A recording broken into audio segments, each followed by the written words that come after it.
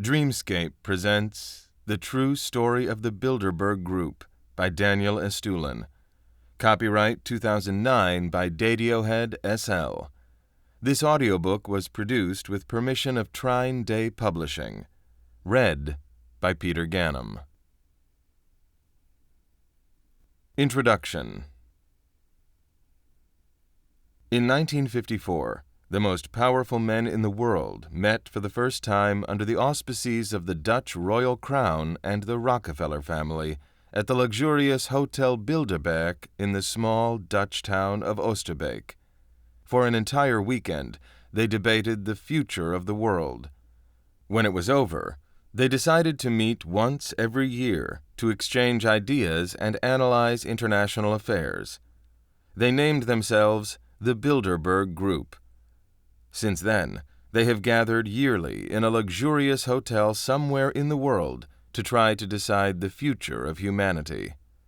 Among the select members of this club are Bill Clinton, Paul Wolfowitz, Henry Kissinger, David Rockefeller, Zbigniew Brzezinski, Tony Blair, and many other heads of government, businessmen, politicians, bankers, and journalists from all over the world. Nevertheless, in the more than 50 years of their meetings, the press has never been allowed to attend, no statements have ever been released on the attendees' conclusions, nor has any agenda for a Bilderberg meeting been made public. Leaders of the Bilderberg Group argue that this discretion is necessary to allow participants in the debates to speak freely without being on the record or reported publicly.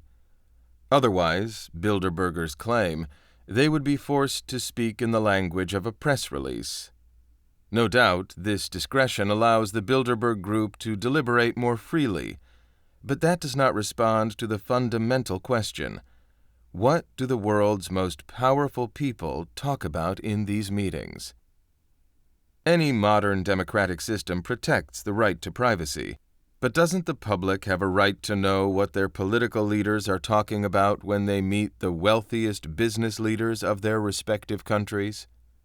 What guarantees do citizens have that the Bilderberg Group isn't merely a center for influence trafficking and lobbying if they aren't allowed to know what their representatives talk about at the group's secret gatherings? Why are the Davos World Economic Forums and G8 meetings discussed in every newspaper, given front-page coverage, with thousands of journalists in attendance, while no one covers Bilderberg Group meetings? This blackout exists despite the fact that, or because, they are annually attended by presidents of the International Monetary Fund, the World Bank, and Federal Reserve, by chairmen of 100 of the most powerful corporations in the world, such as Daimler Chrysler, Coca-Cola, British Petroleum, BP, Chase Manhattan Bank, American Express, Goldman Sachs, and Microsoft, by vice presidents of the United States, directors of the CIA and the FBI, secretaries general of NATO, American senators and members of Congress, European prime ministers and leaders of opposition parties, and by top editors and CEOs of the leading newspapers in the world. It is certainly curious that no mainstream media outlet considers a gathering of such figures whose wealth far exceeds the combined wealth of all United States citizens to be newsworthy, when a trip by any one of them on their own makes headline news on TV. This is the conundrum that I have pondered. 15 years ago, it set me on an investigative journey that has become my life's work. Slowly, one by one, I have penetrated the layers of secrecy surrounding the Bilderberg Group, but I could not have done this without the help of conscientious objectors from inside, as well as outside, the group's membership. To them, I extend my deepest gratitude, for their priceless intelligence has made this book possible. You can understand, then, that to protect them, I cannot mention these true heroes by name, only thank them for helping me find out what was being said behind the closed doors of the opulent hotels where the Bilderbergers hold their annual meetings. Before we enter the realm of this exclusive club, it is important to recognize that neither people nor organizations are absolutely evil, just as no one is absolutely good. There are powerful people in the world guided by higher ideals, principles, and beliefs than those of the manipulative secret club and its spin-offs that I describe in this book. The efforts of the original members to better our world were based on a father-knows-best autocracy similar to the Roman Catholic Church's paternalistic form of Christianity. Their intent was noble at first. Unfortunately, it seems that the Bilderberg Group has grown beyond its idealistic beginnings to become a shadow world government which decides in total secrecy at annual meetings how their plans are to be carried out. They threaten to take away our right to direct our own destinies, and this is becoming easier because the development of telecommunication technology, merged with profound instant impact of the Internet and new methods of behavior engineering to manipulate individual conduct, may convert what, at other epochs of history, were only evil intentions into a disturbing reality. Each new measure, viewed on its own, may seem only a slight aberration, but a whole host of changes as part of an ongoing continuum constitutes a shift towards total enslavement. This is why it is time to look behind the scenes. We are at a crossroads, and the roads we take from here will determine the very future of humanity. We have to wake up to the true objectives and actions of the Bilderberg Group and its parallel kin if we hope to retain the freedoms fought for by our grandfathers in World War II. It is not up to God to bring us back from the new dark age planned for us. It is up to us.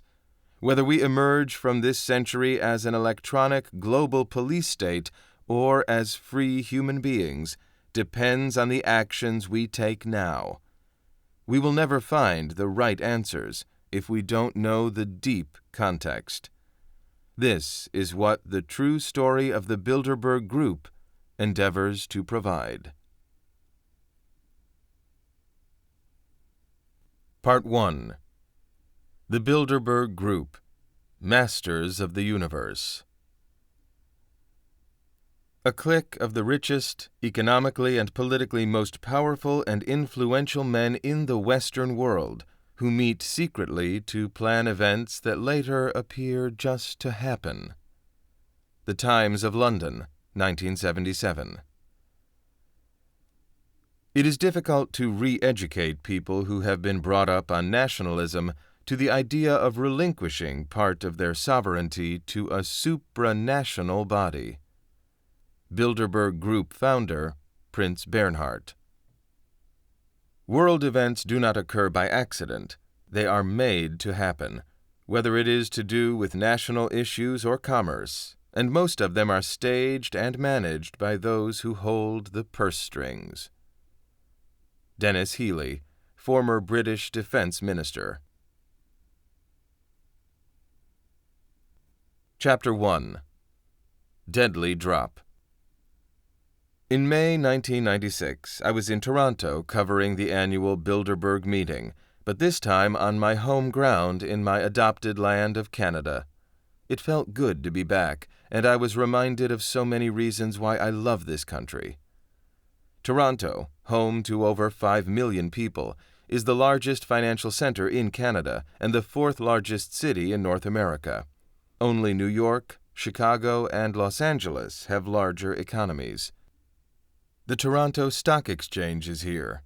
It is the third largest in North America in trading value, ninth in the world in quoted market value, and it has the first fully computerized trading system in North America. Within an hour's drive of Toronto are the greatest concentrations of automobile manufacturing and horse breeding in the country. I would be heading north to the site of this year's Bilderberg Conference in a short while, but first I wanted to enjoy wandering through the city streets, reacquainting myself with the wonderful sights so many Canadians take for granted. Downtown, in the heart of Toronto's financial district, is Bay Street, which is Toronto's diminutive version of New York's famous Wall Street. At 161 Bay Street stands the Canada Trust Tower. This 53-story, 856-foot tower is one of the city's signature skyscrapers, and it has fascinated me since its construction in 1990 by a famed Spanish architect, Santiago Calatrava. This tower forms part of the 5.2-acre BCE Place, the second most distinctive site on Toronto's skyline, after the CN Tower, which, at 1,820 feet above the ground, is the world's highest freestanding structure.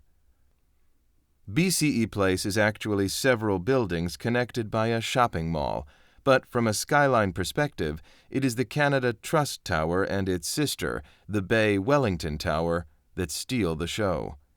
With tinted green windows and myriad jagged edges, the two towers present an artistic impression of staggered Lego blocks stacked at angles to defy gravity, giving the pair uniqueness among Toronto's more sedate skyscrapers.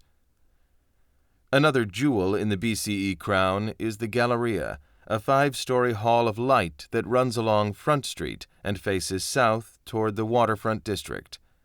The Galleria was designed as a crystal cathedral of commerce, with the roof providing cover for the street gallery, which connects Bay Street to Heritage Square. Also designed by Santiago Calatrava, it is 85 feet high, 46 feet wide, and 394 feet from end to end, and is composed of 8 freestanding steel supports on either side of the gallery. They branch out into parabolic shapes, which, at that moment, reminded me of a forest canopy. Eventually, I strolled up Yonge Street, the world's longest street, almost 1,200 miles long.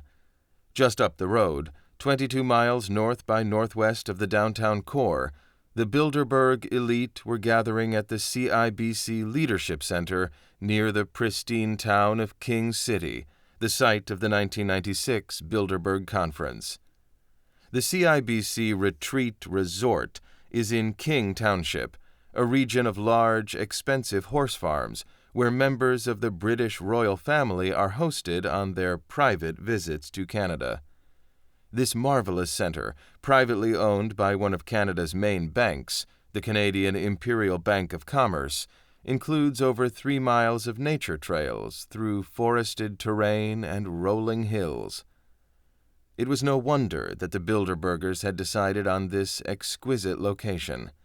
From spa facilities and services featuring massage and skincare aesthetic treatments, saunas and steam rooms, to a unique 200-meter indoor fully heated track suspended roughly 6 feet above the ground, to indoor and outdoor swimming and whirlpools, the CIBC Leadership Center has it all.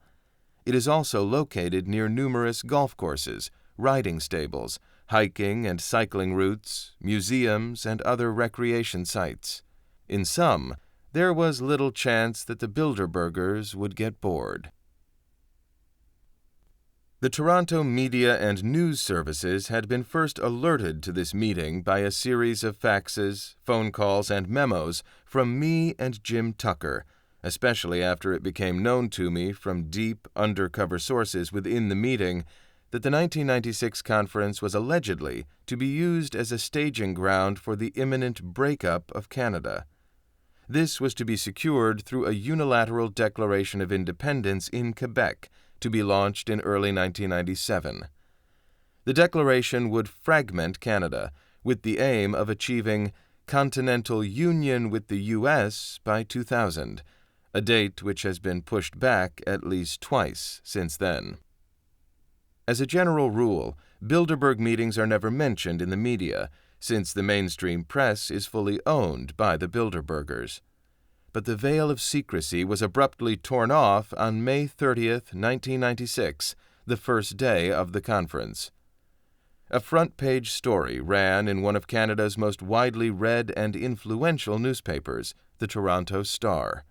Under the headline, "Black Plays Host to World Leaders, John Deverell, a business reporter for the newspaper, noted that not only had Canadian publisher Lord Conrad Black offered $295 million to gain control of Canada's largest newspaper chain and then weathered the subsequent annual meeting of his Hollinger Incorporated, but also, to cap his week, he was now the host for a 4-day, closely guarded meeting of world leaders and royalty just north of Toronto. Deverell named some of the more than 100 hand-picked attendees from around the world from the list we had supplied him. U.S. Defense Secretary William Perry, Prime Minister Jean Chrétien of Canada, former U.S. Secretary of State Henry Kissinger, Giovanni Agnelli, Honorary Chairman of Fiat, Finance Minister and later Canada's Prime Minister Paul Martin, Mario Monti, European Commissioner, David Rockefeller of Chase Manhattan Bank, George Soros, Prince of Belgium, the Queens of the Netherlands and Spain, as well as other business, political, and academic elite. That same day, the Toronto Sun headlined, "Big Hitters Gather. Vast array of international VIPs talk things over at secretive Bilderberg 96 in King City," and noted that Conrad Black, media baron and chairman of Hollinger Incorporated, and other permanent members of the group are unhappy at suggestions by extremists of the left and right that the private event is part of a system of secret government. At 7:45 that morning, 680 News legendary radio journalist Dick Smythe, who had the widest Metro Toronto audience, presented the following report, which was re-aired at intervals as part of the station's news schedule. Dick Smythe: "Well, this sounds like the plot from a conspiracy movie as the world's movers and shakers meet in secret.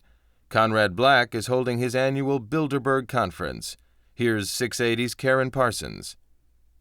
Reporter: "About 100 notables, including the Queens of the Netherlands and Spain, along with Henry Kissinger, the U.S. Defense Secretary William Perry, and our Prime Minister, have gathered for the conference. Also along, the heads of Ford Motor Company, Xerox, the Bank of Commerce, and Reuters. Black says there is a ban on reporters, so discussion will be intimate and candid. He says, exchanges can often be quite heated. Participants are required to take a vow of silence. Last year's conference was held in 3 mountaintop luxury hotels in Switzerland. This year, it's at a $60 million luxury spa in King City. The Canadian press has also distributed a brief report on the previously secret meeting, which was published today by, among other newspapers, the Toronto Sun, with over 350,000 subscribers. This was the first time in the history of the Bilderberg conferences that they had ever been scrutinized in such a fashion. Bilderbergers are not accustomed to having to provide explanations to anyone, particularly since members own or control major metropolitan newspapers, newspaper chains, and wire services. However, 1996 was no ordinary conference. The Bilderbergers do not typically plot the overthrow of their host country's government during their meetings. When the principal news outlets began checking our information through their own government and private sources, it became clear that Canada, one of the world's wealthiest countries, was scheduled to be ruthlessly partitioned by the Bilderbergers and the New World Order.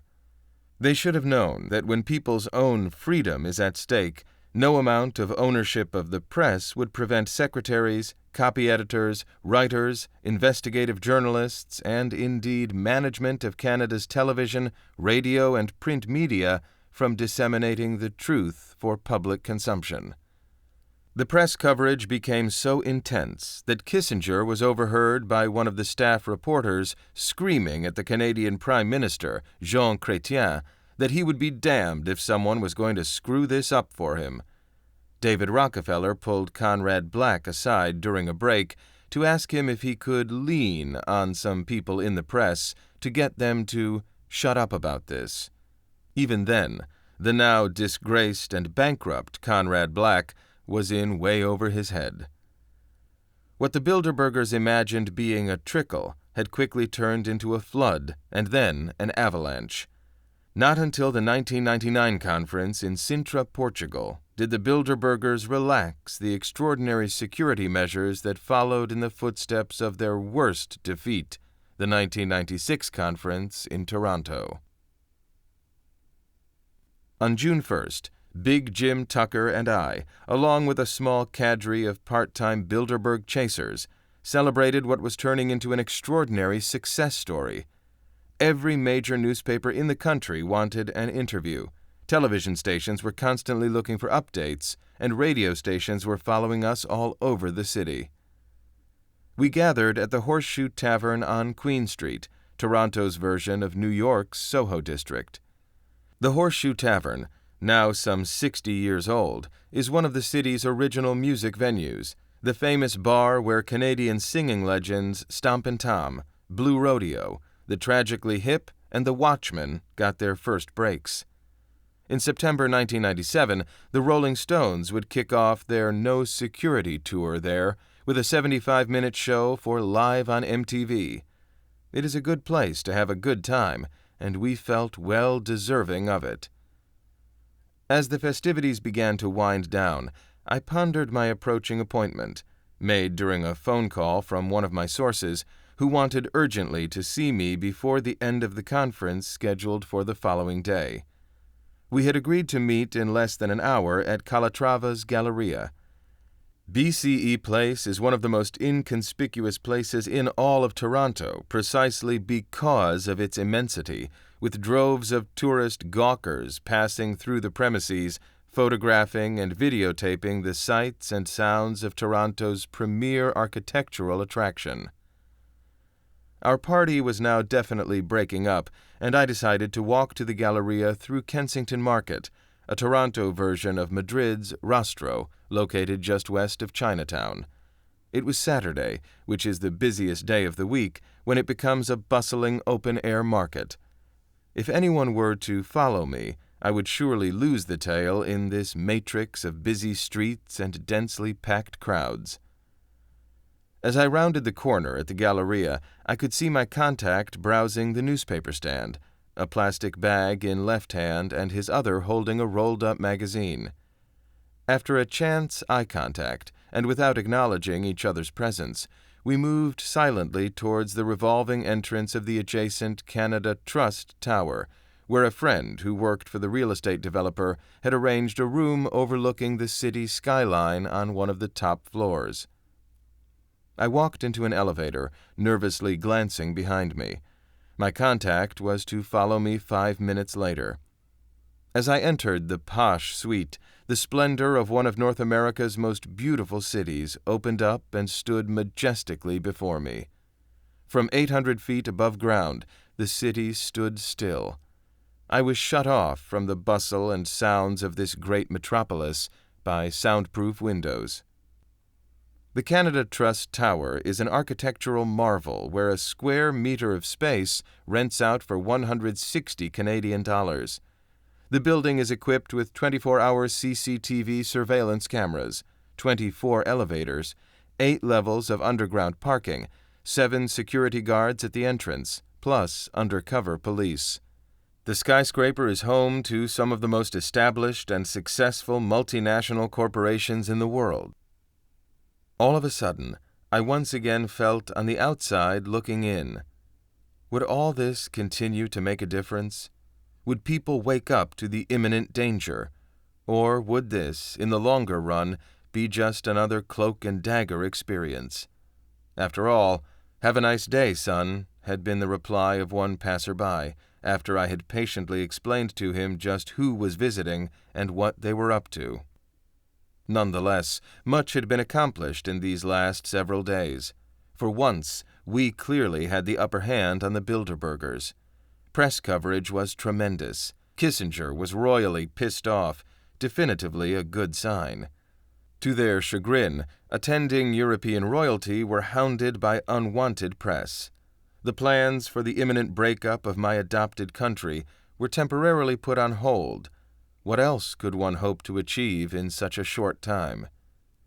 Still, I knew that this was a temporary reprieve. These people would be back, lessons learned and notes taken. They wanted to crush any resistance, to rule the world with or without its consent, with guns or butter, without— My thoughts were interrupted by a discreet knock on the heavy wooden door. "Come in," I replied, only slightly raising my voice.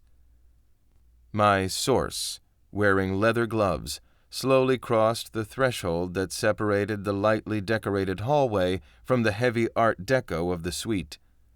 Contemplating for a moment the extraordinary view of the downtown harbor-front area, surrounded by lakeside promenades and landscaped waterfront pathways, he moved appreciatively toward the window. "You stopped them this time around," said the source, weighing every syllable as if even a slight alteration in the register might have transmitted a different meaning. Despite his words, he projected an aura of resignation. "The breakup of Canada will go ahead as planned.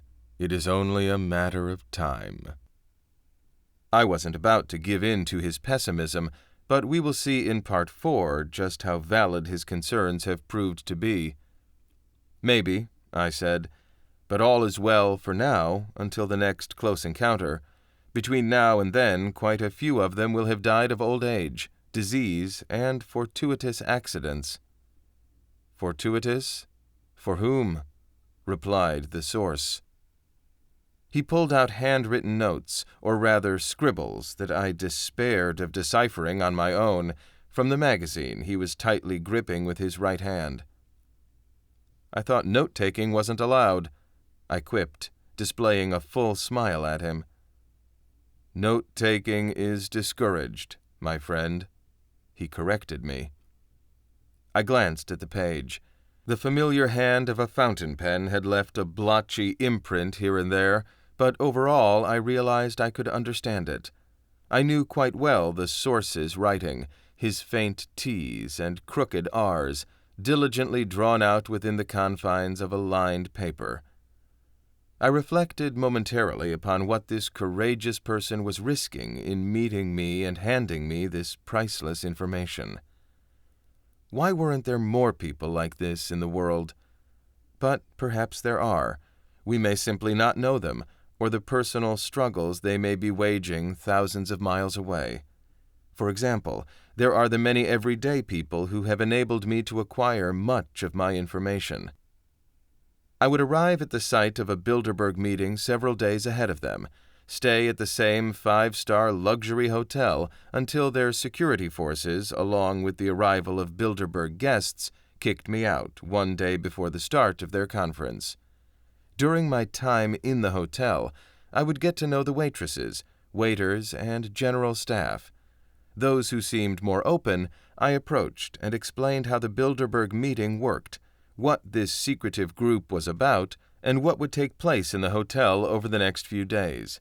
Of course, many didn't believe me, but I would beg them not to take me at my word, just to watch what happened in their hotel and to listen to the conversations of the Bilderberg guests as they served them. Then they could decide if they wanted to be my eyes and ears, for the good of humanity. I was taking advantage of all 5-star hotel policies. Staff and employees must speak a minimum of 4 languages, English, French, German, and one more, to accommodate guests. They could discreetly eavesdrop and understand most of what was discussed through the conference. As days went by, those I approached witnessed the police presence, Secret Service, and secrecy of the attendees, and came to believe that what I had told them was true. For the few who decided to help me, I would designate several local bars where we could meet inconspicuously. This insider, of course, required a more secure meeting place. "I have to go," the source said quietly without looking up. I mechanically extended my open hand in his direction, but just as the source was about to clasp it with his outstretched palm, I found myself giving him a bear hug instead. "I won't waste your time thanking you because no amount of thanks can be enough for what you have been doing for us." The source looked away. "I have to leave." "We'll leave as we came up," I said, "in 5-minute intervals. I'll go down first." "Don't bother. I left my car in the underground parking. We can take the elevator down together," replied the source. Pulling on his leather gloves, he pressed the elevator button. A blue light shone through its transparent surface. I could hear the whooshing sounds of the hydraulic lift speeding towards us from the bowels of the building at 6 levels per second. I turned toward my informant. "When will I see you next?" With the sound of the bell, the doors opened, and I took a step in that direction. "Watch out!" screamed the source, grabbing my arm and yanking me back. I stared at the elevator. In front of me, a chilling spectacle. An empty elevator shaft with certain death awaiting me some 800 feet below, had the source lacked the reflexes to pull me back from the abyss. I shuddered all over. Cold chills ran up and down my spine in rapid succession. "The floor," I muttered, barely perceiving. "Where is the floor?" "We have to get out of here," said the source. "Someone has jimmied the system. They have been expecting you." "Listen," he said. "Don't take the elevator. It isn't safe. Walk down the stairs and call the police. When they get here, I'll take advantage of the moment and take the elevator down to the garage. Go! Do it now!" Skipping the stairs 2 at a time, I propelled myself around the stairwell corners with short pushes of my hands against the walls, galvanized with adrenaline, flying down the stairs in record time. I could feel my heart pounding against my chest wall and gasped for more oxygen. On one of the lower floors, I heard the garbled voice of a foreign-born security guard climbing the stairs towards me. Mister, sir, are you all right? What happened? I was called on the intercom on the 2nd floor. Someone manually to made elevator stop. Only in emergency can to do this." I grabbed the man's forearm. "Could you please call the police as quickly as you can?" I said, while catching my breath between every other word. The man pulled out his walkie-talkie, and I could hear a high-pitched voice coming through from the other end of the line. I ran on. 5, 4, 3, 2, 1, ground level. I pushed open the heavy metal doors that opened on the main lobby. 2 police cruisers were already parked outside. The first onlookers were beginning to gather on the other side of the revolving entrance doors. "Are you the man who got stuck in the elevator?" asked the Toronto police constable, pointing at me with his fat index and middle finger. "Not exactly," I muttered, shaking my head in virtual disbelief.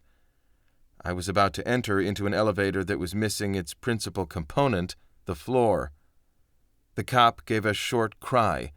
A stocky companion with sharp features, clipped mustache, and hairy wrist glanced over.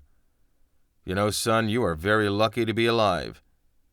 The policeman stood with his knees slightly opened, his shoe tips pointing outwards. "Usually only blind people survive these situations. A blind man would never step into an elevator without checking to see if it is there. Most of us take it for granted. When the mafia wants someone rubbed out, this is one of their preferred methods." On June 1st, 1996, I was about to turn 30, too young to die. Fuck them, I thought. This is far from over. We can still win this. I gave the pertinent details to the constable, who looked at me incredulously from time to time, his eyes focused on the lower part of my face as if he were lip-reading. A security guard with an impeccably bald dome and slightly clipped hair asked me once again if I was all right. Several people on the sidewalk recalled seeing a stocky man in his 40s walk out of the building some 5 minutes before the police had arrived. A police van and 2 more policemen on motorcycles pulled up. Yes, the show had begun. It was the crowd's turn to take center stage. The wrong people remembered the right things and vice versa. A fat lady, who refused a chocolate candy because she was on a diet, gave a lurid account of how she saw someone, or maybe something, walk, or perhaps stumble. A street violinist remembered 2 men carrying a medium-sized piano out of the building. A young lady with a poodle. But whatever these people may or may not have seen of relevance to the crime, their hopes were now to participate somehow. Yes, and participate they did, that large crowd of well-wishers and onlookers and gawkers and charlatans. "Put the pen away. The show is over. You, sir, downstage, put your glasses back on. Officer, stop scribbling into your pad. Ladies and gentlemen, please, could I have you all put your personal belongings back into your imaginary suitcases and leave the premises? The show is over." A tramp stuck a half-eaten cigar into his mouth.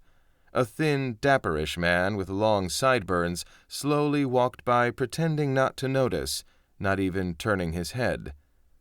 2 hot-dog vendors gloomily pushed their sausages over some tram tracks back across the street, shooed away by the beat cop with a deprecatory shake of his head. I walked the other way, the same way I had approached. The 1st of June is summer in Andalusia, but here summer was still 2 months away. A distinctly Russian man with a hedgehog haircut walked by hand in hand with a lady, complaining about the eating habits of someone named Vanya. He reminded me of the land of my birth. He also reminded me of the man who had drawn me into all of this in the first place. Chapter 2. The Highlander, 1992. My involvement with the secret society called the Bilderberg Group had begun on a fall day in October 1992 with a telephone call from a Russian émigré based in Paris. He had read an earlier story about my family's plight in a New York-based Russian daily newspaper written on the 10th anniversary of our forced exile, and he wished to meet to discuss a certain matter of great importance. Several weeks later, we met at Segovia, a well-known Spanish restaurant in Toronto located just off Yonge Street. When I made that fateful decision to meet the man whose identity will remain anonymous, but whom we shall simply call Vladimir, I entered into a parallel universe where red meant go, and green meant shoot, and yellow and blue and orange and any other color simply didn't exist. It was a world utterly counterintuitive and unfamiliar to all but a select few who somehow had had a brush or a connection with the underworld of spooks and counter-espionage. This parallel world remains unseen in the daily struggles of most of humanity, but believe me, it is there, a cesspool of duplicity and lies and doublespeak and innuendo and blackmail and bribery. It is a surreal world of double and triple agents, of changing loyalties, of professional psychotic assassins, brainwashed black ops agents, soldiers of fortune and mercenaries, whose primary sources of income are the dirtiest and most despicable government-run subversive missions, the kind that can never be exposed. These people spend their entire lives dancing between raindrops and disappearing at the faintest whiff of danger. As much as most people would like to believe that this is only possible in James Bond films, please, take my word for it. This parallel universe determines much of what you see, read, and hear on a daily basis. To survive in the world of these men, one must do it on their terms and must never judge them for their actions, nor believe what most of them are prepared to tell you.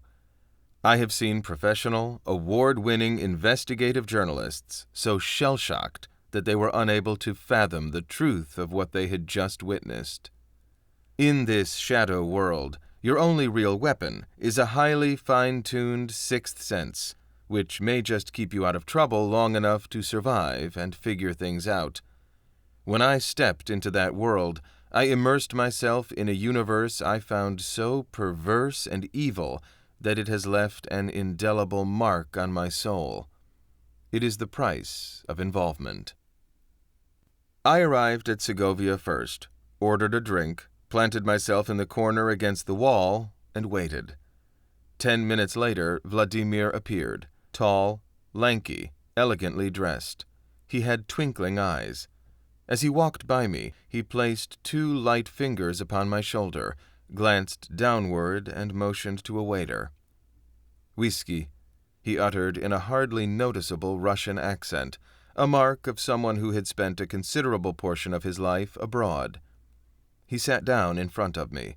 With a tip of his pen, Vladimir brushed an orange thread off his heavily starched white shirt. I realized at once that this was no typical Russian émigré.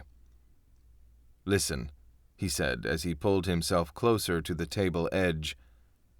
"How well do you know the guy who runs this place?" "He is a good friend," I replied. "That's why I wanted us to meet here." He flushed, hastily nodded, and looked hopefully at me.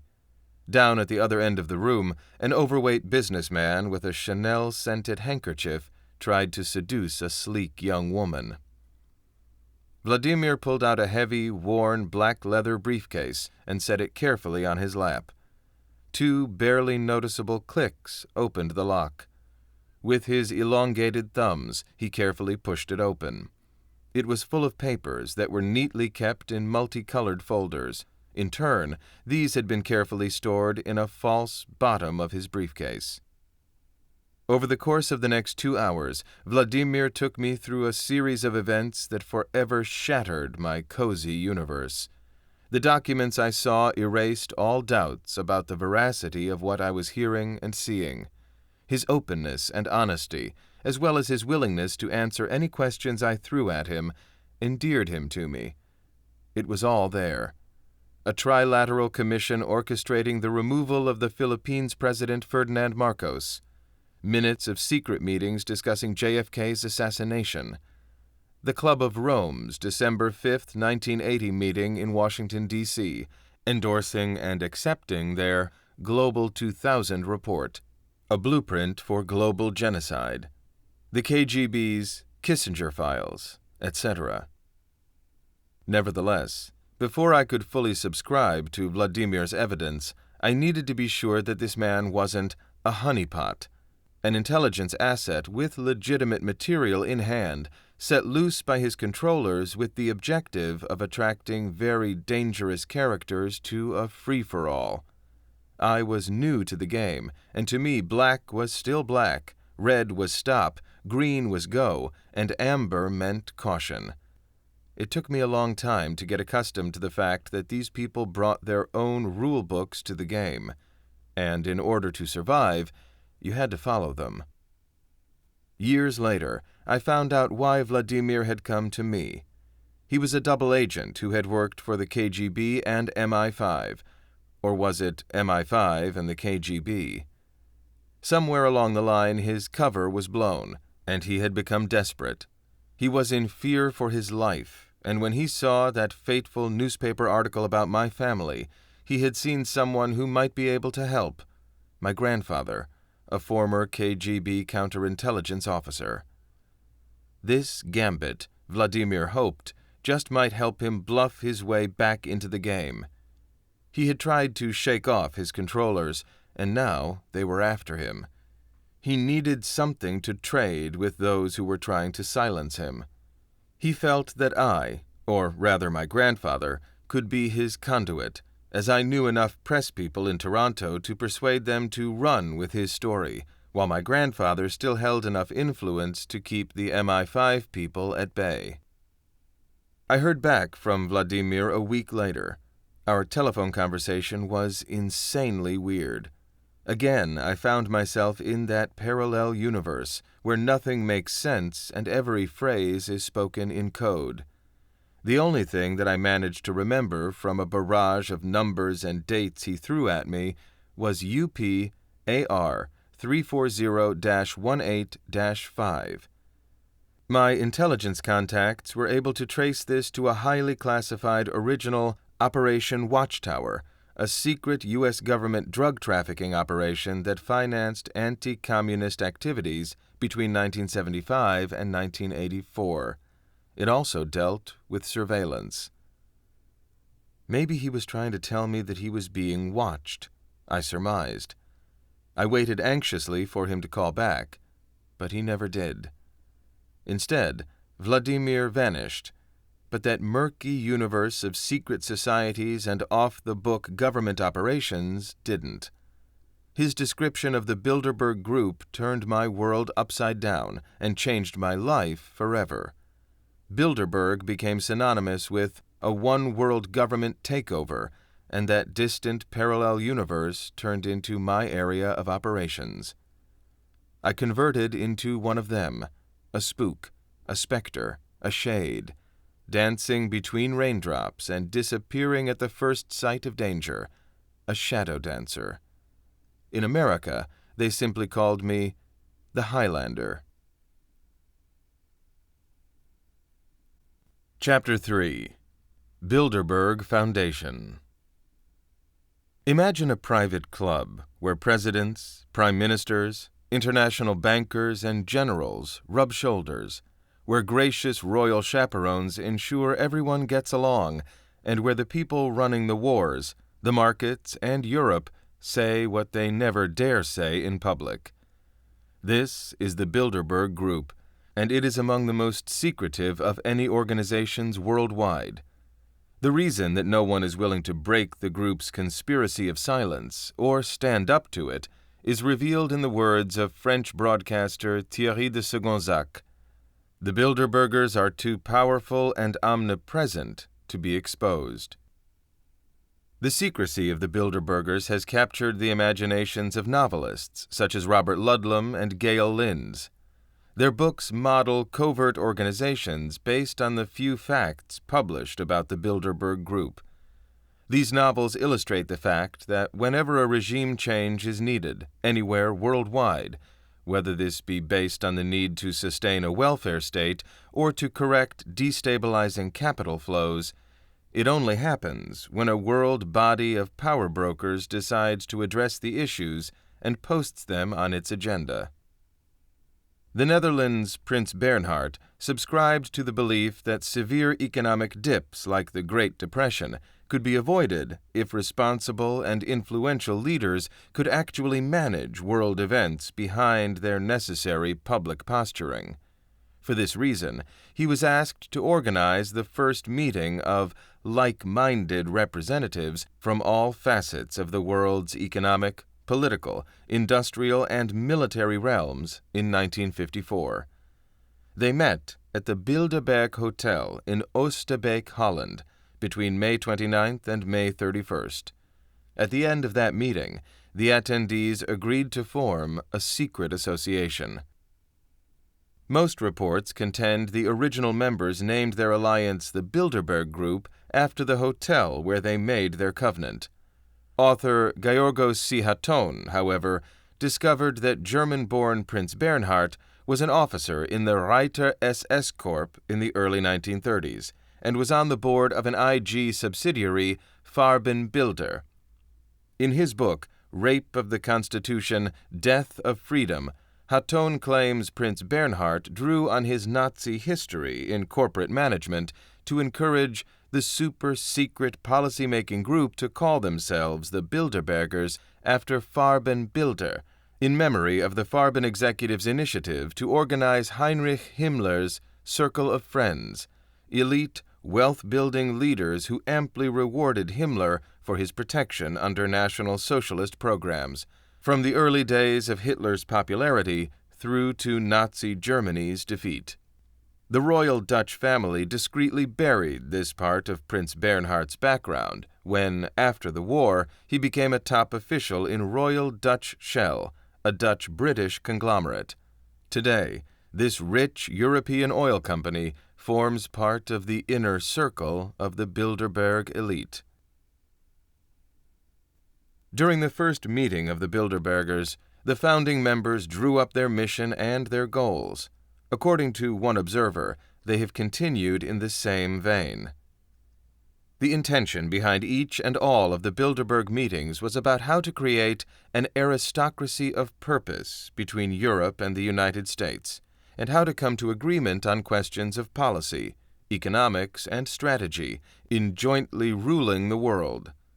The NATO alliance was their crucial base of operation and subversion because it afforded them the backdrop for their plans of perpetual war, or at least for their nuclear blackmail policy. I will illustrate this amply as we peel the layers of secrecy away and expose the Bilderbergers' true intentions, which, incidentally, were only too patently clear to then French President General Charles de Gaulle. In his October 1967 newsletter, Les Documents Politiques, Diplomatiques et Financiers, political investigator Roger Menvet analyzed the Bilderbergers' relationship with de Gaulle. He began his report with an astonishing observation that all of the French personalities who had associated themselves with the Bilderberg Group, such as Georges Pompidou, Antoine Pinay, and Guy Mollet, were also the strongest opponents of Charles de Gaulle's nuclear policy, known as the force de frappe. Pompidou was the prime minister. Pinay and Mollet were ministers in the French government. Why this alliance? Because one of the main objectives of the group was to submit the sovereignty of the free nations of Europe to a Bilderberger-controlled British-American one-world government, using a nuclear threat as a battering ram against the rest of the unwilling world. And in order to control Europe, it was vital to eliminate France's nuclear deterrent, even when that deterrent was vital in containing the Soviet nuclear threat. General de Gaulle's biographer, Jean Lacouture, wrote, De Gaulle had to establish an incontrovertible position of strength in Europe against Britain's free trade orientation toward a new world imperial order.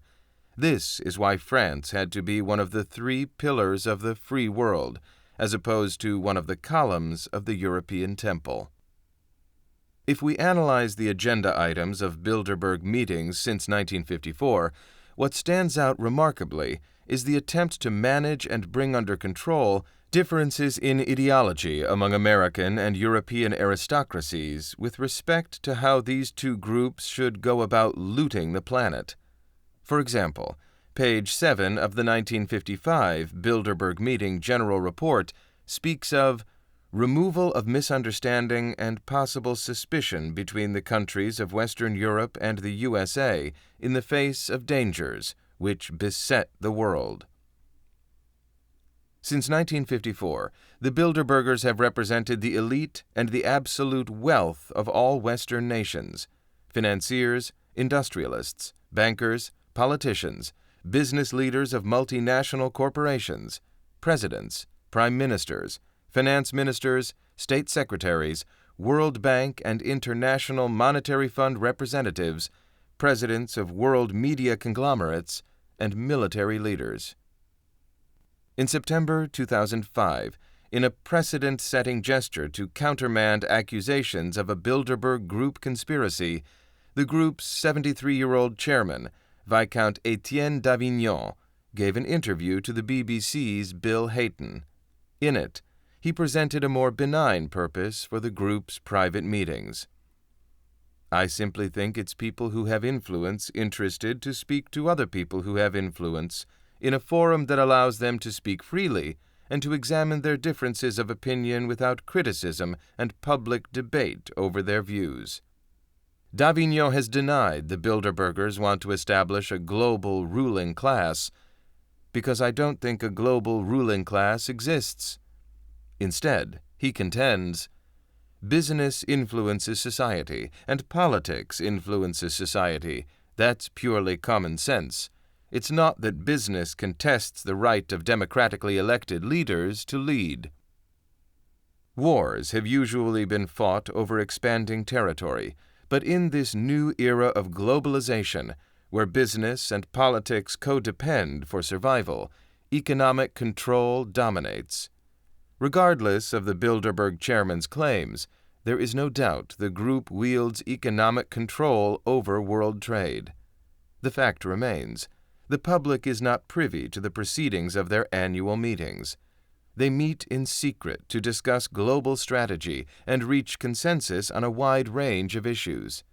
Such secrecy is suspect, and my goal is to uncloak the Bilderbergers' secrecy and show how this private club of world leaders and interlocking agencies keeps trying to subjugate all free nations to their rule through international laws, which they manipulate and have the United Nations administer. Bilderberger members run the central banks and are therefore in a position to determine discount rates, money supply levels, interest rates, and the price of gold, as well as which countries receive loans. By manipulating money up and down the business chain, the Bilderbergers create billions of dollars for themselves. The ideology of money and lust for power drives them. Every U.S. president since Ike Eisenhower has belonged to the Bilderberg Group. Not that they have all attended the meetings personally, but all have sent their representatives. Another member is ex-Prime Minister Tony Blair, as well as many of the principal members of the current British government, including Prime Minister Gordon Brown, David Miliband, Secretary of State for Foreign and Commonwealth Affairs, Ed Balls, Secretary of State for Children, Schools and Families, and, for the opposition, George Osborne, Shadow Chancellor of the Exchequer. Even Canada's high-profile past Prime Minister, Pierre Trudeau, was a member. Past Bilderberg invitees are Alan Greenspan, former chairman of the Federal Reserve, Hillary and Bill Clinton, John Kerry, Melinda and Bill Gates, Richard Pearl, and Ben Bernanke. Also members are the people who control what you watch and read, media barons like David Rockefeller, Conrad Black, the now disgraced ex-owner of over 440 media publications around the world, from the Jerusalem Post to Canada's newest daily, the National Post. Edgar Bronfman, Rupert Murdoch, and Sumner Redstone, CEO of Viacom, an international media conglomerate that touches virtually every major segment of the media industry.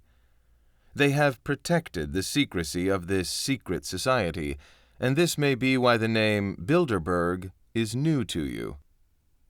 No matter where you look, government, big business, and any other institution seeking to exercise power, their key to control is secrecy. Meetings such as those of the Organization for Economic Cooperation and Development, OECD, the G8, World Trade Organization, World Economic Forum, central banks, the European Union Council of Ministers, and the EU Commission, EU summits, government cabinet meetings, numerous think tanks, etc., are always conducted behind closed doors. The only possible reason for this is that they don't want you and me to know what they are discussing. That well-worn excuse for keeping things under wraps, "it is not in the public's interest," really means that it is not in the interest of the institutions in power for the public to know what they are discussing and deciding. Beyond this common reluctance to reveal the proceedings of meetings, the secrecy principle extends to the forums and meetings themselves. That is, by and large, we don't even know meetings are taking place, let alone what is being planned and discussed in them. There's the World Economic Forum at Davos in January-February, the Bilderberg and G8 meetings in April-May, and the IMF World Bank Annual Conference in September. A kind of international consensus emerges and is carried over from one meeting to the next, but no one's really leading it. This consensus becomes the background for G8 economic communiques. It becomes what informs the IMF when it imposes an adjustment program on Argentina, and it becomes what the U.S. president proposes to Congress. According to the Bilderbergers' draft document of 1989, their first meeting grew out of the concern expressed by many leading citizens on both sides of the Atlantic that Western Europe and North America were not working together as closely as they should on matters of critical importance. It was felt that regular, off-the-record discussions would help create a better understanding of the complex forces and major trends affecting Western nations in the difficult post-war period. Lord Rothschild and Lawrence Rockefeller, Key members of two of the most powerful families in the world personally hand-picked 100 of the world's elite for the secret purpose of regionalizing Europe, according to Giovanni Agnelli, the now deceased head of Fiat, who also said, "European integration is our goal, and where the politicians have failed, we industrialists hope to succeed." No policy is made here. It is all talk, some of it banal and platitudinous, said Will Hutton, London editor of The Observer, who participated in the 1997 Bilderberg meeting. But the consensus established is the backdrop against which policy is made worldwide. According to founder Prince Bernhard of Holland, as quoted in Alden Hatch's authorized biography of the prince, each Bilderberg attendee is magically stripped of his office upon entering the meeting, becoming a simple citizen of his country for the duration of the conference. Prince Bernhard, who died in 2004, was the father of Queen Beatrix of the Netherlands and a close friend and associate of Britain's Prince Philip. "When these representatives of the Western establishment leave a Bilderberg meeting," he said, "they carry the group's consensus with them. The high-powered Bilderberg debates are intended to build unity by resolving differences, and therefore certainly have a significant influence on attendees." Indeed, from the moment the Bilderberg conference closes, what seems to happen, almost by accident, is that the consensus reached in different areas of discussion at the Bilderberg annual meeting are wholeheartedly promoted by these all-powerful political and commercial interests through the mainstream press, while simultaneously becoming common policy to governing international forces of seemingly different persuasions. Conference Protocol. Nobody can buy their way into a Bilderberg meeting, although many corporations have tried. The group's steering committee decides whom to invite, what the Guardian newspaper of London aptly calls a Bilderberg person, and their qualifications haven't changed in 50 years of secret meetings. Essentially, they look for a one-world order enthusiast and a Fabian socialist. Fabianists believe in what they describe as the democratic control of society in all its activities. The key word is control, and control of the individual is best achieved through global government, a goal Fabianism shares with communism. According to a source within the steering committee, the invited guests must come alone. No wives, girlfriends, husbands, or boyfriends. Personal assistants, translation, heavily armed bodyguards, usually ex-CIA and Secret Intelligence Service, SIS, aka MI6, cannot attend the conference and must eat in a separate hall. Not even David Rockefeller's personal assistant can join him for lunch. The guests are explicitly forbidden from giving interviews to journalists. To maintain their aura of hermeticism, Bilderbergers book a hotel for the duration of the conference, usually ranging from 3 to 4 days, with the whole building being cleared of all other guests by the CIA and local Secret Service to ensure complete privacy and safety for the delegates. All drawings of the layout of the hotel are classified. Staff is thoroughly vetted, their loyalty questioned, their backgrounds verified, and political affiliations checked. Any suspect ones are removed for the duration. During the 1998 meeting, police in combat blacks with sniffer dogs search every delivery vehicle, inside and outside, top and bottom, and then escort it to the tradesman's entrance. Armed officers haunt the surrounding woods, and square-jawed men with Secret Service earphones guard the entrances. Anyone approaching the hotel that did not have a stake in controlling the planet is turned back.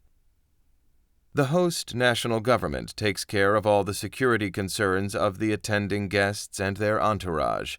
It also pays the costs of the military protection, the Secret Service, national and local police presence, as well as all additional private security to protect the intimacy and the privacy of the all-powerful world elite.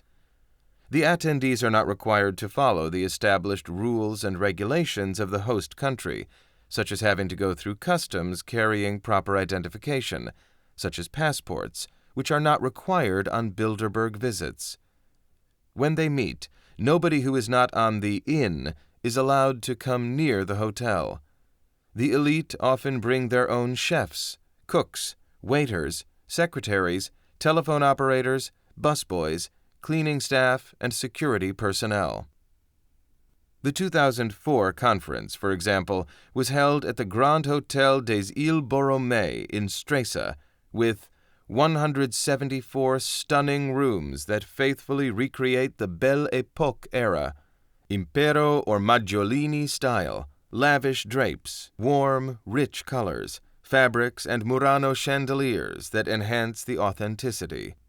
Most lake-facing rooms enjoy a private balcony, and all bathrooms are tiled in Italian marble and have a whirlpool. Suites are magnificent, boasting fine art, inlaid ceilings, statues, vast whirlpool baths, and separate showers in imperial suites.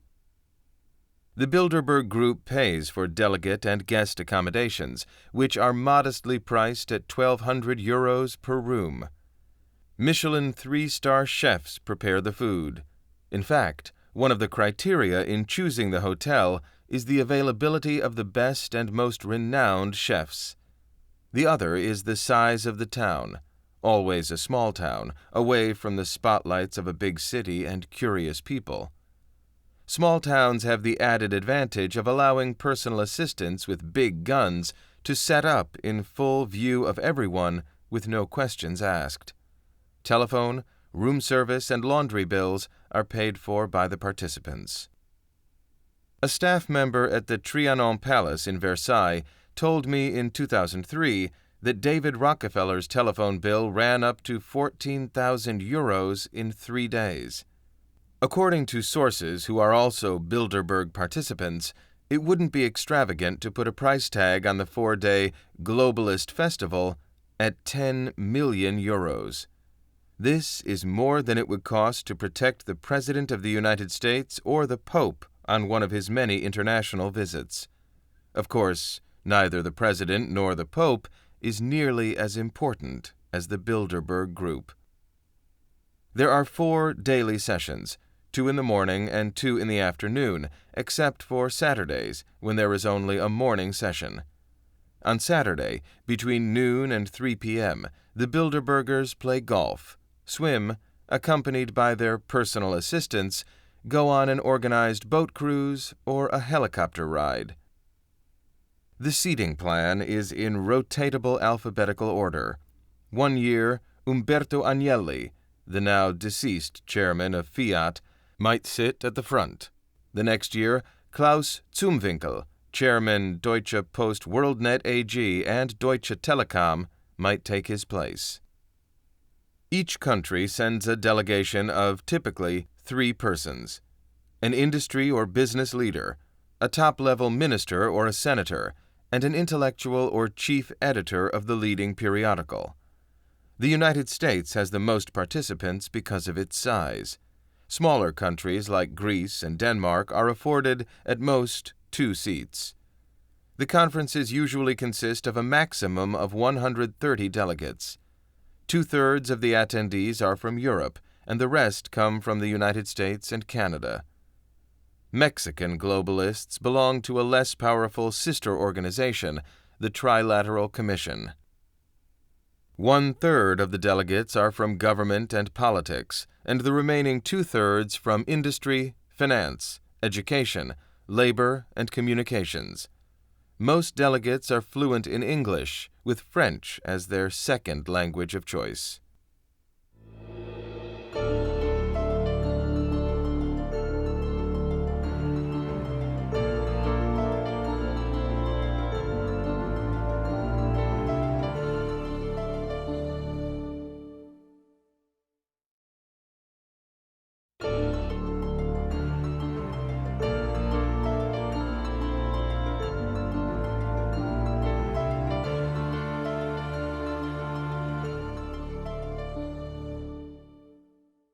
Bilderberg Rules of Procedure. The Bilderberg Group, from its inception, has been administered by a small nucleus of persons, appointed since 1954 by a committee of wise men, which is made up of a European chairman, both a European and a U.S. Secretary General, and a treasurer. The annual invitations, according to a Bilderberger unofficial press release, are only sent out to important and respected people who, through their special knowledge, personal contacts, and influence in national and international circles, can amplify the objectives and resources of the Bilderberg Group. Bilderberg meetings follow a traditional protocol founded in 1919 in the wake of the Paris Peace Conference held at Versailles for the Royal Institute of International Affairs, RIIA, based in Chatham House in London. While the name Chatham House is commonly used to refer to the institute itself, the Royal Institute of International Affairs is the foreign policy executive arm of the British monarchy. According to RIIA procedures, when a meeting, or part thereof, is held under the Chatham House rule, participants are free to use the information received, but neither the identity nor the affiliation of the speakers, nor that of any other participant, may be revealed, nor may it be mentioned that the information was received at a meeting of the Institute. The founders of the Bilderberg Group based their meetings on the Chatham House rule because this allows people to speak as individuals and to express views that may not be those of their organizations, while encouraging free discussion. People usually feel more relaxed if they don't have to worry about their reputation or the implications if they are publicly quoted. In 2002, the application of the rule was clarified and its wording strengthened. Meetings of Chatham House may be held on the record or under the Chatham House rule. In the latter case, it may be agreed with the speakers that it would be conducive to free discussion that a given meeting, or part thereof, should be strictly private, and thus held under the Chatham House rule. The Chatham House rule guarantees anonymity to those speaking within its walls in order that better international relations can be achieved. Chatham House can take disciplinary action against one of its members who breaks the rule. The Bilderberg Group has taken this more emphatic rule to heart. Although participants attest that they attend the group's annual meeting as private citizens and not in their official government capacity, that affirmation is dubious, particularly when you compare the Chatham House rule to the Logan Act in the United States, where it is absolutely illegal for elected officials to meet in private with influential business executives to debate and design public policy. The Logan Act was intended to prohibit unauthorized United States citizens from interfering in relations between the United States and foreign governments. There appear to have been no prosecutions under the Act in its almost 200-year history. However, there have been a number of judicial references to the Act, and it is not uncommon for it to be used as a political weapon. None of which is to say that private citizens can get away with anything when visiting or interacting with foreign countries. They can't export or sell arms illegally, unless, of course, they belong to the Central Intelligence Agency, in which case not only are they allowed to profit from illegal arms and drug sales and influence peddling, but also to interfere in private affairs of independent states. Among those who have attended Bilderberg Group meetings and flouted the Logan Act, Allen Dulles, CIA, Senator William J. Fulbright, from Arkansas, a Rhodes Scholar, Dean Acheson, Secretary of State under Truman, Nelson Rockefeller and Lawrence Rockefeller, Gerald Ford, former president, Henry J. Heinz II, chairman of the H. J. Heinz Company, Thomas L. Hughes, president of the Carnegie Endowment for International Peace, Robert S. McNamara, Kennedy's Secretary of Defense and former president of the World Bank, William P. Bundy, former president of the Ford Foundation and editor of the Council on Foreign Relations Foreign Affairs Journal, John J. McCloy, former president of the Chase Manhattan Bank; George F. Kennan, former U.S. ambassador to the Soviet Union; Paul H. Nitze, representative of Schroeder Bank. Nitze played a very prominent role in matters of arms control agreements, which have always been under the influence of the RIIA; Robert O. Anderson, chairman of Atlantic Richfield Company and head of the Aspen Institute for Humanistic Studies; John D. Rockefeller IV, ex-governor of West Virginia, U.S. Senator; Cyrus Vance, Secretary of State under Carter; Eugene Black, former president of the World Bank; Joseph Johnson, president of the Carnegie Endowment for International Peace; Henry Ford III, head of the Ford Motor Company; General Andrew J. Goodpaster, former Supreme Allied Commander in Europe and later Superintendent of the West Point Academy; Zbigniew Brzezinski, National Security Advisor to President Carter, founder of the Trilateral Commission; General Alexander Haig, once European NATO commander,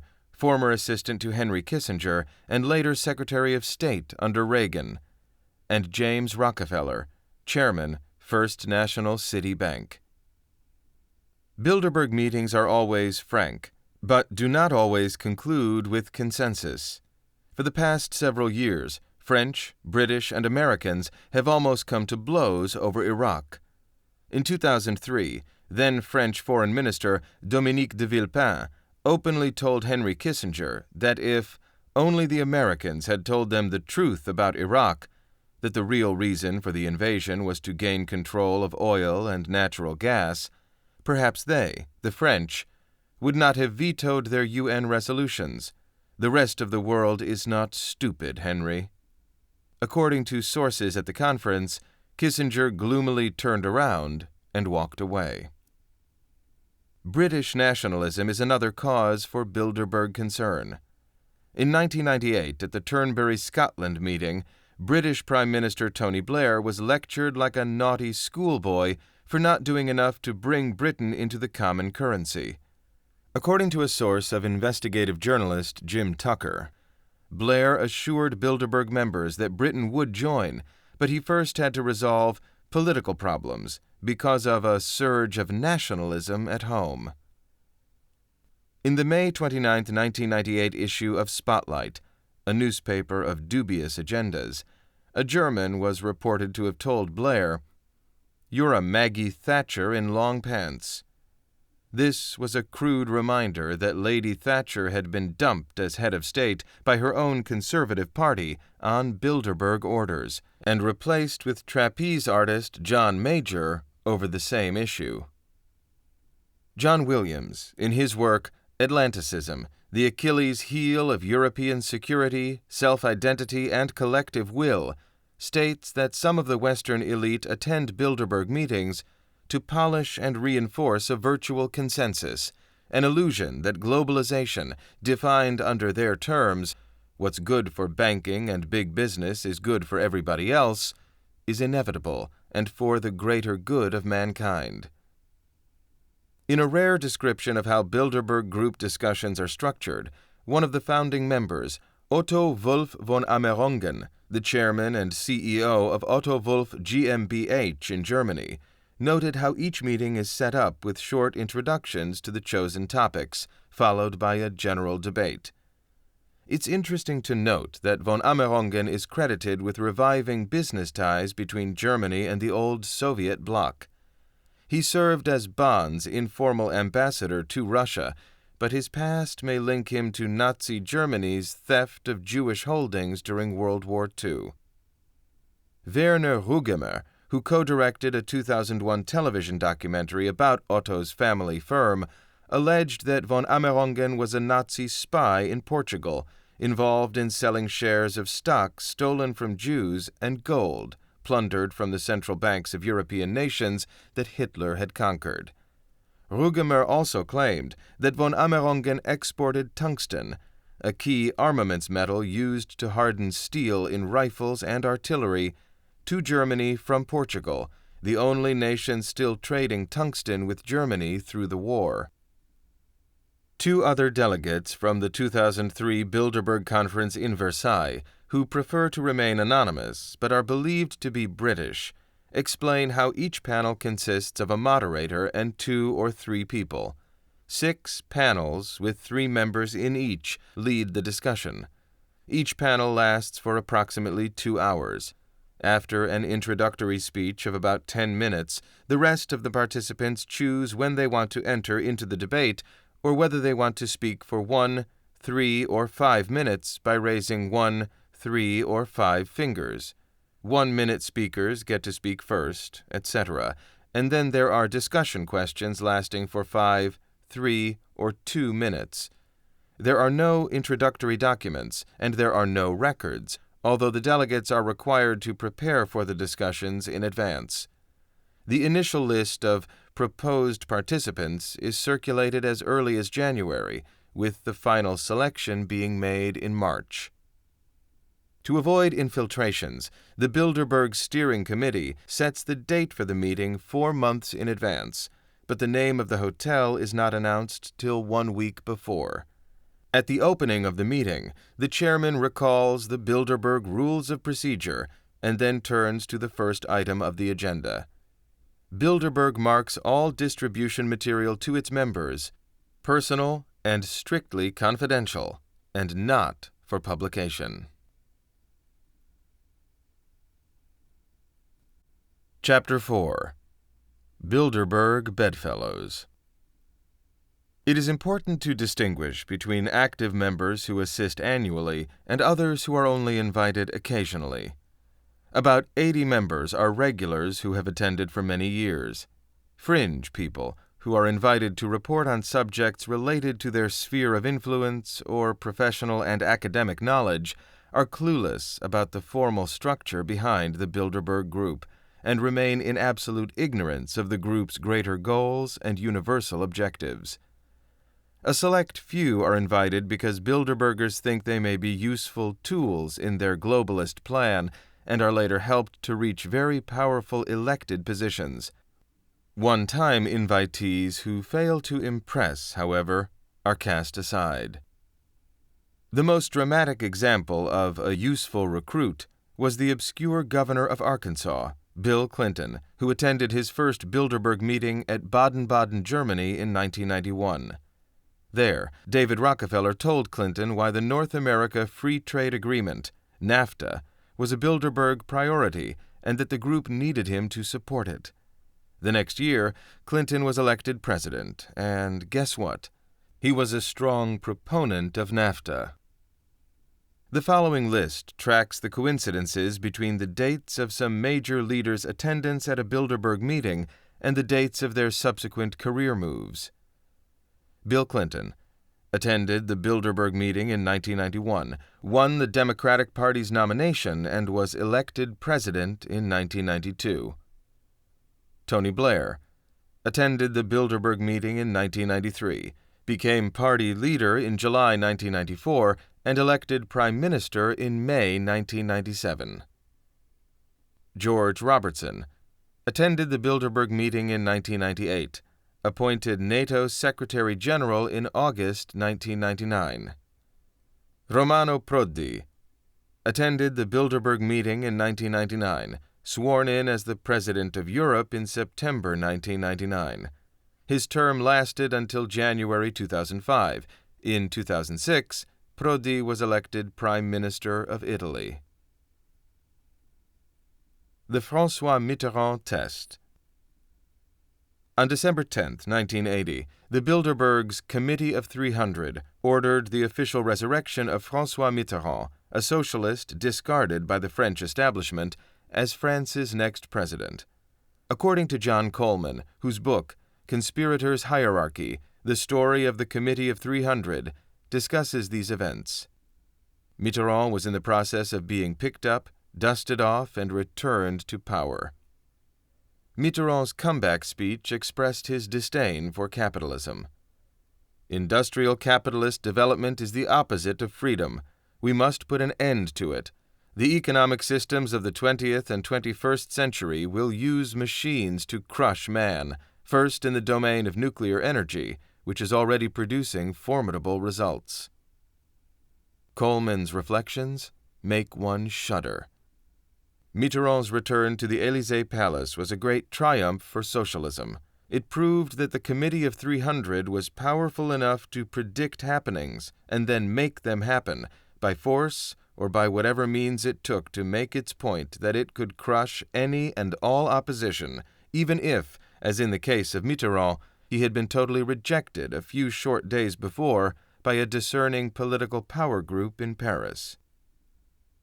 This discerning political power group, who rejected Mitterrand, along with a large segment of his own Socialist Party, was the far-right National Front, led by Jean-Marie Le Pen, a fixture in French politics who campaigned for tight immigration controls long before President Jacques Chirac introduced stricter policies, which in November 2005 set off rioting in France among unemployed youth.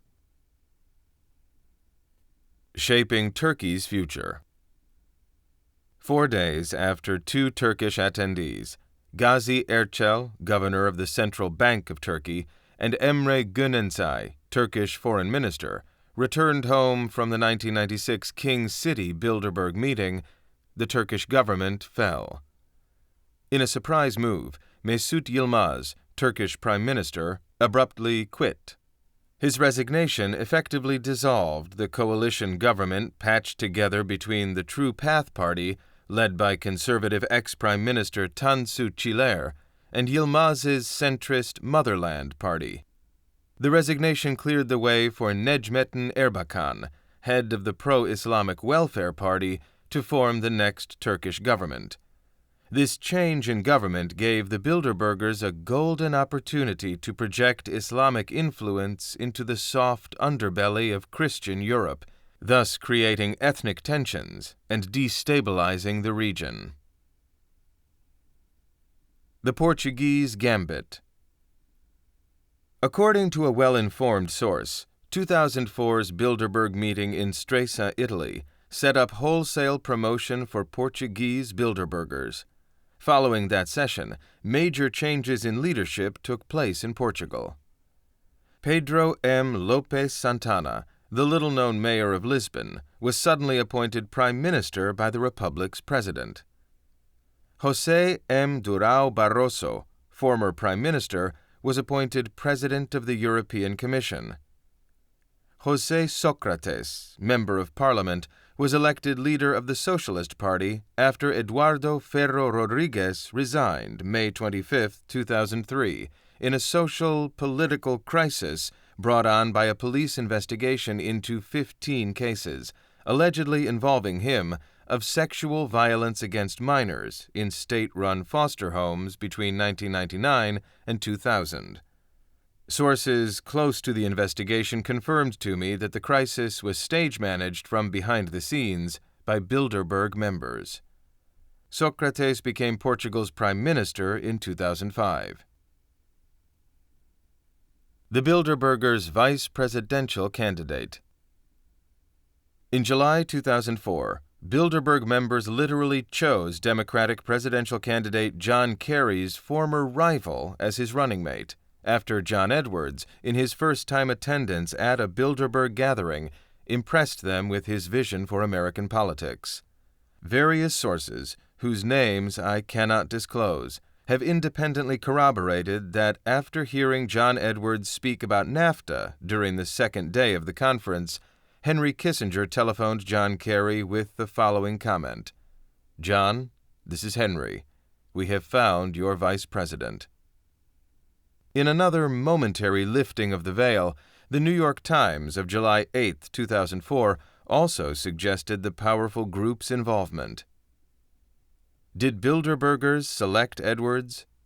Several people pointed to the secretive and exclusive Bilderberg conference of some 120 people that this year drew the likes of Henry A. Kissinger, Melinda Gates, and Richard A. Pearl to Stresa, Italy in early June, as helping win Mr. Kerry's heart.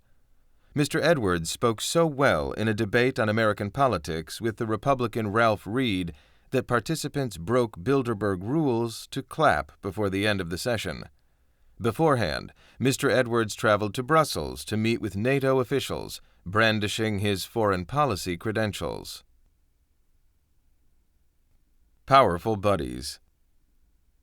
To understand who controls the leadership of NATO, the world's largest military operation, or today's World Army, you only have to look at the NATO Secretaries General who have belonged to the Bilderberg Group. Joseph Luns, 1971 to 1984. Lord Carrington, 84 to 88. Manfred Wörner, 88 to 94. Willy Klaas, 94 to 95. Javier Solana, 95 to 99. Lord Robertson, 99 to 04. Jaap G. de Hoop Scheffer, 04 to present. With such military connections, how much easier it becomes to initiate Bilderberg policy in areas like the Persian Gulf, Iraq, Serbia, Bosnia, Kosovo, Syria, North Korea, Afghanistan, and so on, with an army under one's control. As a note of interest, in August 1956, Joseph Rettinger wrote on page 11 of the Bilderberg report that this group may be a factory of initiative.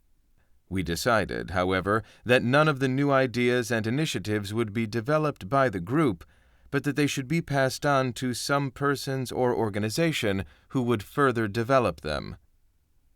In fact, during the final day of the inaugural 1954 conference, a proposal was submitted, page 8 of the General Report, by the Bilderberg Steering Committee, whereby the European defense community would be integrated into NATO with an objective of serving as a central organ of decision, capable of action in the political and economic as well as in the military. Thus, it was decided that the Bilderbergers would use NATO to control European affairs. Former U.S. Defense Secretary Donald Rumsfeld and Ireland's General Peter Sutherland, former European Union Commissioner and Chairman of Goldman Sachs and British Petroleum, are active Bilderbergers. In 2000, Rumsfeld and Sutherland earned a bit of pocket money by serving together on the board of the Swiss energy company ABB. Their secret alliance became public knowledge when it was disclosed that ABB sold 2 light-water nuclear reactors to an active member of the Axis of Evil, North Korea. Needless to say, British Petroleum doesn't advertise this when the company promotes its safety first public initiatives. Every British Prime Minister for the past 30 years has felt compelled to attend Bilderberg conferences. In fact, some say the Bilderberg Group is really a creation of MI6 under the direction of the Royal Institute of International Affairs.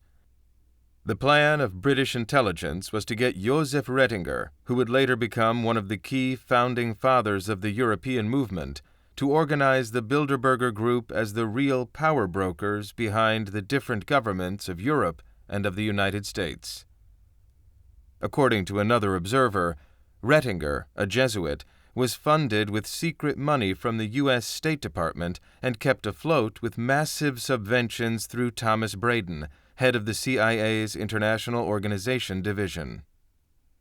John Coleman relates in Conspirators' Hierarchy that the idea came from Alistair Buchan, a board member of the RIIA and a member of the Round Table, as well as a son of Lord Tweedsmuir, and Duncan Sands, a prominent politician and son-in-law of the late Winston Churchill, who was a friend of Rettinger's and himself also a Jesuit priest and a 33rd-degree Freemason. The British newspaper The Observer reported the following in its April 7, 1963 edition. These people, Bilderbergers, maintain that the future belongs to technocrats because the rumor among them is that the grave questions of international affairs are too delicate to be left in the hands of diplomats. However, the clandestinity of their debates shows that they only seek one thing: effective domination over the peoples of the world, but by dissimulating themselves and by leaving the responsibility of governments in the hands of petty politicians. The Bilderberg Group may, in fact, be a natural extrapolation of Britain's Coefficients Club, founded in 1902. Lord Alfred Milner spoke of his vision for the future during a 1903 meeting at the St. Ermines Hotel, over half a century before the Bilderbergers were founded. At that meeting, Milner stressed the point: "We must have an aristocracy, not of privilege, but of understanding and purpose, or mankind will fail." And here my peculiar difficulty with democracy comes in. If humanity at large is capable of that high education and those creative freedoms our hope demands, much more must its better and more vigorous types be so capable. And if those who have power and leisure now, and freedom to respond to imaginative appeals, cannot be won to the idea of collective self-development, then the whole of humanity cannot be won to that. The solution does not lie in direct confrontation. We can defeat democracy because we understand the workings of the human mind, the mental hinterlands hidden behind the persona. We need constructive imagination working within the vast complex of powerful people, clever people, enterprising people, influential people, amidst whom power is diffused today, to produce that self-conscious, highly selective, open-minded, devoted aristocratic culture, which seems to me to be the next necessary phase in the development of human affairs. I see human progress not as the spontaneous product of crowds of raw minds swayed by elementary needs, but as a natural but elaborate result of intricate human interdependencies, of human energy and curiosity liberated and acting at leisure, of human passions and motives modified and redirected by literature and art. We can put the words of Lord Milner in perspective better by reviewing what Italian industrialist, the late chairman of Fiat, Giovanni Agnelli, had to say. "European integration is our goal, and where the politicians have failed, we industrialists hope to succeed." Indeed, they do. If MI6 needed a royal face to give the Bilderbergers public support and promotional possibilities, then Prince Bernhard of the Netherlands, known for his numerous close ties to European royalty and top industrialists, was an ideal contact man, and thus was seemingly given the diplomatic presidency of the group. But it was Rettinger who actually managed the group from behind the scenes until his death on June 12, 1960. The 1957 Bilderberg Conference initiated Dennis Healey into its ranks. Britain's Healey, who is often described as the best Labour politician never elected its leader, despite standing twice, was a founding member of the so-called European movement, promoting understanding and future cooperation of American and European politicians, businessmen, top bureaucrats, and military leaders. The group received financial support from a New York-based organization, which called itself the American Committee on United Europe. Healey did not know it at the time, but the group was a CIA front, whose leadership included General Donovan, wartime head of the OSS, precursor to the CIA, then Secretary of State George Marshall, and the ubiquitous Allen Dulles. Healey was later appointed as Chancellor of the Exchequer, or the British cabinet minister responsible for all financial matters, second only to the Prime Minister in power. Many believe I am connecting a remarkable series of coincidences and seeing conspiracy. Perhaps, but the coincidences grow thicker. Chapter 5. Bilderberg Objectives. The Bilderbergers are searching for the age of post-nationalism, when we won't have countries, but rather regions of Earth surrounded by universal values. That is to say, a global economy, one world government, selected rather than elected, and a universal religion. To assure themselves of reaching these objectives, the Bilderbergers focus on a greater technical approach and less awareness on behalf of the general public. William Shannon. The Bilderberg Group's chief fear is organized resistance. Members do not want the common people of the world to figure out what they are planning for the world's future, mainly a one-world government, world company, with a single global marketplace, policed by one world army and financially regulated by one world bank, using one global currency. How the Bilderbergers intend to achieve their one-world vision is outlined in the following wish list. They want: one international identity. By empowering international bodies to completely destroy all national identity through subversion from within, they intend to establish one set of universal values. No others will be allowed to flourish in the future. Centralized control of the people. By means of mind control, they plan to direct all humanity to obey their wishes. The blueprint of their plan is chillingly described in Zbigniew Brzezinski's book, Between Two Ages, America's Role in the Technotronic Era. With a Ph.D. from Harvard in 1953, and as a founder of the Rockefeller-controlled Trilateral Commission, Brzezinski has an impressive resume. Not only was he Carter's National Security Advisor, but also a member of Ronald Reagan's Foreign Intelligence Advisory Board and co-chair of George H.W. Bush's National Security Advisory Task Force in 1988. He is, as well, an associate of Henry Kissinger and well known for his presentations to several Bilderberg conferences. He foresees, under the New World Order, no middle class, only rulers and servants. A zero-growth society. In a post-industrial period, zero growth will be necessary to destroy vestiges of general prosperity. When there is prosperity, there is progress. Prosperity and progress make it impossible to implement repression, and you need repression if you hope to divide society into owners and slaves. The end of prosperity will bring an end to the production of nuclear-generated electric power and all industrialization, except for the computer and service industries. The remaining Canadian and American industries would be exported to poor countries such as Bolivia, Peru, Ecuador, Nicaragua, where slave labor is cheap. One of the principal objectives for NAFTA will then be realized. A state of perpetual imbalance. By artificially manufacturing crises that will put people under continual duress, physically, mentally, and emotionally, it is possible to keep people in a perpetual state of imbalance. Too tired and strung out to decide their own destinies, populations will be confused and demoralized to the extent that, faced with too many choices, apathy on a massive scale will result. Centralized control of all education. One of the reasons for the European Community, American Union, and the future Asian Union to seek greater control of education in general is to allow one-world globalists to sterilize the world's true past. Their efforts are bearing fantastic fruit. Today's youth are almost completely ignorant of the lessons of history, individual liberties, and the meaning of freedom. From the globalist point of view, this arrangement simplifies the program.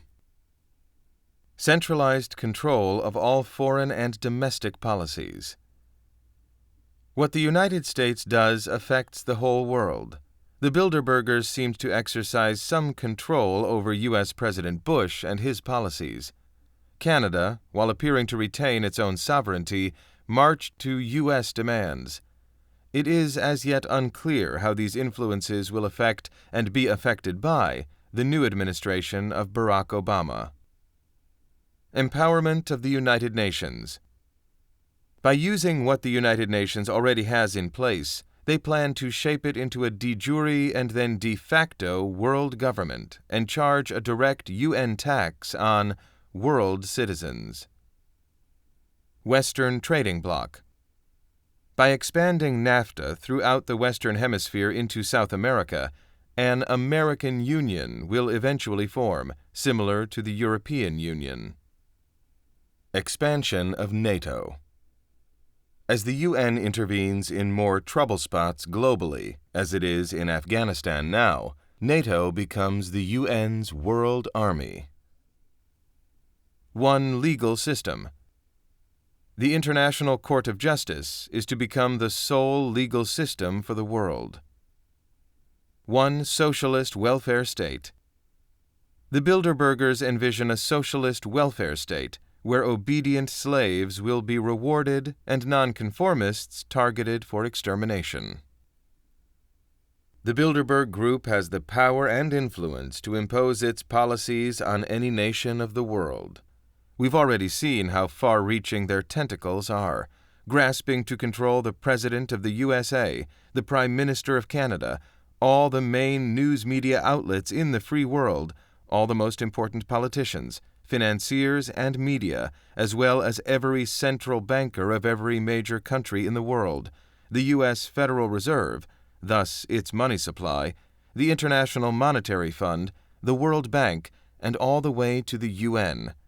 With such connections, they are capable of destroying anyone, big or small, who gets in the way of their plans to create a one-world order, as I will demonstrate through many hair-raising and mind-boggling examples. For example, in Adventures with Extremists, Picador 2001, John Ronson describes how, during the Falklands War, the British government requested international sanctions be implemented against Argentina, but encountered stiff opposition. At a Bilderberg meeting in Sandefjord, Norway, however, David Owen, British MP, stood up and gave the fieriest speech in favor of imposing them. Well, the speech changed a lot of minds. I'm sure that various foreign ministers went back to their respective countries and told their leaders what David Owen had said. And you know what? Sanctions were imposed. Alas, this simple and beautiful story of international cooperation amongst nations falls far short of a complete account.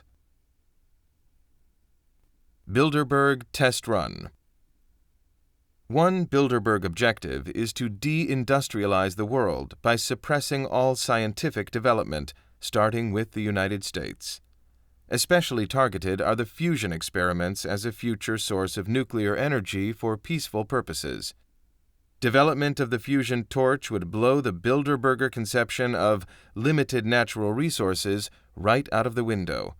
A fusion torch properly used could create unlimited, untapped natural resources from the most ordinary substances, thus benefiting mankind in a manner which is, as yet, not even remotely comprehended by the public. Why is nuclear energy hated so much by the New World Order? According to John Coleman, a former British MI6 secret agent, nuclear power stations generating abundant, cheap electricity are the key to bringing third world countries out of their backward state. With nuclear energy generating electricity in cheap and abundant supplies, third world countries would gradually become independent of U.S. foreign aid, which keeps them in servitude, and begin to assert their sovereignty. Less foreign aid means less control of a country's natural resources by the IMF, and greater freedom and independence for the people. It is this idea of developing nations taking charge of their own destinies that is repugnant to the Bilderbergers and their surrogates. This was confirmed on page 13 of the Bilderberg 1955 General Report. In the field of atomic energy, scientific discovery was continually overtaking itself. It could not be excluded that the scientists would put the bomb into the hands of more and more people, and soon the atomic bomb would become the arm of the poor. The same applied to the development of atomic energy for peaceful purposes, where we had almost to foresee the unforeseeable. Nuclear energy, according to the Bilderberger ideals, is not for the poor nations of the planet. Rather, it is the definitive weapon to threaten unwilling to submit third and fourth world nations, as illustrated by the Falklands War. According to my own investigative channels, a top-ranking member of the Bilderberg Council made a claim also confirmed by Coleman. The subsequent overthrow of the Argentine government, followed by economic chaos and political upheavals, were planned by Kissinger associates, acting in concert with Lord Carrington, former British Foreign Secretary and another top-ranking member of the Bilderberg Council. We also learned that the Argentine operation was planned by the Rockefeller-controlled Aspen Institute of Colorado. The reason this action became so important is that the Bilderbergers saw their post-industrial zero-growth goal disintegrating and acted accordingly by making an example of Argentina as a warning to other Latin American nations to forget any ideas they may have had to promote nationalism, independence, and sovereign integrity. The choice of Argentina was deliberate, because the richest nation in South America was providing most of Mexico's nuclear power technology against the wishes of the Bilderbergers. The Falklands War ended that mutually beneficial collaboration in a hurry. Without a doubt, the group prefers to have Mexico as an outlet of cheap, sweatshop slave labor, rather than to have it assert itself as a full-fledged trading partner. Moreover, because of a constant barrage of negative media propaganda, few Americans realize, even today, just how vital the Latin American market is to the interests of the United States, ranging from technology to heavy industrial equipment. Healthy trade with Latin America would galvanize many faltering American companies and provide thousands of new jobs. The Bilderbergers sought to prevent this at all costs. Bilderberg meddling in foreign affairs of sovereign nations. These are just some of the ways the Bilderberg Group has sought to intervene in countries' affairs. The Bilderbergers took the decision for the U.S. to establish formal relations with China before Nixon's administration made it a public policy.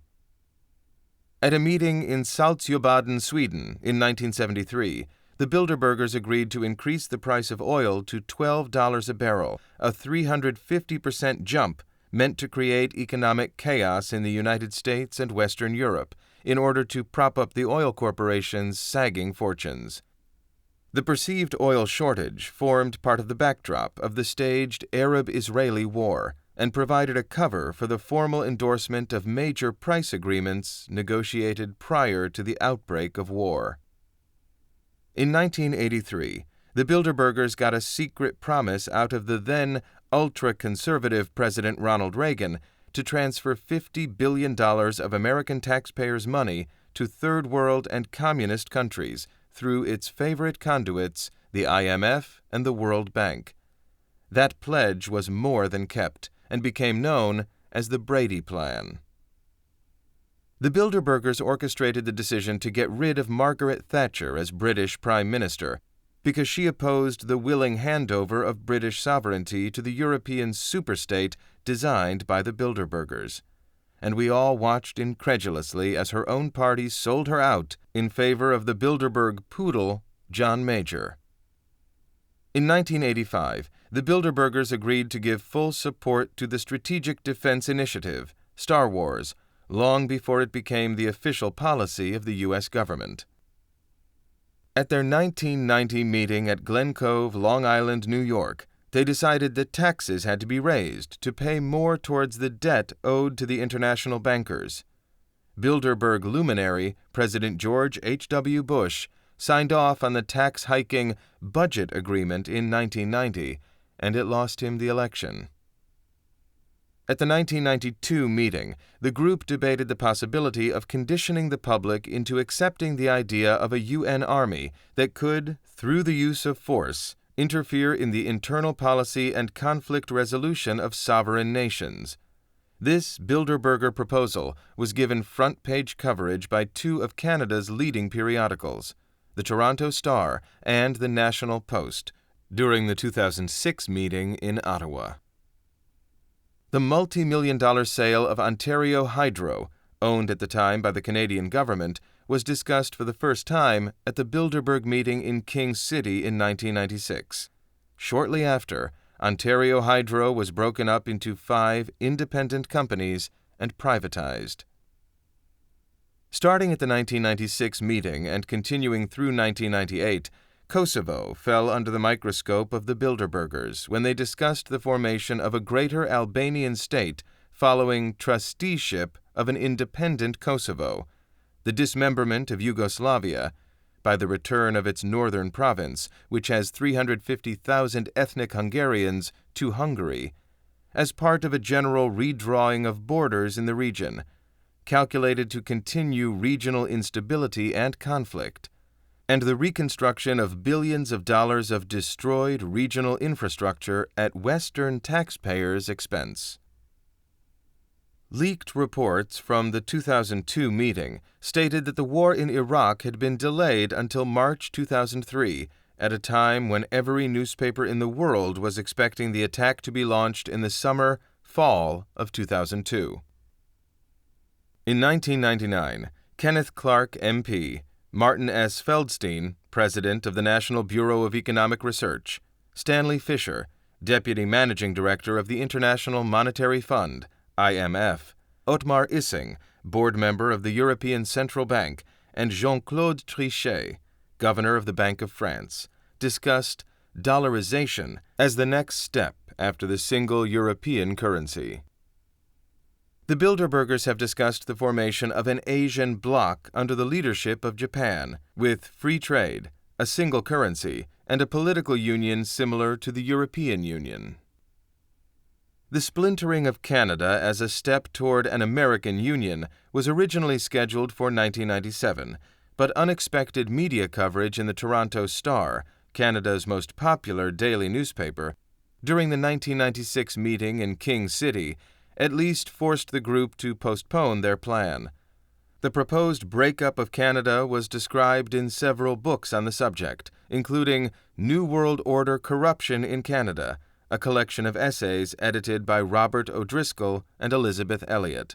Saigon Press, 1994. Chapter 6. Bilderberg Puppets.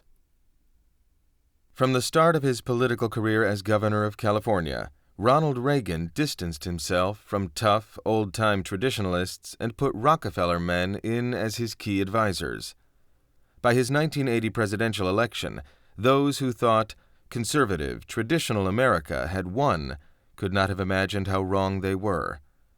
Though Reagan promised, if elected, to dismiss the chairman of the Federal Reserve, Paul A. Volcker, because of his anti-inflation policy, Reagan broke his word, to the disbelief of the conservative wing of the Republican Party, once he took office. By coincidence or not, Anthony Wedgwood Benn, a member of the British Parliament, told members of the Socialist International meeting in Washington on December 8, 1980, "You can thrive under Volcker's credit collapse if you profile, translation brainwash, Reagan to intensify the credit collapse." These comments bring several questions immediately to mind. What did Benn mean? Was he implying someone had influence over Ronald Reagan? Why would Reagan break his word to his own party? Why did he favor Rockefeller advisors to the exclusion of others on his personal team? One of Reagan's insiders was Peter Vickers Hall, a man known to be a top Fabianist in the U.S. and a member of the Tavistock Institute for Human Relations, a Bilderberg-affiliated organization. In 1981, Hall made this speech: "There are two Americas. One is the 19th century heavy industry-based society. The other is the growing post-industrial society, in some cases built on the shards of the old America. It is the crisis between these two worlds which will produce the economic and social catastrophe of the next decade. The two worlds are in fundamental opposition. They cannot coexist. In the end, the post-industrial world must crush and obliterate the other one." He was predicting the demise of the U.S. economy and industry. How alarming is that to hear from a man so closely connected to the President of the United States 25 years ago?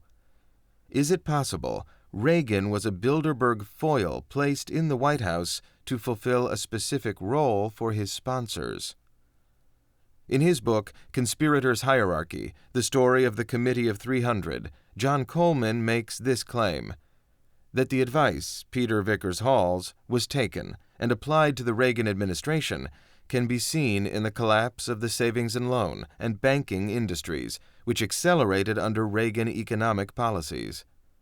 Coleman also notes, in passing, that Milton Friedman presided over the Bilderberg plans to deindustrialize America, using the Reagan presidency to accelerate the collapse of first the steel industry and then the auto and housing industries.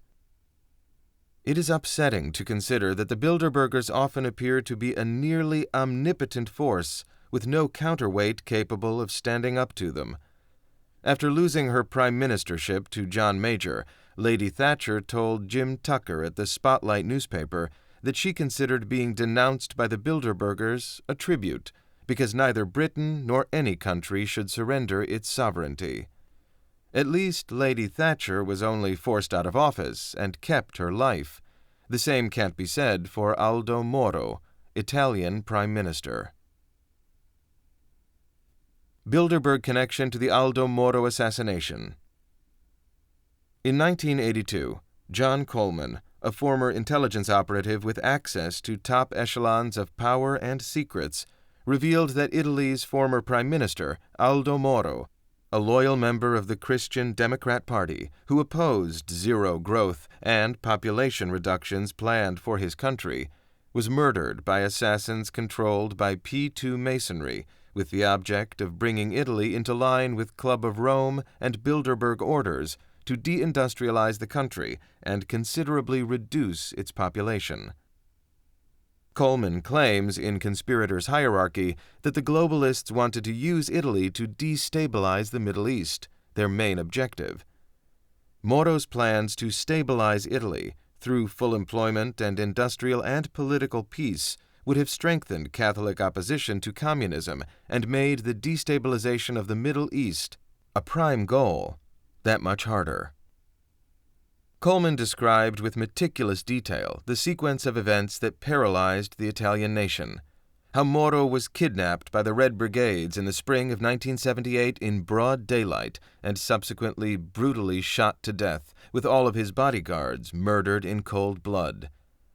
On November 10, 1982, in a Rome courtroom, Corrado Guerzoni, a close friend of the deceased, testified that Aldo Moro, who had been a leading politician for decades, was threatened by an agent of the Royal Institute for International Affairs, RIIA, while he was still the U.S. Secretary of State.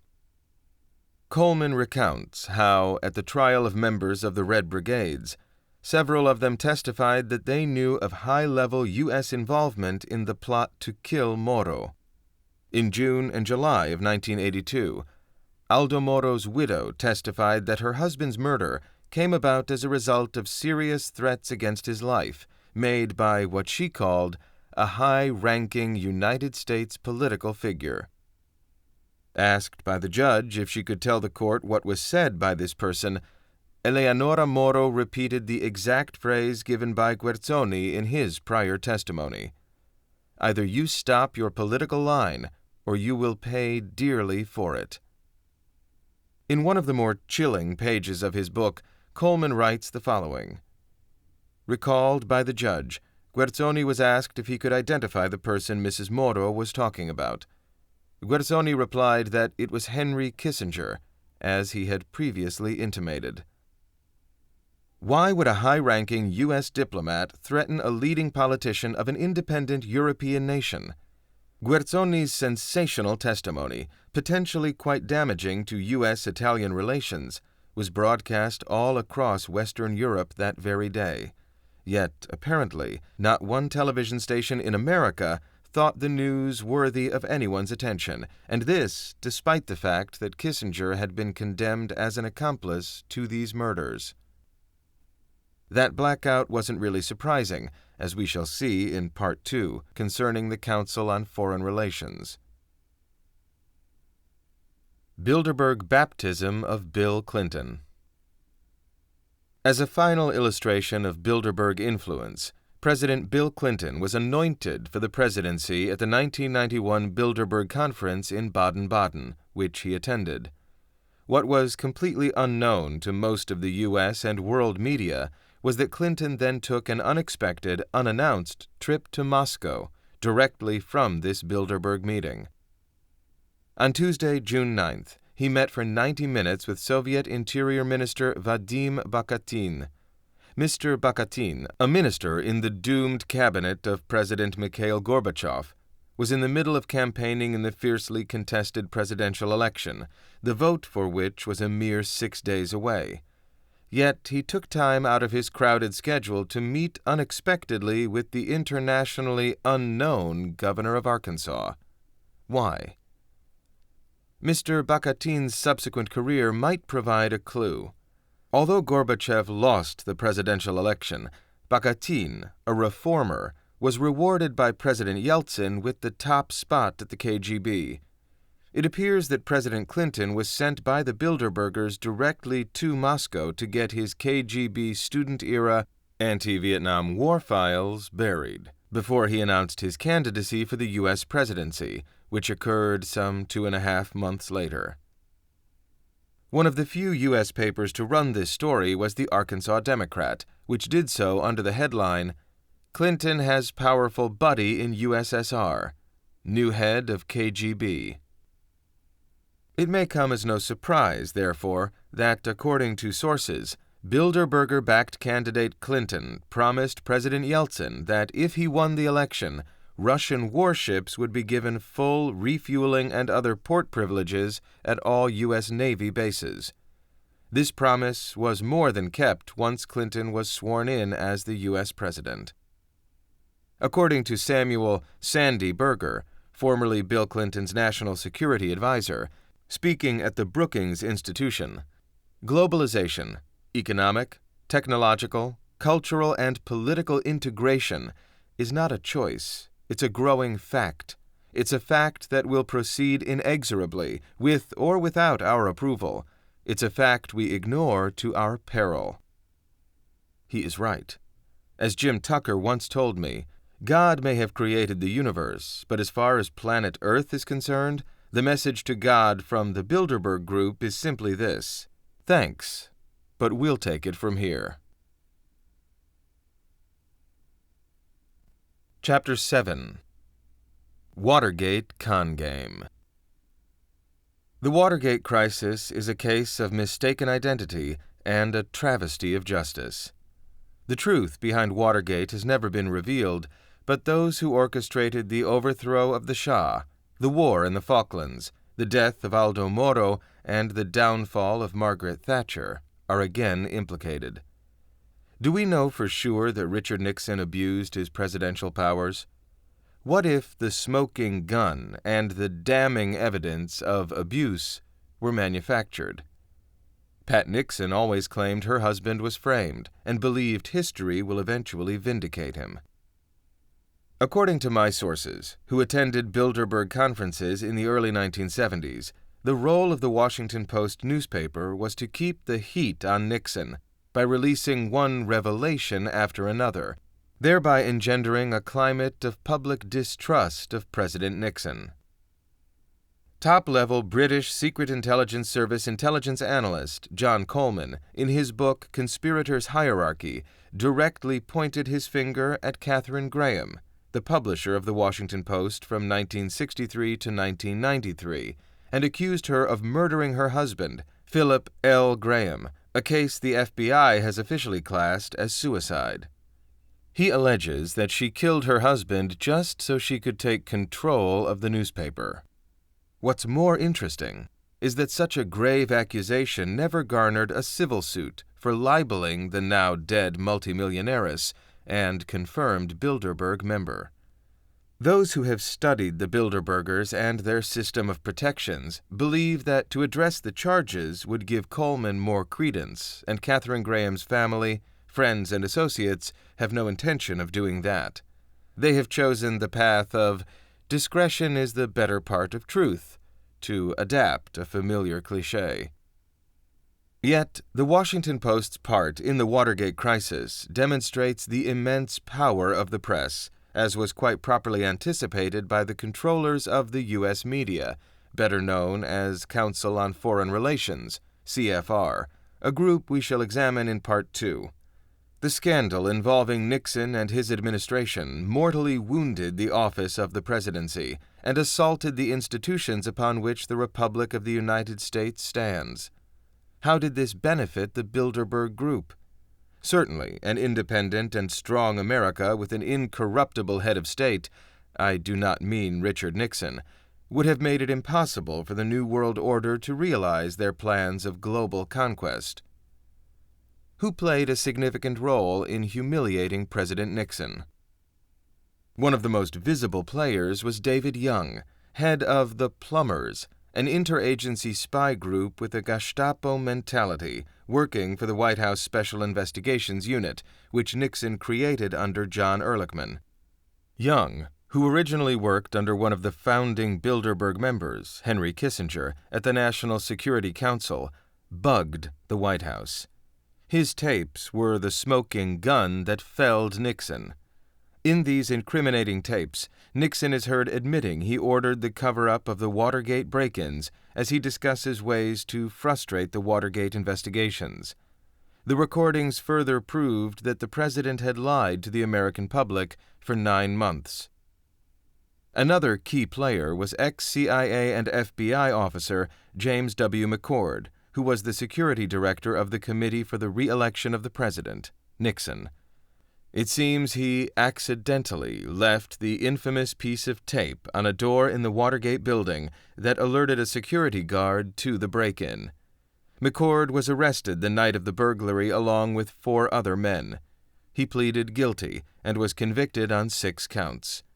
He later wrote a letter to Judge John J. Sirica, the judge of the Watergate case, in which he claimed perjury had been committed. McCord's allegations that the White House knew of the burglary and attempted to cover it up drove the investigators to push harder to seize the secret tape recording system in the White House. After McCord confessed, he accused CIA operatives of burning his personal papers in his home. McCord still feared the CIA would kill him once he was locked up in the penitentiary to serve his sentence. The pivotal player in the Watergate affair, however, was none other than General Alexander Haig. The general was a product of the Round Table, the Bilderberg's parallel group. In the Tavistock Institute, Sinister and Deadly, the groundbreaking book on the sinister plans of the world's foremost brainwashing institute, John Coleman untangled the secret arrangements between the shadow government, U.S. politicians in the service of the New World Order, and the obliging press. He notes how Haig came to the attention of Joseph Califano, an American member of the Queen of England's Round Table.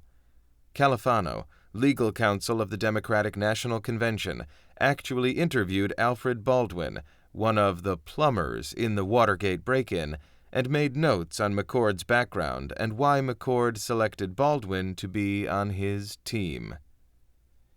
Even more damaging, writes Coleman, Califano's memorandum contained all details of transcripts of wiretaps of conversations between Nixon and the Re-election Committee, all this before the break-in occurred.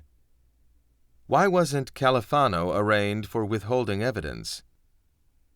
Coleman got his hands on priceless Tavistock secret manuals that spelled out the methodology used to destroy President Richard Nixon. The way President Nixon was first isolated, surrounded by traitors, and then confused, followed to the letter the Tavistock method of gaining full control of a person, according to the methodology laid down by Tavistock's chief theoretician, Dr. Kurt Lewin. That methodology included the following. One of the main techniques for breaking morale through a strategy of terror consists in exactly this tactic. Keep the person hazy as to where he stands and just what he may expect. In addition, if frequent vacillations between severe disciplinary measures and promises of good treatment, together with the spreading of contradictory news, make the cognitive structure of this situation utterly unclear, then the individual may cease even to know a particular plan would lead toward or away from his goal. Under these conditions, even those individuals who have definite goals and are ready to take risks are paralyzed by severe inner conflict in regard to what to do. So successfully were Tavistock terror tactics and brainwashing used to remove the President of the United States that Americans began to believe the plethora of lies, distortions, and Orwellian double-talk mounted by the conspirators as truth, when, in fact, Watergate was an outright lie from beginning to end. Nixon and his two closest aides, Haldeman and Ehrlichman, had no clue as to what was going on.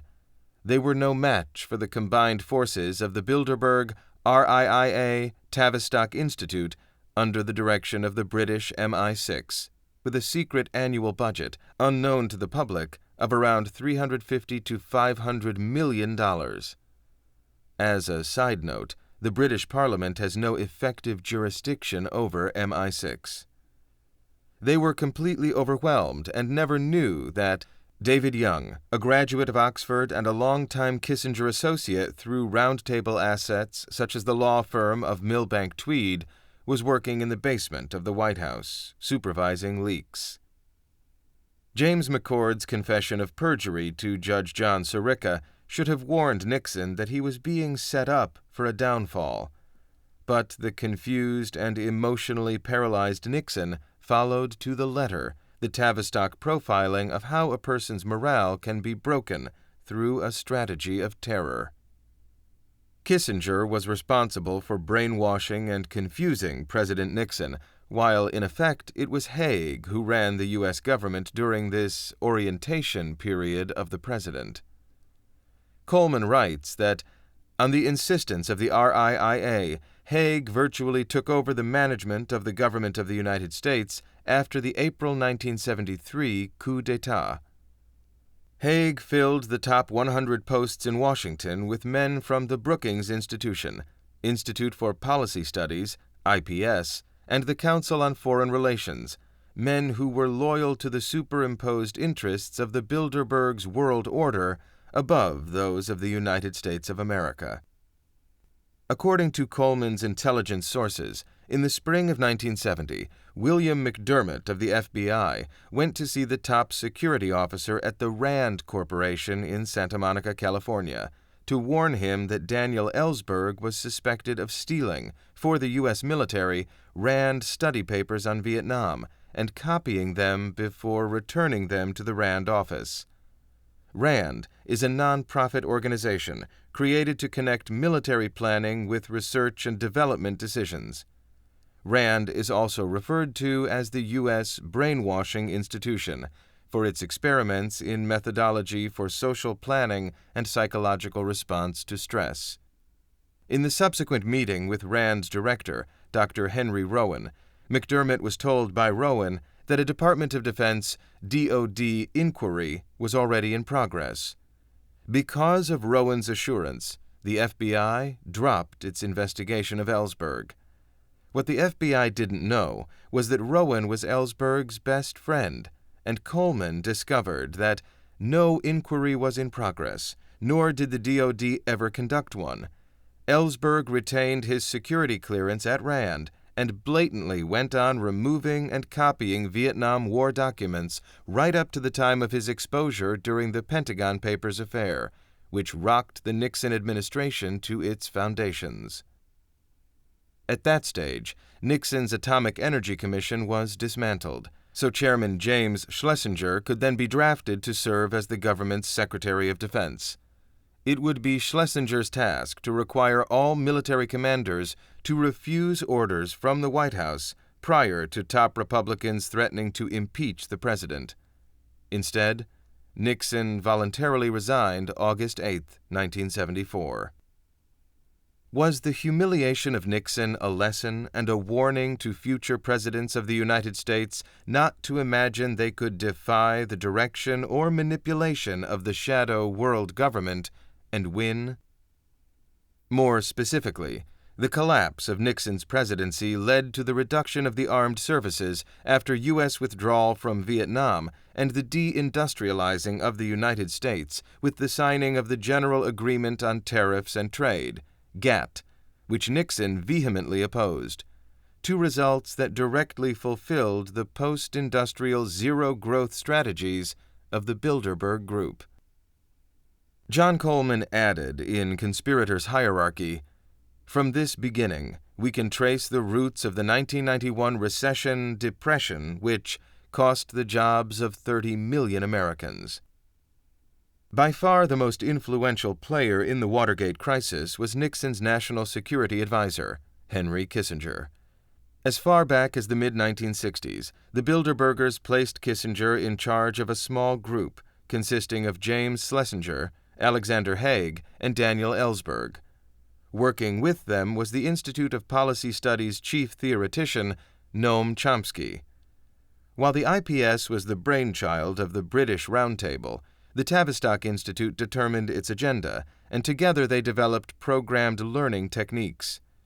In the 60s, Kissinger's team and Chomsky were creating the New Left as a grassroots movement in the U.S. to engender strife and unrest.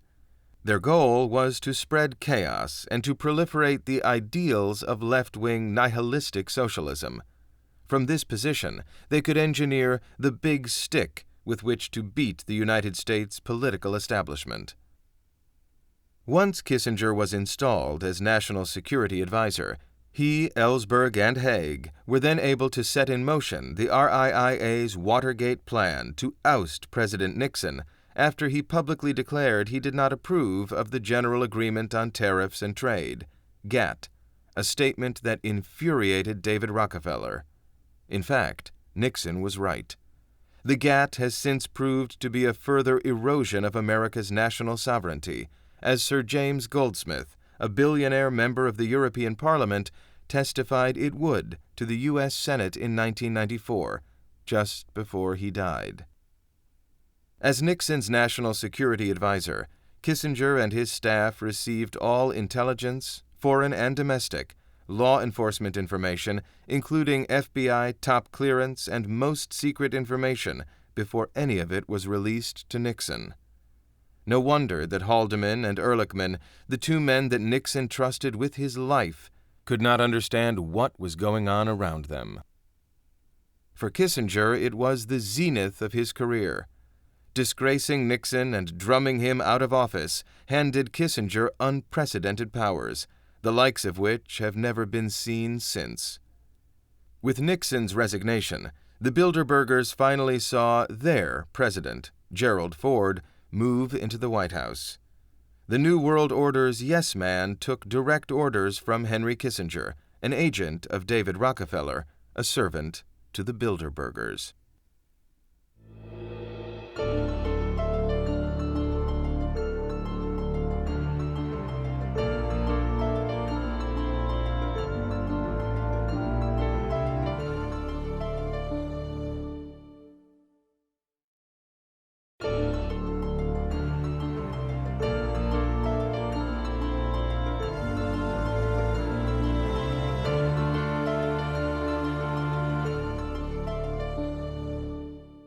Chapter 8. Bilderberg Unmasked. Thomas Jefferson, one of the founding fathers of American democracy, explained it this way: "Single acts of tyranny may be ascribed to the accidental opinion of a day, but a series of oppressions, begun at a distinguished period and pursued unalterably through every change of ministers, presidents, too plainly prove a deliberate systematical plan of reducing us to slavery." The deep attitude of the global, mostly male corporate gang was expressed by David Rockefeller at the June 1991 Bilderberg meeting in Baden-Baden, Germany, where he argued for supranational sovereignty of an intellectual elite and world bankers, which is surely preferable to the national autodetermination practiced in past centuries. On December 9, 2001, Professor John McMurtry of the University of Guelph in Canada said this in his opening address at a forum entitled "How Should Canada Respond to Terrorism and War?" As such a structure of world rule, it is accomplished by the same financial and media system deciders as put Tony Blair into office in Britain and George W. Bush into the White House against a majority vote. Transnational corporations have marketed and financed these political leaders to ensure that captive states serve them rather than the peoples governments are elected by, guaranteeing through state plenipotentiaries and transnational trade edicts that governments can no longer govern them in common interest without infringing the new trade and investment laws in which transnational corporations alone are granted rights.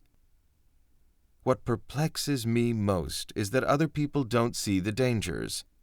Is it because knowledge brings responsibility and clamors for a decisive response?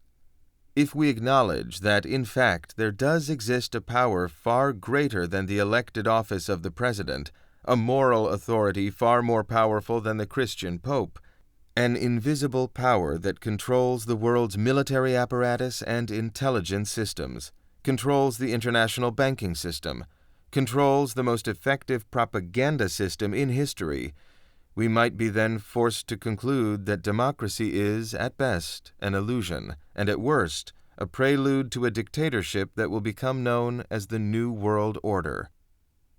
Michael Thomas, a Wall Street investment banker who has won wide acclaim as an author and is regarded by many as the Reagan-Bush era's most incisive commentator, said in SCH News, May 28, 1999, "If the Bilderbergers seem more publicity-shy than ever, that is, among other reasons, because their proposals, implemented by subservient agencies such as the IMF and the World Bank, have caused more mass devastation in recent years than World War II ever did." The unhappy result, as ex-BBC journalist Tony Gosling reports at his website, www.bilderberg.org, is a picture of Western democracy subverted, with decision-makers getting together not for reasons important to ordinary people, social justice, common interest, and quality of life, but to strengthen economic austerity and bring even more private gain for the world's political and corporate elite. Despite the evidence at hand, the majority still believe that with all the day-to-day problems they have to face, they can't be bothered to take the conspiracy theories seriously. That is exactly what the Tavistock profiling has done to us. Faced with chaos, we are reacting as Nixon did when he was first isolated, confused, and later destroyed by the global planners. Demoralized and confused, lacking self-esteem, unsure of the future, people are far more ready to welcome the sudden appearance of a messiah, a new order that promises to eliminate drugs, pornography, child prostitution, rampant crime, wars, famine, and suffering, and guarantee a well-ordered society in which people live in harmony. But this newly hatched harmony will encroach on our freedoms, human rights, thoughts, and our very existence. Harmony will mean a welfare society. We will become just a number in the vast bureaucratic system of the New World Order. Nonconformists, such as myself, will be interned in Guantanamo-like concentration camps. All this will happen unless we, the people of what is left of the free world, stand up to defend our national ideals rather than leave it in the hand of the governments, the EU commissioners, the UN representatives, and the royalty who have betrayed us. These nice, proper members of European royal families, the sweet-talking elderly ladies, and the debonair gentlemen, are, in reality, utterly ruthless. They will use the suffering of every nation and exploit its wealth to protect their privileged way of life. The aristocracy's fortunes are inextricably woven and intertwined with the drug trade, the gold, diamond, and arms trades, banking, commerce and industry, oil, the news media and entertainment industry. How can these facts be verified, given that it is virtually impossible to penetrate the Bilderberg Group? Some of it cannot be checked, because the information comes straight out of intelligence files, with only a privileged minority ever seeing it. Don't expect the news media to ever mention the conspiracy on the nightly news bulletins.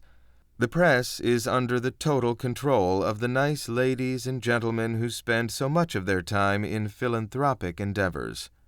Most people believe, as they can't see a motivation for the things I have described, and nothing appears on the TV or radio news or in their newspapers, this must be a conspiracy theory, to be ignored or mocked, and either way, rejected. Hard evidence is what they want, and hard evidence is difficult to come by. This is what Tavistock-type psychological profiling has done to the human race. The New World Order has striven to neutralize the only real threat that we, the people, can pose to their plans. I am attempting to rip the mask off the New World Order and show it for what it is. There are many sources and documents in this book which can corroborate at least a good number of the facts, and which will leave, I hope, an intelligent reader wondering if there is more to all of this than might seem plausible.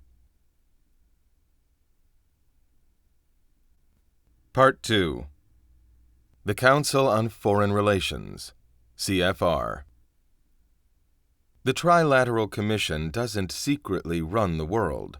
The Council on Foreign Relations does that. Sir Winston Lord, President of Council on Foreign Relations, 1978. Assistant Secretary of State, the U.S. State Department, member of the Order of Skull and Bones, Aid and Abet, Volume 2, Number 2, page 7. Chapter 9. Hit or Miss, 1999. Empires, as any Russian can readily attest, come and go. About 2,500 years ago, one such upstart venture we call Roman began as a swindle of its sister states, known to history as the Latin League.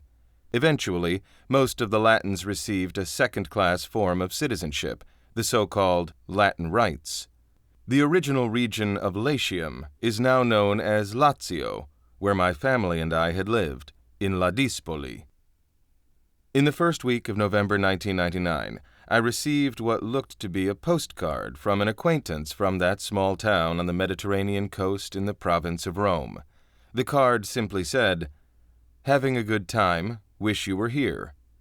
It was dated November 29, 1999, and signed Fashoda. Obviously, there was something terribly wrong with this apparently innocent holiday memento. In addition, the Italian postcard was posted with a French stamp and sealed with a March 30th, 1980 seal. Anyone in the intelligence business will tell you immediately that dates and places hold a tremendous significance to spooks and their couriers. March 30th, 1980 was the date my family officially left the Soviet Union. While in Italy, we had settled in Ladispoli, which would serve as our home for the next year. This was hand-delivered and left in my mailbox by someone who had something important to tell me, I thought. Italian postcard with a French stamp? Interesting. November 29th, 1999. That's 3.5 weeks from now, I said out loud. I turned the postcard over and examined the nondescript photograph. It was a typical summer holiday scene, an endless sea of bathers and a barely distinct line of blue water on the horizon. I was able to make out two people, a mother, most likely, and her son, all in white, staring straight ahead while a toddler innocently hugged his knee. I walked out into the street. Rain fell lightly. Two small children jumped and squealed delightfully from puddle to puddle, leaving a print of their soles on the edge of the road. I crossed the slick street beneath the dark, rushing clouds and pushed open the door of a corner pub. November 29th, 1999. What the hell did it all mean? I reread the text. Having a good time. Wish you were here. Fashoda. Who the hell is this guy? I racked my brain for any intelligence contact I had nurtured over the past decade. I must admit there were some strange names and nicknames in that long list, but no Fashoda. I ordered a coffee while mechanically twirling the postcard in my hand. Sounds African, I thought to myself. But with the exception of half a dozen key SASS operatives, members of the South African Secret Service, I had not been able to establish a stable relationship with a single member of the security apparatus of any African nation. Could this be a code? I mumbled to myself. Fashoda, Fashoda, Fashoda. I turned the postcard over again and stared aimlessly at the mother and her children. Then, suddenly, in a flash, it came. Fashoda!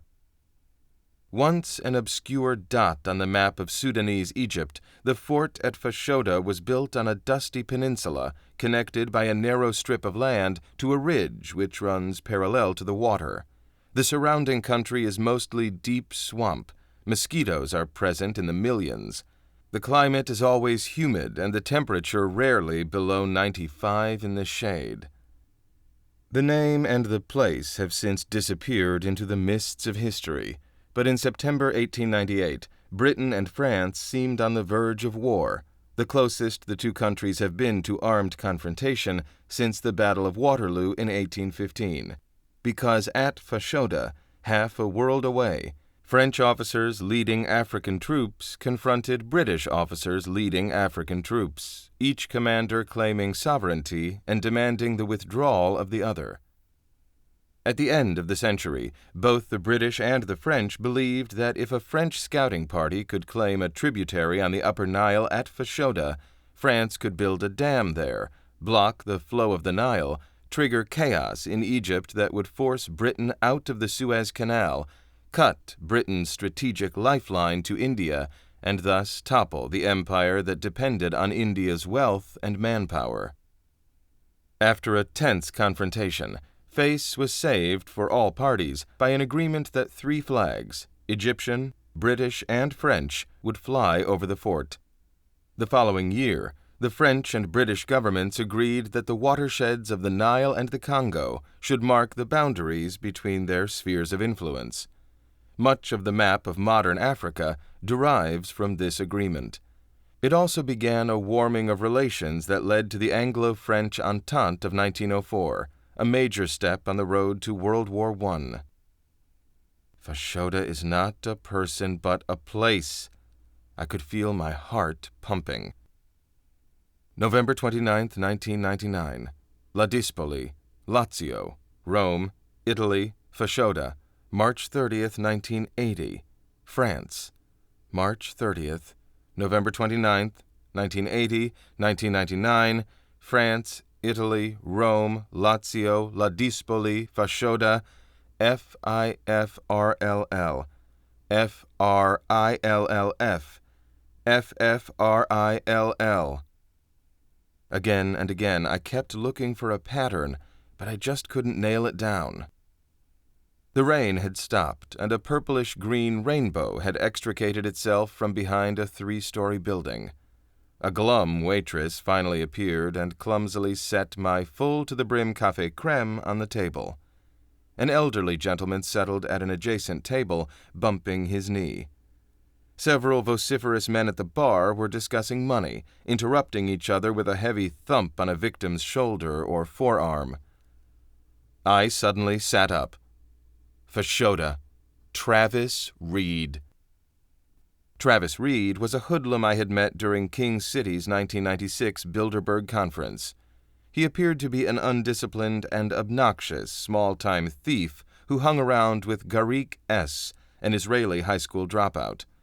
Garik later turned out to be a highly trained Mossad operative working out of a basement apartment in Etobicoke, a nondescript suburb of Toronto. Travis had a penchant for getting arrested, and almost as quickly of getting let go.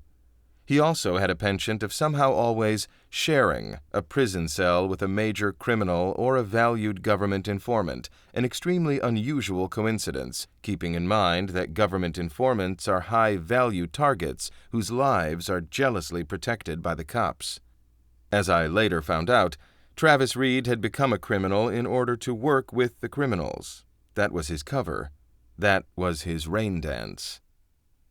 He was sent to Sudan by liaisons working for both the CIA and Canada's National Police Force, the RCMP, an outfit involved with criminal intelligence.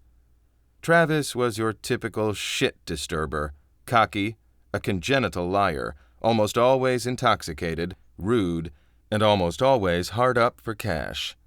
The details of his Sudan trip were never revealed, but just as in 1898, this God-forsaken place was attracting all the wrong characters for all the right reasons.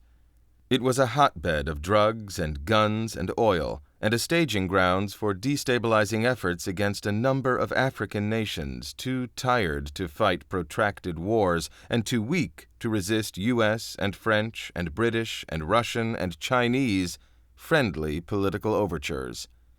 All of these African nations shared one common denominator: oil. Travis hated the hypocrisy of the system that had created and used him. Yet, paradoxically, because he possessed so many secrets which he took great care to hide from prying eyes, he was still alive. If Travis wants to see me, I thought to myself, this is going to get extremely messy. Travis was an intelligence junkyard dog. He knew too much, had pissed off too many people over the years, and had unnecessarily threatened some heavy high rollers. This man was bad news, and yet I was at once both fearful and fascinated. What does he have that could possibly interest me? I muttered to myself.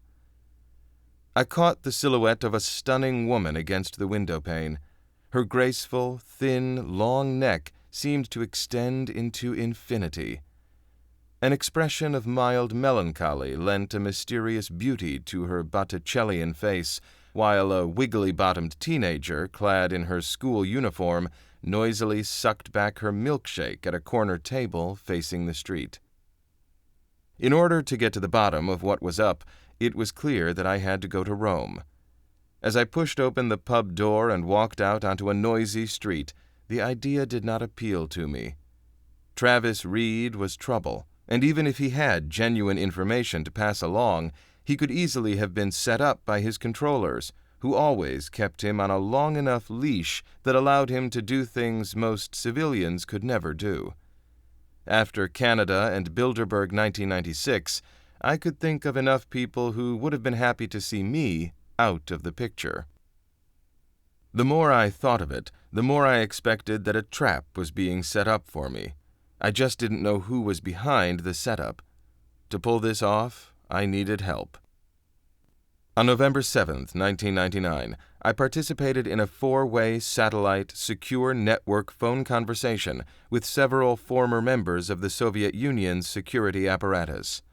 I must admit that when the chips are down, I have always been able to rely on former Soviet officers. They inherently do not trust the West and are not easily bought, contrary to what mainstream newspapers and press reports want you to believe. This makes them trustworthy in my eyes. These were no ordinary men. One of them was an expert on short and medium-range nuclear and bacteriological weapons and their delivery systems. Another was a key staff officer under General Valery Manyelov, Deputy Chief of Staff of the Russian Armed Forces. 1 year later, Manyelov would become the most outspoken Russian military figure to denounce the Kursk accident as a deliberate U.S. provocation. We quickly agreed that I could not walk into this alone, and one of the men volunteered names of former KGB contacts and security people stationed in Rome as my backups. To my surprise, one of the names was a well-known Vatican clergyman whose apparent anti-communist posture was a well-concealed mirage. Out of the list of some dozen names, I quickly settled on 3, 2 of whom I personally knew, with the third a unanimous choice amongst the rest of the group. Travis was going to meet me on November 29th. That, at least, was obvious. If he knew where to find me, he obviously knew my telephone number and many another pertinent piece of information. He is either setting me up or he is in trouble, I thought. If Travis is being set up with his full knowledge by his controllers, he must have pushed the wrong people too far. To survive himself, he was most likely told to deliver me to the other side. Loyalty was definitely not Travis Reed's strong suit. But then again, I thought, It is his life that is on the line, most likely. And when one lacks friends, as he did, all one can hope for are temporary business associates. They just may be your ticket to another round. I understood his predicament. After several more short telephone conversations via a secure line, I agreed to meet my contacts in Rome, at Hotel Tefi. Hotel Tefi, owned by an old acquaintance of my grandfather, for years served as a hideout for Secret Service operatives from the former Soviet Union, who used Rome as a home base for counterintelligence activities. It is strategically located just off the Piazza della Repubblica, some 300 meters from where Gogol, one of Russia's giants of literature, in 1842 wrote his immortal work, Dead Souls.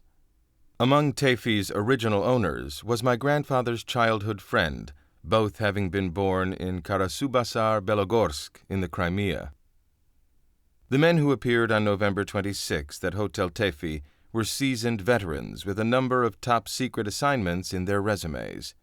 These were veterans of irregular warfare, surveillance, psychological intimidation, blackmail. Watching them handle their weapons, I concluded that among their numerous skills, they were also likely contract killers. These were not the type of people you would ever wish to double-cross. Yet I knew that I was safe in their company. My grandfather had put his own life on the line in the early 1950s to save the lives of these men's fathers, all KGB officers, just as Stalin, months from death, launched his final purge of the top Red Army officer corps and Secret Service high command. They were my invisible army with a web of contacts that extended to every Secret Service agency on the planet. The NSA, CIA, and FBI were no exceptions. Russian intelligence has always been surprisingly effective in penetrating U.S. agencies. Alexander Ivanovich was born in the small town of Chesis, near Riga. During World War II, it had been completely wiped out by German artillery. Konstantin was from the town of Borisov in Belorussia. Anatoly from Moscow. All were highly decorated former intelligence officers who had a heavy axe to grind with the West. After a brief and heartwarming "Kak dela, dorogoy?" How are you, my dear?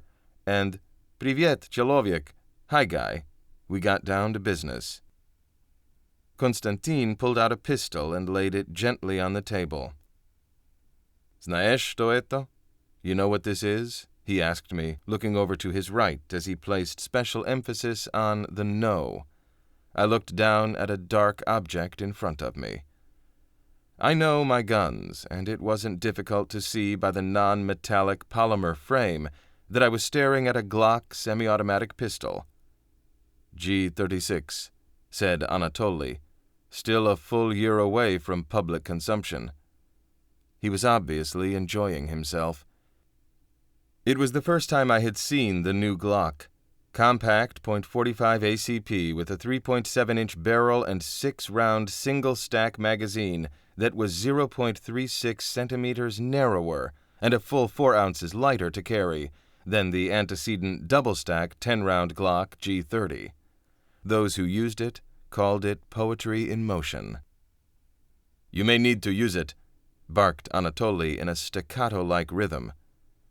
"Piazza della Repubblica at dusk," said Konstantin. "Whatever you do, don't let him dictate the place and time of meeting," said Anatoly insistently, holding my forearm in his enormous hand. "Otherwise, we can't protect you." On November 27th, late in the afternoon, my cell phone rang. It was Travis. He was staying at some dive on the outskirts of Rome. He asked me to meet him near the Colosseum at 10 a.m. on November 29th. "Piazza della Repubblica at 5:30 p.m., I interrupted him. "I make the rules," barked Travis. "Piazza della Repubblica at 5:30 p.m., I repeated, raising my voice. "Do you want the info or don't you?" said Travis. "Not enough to get killed," I said coldly. He hung up the telephone. Some 20 minutes later, Travis rang back. He swore, He threatened, he pleaded, swore some more. Then he agreed.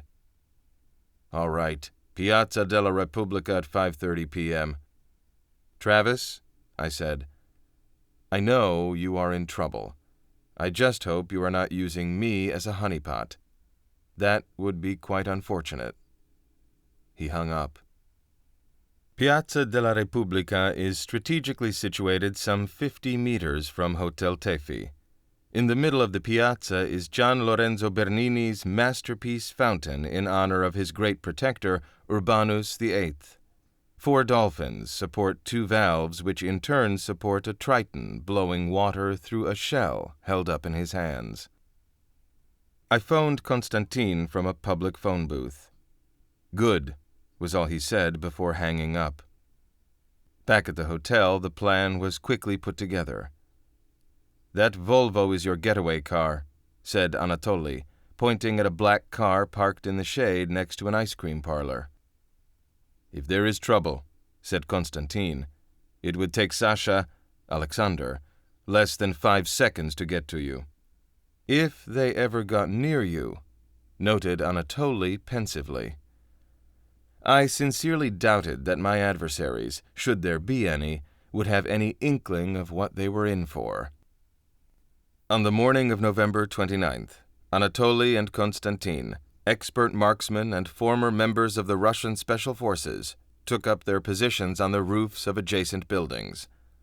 Around 4 in the afternoon, I ordered a drink at one of the outdoor terraces around the piazza. Anatoly and Constantine had a clear shot at anyone approaching me from any direction. Both held custom-made, necked-down rifles. These were no off-the-shelf things. The rifles were specially manufactured to shoot a small-caliber bullet at the extremely high speed of over 1,500 meters per second. The trajectory of the bullet is thus very flat, with little drop due to gravity over long ranges. Only those with very deep pockets could afford such expensive toys. As I sat waiting for my contact to appear, a large group of French schoolchildren on a field trip walked by, blissfully and almost in unison licking their gelatos. Alexander Ivanovich sat waiting in the black Volvo across the piazza. 5:30 came and went. There were no signs of Travis. 6 p.m., 6:15, nothing. He finally called me around 7 to tell me that he had decided to pass on to me sealed diplomatic pouches with incriminating evidence detailing the U.S. government's involvement in sectarian warfare in Sudan. This fitted tightly with the Bilderberger long-term objectives of profits from never-ending war and oil scarcity. I told him that if this was his intention, and if he was talking to me over an open cell phone, it was unlikely he would ever make it to the piazza alive. I told him to stay put if he felt there was little chance of being found. Then, the phone went dead. You are probably not surprised to learn that Travis never showed up for our meeting. Around 8:30 p.m., we rushed into Travis's residence, if you could call it that, guns drawn. The one-bedroom dump had been completely ransacked, yet there were no other signs of foul play, no bloodstains, and no Travis Reed. To the best of my knowledge, he has never been heard from again. There were no doubts in my mind that I had in fact spoken to Travis. I recognized his unmistakable manner of speech, his particular way of chewing his words and regurgitating them before spewing them out. He was the only man I had ever met who spoke that way. Driving to the airport, I kept looking behind me, but there were no signs of Travis. What I wouldn't give to find out what happened to him. Careful what you wish for, my sixth sense warns me. You might just get what you may have no stomach for. In this line of work, you learn not to get too sentimental or too keen. Either one could be construed as a weakness, and either one could put you on the wrong end of a gun barrel. Once in a while, Travis's ghost appears in the deepest recesses of my memory, a morbid reminder of the fragility and fallibility of the human spirit. Chapter 10. Crossover Partners. As in a conventional teleplay, there are actually secret spin-off organizations similar to the Bilderberg Group. The largest is the Round Table, whose branches include Britain's Royal Institute of International Affairs, Institutes of International Affairs of Canada, Australia, South Africa, India, and Holland, as well as Institutes of Pacific Relations for China, Russia, and Japan. One of the Round Table's branches in the United States is called the Council on Foreign Relations, or CFR. Part of the origins of the CFR go back to 1921 and one of its founders, Edward Mandell House, who was President Woodrow Wilson's chief advisor and rumored to be the power behind the Wilson administration from 1913 to 1921.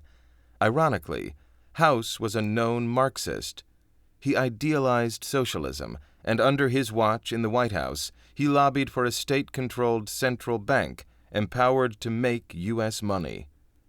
In 1913, the United States Congress still controlled the country's currency, but that year, passage of the Federal Reserve Act transferred Congress's power to a private central bank. House also proposed the 16th Amendment to the United States Constitution, which introduced the graduated income tax, another idea he borrowed from Karl Marx. House also wrote the plan for the League of Nations, which was President Wilson's prized proposal at the 1919 Paris Peace Conference. Charles Seymour, House's official biographer, said that Wilson approved the House draft almost in its entirety, and his own rewriting of it was practically confined to phraseology. At the end of Wilson's term in 1921, House and like-minded sympathizers established the Council on Foreign Relations. From the outset, their commitment to form a one-world government based on a centralized global financing system attracted the strangest mix of capitalist and socialist, opportunist and idealist. Among the potpourri of American elitists at that first meeting were the rich and famous. Within a year, the Rockefeller and Carnegie Foundations agreed to finance the CFR's agenda and growth. President Franklin Roosevelt is responsible for filling the State Department with CFR members in 1940, and subsequent generations of CFR-placed staff have run it ever since. The CFR is headquartered in New York in the Harold Pratt House, a 4-story mansion on the corner of Park Avenue and 68th Street. The widow of an heir to the Standard Oil Rockefeller fortune, Charles Pratt, donated the building to their use in 1929. In 2006, over 4,000 of America's leading establishment were members, term or life, of the CFR. Although the CFR is very influential in government, it remains off the radar screen to most Americans. Only one person in 5,000 knows about the organization, while even fewer are aware of its real purposes. During the first 50 years of its existence, the CFR received rare media coverage. Such anonymity might seem strange until you view a CFR membership list. It includes top executives from the New York Times, the Washington Post, the Los Angeles Times, the Wall Street Journal, NBC, CBS, ABC, Fox, Time, Fortune, Business Week, U.S. News and World Report, along with many others. Since the media are part of the group's think tank sessions, we have to question their discretion. If it is overdone, why? Why would they censor themselves? When asked this question at a CIA gathering nearly 25 years ago, CFR member Katharine Graham, the legendary Washington Post publisher, told the audience, "There are some things the general public does not need to know about us and shouldn't."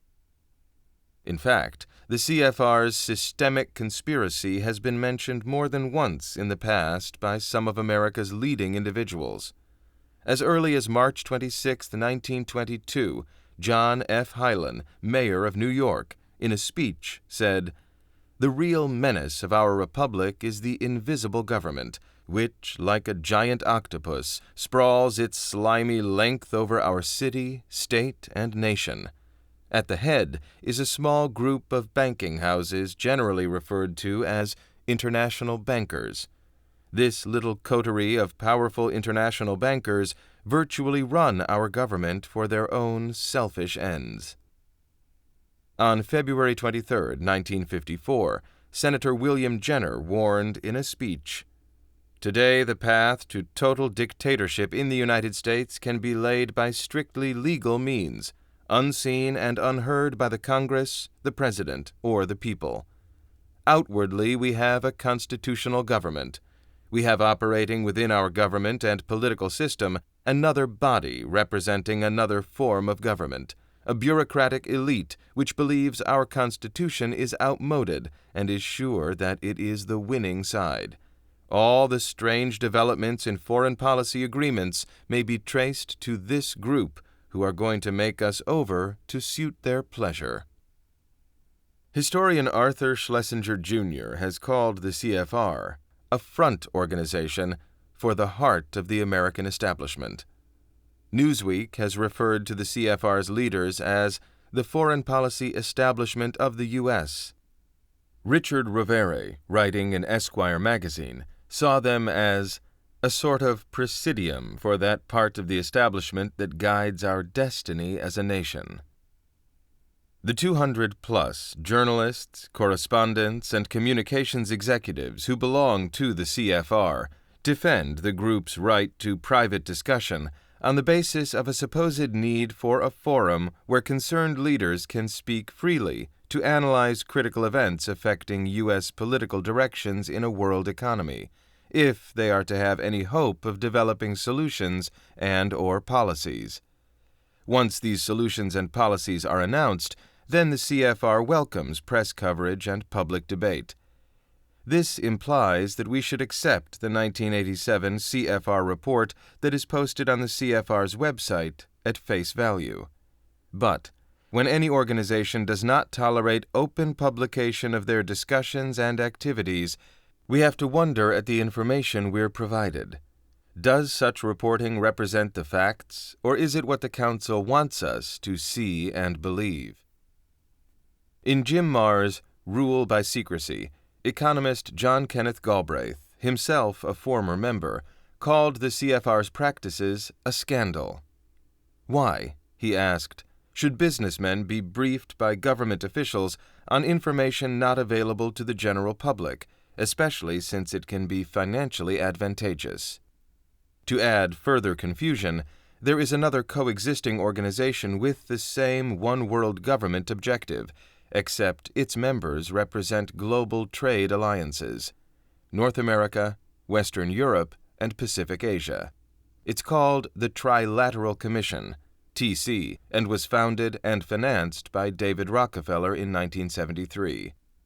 Before establishing this organization, he tested the idea for forming the commission at the 1972 Bilderberg Group meeting in Knokke, Belgium.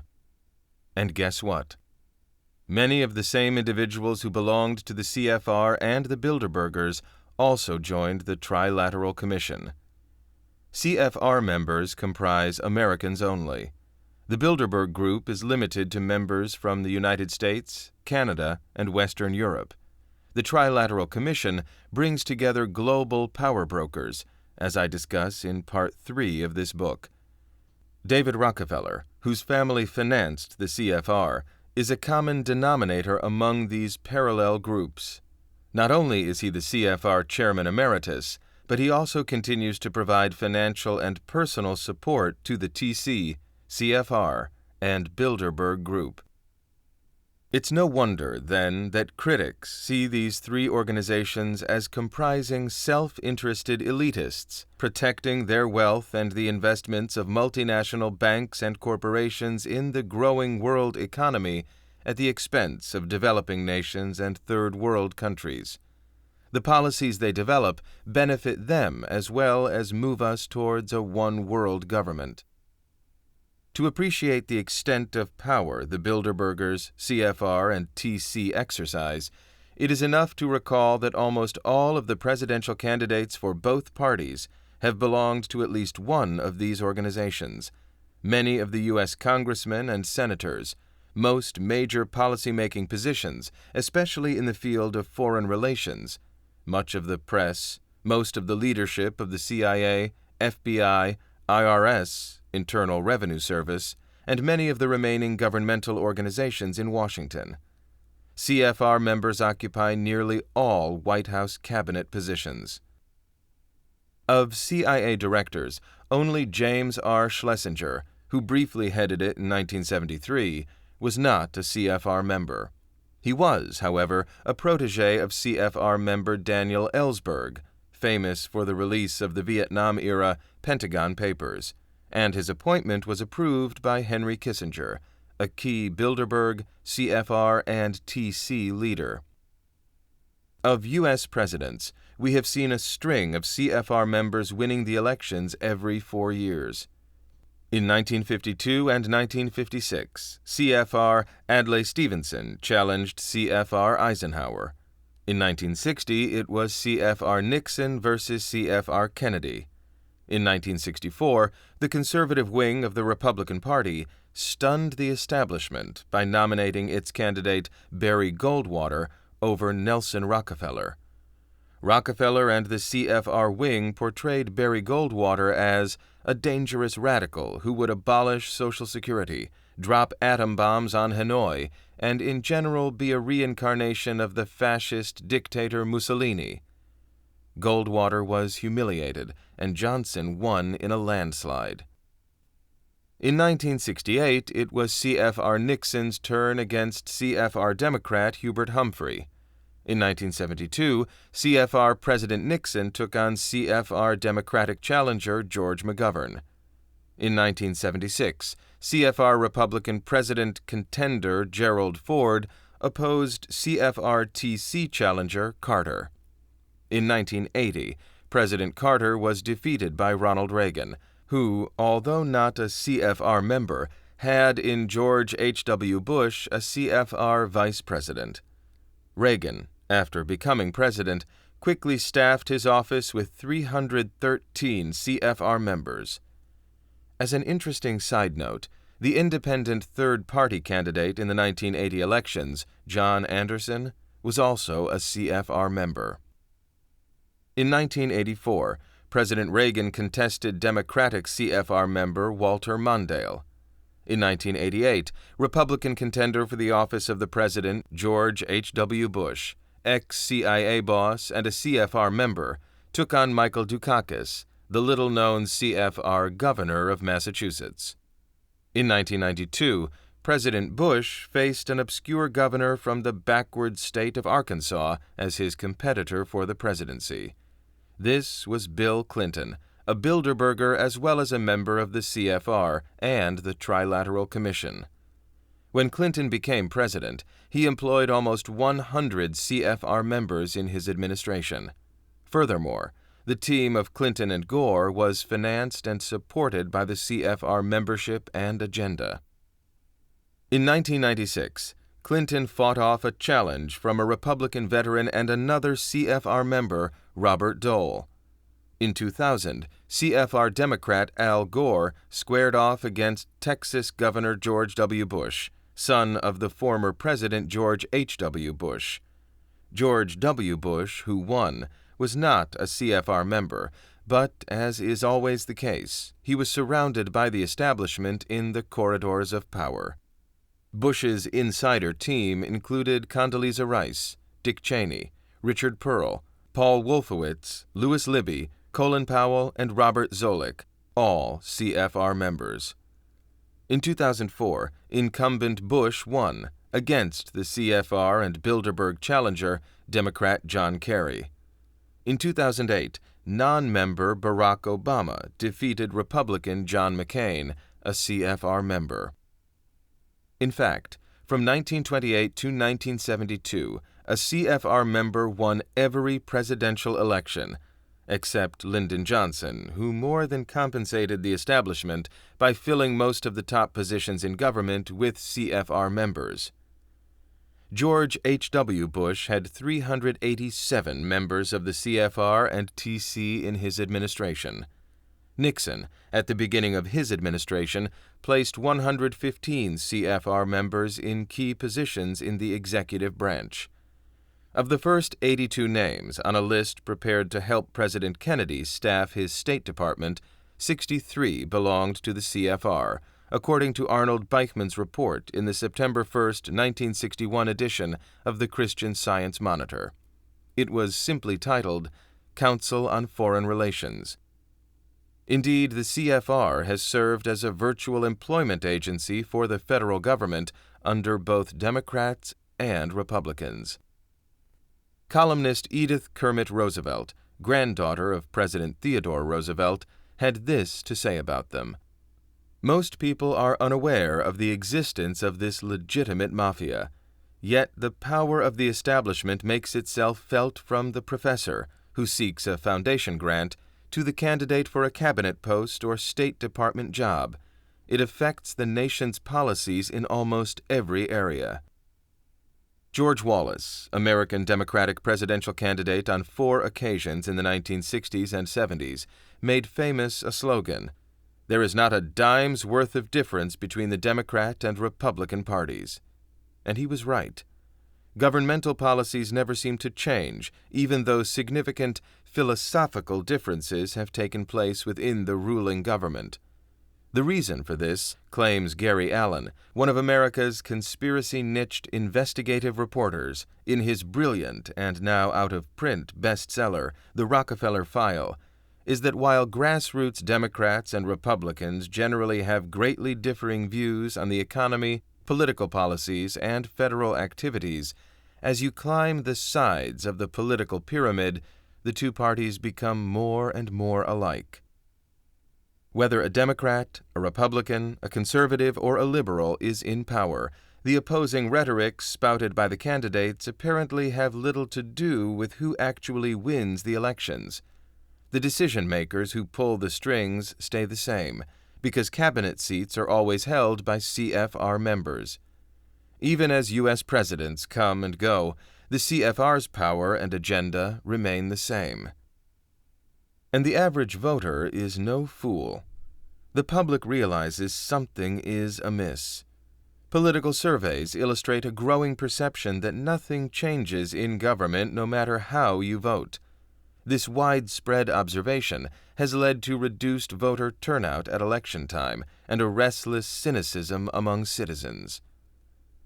No matter how the public feels, the objective of the hardcore inner circle of the CFR has not changed since its founding in 1921 at the Majestic Hotel in Paris.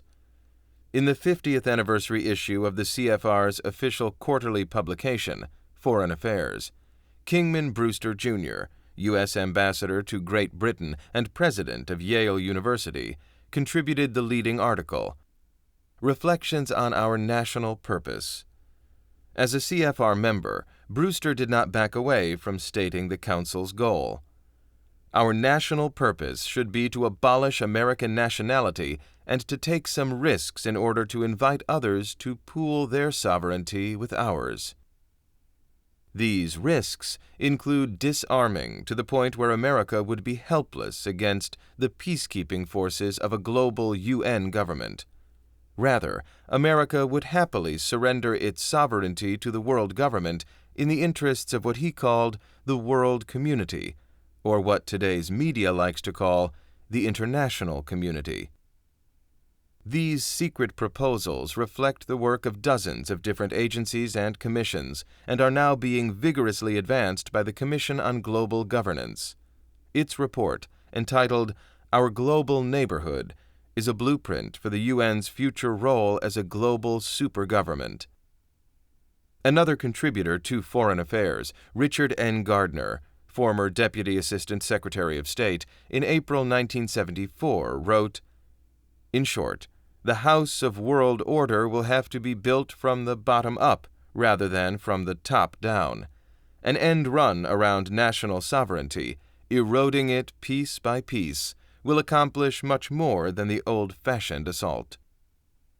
James Warburg, son of CFR founder Paul Warburg and a member of Franklin D. Roosevelt's Brain Trust, which was made up of individuals from outside government, including professors, lawyers, and others who came to Washington to advise him on economic affairs, delivered blunt testimony before the Senate Foreign Relations Committee on February 17, 1950. "We shall have world government whether or not you like it, by conquest or consent." And most tellingly, in an address to the Bilderberg Group at Evian, France, May 21, 1992, and transcribed from a tape recording made by a Swiss delegate, Michael Ringier, publisher and CEO of Ringier Incorporated, Henry Kissinger said, "Today, Americans would be outraged if UN troops entered Los Angeles to restore order. Tomorrow, they will be grateful. This is especially true if they were told there was an outside threat from beyond, whether real or promulgated, that threatened our very existence. It is then that all people of the world will plead with world leaders to deliver them from this evil. The one thing every man fears is the unknown. When presented with this scenario, individual rights will be willingly relinquished for the guarantee of their well-being granted to them by their world government." In his book, The Future of Federalism, Nelson Rockefeller proclaimed, "No nation today can defend its freedom or fulfill the needs and aspirations of its own people from within its own borders or through its own resources alone. And so the nation-state, standing alone, threatens in many ways to seem as anachronistic as the Greek city-states eventually became in ancient times." Rockefeller might have been referring to the wrong-headed strategic policies under Pericles and Alcibiades, which got Athens into the disastrous Peloponnesian War that brought on the collapse and the self-ruin of its golden age. These stratagems are easily comparable to the current U.S. foreign policy in its calamitous advance. In fact, the CFR was apparently planning the New World Order before 1942. An editorial on page 2 in the Baltimore News Post, Monday, December 8, 1941, the day after Pearl Harbor was bombed, predicted there would be a new World League which would formulate a basic declaration of the rights of man, and to protect those rights, the system will have the power to deal with and punish individuals in some cases. Furthermore, the UN began with a group of CFR members called the Informal Agenda Group. They drafted the original proposal for the UN and called in 3 CFR attorneys who declared it was constitutional. They then presented the proposal to President Roosevelt, who announced it the very next day to the public. When the United Nations held its founding conference in San Francisco, more than 40 of the American delegates were CFR members. Later, the United Nations did adopt a Declaration of Human Rights. Then, international law was only concerned with how national authorities exercised regulation of their own individual citizens. Now, the UN has the right to kidnap individuals within their own national borders and bring them to trial at The Hague. Though war crimes are heinous, it is up to each nation victimized by such crimes to try its own people under its own laws. Yet there have been no protests of this blatant travesty of international justice. Again, in 1941, Quincy Wright, Ph.D., a CFR member and a specialist in international law at the University of Chicago, made the earliest and clearest statement of how he viewed the New World Order. One government over the entire world that would limit national sovereignty and the independence of individual nations.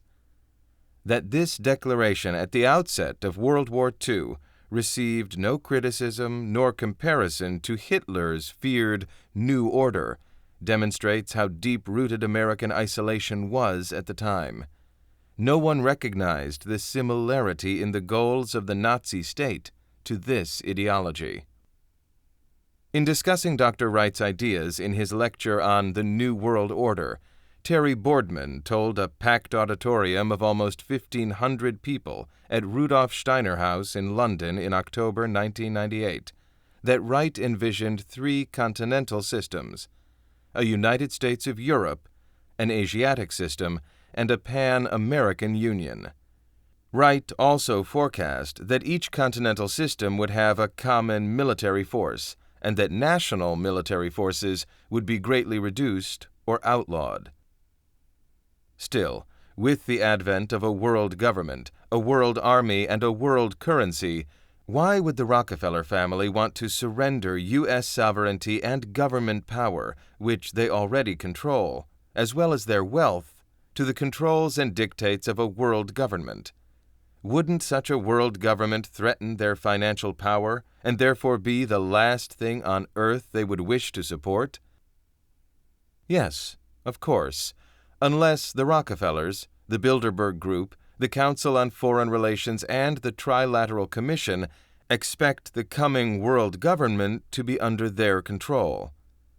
In a letter to an associate on November 21, 1933, President Franklin D. Roosevelt wrote, "The real truth of the matter is, as you and I know, that a financial element in the large centers has owned the government ever since the days of Andrew Jackson."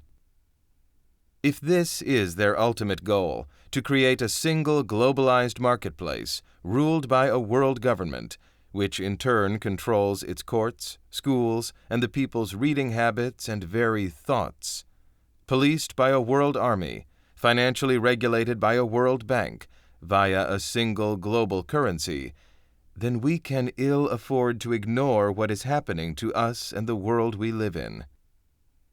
It is imperative to understand that the conferences and meetings of the Council on Foreign Relations, Council of the Americas, Royal Institute for International Affairs, Institute of Pacific Relations, Trilateral Commission, Gorbachev Foundation, Bill Gates Foundation, etc., are not places where major decisions are made or new strategies embraced. Rather, these social gatherings capitalize on the CFR's use of its special discussion groups and study groups to advance its policies. According to G. William Domhoff, a writer and an investigator of methods used by the elite organizations to strive to develop consensus, the CFR has historically operated in small groups of about 25, who bring together leaders from the 6 conspirator categories: industrialists, financiers, ideologues, military, professional specialists, lawyers, medical doctors, etc., and organized labor, for detailed discussions of specific topics in the area of foreign affairs. In his 1970 book, The Higher Circles, he discussed how the power elite make foreign policy. Discussion groups explore problems in a general way, trying to define issues and alternatives. Such groups often lead to a study group as the next stage. Study groups revolve around the work of a council research fellow, financed by Carnegie, Ford, and Rockefeller, or a staff member. In a 1968 discussion group, former CIA Director of Plans Richard Bissell, who was also a Ford Foundation consultant, laid out increasing needs for the interplay between CFR members and covert actions to be more discreet when the CIA turned to council members to act as covers for clandestine operations. If the agency is to be effective, it will have to make use of private institutions on an expanding scale, though those relations which have been blown cannot be resurrected. We need to operate under deeper cover, with increased attention to the use of cutouts, intermediaries. The CIA's interface with the rest of the world needs to be better protected. If various groups hadn't been aware of the source of their funding, the damage subsequent to disclosure might have been far less than occurred. The CIA interface with various private groups, including business and student groups, must be remedied. The CFR's influence seamlessly extends throughout the American way of life. In The Higher Circles, Domhoff also quotes political scientist Lester Milbrath on how well this is being achieved. The Council on Foreign Relations, while not financed by government, works so closely with it that it is difficult to distinguish council actions stimulated by government from autonomous actions. The most important sources of income are leading corporations and major foundations. As to the foundations Milbrath mentions, the major contributors over the years have been the Rockefeller Foundation, the Carnegie Foundation, and the Ford Foundation. All foundations which support the CFR, Damhoff concludes in The Higher Circles, are in turn directed by men from Bechtel Construction, Chase Manhattan, Kimberly-Clark, Monsanto Chemical, and dozens of other corporations. Further, to complete the circle, most foundation directors are members of the CFR. In the early 1960s, Dan Smoot found that 12 of 20 Rockefeller Foundation trustees, 10 of 15 Ford Foundation trustees, and 10 of 14 Carnegie Foundation trustees were members of the CFR.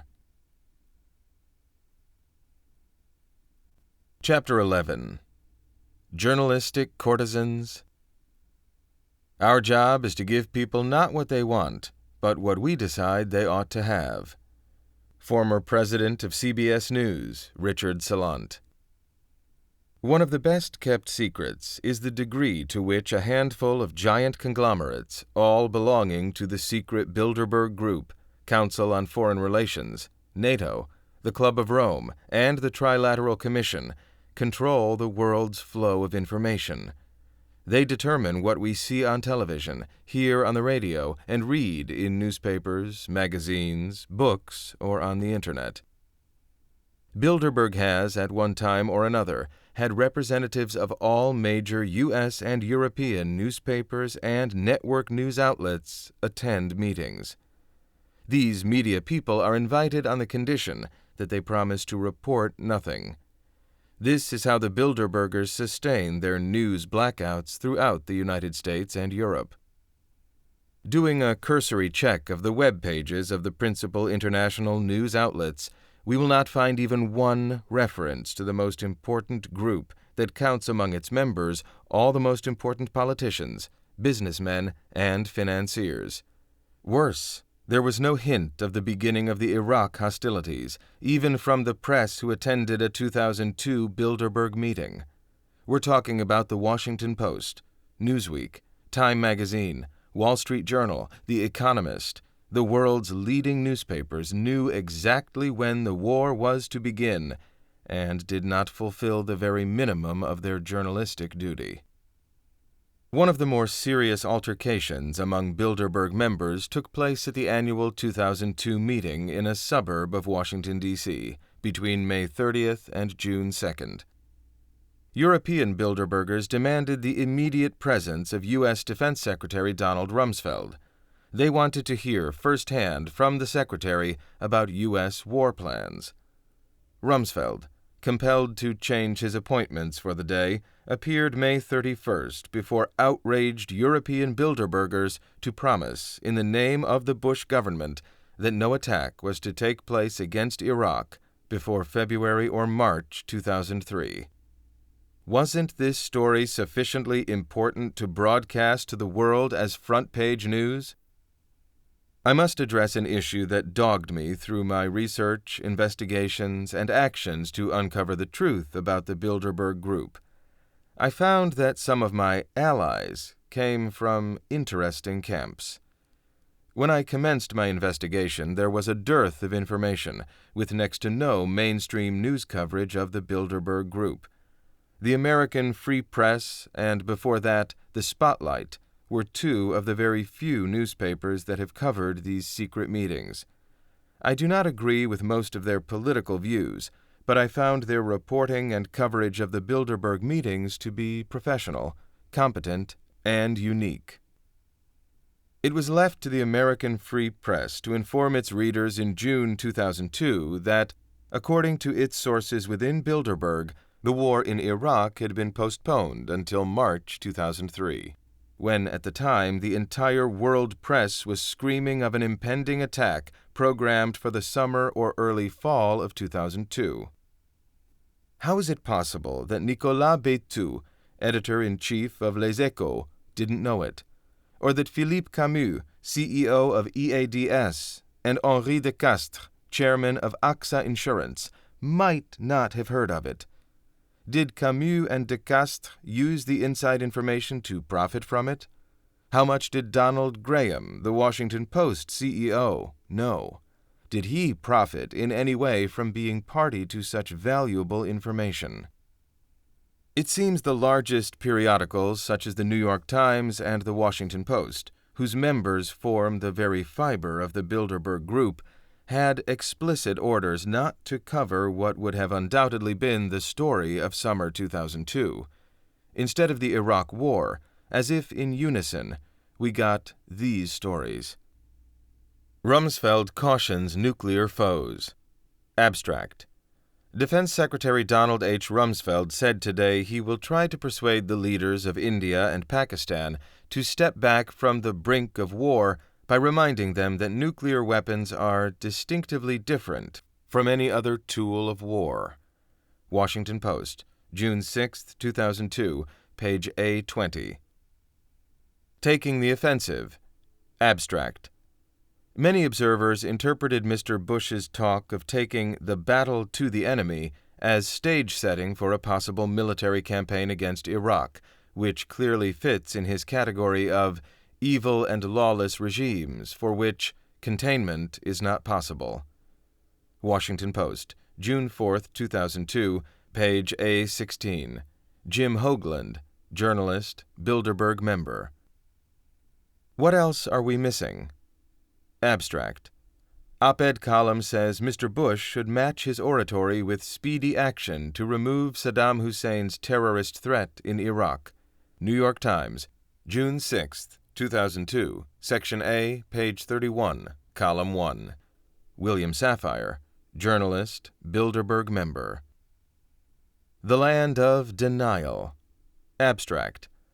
Op-ed column says best thing that President Hosni Mubarak of Egypt could do to achieve peace in Israel and fight global terrorism is to return Egypt to the mission it had in 19th and early 20th centuries, which was to lead Arab-Muslim world into modernity. New York Times, June 5, 2002, Section A, page 27, Column 5. Thomas L. Friedman, journalist, Bilderberg member. U.S. must act first to battle terror, Bush tells cadets. Abstract. President Bush delivers toughly worded speech to 1,000 graduates at United States Military Academy that seems aimed at preparing Americans for potential war with Iraq. New York Times, June 2, 2002, Section 1, page 1, Column 6. Elizabeth Buemiller.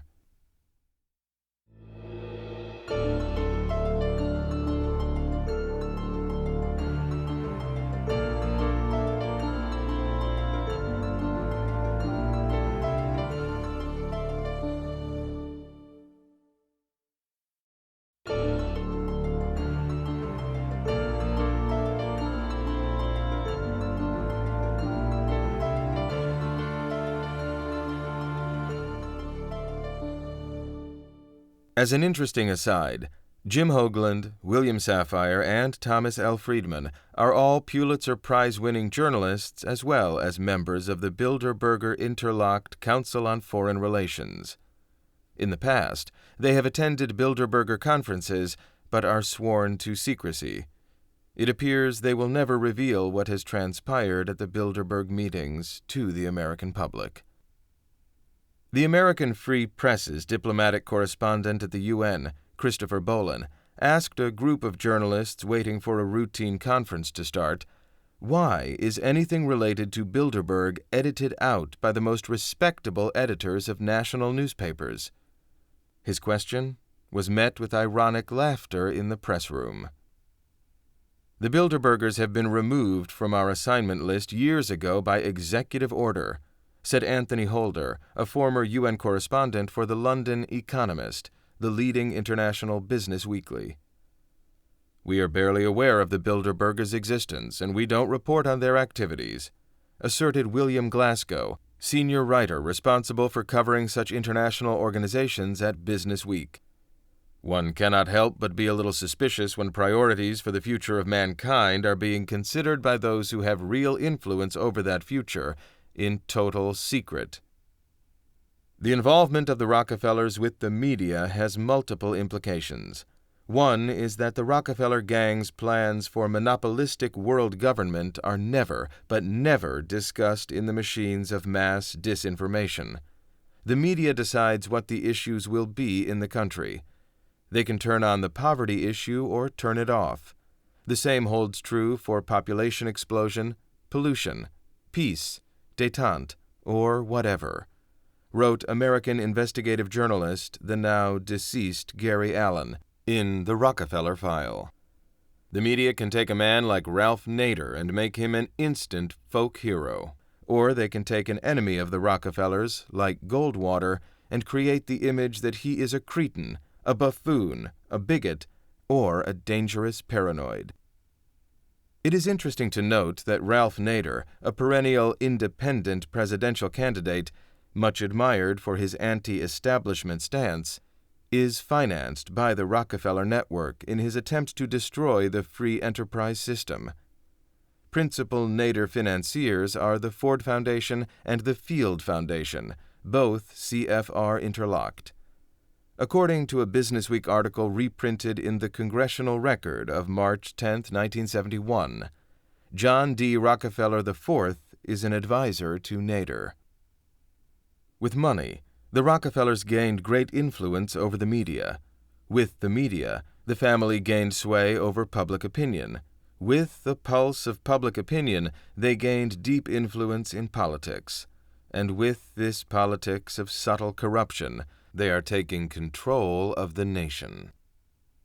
According to several sources, David Rockefeller made the following comments at the 1991 Baden-Baden meeting.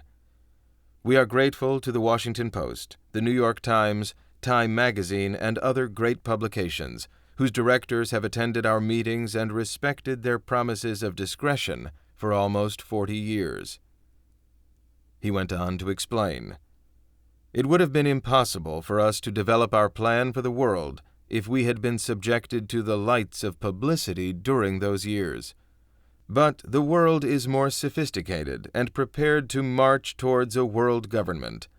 The supranational sovereignty of an intellectual elite and world bankers is surely preferable to the national autodetermination practiced in past centuries." Is it really, Mr. Rockefeller? Can Etienne Davignon's words be taken at face value? Remember what Mr. Davignon had to say during a 2005 BBC interview. "I don't think a global ruling class exists. Business influences society, and politics influences society. That's purely common sense. It's not that business contests the right of democratically elected leaders to lead."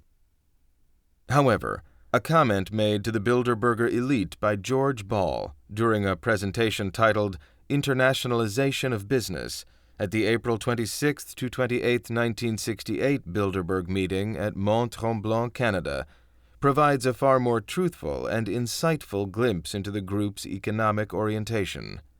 Ball, who was the Undersecretary of State for Economic Affairs under JFK and Lyndon Johnson, a steering committee member of the Bilderberg Group, as well as a senior managing director for Lehman Brothers and Kuhn Loeb Incorporated, defined what the new Bilderberger policy of globalization was going to be and how it would shape the group's policy. In essence, writes Pierre Baudry in Synarchy Movement of Empire, Ball presented an outline of the advantages of a new colonial world economic order based on the concept of a world company, and described some of the obstacles that needed to be eliminated for its success. According to Ball, the first and most important thing that had to be eliminated was the archaic political structure of the nation-state. In other words, Ball was calling for a return to the old colonial system, but this time built on the concept of a world company. To be productive, Baudry quotes Ball, We must begin our inquiry by explicitly recognizing the lack of phasing between development of the world company, a concept responding to modern needs, and the continued existence of an archaic political structure of nation-states, mostly small or of only medium size, which is evolving only at glacier pace in response to new world requirements of scope and scale. Baudry cuts to the chase in summarizing Ball's speech. For Ball, the very structure of the nation-state and the idea of the commonwealth, or of a general welfare of a people, represented the main obstacle against any attempt of freely looting the planet, especially the weak and poor nations of the world, and represented the most important impediment to the creation of a neo-colonial world empire.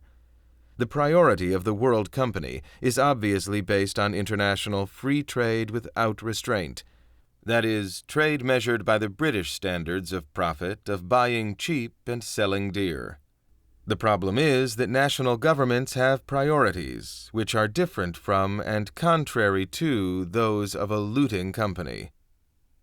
Mr. Ball let a big rabbit out of the hat when, according to page 39 of a Bilderberg transcript from the 1968 meeting at Mont Tremblant, he wistfully asked, "Where does one find a legitimate base for the power of corporate managements to make decisions that can profoundly affect the economic life of nations to whose governments they have only limited responsibility?"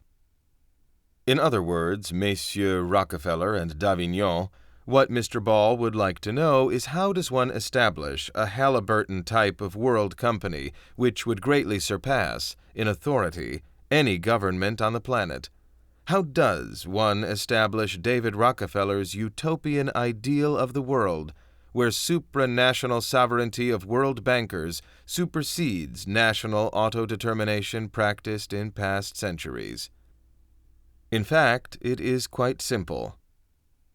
Current representative democracy works on the basis of an elected government, a head of state and a sizable deliberative body, which can be dumped any time it may be decided by orchestrating a crisis, along with a third power, called an independent central banking system, in charge of its finances. In the United States, this independent banking system is known as the Federal Reserve System, a privately owned bank system interlocked with the Bilderbergers. In Europe, the independent banking system is run through the European Central Bank, whose monetary policies are put together by the leading members of the Bilderberg elite, including Jean-Claude Trichet. In Britain, this independent system is run by the Bank of England, whose members are also full-time members of the Bilderberger Inner Circle. The independent central banking system controls the issuance of currency, controls national credit and interest rates, and anytime the government displeases it, it uses its power to orchestrate the overthrow of the government. Margaret Thatcher, British Prime Minister, was removed from her post by her own Tory party because she opposed the transfer of British sovereignty to the European superstate designed by the Bilderbergers. According to Baudry, this is what Kuhn Loeb and Lehman Brothers have been building worldwide by ways of merger and acquisitions from the 1960s until today. In the past decades, the entire deregulation policy of U.S. industries and banking was precisely set up in response to this blueprint scenario for creating giant corporations for a new empire whose intention is nothing short of perpetual war. The media. Past media invitees included Katharine Graham, now deceased, owner and chairwoman of the Executive Committee of The Washington Post; Donald E. Graham, publisher, The Washington Post; Jim Hoagland and Charles Krauthammer, both columnists for The Washington Post; Andrew Knight, News Corporation Director of Knight Ridder; Arthur Sulzberger, New York Times editor and Council on Foreign Relations member; Robert L. Bartley, Vice President of the Wall Street Journal and member of both the Council on Foreign Relations and the Trilateral Commission; Mortimer B. Zuckerman, Chairman and Editor-in-Chief of U.S. News and World Report; New York's Daily News, and Atlantic Monthly. Also a Council on Foreign Relations member. William F. Buckley, Jr., Editor-in-Chief of the National Review. Thomas L. Friedman, New York Times columnist. Bill Moyers, Executive Director of Public Affairs TV and former Director of the Council on Foreign Relations. The ideas and policies that come out of the Bilderberg annual meetings are used to generate news in the leading periodicals and news groups of the world. The point is to make the prevalent opinions of the Bilderbergers so appealing that they become public policy, and to pressure world leaders into submitting to the needs of the masters of the universe. The free world press is completely at the mercy of the Bilderbergers disseminating the agreed-upon propaganda. What is most disturbing is that publicly traded corporations try to keep the Bilderberger guest list a secret, and the corporate press scarcely reports on the event at all. The likes of Microsoft, AT&T, Bechtel, Cisco, Compaq, and PricewaterhouseCoopers have nothing to fear from the press. Never mind that Microsoft and NBC co-own MSNBC cable network. In fact, among the frequently invited Bilderberg guests can be found the name of Anthony Ritter of Knight Ritter Incorporated, America's second-largest newspaper chain, which owns such publications as the Detroit Free Press, the Miami Herald, and the Philadelphia Inquirer. In the 1993 August-September edition, the prestigious Dutch magazine Exposure outlined disturbing details about how the Tavistock Institute for Behavioral Analysis, premier behavioral research center in the world, planned to control the boards of the three major and most prestigious television networks in the United States, NBC, CBS, and ABC. All three television networks came as spin-offs from the Radio Corporation of America, RCA. These organizations and institutions that theoretically are in competition with each other. This is part of the independence that ensures Americans enjoy unbiased news, are in fact closely interfaced and interlocked with countless companies and banks, making it an almost impossible task to untangle them. According to then U.S. Representative Bernie Sanders, NBC's owner, General Electric, is one of the largest corporations in the world and one with a long history of anti-union activity. GE, a major contributor to the Republican Party, has substantial financial interests in weapons manufacturing, finance, nuclear power, and many other industries. Former CEO Jack Welch was one of the leaders in shutting down American plants and moving them to low-wage countries like China and Mexico. NBC is a subsidiary of RCA, a media conglomerate. On RCA's board sits Thornton Bradshaw, president of Atlantic Richfield Oil and member of the World Wildlife Fund, the Club of Rome, the Aspen Institute for Humanistic Studies, and the Council on Foreign Relations. Bradshaw is also chairman of NBC.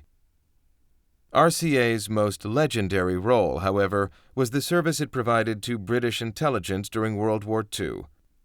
Of particular note, RCA's president, David Sarnoff, moved to London at the same time Sir William Stevenson, of Intrepid fame, moved into the RCA building in New York. During the war, Sarnoff was Eisenhower's top communications expert, overseeing the construction of a radio transmitter that was powerful enough to reach all of the Allied forces in Europe.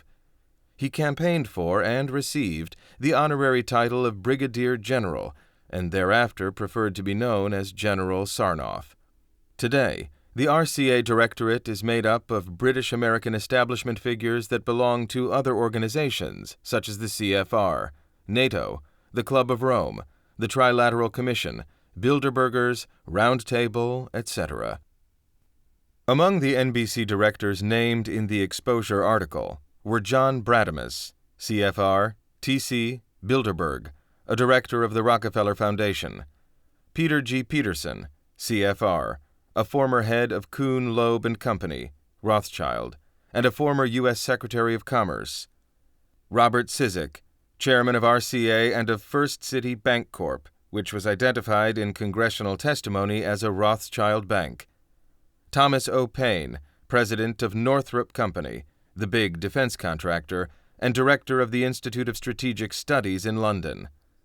Donald Smiley, a director of 2 Morgan companies, Metropolitan Life and U.S. Steel, and the above-mentioned Thornton Bradshaw, chairman of RCA, director of the Rockefeller Brothers Fund, Atlantic Richfield, and the Aspen Institute for Humanistic Studies, both of the latter headed by a Bilderberger, Robert O. Anderson.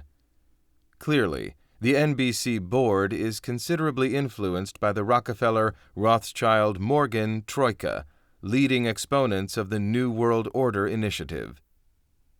ABC is owned by the Disney Corporation, which produces toys and products in developing countries where they provide their workers with atrocious wages and working conditions. It has 153 TV stations. Chase Manhattan Bank controls 6.7% of ABC's stock, enough to give it a controlling interest. Chase, through its trust department, controls 14% of CBS and 4.5% of RCA. Instead of 3 competing television networks called NBC, CBS, and ABC, what we really have is the Rockefeller Broadcasting Company, the Rockefeller Broadcasting System, and the Rockefeller Broadcasting Consortium. On the ABC Board of Directors is Ray Adam, director of J.P. Morgan, Metropolitan Life, Morgan, and Morgan Guarantee Trust; Frank Carey, chairman of IBM and director of J.P. Morgan and the Morgan Guarantee Trust; Donald C. Cook, CFR, Bilderberg, general partner of Lazard Frères Banking House, whose executives frequently attend Bilderberg meetings; John T. Connor, CFR, of the Kuhn Loeb Rothschild law firm, Gravatt, Swain & Moore, former Secretary of the Navy, U.S. Secretary of Commerce, Director of the Chase Manhattan Bank, Rockefeller, Rothschild, General Motors, and Chairman of the J. Henry Schroeder Bank; Thomas M. Masiosi, Director of Manufacturers Hanover Trust, Rothschild; George Jenkins, Chairman of Metropolitan Life, Morgan, and Citibank, Rothschild Connections; Martin J. Schwab,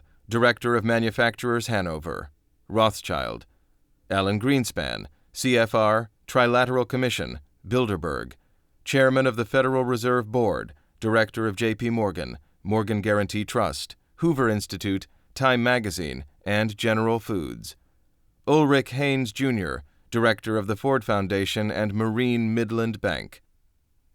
Isn't it strange how the same Rockefeller, Rothschild, Morgan characters on the board of the ABC network, which we are told is independent of NBC, appear to represent the competition? ABC was taken over by Cities Communications, whose most prominent director is Robert Russa, CFR, Bilderberg, senior partner of Brown Brothers Harriman, which has close ties with the Bank of England. Russa and David Rockefeller are credited with selecting Paul Volcker to chair the Federal Reserve Board. CBS is owned by Viacom, which has over 200 TV and 255 radio affiliates nationwide. This huge media conglomerate owns, among other companies, MTV, Showtime, Nickelodeon, VH1, TNN, CMT, 39 broadcast television stations, 184 radio stations, Paramount Pictures, and Blockbuster Incorporated. As an American intelligence officer, CBS founder William Paley was trained in mass brainwashing techniques during World War II at the Tavistock Institute in England. The financial expansion of CBS was supervised for a long time by Brown Brothers Harriman and its senior partner, Prescott Bush, father and grandfather to presidents, who was a CBS director. The CBS board included Chairman Paley, for whom Prescott Bush personally organized the money to buy the company; Harold Brown, CFR, Executive Director of the Trilateral Commission, and former Secretary of the Air Force and of Defense of the U.S., Roswell Gilpatrick, CFR, Bilderberg, from the Kuhn Loeb Rothschild law firm Cravath, Swain & Moore, and former Director of the Federal Reserve Bank of New York, Henry B. Schnacht, Director of the Chase Manhattan Bank, Rockefeller, Rothschild, the Council on Foreign Relations, Brookings Institution, and Committee for Economic Development. Michel C. Bergerac, chairman of Revlon, and director of Manufacturers Hanover Bank, Rothschild. James D. Wolfenson, CFR, Trilateral Commission, Bilderberg, former head of J. Henry Schroeder Bank, who has close links with the Rothschilds and the Rockefellers, and who in 1995 was successfully nominated to head the World Bank by Bill Clinton. Franklin A. Thomas, CFR, head of the Rockefeller-controlled Ford Foundation. Newton D. Minow, CFR, director of the Rand Corporation, and, among many others, the Ditchley Foundation, which is closely linked with the Tavistock Institute in London and the Bilderberg Group. The former president of CBS was Dr. Frank Stanton, CFR, who is also a trustee of the Rockefeller Foundation and Carnegie Institution. So, are the Rothschild and the Rockefeller families, who are leading groups in the tightly controlled field of communications, answering directly to the Bilderbergers? Fox News Channel, part of the Fox network, is owned by Rupert Murdoch, who owns a significant portion of the world's media. His network has close ties to the Republican Party, and among his fair and balanced commentators is Newt Gingrich, former GOP Republican House Speaker. Murdoch, needless to say, is a luminary in the secret Bilderberg Group. He has most recently added the Wall Street Journal to his empire. All these networks are closely interlocked with Bilderberg, the Council on Foreign Relations, and the Trilateral Commission. How, then, can it possibly be claimed that the majority of Americans get their news from independent sources? The Logan Act. Statute 953. Private correspondence with foreign governments. Any citizen of the United States, wherever he may be, who, without authority of the United States, directly or indirectly commences or carries on any correspondence or intercourse with any foreign government, or any officer or agent thereof, with intent to influence the measures or conduct of any foreign government or of any officer or agent thereof, in relation to any disputes or controversies with the United States, or to defeat the measures of the United States, shall be fined under this title, or imprisoned not more than 3 years, or both.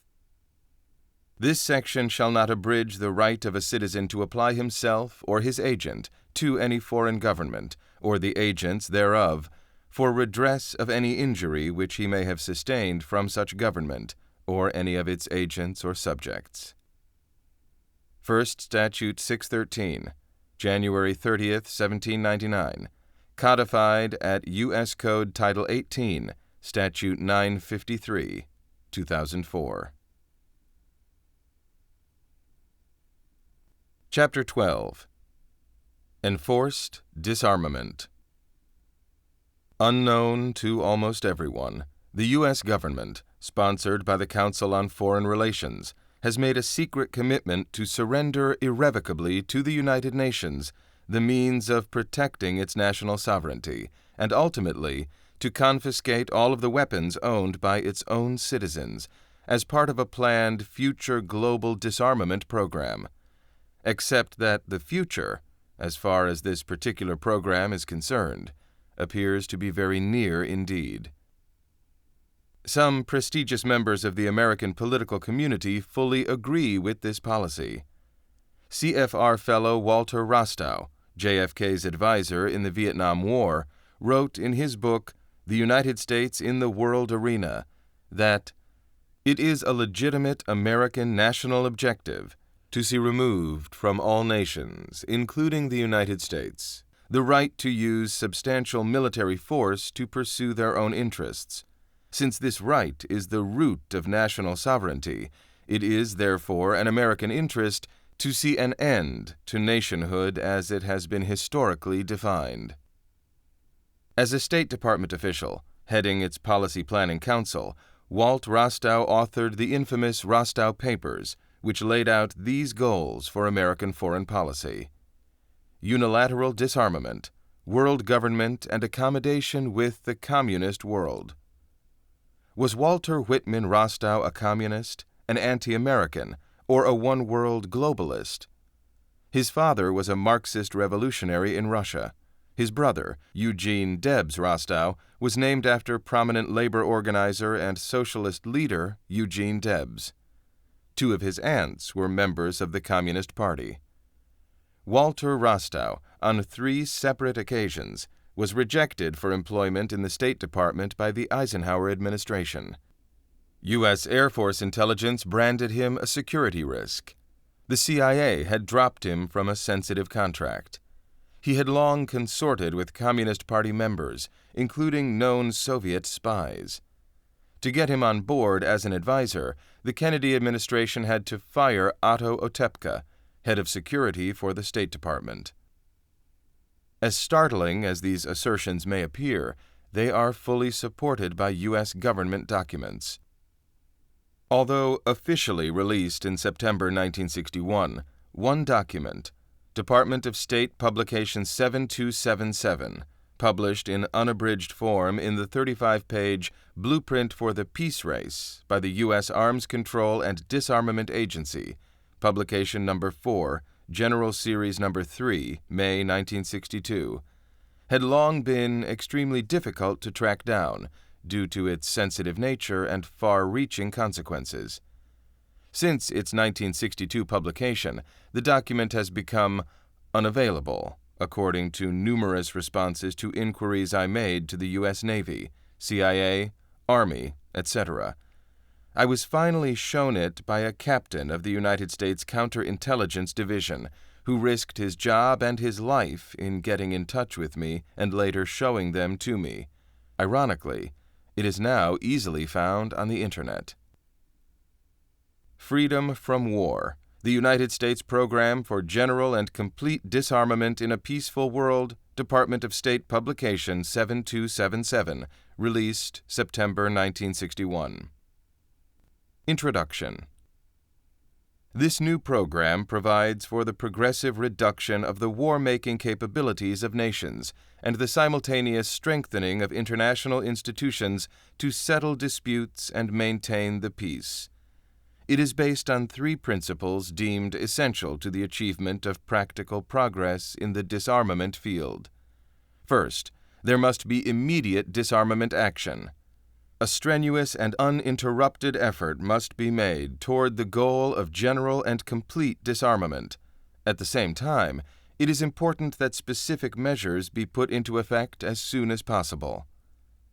Second, all disarmament obligations must be subject to effective international controls. The control organization must have the manpower, facilities, and effectiveness to assure that limitations or reductions take place as agreed.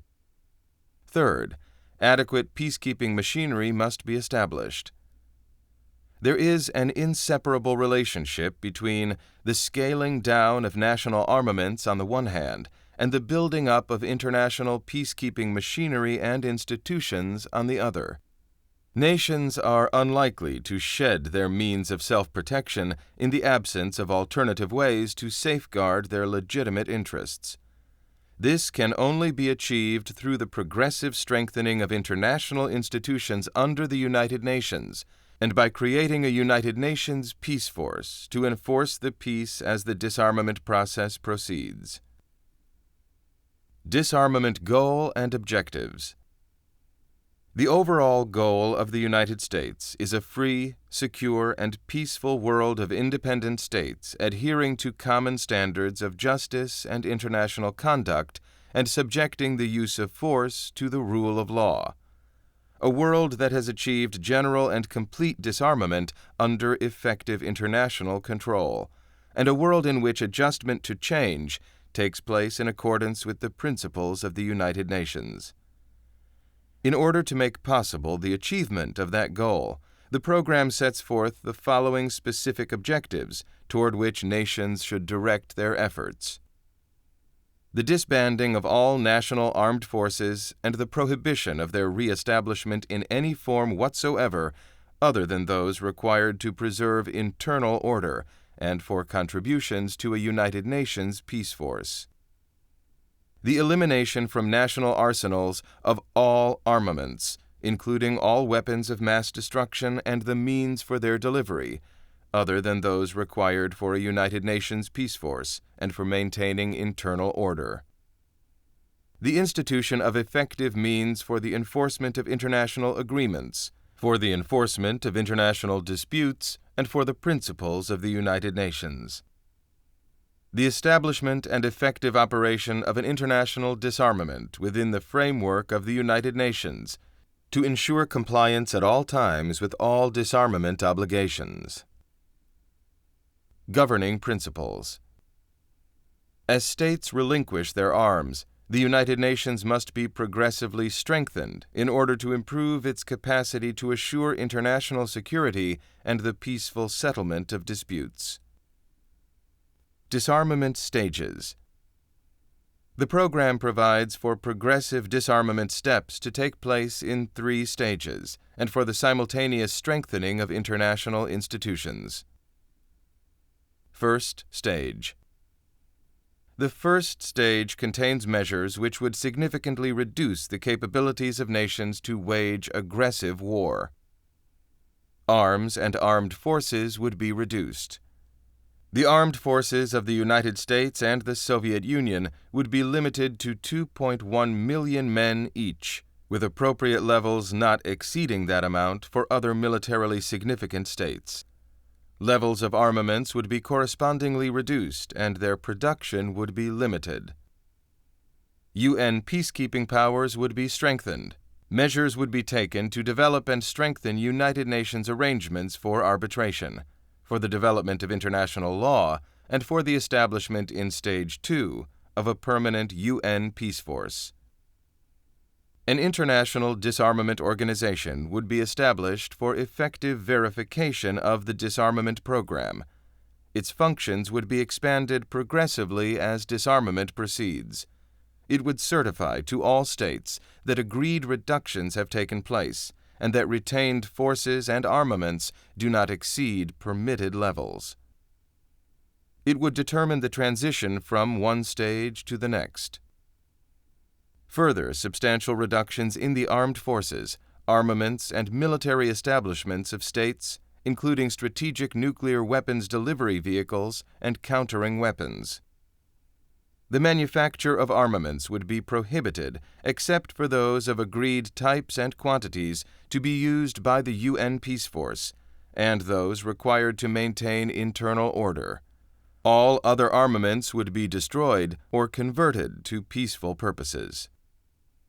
The peacekeeping capabilities of the United Nations would be sufficiently strong, and the obligations of all states under such arrangements sufficiently far-reaching as to assure peace and the just settlement of differences in a disarmed world. Set forth as the objectives of a program of general and complete disarmament in a peaceful world. A. The disbanding of all national armed forces and the prohibition of their reestablishment in any form whatsoever other than those required to preserve internal order and for contributions to a United Nations peace force. B. As states relinquish arms, the United Nations shall be progressively strengthened in order to improve its capacity to assure international security and the peaceful settlement of differences, as well as to facilitate the development of international cooperation in common tasks for the benefit of mankind. Under Presidential Decision Directive No. 25, and in conjunction with the Department of State Publication 7277, the United Nations Partnership for Peace program serves to cement people to relationships between the citizens of the United States and the global military of the UN establishments. Top Secret Military Plans. Public Law No. 87-297, 1961, was signed by President Kennedy in 1962. It has received 18 subsequent updates, and its provisions have been steadily implemented by every president since. Public Law No. 87-297, 1961, calls for the elimination of U.S. national forces and further declares that no one may possess a firearm or lethal weapon except police or military personnel. This law is taught and explained in the National War College and various U.S. Armed Forces academies. What does it imply? That the New World Order will require an army, and it will be formed under the UN banner. In Public Law No. 87-297, 1961, disarmament is defined as elimination of U.S. forces and absolute restrictions on privately owned, deadly weapons. Again, Sections A and D require the U.S. to eliminate its armed forces. Another section deals with policy formulation, that is, the accomplishment of these goals. Ironically, it was Alger Hiss, who would be convicted as a Soviet spy, who set up the United Nations with his U.S. State Department colleagues. He served as a temporary UN Secretary General as well as resident of the Carnegie Endowment for International Peace, and is credited with establishing the UN Department of Political and Security Affairs, which would have jurisdiction over all future UN military operations. Hiss's influence shows up in the fine print of the rules and regulations governing UN military operations. One rule stated that the head of this UN department would always be a Soviet citizen, military officer, or person designated by the Soviets. This was the case for the first 53 years, in which the following 14 communists chaired the vital UN position of Undersecretary General of Political and Security Council Affairs. The first selected to hold the post at the 35th plenary meeting on October 24, 1946, was Arkady Sobolev. 1946 to 1949, Arkady Sobolev.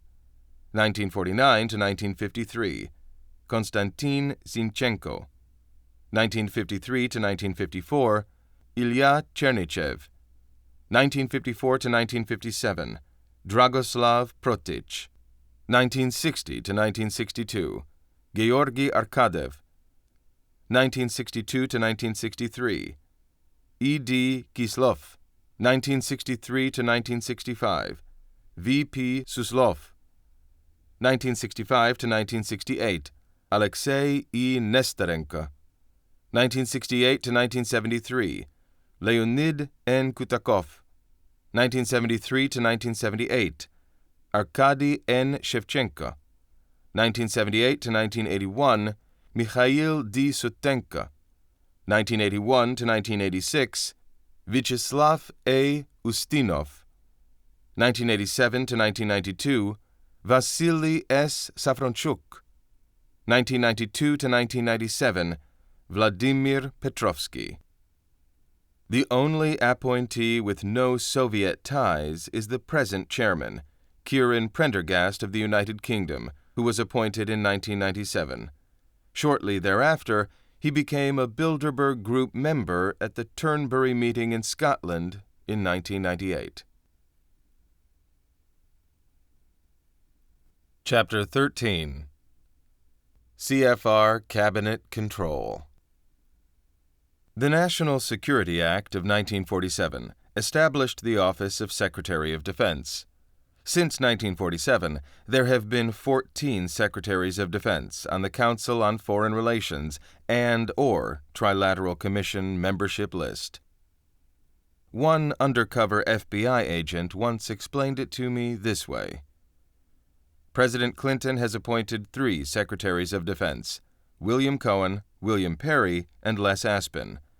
Undersecretary for International Security Affairs Lynn Etheridge Davis has been coordinating psychological operations under all 3. Davis has been involved with the U.S. intelligence community and a part of every administration from the 70s through the 90s. Davis, Clinton, and Perry are Trilateral Commission members. Davis, Clinton, Cohen, and Aspin all belong to the Council on Foreign Relations. Davis is also a vice president at David Rockefeller's Chase Manhattan Bank. Now, my FBI source continued, With whom do you suppose Lynn Etheridge Davis's loyalties lie? Davis once published a book in 1974 titled The Cold War Begins: Soviet-American Conflict over Eastern Europe. It contained this chilling sentence: "The most important step would be for government to place volunteer military forces under UN command." Is it any wonder that so many honest and patriotic men and women of the American spy community are helping to fight the menace of the New World Order? Since 1940, every U.S. Secretary of State, with the sole exceptions of James Burns, who later became governor of South Carolina, and Hillary Clinton, has been a member of the Council on Foreign Relations and/or its offshoot, the Trilateral Commission. Also, since 1940, almost every Secretary of War and/or Defense has been a CFR member. Virtually every key U.S. national security and foreign policy advisor has been a CFR member for the past 80 years. Almost all of the ranking generals and admirals, including those on the Joint Chiefs of Staff, plus many line officers, are or have been members of the Council on Foreign Relations. The following lists include both present and former members. Presidential candidates, CFR members. Selected by their respective parties as official candidates to the office of the presidency: John W. Davis, 24. Herbert Hoover, 28, 32. Wendell Willkie, 40. Thomas Dewey, 44, 48. Adlai Stevenson, 52, 56. Dwight Eisenhower, 52, 56. John F. Kennedy, 60. Richard Nixon, 60, 68, 72. Hubert Humphrey, 68. George McGovern, 72. Gerald Ford, 76. Jimmy Carter, 76, 80. John Anderson, 80. George H.W. Bush, 80, 88, 92. Walter Mondale, 84. Michael Dukakis, 88. Bill Clinton, 92, 96. John Kerry, 04. John McCain III, 08. CIA Directors, CFR Members. Richard Helms, 66 to 73, Johnson. James R. Schlesinger, 73, Nixon. William E. Colby, 73 to 76, Nixon. George H.W. Bush, 76 to 77, Ford. Stansfield Turner, 77 to 81, Carter. William J. Casey, 81 to 87, Reagan. William H. Webster, 87 to 91, Reagan. Robert M. Gates, 91 to 93, Bush. R. James Woolsey, 93 to 95, Bush. John Deutsch, 95 to 96, Clinton. George Tenet, 97 to 04, Bush. Porter Goss, 04 to 06, Bush. Michael V. Hayden, 06 to 09, Bush. Secretaries of Defense, CFR members. Neil McElroy, 57 to 59, Eisenhower. Thomas S. Gates, 59 to 61, Eisenhower. Robert S. McNamara, 61 to 68, Kennedy, Johnson. Melvin Laird, 69 to 73, Nixon. Elliot Richardson, 73, Nixon. Donald Rumsfeld, 75 to 77, Ford. Harold Brown, 77 to 81, Carter. Caspar Weinberger, 81 to 87, Reagan. Frank C. Carlucci, 87 to 89, Reagan. Richard Cheney, 89 to 93, Bush. Les Aspin, 93 to 94, Clinton. William J. Perry, 94 to 97, Clinton. William Cohen, 97 to 01, Clinton. Donald Rumsfeld, 01 to 06, Bush. Robert M. Gates, 06 to present, Bush and Obama. Secretaries of the Treasury, CFR members. The Secretary of the Treasury is the chief economic and financial advisor to the government appointed by the President of the United States.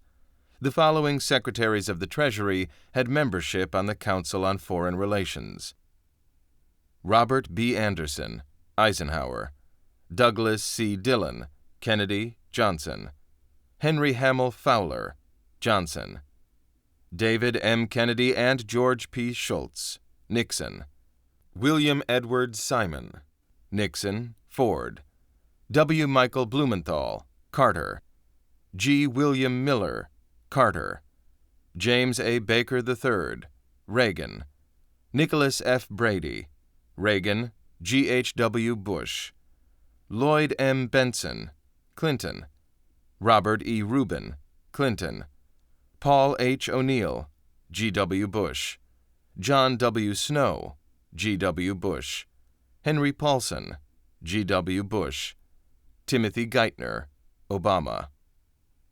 The Secretary of the Treasury relies heavily on the classified information he receives from the National Security Council.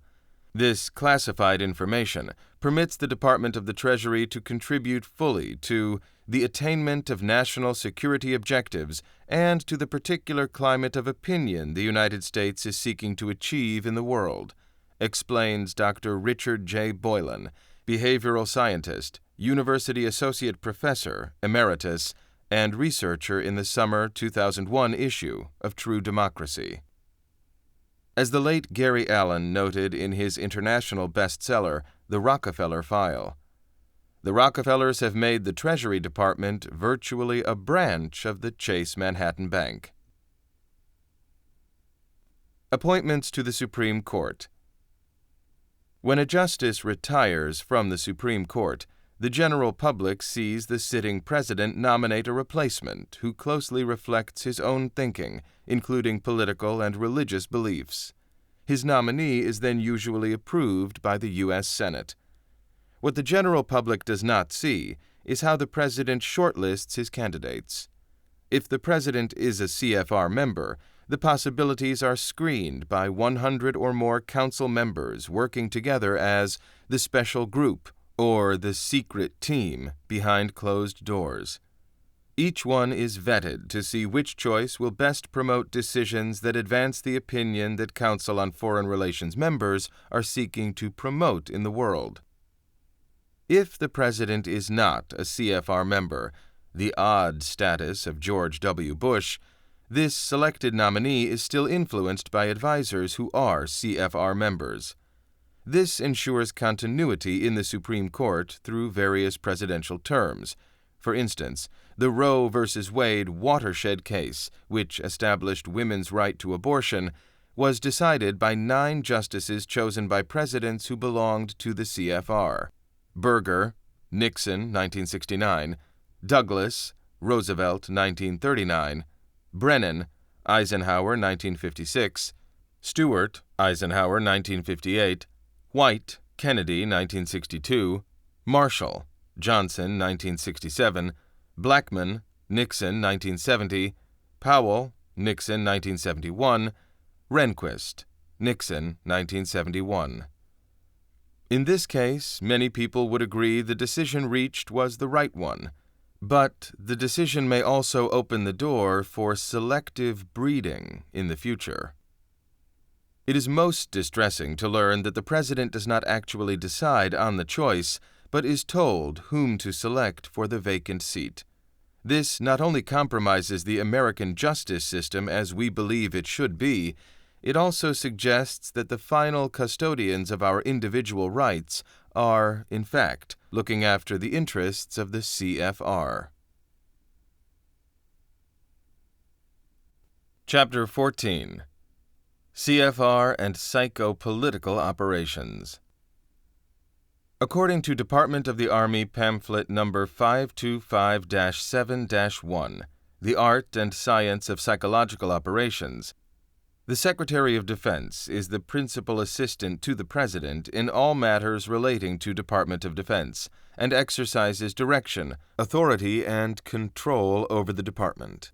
He serves as a member of the National Security Council. Among the several principal military and civilian advisor and staff assistants to the Secretary, his Assistant Secretary for International Security Affairs has major psychological operations, PSYOP-related responsibilities. Hadley Cantrell, a successful 1940s sociologist and public opinion researcher, explained this in his 1967 book, The Human Dimension: Experiences in Policy Research, published by Rutgers University Press. Psychopolitical operations are propaganda campaigns designed to create perpetual tensions and to manipulate different groups of people to accept the particular climate of opinion the CFR seeks to achieve in the world.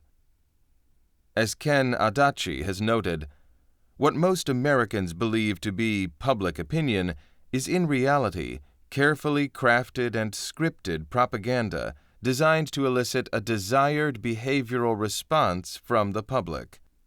Getting people to behave the way you hope they will behave by persuading them that it is ultimately in their interest to do so is achieving a desired behavioral response. Public opinion polls are qualitative studies that investigate in depth the motivations, the feelings, and the reactions of selected social groups towards acceptance of the CFR's planned programs. Implementation of the insidious propaganda and public opinion manipulations, including mind control agendas, is executed in the United States by well over 200 think tanks, such as the Rand Corporation, Planning Research Corporation, Hudson Institute, International Institute for Applied Behavioral Sciences, Heritage Foundation, and the Brookings Institution, which are overseen and directed in the United States by the Stanford Research Institute, SRI, in Menlo Park, California. As John Coleman in Conspirators' Hierarchy writes, today, the Tavistock Institute operates a $6 billion a year network of foundations in the U.S., all of it funded by U.S. taxpayers' money. 10 major institutions are under its direct control, with 400 subsidiaries, and 3,000 other study groups and think tanks that originate many types of programs to increase control over the American people. The Stanford Research Institute, adjoining the Hoover Institute, is a $150 million a year operation with 3,300 employees. It carries on program surveillance for Bechtel, Kaiser, and 400 other companies, and extensive intelligence operations for the CIA. It is the largest institution on the West Coast promoting mind control and the behavioral sciences. The Rockefeller-funded RAND Institute and the Rockefeller-financed Tavistock Institute in England investigate the dynamics of evolution, that is, the logic behind why people of various backgrounds, interests, loyalties, and information levels hold certain opinions. The establishment elitists refer to it as the engineering of consent. As Coleman makes absolutely clear in his book, Tavistock and like-minded American foundations have a single goal in mind: to break down the psychological strength of the individual and render him helpless to oppose the dictators of the world order. In Educating for the New World Order, Halcyon House, 1991, B.K. Ekman noted the impact of one establishment think tank. Specific RAND policies that became operative include U.S. nuclear policies, corporate analyses, hundreds of projects for the military, the Central Intelligence Agency in relation to the use of mind-altering drugs like peyote, LSD. One such project was codenamed MK-Ultra. The covert MK-Ultra operation, which lasted for 20 years, was the brainchild of Richard Helms, later to become CIA director. Ultra was the code name for a CIA mind control research program lasting from the 1950s through the 1970s.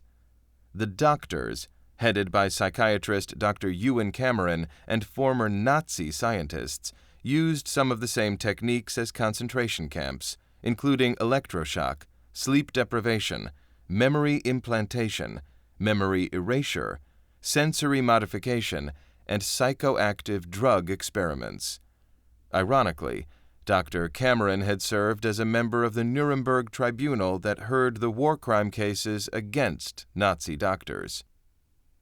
The ideology of American foundations, writes Dr. Byron T. Weeks, retired colonel of the U.S. Air Force, was created by the Tavistock Institute of Human Relations in London.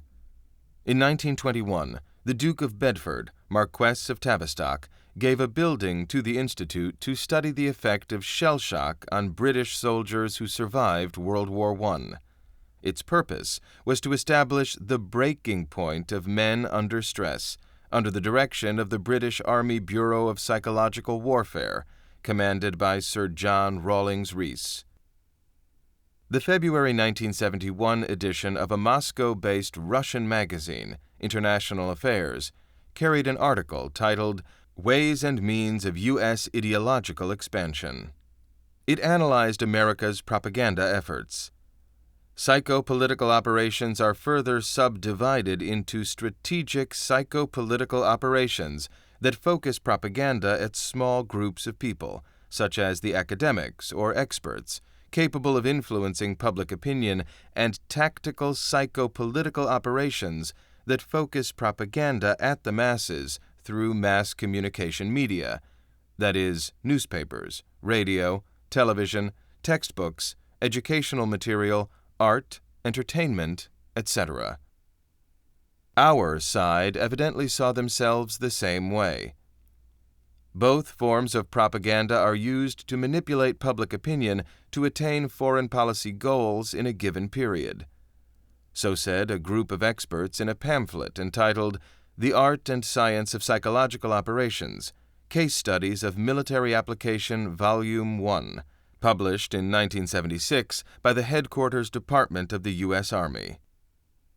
That same year, Thomas R. Dye, one of the most prolific American authors on the inner workings of modern-day America, described the process by which public opinion is established. This opinion is formulated by the dominant Council on Foreign Relations members who belong to an inner circle called the Special Group that plan and coordinate the psychopolitical operations used to manipulate the American public, and through a vast intergovernmental undercover infrastructure called the Secret Team, that include the legislative, executive, and judicial branches of government, such as the Secretary of State, the Secretary of Defense, the Secretary of the Treasury, and the Director of the CIA, those who control television, radio, and newspaper corporations, who head the largest law firms, who run the largest and most prestigious universities and think tanks, who direct the largest private foundations, and who direct the largest public corporations. The Council on Foreign Relations Secret Team follows the pattern of leadership of all secret societies. The organization is structured as circles within circles, with the exterior layer, Secret Team, always protecting the more dominant inner membership, Special Group, that coordinates the psychopolitical operations. By keeping the objectives, the identities, and the roles played by members of a secret team hidden from other team members, the CFR Special Group protects itself from hypothetical prosecution by denying its participation in the operation. To further protect itself from possible prosecution, the CFR does not reveal to every council member what psychopolitical operations are being planned, or what their exact role in the operation is. The more exclusive Bilderberg Group operates under identical criteria. The CFR has long been convinced that absolute behavior control is imminent, without mankind's self-conscious realization that a crisis is at hand. The Association for Supervision and Curriculum Development of the Liberal National Education Association points to the effectiveness of today's sophisticated version of the old Hegelian dialectic process, the heart of the Soviet brainwashing system. There are 3 ground rules. 1. The carefully crafted deception must contain a glimmer of the truth. 2. It must be convoluted enough, rendering simple fact-finding impossible. This can be accomplished by withholding key information from the public. According to Dale Kiger, a senior writer at Johns Hopkins Magazine covering humanities, international affairs, and public policy issues in A Different Form of Capitalism, the side meant to lose withholds key information that would cause public opinion to go against council plans. In the Marshall Plan psycho-political operation, Kennan was for the plan and Lippmann against it. Kennan's side won. Years later in his memoirs, Kennan would say that upon reflection, Lippmann was right. 3. The use of deception should not discredit a source which may have valuable future potential. This means that the media, largely owned by CFR-controlled corporations, must play the credibility card. With help from the media, for example, the CFR has already persuaded people around the world that the resurgence of nationalism, the growth of fundamentalisms, and of religious intolerance is a global threat. The Council on Foreign Relations creates and delivers psycho-political operations by manipulating people's reality through a tactic of deception, placing council members on both sides of an issue. The deception is complete when the public is led to believe that its own best interests are being served while the CFR policy is being carried out. Since the CFR has major leverage within the legal, legislative, and court systems, it has little to fear from any official inquiry. Thus, it is free to create the perception in the general public, unable to comprehend the extent of the deceit, that laws are being followed.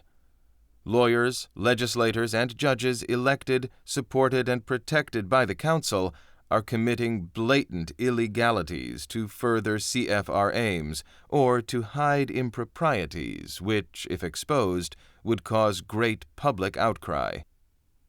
For example, according to the executive summary of the Iran-Contra investigation of the United States government, available from U.S. National Archives and Records Administration for the years 1986 to 1993. In October and November 1986, 2 secret U.S. government operations were publicly exposed, implicating Reagan administration officials in illegal activities.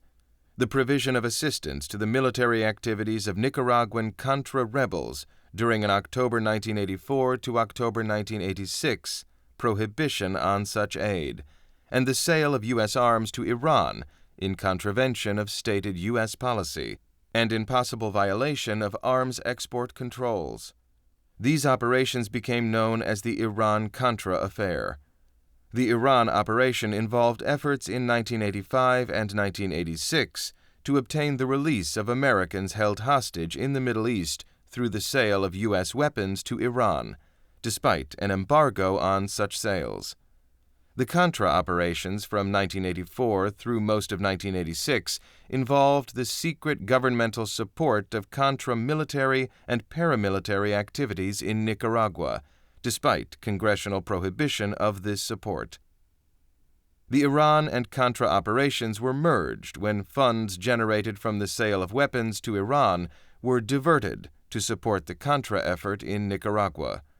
Although this diversion may be the most dramatic aspect of Iran-Contra, it is important to emphasize that both the Iran and Contra operations, separately, violated United States policy and law, that is, Arms Export Control Act. In late November 1986, Reagan administration officials announced that some of the proceeds from the sale of U.S. arms to Iran had been diverted to the Contras. On November 26, 1986, the Attorney General ordered the Federal Bureau of Investigation to begin an investigation of the Iran-Contra episode. On December 19, 1986, Lawrence Walsh was appointed independent counsel to proceed with the investigation. Did Lawrence Walsh play a constitutionally defined role as an independent counsel, or might he, too, have been part of a much greater conspiracy? The record shows Walsh to have joined Henry Kissinger's team in Paris during Vietnam talks in 1969. In 1981, Walsh worked for one of the oldest law firms in Oklahoma, Crowe and Dunleavy, founded in 1902. The firm represented oil and insurance companies run by CFR members. CFR members of the Special Group: George H.W. Bush, Vice President; Donald T. Reagan, Chief of Staff to the President; Elliott Abrams, Assistant Secretary of State for International Organization Affairs; John Poindexter, U.S. National Security Advisor; Caspar Weinberger, Secretary of Defense; Robert M. Gates, Deputy Director, CIA; William J. Casey, CIA Director; and Robert C. McFarlane, Assistant to the President for National Security Affairs. All had advised Reagan to go ahead with Iran-Contra. On December 24, 1992, reports Associated Press, 6 years after the Iran-Contra affair broke, President George H.W. Bush took advantage of Christmas and the subsequent lack of attention from the media to pardon fellow CFR members Weinberger, McFarlane, Abrams, and 3 CIA chiefs named Fears, George, and Claridge. Why didn't the free press bring this travesty of justice into the living rooms of America? By remaining silent, another tactic of deception, the press further demonstrated that it is part of the operation, part of the system, part of the shadow government. After a 7-year investigation that cost American taxpayers millions of dollars, only one person, a second-tier no-name, was convicted and sent to prison for not paying his income taxes. An additional tactic of deception used to achieve the aims of the Council on Foreign Relations is to finance and oversee a legitimate study by a respected organization with the express aim of manipulating public opinion by clever use of the right language. Kai Bird, contributing editor and foreign affairs columnist for The Nation magazine, explained how this is accomplished in The Color of Truth: McGeorge Bundy and William Bundy, Brothers in Arms. William L. Langer organized the CIA's Office of National Estimates, known as ONE, in 1950. Langer had gone to Washington at the call of the CIA and promptly hired McGeorge's brother Bill as one of his top aides. They were old friends and political allies. McGeorge had published a review in The Reporter of a massive 2-volume study of America's entry into World War II, written by Langer and S. Everett Gleason. Langer had finished the project while at the CIA, and Gleason was a high-ranking official in the National Security Council. McGeorge Bundy called it a magnificent achievement, so thorough that it will never be done again. Funded by the Rockefeller Foundation and the Council on Foreign Relations to the tune of $139,000, an extraordinary sum in those years, and written with privileged access to classified documents, the Langer-Gleason volumes were official history parading as independent scholarship. William Bill Bundy, the man hired by Langer, was responsible for drafting the Tonkin Gulf Resolution. He was also an editor of the CFR's Foreign Affairs magazine. Furthermore, Bill Bundy was CFR Dean Acheson's son-in-law. Acheson's law partner was Donald Hiss, brother of the Soviet spy Alger Hiss. In the late 1940s, the Polish Communist Party hired Acheson's law firm to help win U.S. recognition. Also, it was Acheson, the former Secretary of State, along with the aforementioned Walt Rostow, who persuaded Johnson to escalate the Vietnam War. The Council on Foreign Relations uses tax-free foundations as principal conduits to funnel money into favorable policy-making processes. Thomas R. Dye stated that nearly 40% of all foundation assets were controlled by the top 10 or 11 foundations, who, in turn, were controlled by the Council on Foreign Relations. Furthermore, The directors or trustees have great latitude in directing the use of foundation monies to underwrite research, investigate social problems, create or assist universities, establish think tanks, endow museums, etc. In 1993, René Wormser found that the RAND National Defense Research Institute is a federally funded Council on Foreign Relations think tank sponsored by the Office of the Secretary of Defense and headed by Council on Foreign Relations member Michael D. Rich. Clients include the Pentagon, AT&T, Chase Manhattan Bank, IBM, Republican Party, U.S. Air Force, U.S. Department of Energy, and NASA. The interlocking leadership between the trustees at RAND and the Ford, Rockefeller, and Carnegie Foundations is a classic case of CFR Bilderberg modus operandi. The Ford Foundation gave $1 million to RAND in 1952, at a time when the president of the Ford Foundation was simultaneously the chairman of RAND. Two-thirds of RAND's research involves national security issues and consequently is labeled secret. The other third of RAND Corporation research is devoted to population control studies, applied demography.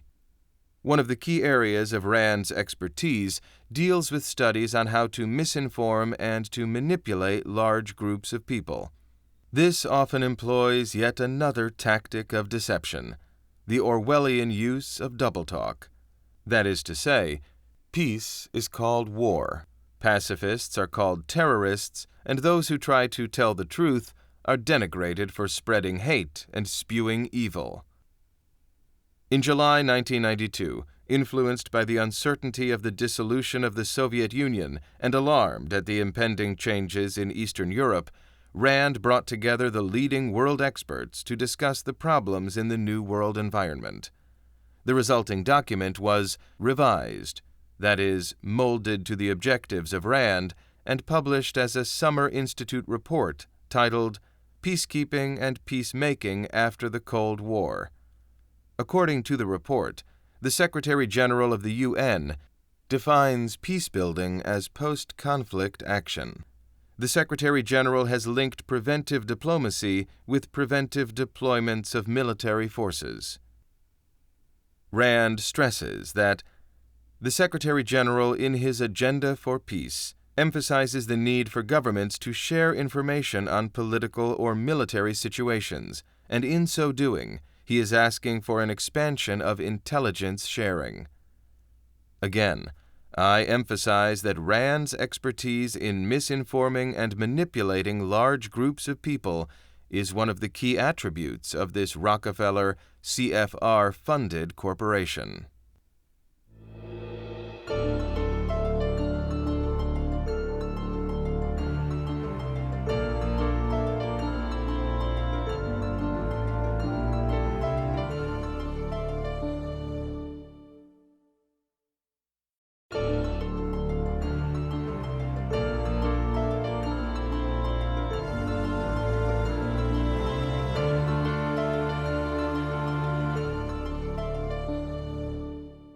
Chapter 15.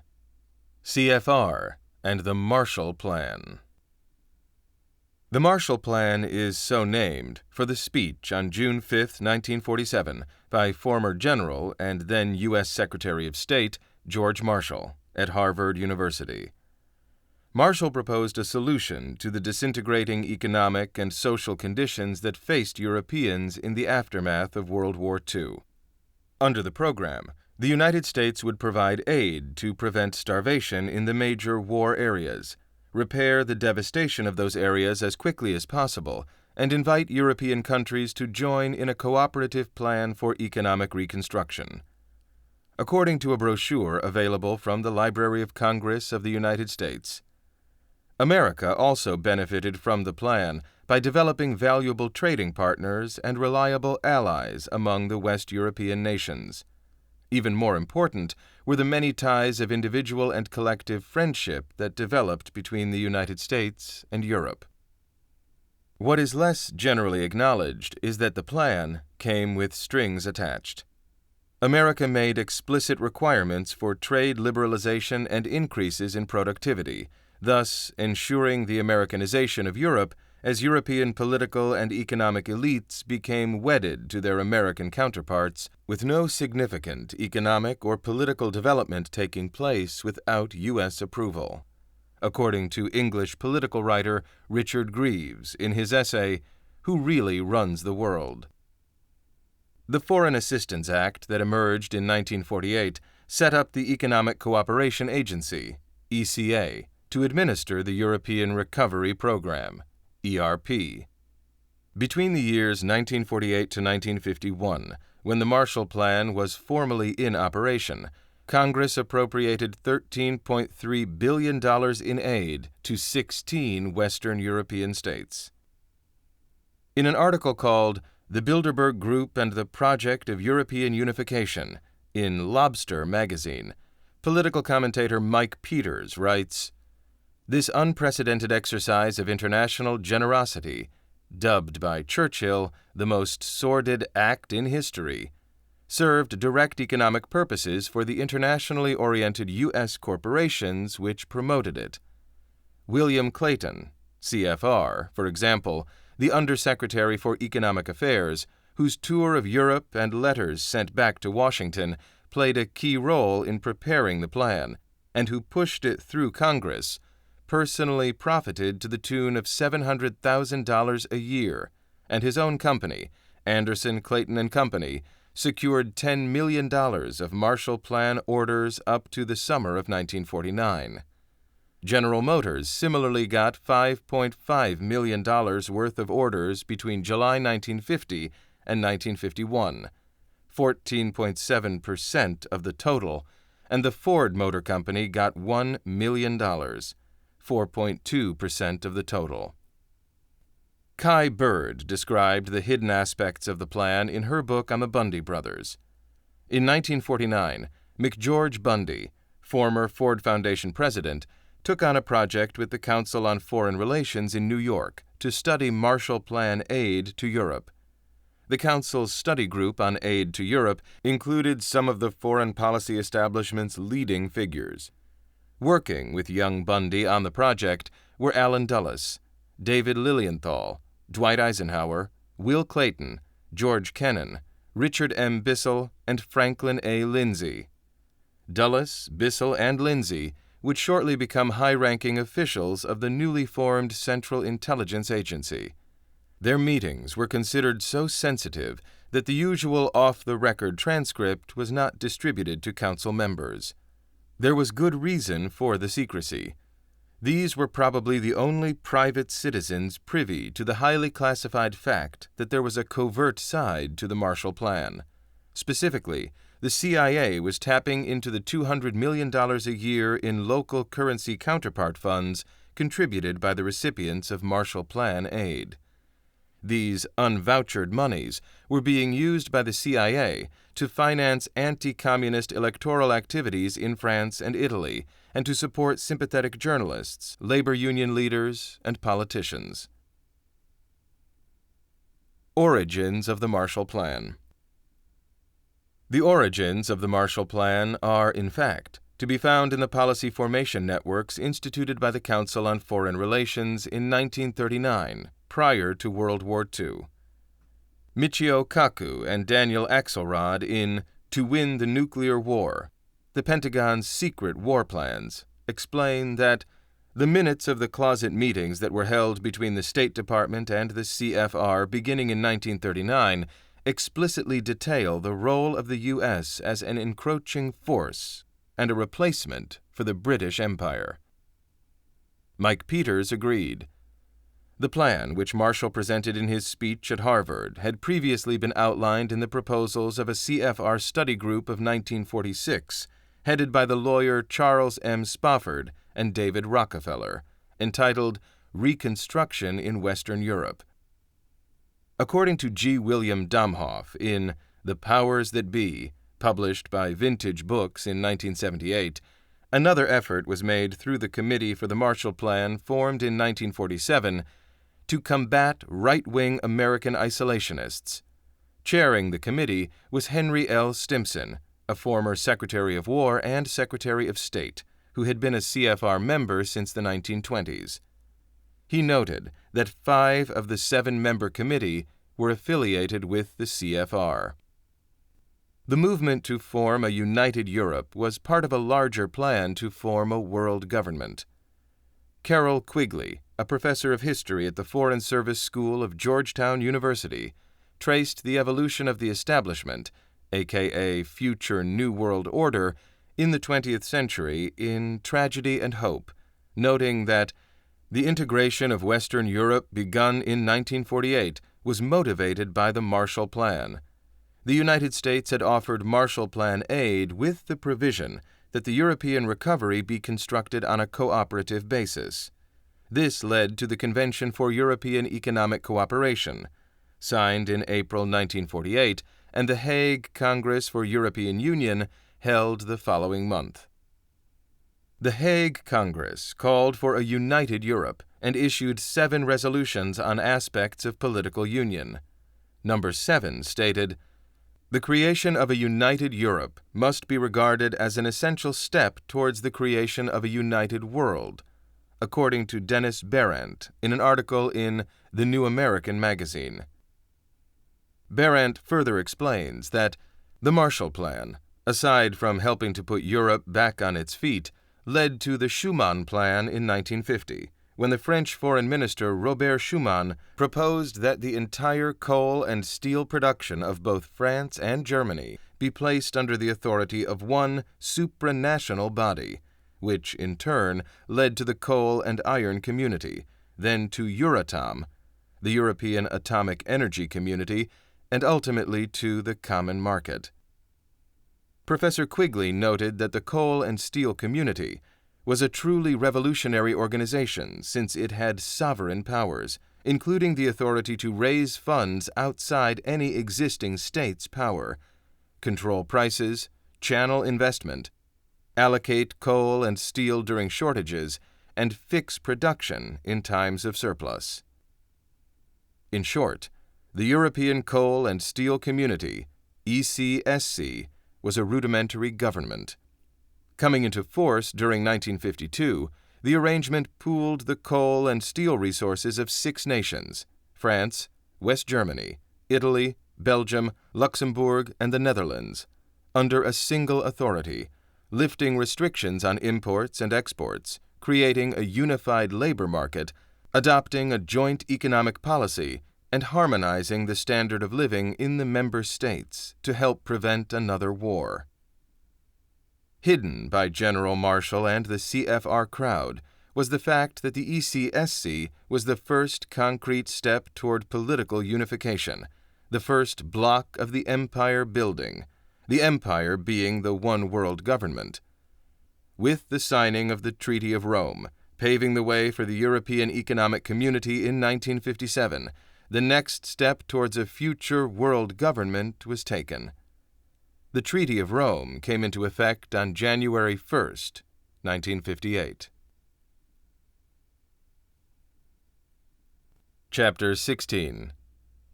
Visible Patterns. Europe has been forced into a union of states, not as Napoleon dreamed it would be under the French flag, and not as Hitler planned to subjugate it under the swastika, but by a stroke of irony, as both Napoleon and Hitler sought to unify Europe under the eagle standard, so does the eagle emblem represent the United States, and high-powered Americans have worked in secret and in public to dismantle independent sovereignties to create today's European Union. Ambrose Evans Pritchard tracks this American push to European unification in an article in The Telegraph of London from September of 2000. The U.S. intelligence community ran a campaign in the 50s and 60s to build momentum for a united Europe. It funded and directed the European Federalist movement. During the period mentioned, the CIA was directed by influential members of the Council on Foreign Relations: Allen Dulles, General Walter Beadle Smith, and William Donovan, the former head of the OSS, precursor to the CIA. Donovan led the American Committee for a United Europe, which ran and supported the European Federalist movement, as noted in Evans Pritchard's article. The dots leading to the unification of European nations travel from the Marshall Plan to the European Coal and Steel Community to the European Economic Community, and it's not far-reaching to say that America's Council on Foreign Relations paved the path for the present European government. CFR members have been involved in every step of the journey. The State Department publication 7277, CFR Special Groups, Secret Teams, and its War and Peace Studies have all had a tremendous impact on world geopolitics. Yet, these events and behind-the-scenes maneuverings are still not reported. Why is the role of the Council on Foreign Relations in sponsoring and carrying out these actions and operations ignored in modern history texts? Why aren't there any universities, the hub of American liberalism, offering courses on one of America's most influential and oldest private organizations, one molding United States foreign policy to its private agenda? Why haven't Pulitzer Prize-winning investigative reporters, university professors, historians, authors, statesmen, politicians, and researchers noticed the evolution toward a one-world government? Socrates, at least, would have been appalled. The human being investigates and thereby learns. Any topic is grist for a thinker. Is the public's lack of intellectual curiosity a symptom of the mental pacification to come? I acknowledge that it is difficult for people to believe that the CFR is a secret organization with ulterior motives when the Council offers a copy of its annual report containing a list of all members, plus invites the public to subscribe to the Council's publication, Foreign Affairs, as well as browse through its website. There, it is explained that the CFR's International Advisory Board consists of 40-odd members chosen from Europe, North and South America, Africa, Asia, and the Middle East, and that they are invited to comment on institutional programs and strategic directions, and on practical opportunities for collaboration between the Council and institutions abroad. Unlike the Bilderberg Group, the CFR even has a secretary, who politely answers most of your questions. However, this is all a ruse.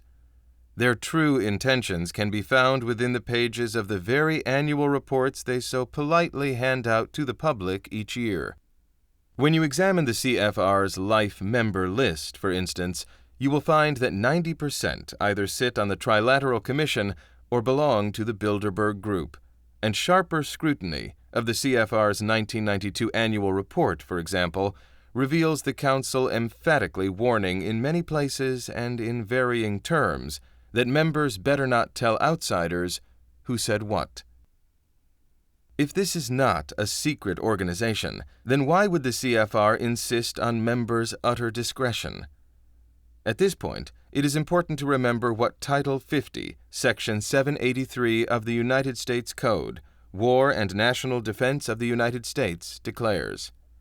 It shall be unlawful for any officer or employee of the United States, or of any department or agency thereof, or of any corporation, the stock of which is owned in whole or in major part by the United States, or any department or agency thereof, to communicate in any manner or by any means to any other person whom such officer or employee knows or has reason to believe to be an agent or representative of any foreign government, any information of a kind which shall have been classified by the President, or by the head of any such department, agency, or corporation with the approval of the President, as affecting the security of the United States, knowing or having reason to know that such information has been so classified, unless such officer or employee shall have been specifically authorized by the President, or by the head of the department, agency, or corporation by which this officer or employee is employed to make such disclosure of such information. In other words, any group or individual who knowingly works against the United States to benefit a foreign power's takeover of the country commits an act of treason. Part 3. The Rockefeller Conspiracy and the Trilateral Commission. Whatever the price of the Chinese Revolution, it has obviously succeeded, not only in producing more efficient and dedicated administration, but also in fostering high morale and community of purpose. The social experiment in China under Chairman Mao's leadership is one of the most important and successful in human history. David Rockefeller, 1973. Some even believe we are part of a secret cabal working against the best interests of the United States, characterizing my family and me as internationalists, and of conspiring with others around the world to build a more integrated global political and economic structure. One world, if you will. If that's the charge, I stand guilty, and I am proud of it. David Rockefeller, Memoirs, page 405. Chapter 17. Confrontation, 2003. A circus of maroon and gold colors played in the late evening sky over the French town of Versailles, yet the night seemed sullen. Oppressive heat and humidity hung everywhere as I walked the local streets, looking to quench my thirst. Some 300 meters from the famous Trianon Palace Hotel, a horseshoe dangling over the doorway of a run-down tavern caught my eye. Its worn purple and green exterior needed a good paint job, and the contrast between the luxurious hotel and this pub's plainness struck my sense of irony. Were we destined to return to a world with only two classes, rich and poor, rulers and workers, in a system reminiscent of feudal lords and serfs, and under one government dominating the world? It was a plan few cared to know about, and tonight I was tired of searching for evidence that would expose this threat to our freedom. I had arranged no interviews. I just wanted the comfort of humdrum activity and the din of disconnected voices. Appetizing smells from within the pub perked my craving for a café crème, and I crossed the doorstep. Inside, only standing room was left at the bar. I found a spot, leaned against the countertop, and gave the bartender my order. In front of me, myriad liquor bottles, cups, and glasses lined the wall racks. A coffee machine sat on the counter. Behind me and to my right, Welsh tourists and a bearded hunchback wearing leather gloves and a traveling cap occupied a group of tables gathered together. While I wondered why he was wearing gloves on such a sultry night, a fat lady with an oversized mole on her chin explained to the tourists that he was a pianist and had to protect his hands. To my left, at another table, a boisterous bunch played cards.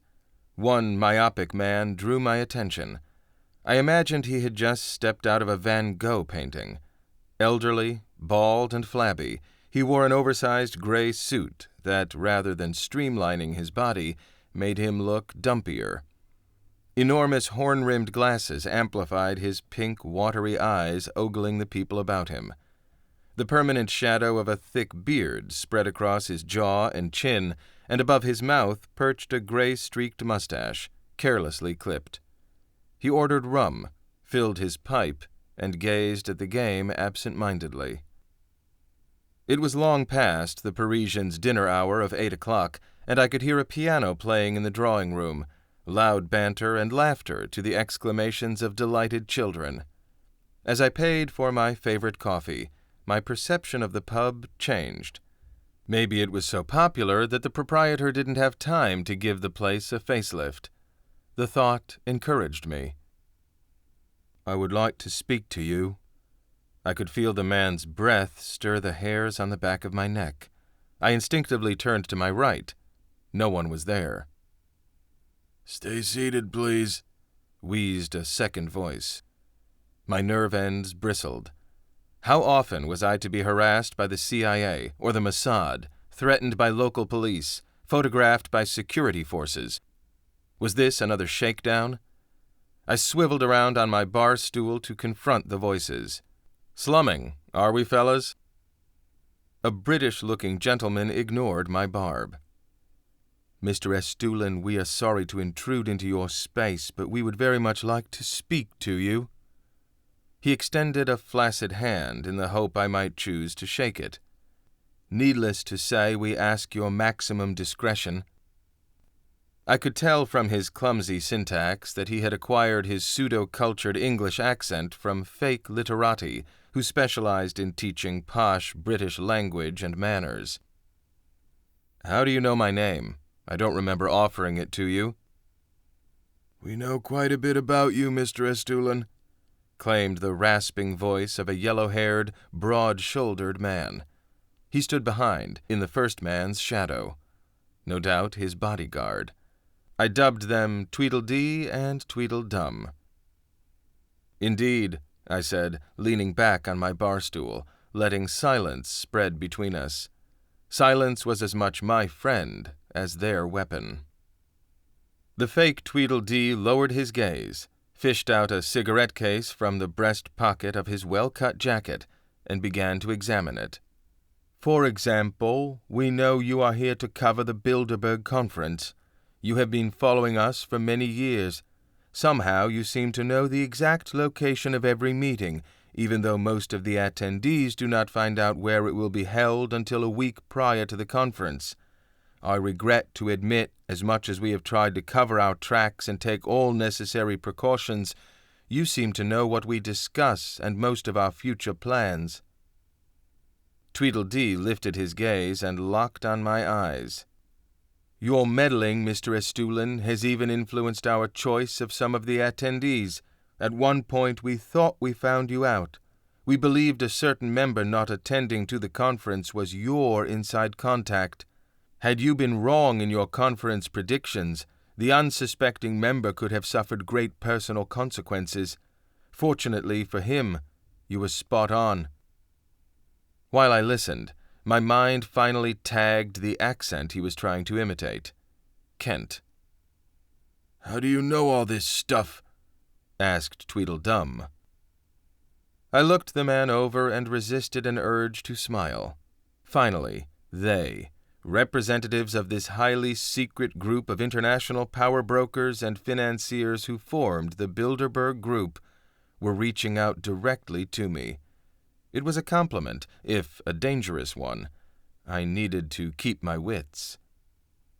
"Let's say it's a professional secret," I said, silently thanking my lucky stars that I had not used this pub for meeting with my contacts at the Trianon Palace. Tweedledee's intervention clearly meant that anyone working at the hotel, seen talking to me, would likely be fired.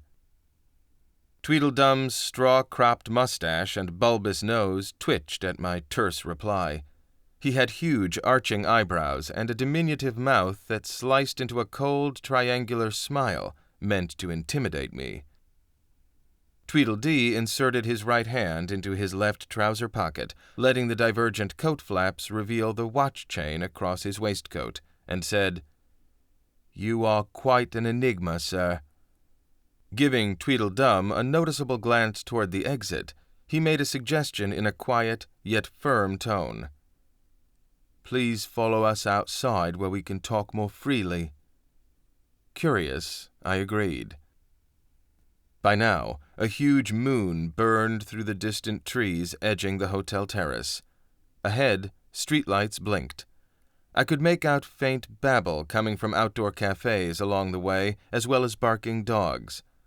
The three of us remained silent for several minutes. "Why do you follow us around?" asked Tweedledee. "You don't work for any newspaper of renown. You write articles that make our members uncomfortable. Several congressmen in America and members of Parliament in Canada were forced to cancel their presence at our annual meeting when you named them as invited guests." "Not good," intoned Tweedledum. Tweedledee continued, "The Bilderberg Group, Mr. Estulin, is a private forum where off-the-record friendly discussion takes place among influential members of the business community. Politicians are invited to share their personal and professional experiences with the group. All this is done with the hope that these types of forums can bridge the gap between the high-stakes politics and the greater needs of the world's peoples. In no way do we try to influence government's policy or decision-making." "Bullshit!" I snapped. I could feel my neck muscles bulge. My indignation vented. Had it not been for the efforts of persistent journalists, Canada by now would have become part of the greater United States. And why did you people kill Aldo Moro?" "You know we can't tell you anything, Mr. Estulin. I did not come to argue with you, sir." Tweedledee considered me. "Would it be too much to ask of you if we spoke off the record?" "I don't usually speak off the record, especially where the Bilderberg Group is concerned." I realized that I was acting foolishly, but for the moment I was enjoying the opportunity to give the face of my underhanded nemesis a sense of my suppressed frustration with their covert agendas. Maybe, if I could force Tweedledee into losing his temper, I rationalized, I might find out what this meeting was really about. Instead, he rattled on for a few more minutes about the virtues of partnerships, collaboration among nations, starving children in Africa, the usual propaganda. I tried to concentrate on listening, but soon caught myself watching Tweedledum's face. He either smiled vacantly or licked his mustache. "We can really make it worth your while, Mr. Estulin." My attention snapped back to Tweedledee. "What conditions would you wish to impose?" he asked. I glanced again at the silent Tweedledum to gauge his interest in my answer. He stood stone-faced. Tweedledee fiddle-fingered his cigarette, gently stroked it, bit his lower lip, and pondered. His eyes did not really look at the cigarette, but into the distance as he waited for me to respond. "As a condition for my silence, I would like all future Bilderberg meetings to be announced publicly. I want free and unimpeded access granted to any journalist who wishes to attend. All conferences are to be on the record, the list of attendees to be released to the public in advance of the event. No CIA, guns, dogs, private security, and most of all, no secrecy." "You know we can't do that, Mr. Estulin. The stakes are too high, and it is very late in the game." "Then, sir," I replied, "you will just have to put up with me until the referee blows the final whistle." Tweedledee nodded in his decorous manner. "Then it's a good evening, Mr. Estulin. I'm sorry to have wasted your time." Tweedledum donned his hat and walked away in step with his boss. Only then did I again realize how much was at stake. This was no mere conversation between the Bilderbergers' emissaries and me. It was a warning. Chapter 18. Back to the Future. Without a doubt, the Bilderberg Group is the premier occult forum operating in the shadows of power, but a little understood entity, the Trilateral Commission, TC, also plays a vital role in the New World Order's scheme to use wealth concentrated in the hands of the few to exert world control. The powerful individuals who belong to the Trilateral Commission all share the same anti-nationalist philosophy and try to prevent the national forces within their respective countries from exerting influence on policy. The Trilateral Commission was established in 1973. Its founder and primary mover was international financier David Rockefeller, longtime chairman of the Rockefeller family-controlled Chase Manhattan Bank. Journalist Bill Moyers spoke about the power of David Rockefeller in a TV documentary, The Secret Government, in 1980. David Rockefeller is the most conspicuous representative today of the ruling class, a multinational fraternity of men who shape the global economy and manage the flow of its capital. Private citizen David Rockefeller is accorded privileges of a head of state. He is untouched by customs or passport offices and hardly pauses for traffic lights. The first meeting of the Trilateral Commission was held in Tokyo between October 21st and 23rd, 1973. 65 persons represented the North American group. Of those, 35 were also affiliated with the Council on Foreign Relations. The Trilateral Commission is divided into 3 regions: American, European, and Pacific Asian. American headquarters are in Washington, European in Paris, and Asian in Tokyo. The 2006 annual 3-day Trilateral Commission meeting was held in Tokyo. The 2007 was held in Brussels, and the 2008 from April 25th to 28th in Washington, D.C. The meetings are closed to the public, and the non-aligned media is denied access. Thomas Foley has served as the North American chairman since May 2001. The European chairman for many years has been international businessman and politician Peter Sutherland. The Pacific Asian chairman is business executive Yotaro Kobayashi. According to the Trilateral Commission's website, each regional group has a chairman and deputy chairman, who altogether constitute the leadership of the committee. The executive committee draws together a further 36 individuals from the wider membership, with proportional representation from the 3 regions. Committee members meet several times per year to coordinate their work and prepare the agenda. Trilateral membership is chosen by the group's executive committee. At any given time, it has around 350 members, each serving a 3-year term.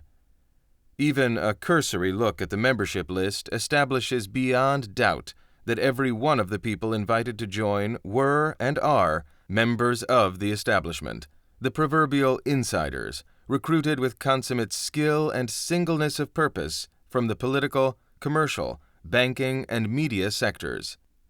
Commission members are obliged to resign their membership in the group when they enter government, but according to Arlene Johnson, publisher of True Democracy, their loyalty and ideology does not change just because one is elected to a government post. In fact, the loyalty given to the Commission for its support in obtaining a prestigious position seems to prompt reciprocal action to perpetuate the effectiveness of the Commission. Therefore, prior to their elections or appointments, many high officials in government are active trilateral members. Moreover, members usually rejoin once their public commitment is over. 3 hand-picked experts representing each area of operations write the Trilateral Commission's annual task force reports. It can take up to a year to prepare one. In Trilateralism, the Trilateral Commission and Elite Planning for World Management, well-known Knight Ridder columnist and author Holly Sklar explains how these task force reports are developed. The topics for projects are chosen by the chairman, deputy chairman, and directors, with the advice of the executive committee and others. Authors are then invited, sometimes from the commission membership. The authors do not relocate to the offices of the commission while preparing their report. They remain in their existing institutional settings, and the commission enables them to meet with each other and various consultants along the way. The reports are to the Trilateral Commission, not of the Commission. The membership of the Commission is too diverse to achieve detailed agreement quickly on a controversial set of issues, and on a few occasions, a summary of discussion in the annual meeting has been added to a report to detail the controversy it created. In addition to task force reports, the Trilateral Commission produces a journal called Trialogue. In earlier years, the Trialogue series included special numbers on particular issues in addition to the numbers on Trilateral Commission meetings. The Commission has regional head offices, a small full-time staff, telephone and fax lines, business cards, and a website. Its annual reports are available to the general public for a small fee, although its inner workings are secret. Its membership list is available upon request, but members, as is the case with the Bilderbergers and the CFR, are pledged to secrecy regarding its goals and operations. The Trilateral Commission is certainly no Bilderberger outfit, but what are they exactly, and how do their policies affect us? Anthony Sutton, author of Trilaterals over Washington, wrote that this group of private citizens is precisely organized in a manner that ensures its collective views have significant impact on public policy. They meet, they review, they discuss, they report, and after this discussion, make their recommendations public. In its first year and a half, the Trilateral Commission released 6 position papers to the public. In the years that followed, producing such papers became the TC's trademark strategy, not only to gauge the mood of the public at large, but also to present the Commission's agenda. These first 6 issued by the Commission were titled the Triangle Papers. 2 followed the Tokyo meeting in October 1973. 3 summarized the result of a meeting in Brussels in June 1974, and 1 was produced after a Washington, D.C. meeting in December 1974. In the Rockefeller File, Gary Allen made a prediction concerning the Trilateral Commission. If the Triangle Papers are any indication, we can look for 4 major thrusts toward world economic controls. The first, he noted, would pursue a renovated world monetary system. The second would loot U.S. resources for the further radicalization of have-not nations. The third would step up trade with the communists, and the fourth would milk the energy crisis to gain greater international control. In the decades since Allen assessed the Commission's intentions in its first position papers, what has the TC actually accomplished? Number 1. We've seen 2 regional economic blocs emerge, the European Community and the Union of the Americas, with the adoption of the National Free Trade Agreement, NAFTA. The soon-to-be-created Asian Monetary Union is waiting in the wings. Number 2. The U.S. and Western nations have heavily subsidized and carried debt for Third World countries. Number 3. The U.S. sent billions of dollars worth of technology to the Soviets and the Chinese, and established burgeoning trade following its détente with the Chinese and the Russians. Number 4. We've seen one energy crisis after another, beginning with the 1973 Suez Crisis, more recently the Desert Storm action of the early 90s to restore world oil production to Kuwait following Iraq's invasion to annex the oil fields, and now the ongoing war in Iraq. U.S. justification for invading Iraq was to secure weapons of mass destruction. These threatened world stability, but they never materialized. So, obviously, the Americans' true purpose was to manipulate the flow of Middle East oil, despite promises to free the Iraqi people to build their own democracy. Holly Sklar, the first to recognize the Trilateral Commission's movement to globalization long before the term became a buzzword, maintains that the global interdependence between the big 3 economic world powers allows the rich to safeguard the interests of Western capitalism in an explosive world, probably by discouraging protectionism, nationalism, or any response that would pit the elites of one against the elites of another. The anticipated economic pressures will be deflected downward rather than laterally. In Final Warning, A History of the New World Order, David Rivera holds the view that the Trilateral Commission's goal is to make the world safe for interdependence by protecting the benefits which it provides for each country against external and internal threats, which will constantly emerge from those willing to pay a price for more national autonomy. This may sometimes require slowing the pace at which interdependence proceeds and checking some aspects of it. More frequently, however, it will call for checking the intrusion of national government into the international exchange of both economic and non-economic goods. In the late 1970s, then Federal Reserve Chairman Paul Volcker, a trilateralist who once worked for the Rockefellers' Chase Manhattan Bank, didn't mince words when he told the American people how these economic pressures would affect them. The standard of living of the average American has to decline. Volcker was a man of his word.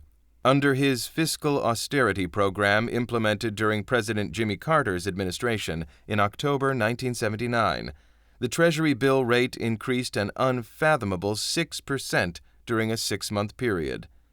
Interest rates soared from 5% in 1977 to over 18% in 1980, as measured by the rate paid by the government on Treasury bills. The increase added further momentum to the inflation that sent the 80s and early 90s into a severe economic slump. The worldwide recession greeting the new Obama administration is likely to be comparable to the Great Depression in the way it will eliminate industrial jobs and restructure the global economy. When David Rockefeller read Between Two Ages, America's Role in the Technotronic Era, a book published in 1970 by Professor Zbigniew Brzezinski of Columbia University, he already shared the view that people, governments, and economies of all nations must serve the needs of multinational banks and corporations with Marxist CFR founder Edward Mandell House. In fact, Brzezinski was so bold as to dismiss the U.S. Constitution, the very document that limits government abuse of power, as inadequate. Instead, Brzezinski claimed that the old framework of international politics, with their spheres of influence, the fiction of sovereignty, is clearly no longer compatible with reality, and proposed the approaching 200th anniversary of the Declaration of Independence could justify the call for the National Constitutional Convention to re-examine the nation's formal institutional framework, and could serve as a suitable target date culminating a national dialogue on the relevance of existing arrangements. That same year, Brzezinski also contributed to Foreign Affairs, the CFR publication, asserting that a new and broader approach was needed. He suggested the creation of a community of the developed nations which can effectively address itself to the larger concerns confronting mankind. A council representing the United States, Western Europe, and Japan, with regular meetings of the heads of governments as well as some small standing machinery, would be a good start. These words must have been the call to arms that set David Rockefeller in action, for in the spring of 1972 he broached the idea of a trilateral commission at the annual Bilderberger meeting in Knokke, Belgium.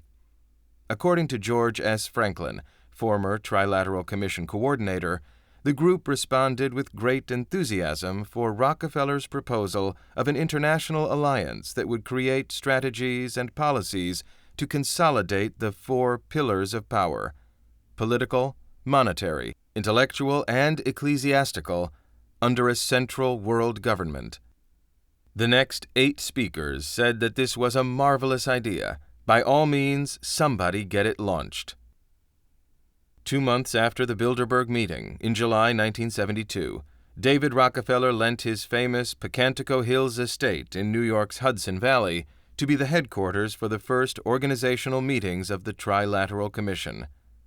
250 financiers and industrialists, with interlocking memberships in the Bilderberg Group and the CFR, attended that first get-together. With the formation of the Trilateral Commission, did David Rockefeller sow the seeds of a revolution for this century within the political institutions of our modern republics? It is certainly the one step that took Brzezinski's vision off the page, making a movement toward a larger community by the developing nations, through a variety of indirect ties and already developing limitations on national sovereignty, into a living reality.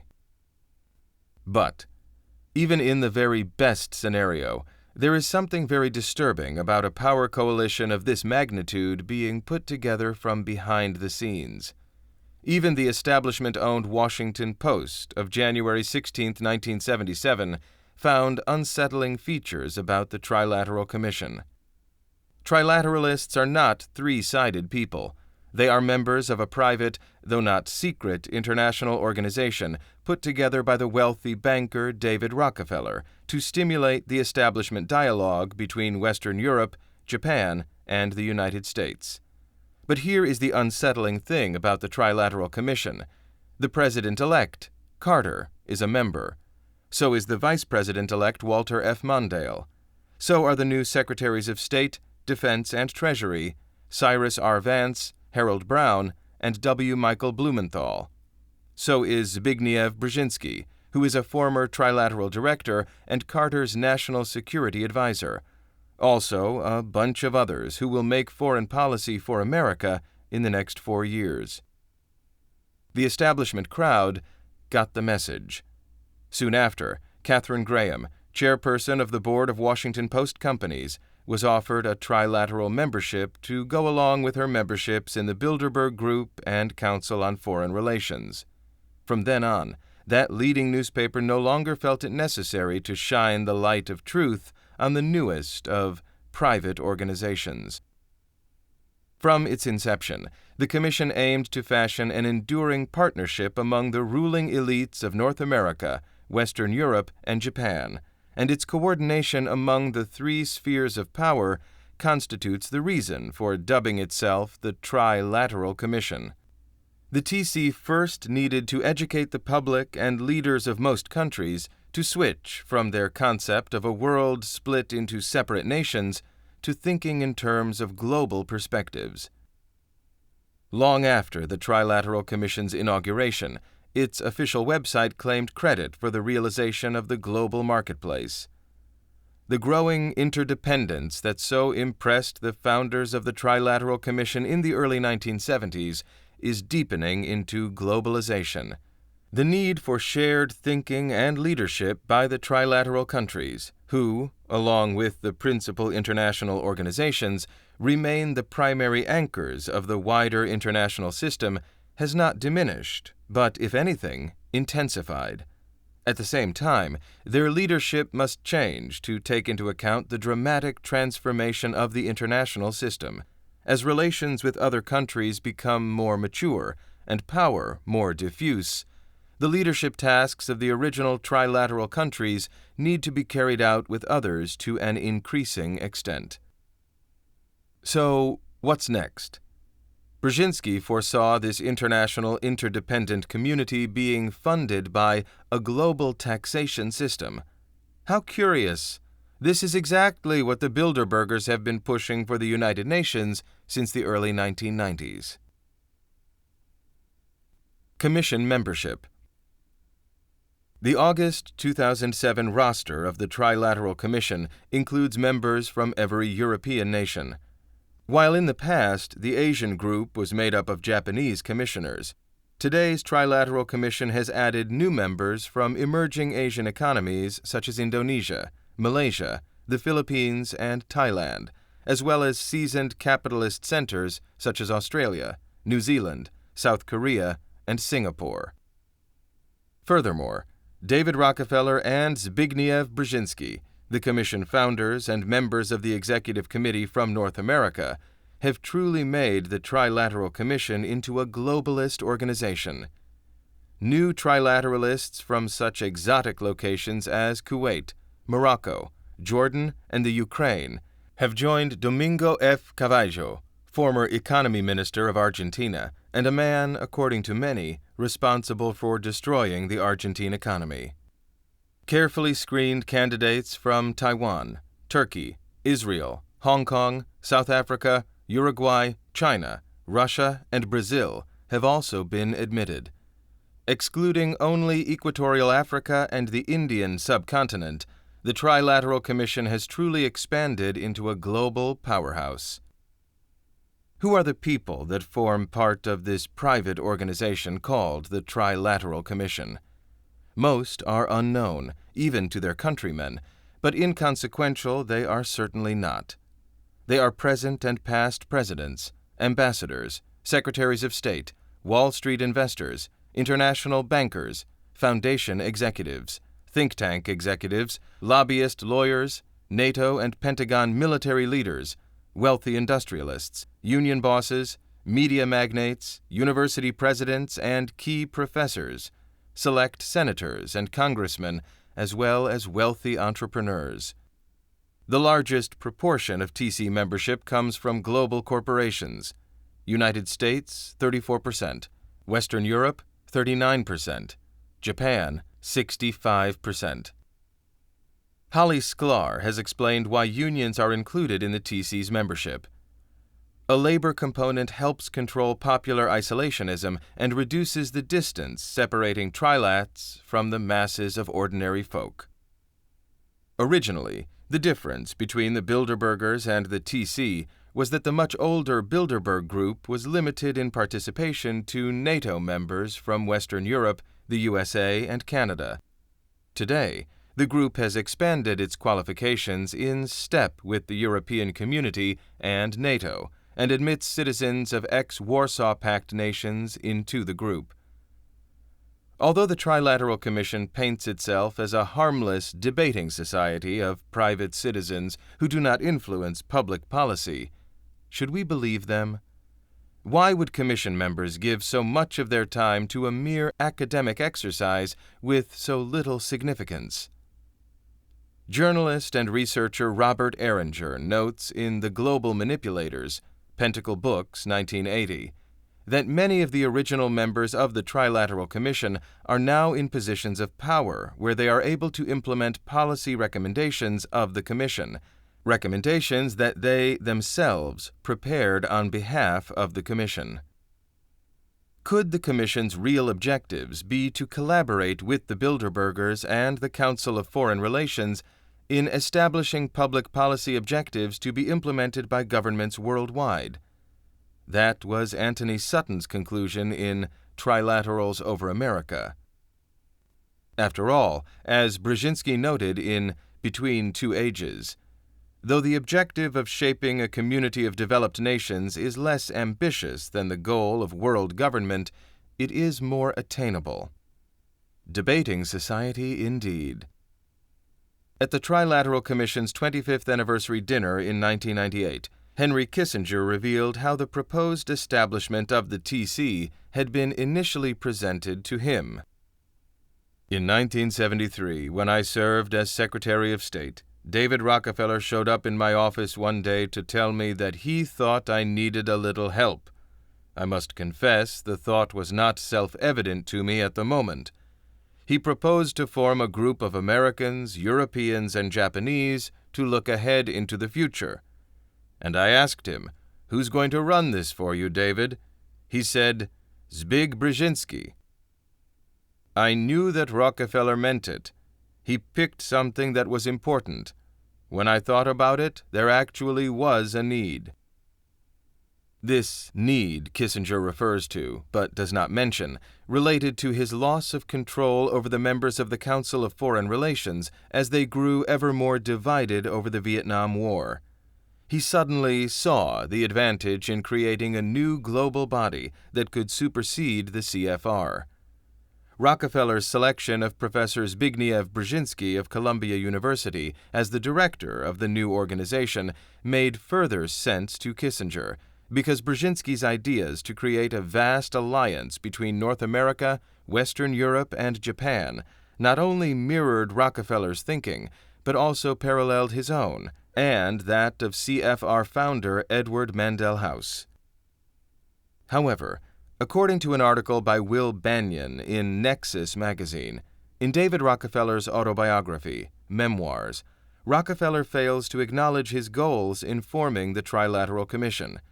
Evidently, Rockefeller was enraged with Nixon's New Economic Policy, NEP, of 1971, which tried to impose government management over the most basic elements of the market through wage and price controls and increased tariffs. For 90 days, Nixon succeeded in freezing wages and prices to check inflation. Nixon's position conflicted with Rockefeller's, and Banyan captures the fervor with which Rockefeller was determined to rein in the Nixon administration, which had taken advantage of establishment divisions to reject the liberal internationalist program. Daniel Yergin and Joseph Stanislaw, writing in The Commanding Heights, agreed. The establishment, represented by the TC, CFR, and Bilderberg elite, were incensed that government officials were now in the business of setting prices and wages.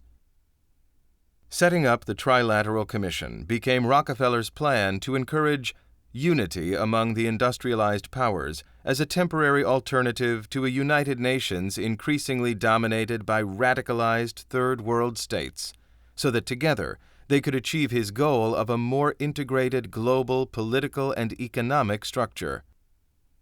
Meanwhile, Rockefeller's attempt to set the erring Nixon back on course via a private meeting to discuss the international monetary and trade picture was rebuffed by Nixon's chief of staff, H.R. Haldeman. After finally securing the meeting with the president, Rockefeller's views were dismissed by one of the officials at the meeting as not especially innovative. But what happened after that meeting is now history. Most of the NEP system was abolished in April 1974, well into Nixon's ill-fated second term. 4 months later, Nixon resigned as president. Chapter 19. Sophisticated Subversion. How does one explain the subtle interdependence of the industrial North with the Third World? Asks Knight Ridder columnist Holly Sklar in The Trilateral Commission and Elite Planning for World Management.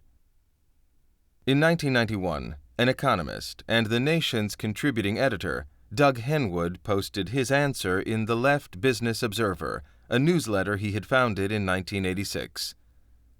Each member of the triad has gathered under itself a handful of poor countries to act as sweatshops, plantations, and mines. The U.S. has Latin America, the EC, Eastern and Southern Europe and Africa, and Japan, Southeast Asia. In a few cases, 2 triad members share a country. Taiwan and Singapore are split between Japan and the U.S., Argentina between the U.S. and the EC, Malaysia between the EC and Japan, and India is shared by all 3. Rockefeller's strategy, writes Will Banyan, also reveals something fundamental about wealth and power. It does not matter how much money one has, unless it is employed to capture and control those organizations that produce the ideas and the policies that guide governments and the people who eventually serve in them. The real power of a great fortune will never be realized. Writing in a letter to the editor of the New York Times on August 20, 1980, David Rockefeller, chairman of the Chase Manhattan Bank, defended the purpose of the Trilateral Commission in an unprecedented public statement. The Trilateral Commission is, in reality, a group of concerned citizens interested in fostering greater understanding and cooperation among international allies. This was not the impression held by U.S. Senator Barry Goldwater, however. He put his view less mercifully.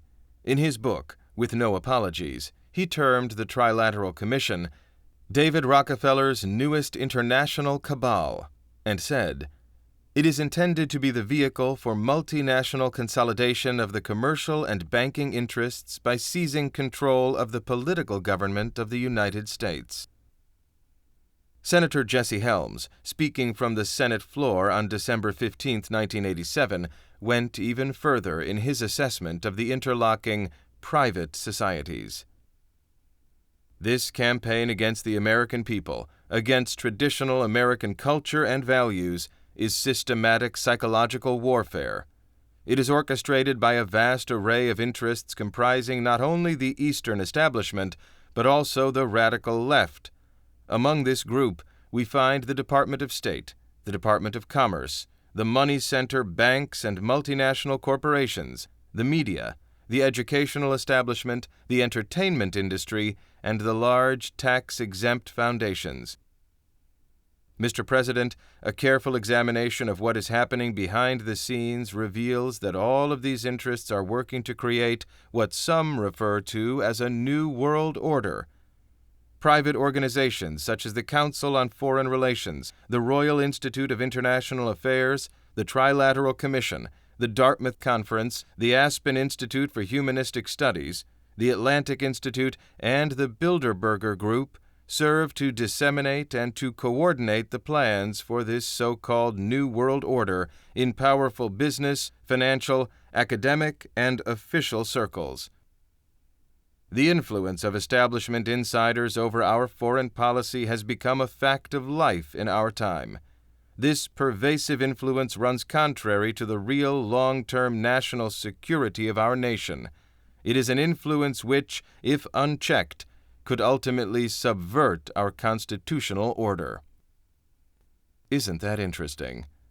That's exactly the conclusion that Anthony Sutton reaches in The Trilateral Observer. The Trilateralists have rejected the U.S. Constitution and the democratic political process. Goldwater concludes, with no apologies, with the following insight. What the Trilaterals truly intend is the creation of worldwide economic power superior to the political governments of the nation-states involved. As managers and creators of the system, they will rule the future. What these critics warn was happening in the 70s and 80s mirrors the very imperial policies George Ball, the U.S. Undersecretary of State for Economic Affairs under JFK, and Lyndon Johnson, proposed at the 1968 Bilderberg meeting at Mont Tremblant in Canada. As noted earlier, Ball framed the issue with a question. Where does one find a legitimate base for the power of corporate managements to make decisions that can profoundly affect the economic life of nations to whose governments they have only limited responsibility? The only answer that comes to mind is to orchestrate a crisis, one that binds free nations in common purpose against a world threat, whether economic, political, or terrorist in nature, and this is the direction the Trilateralists publicly take.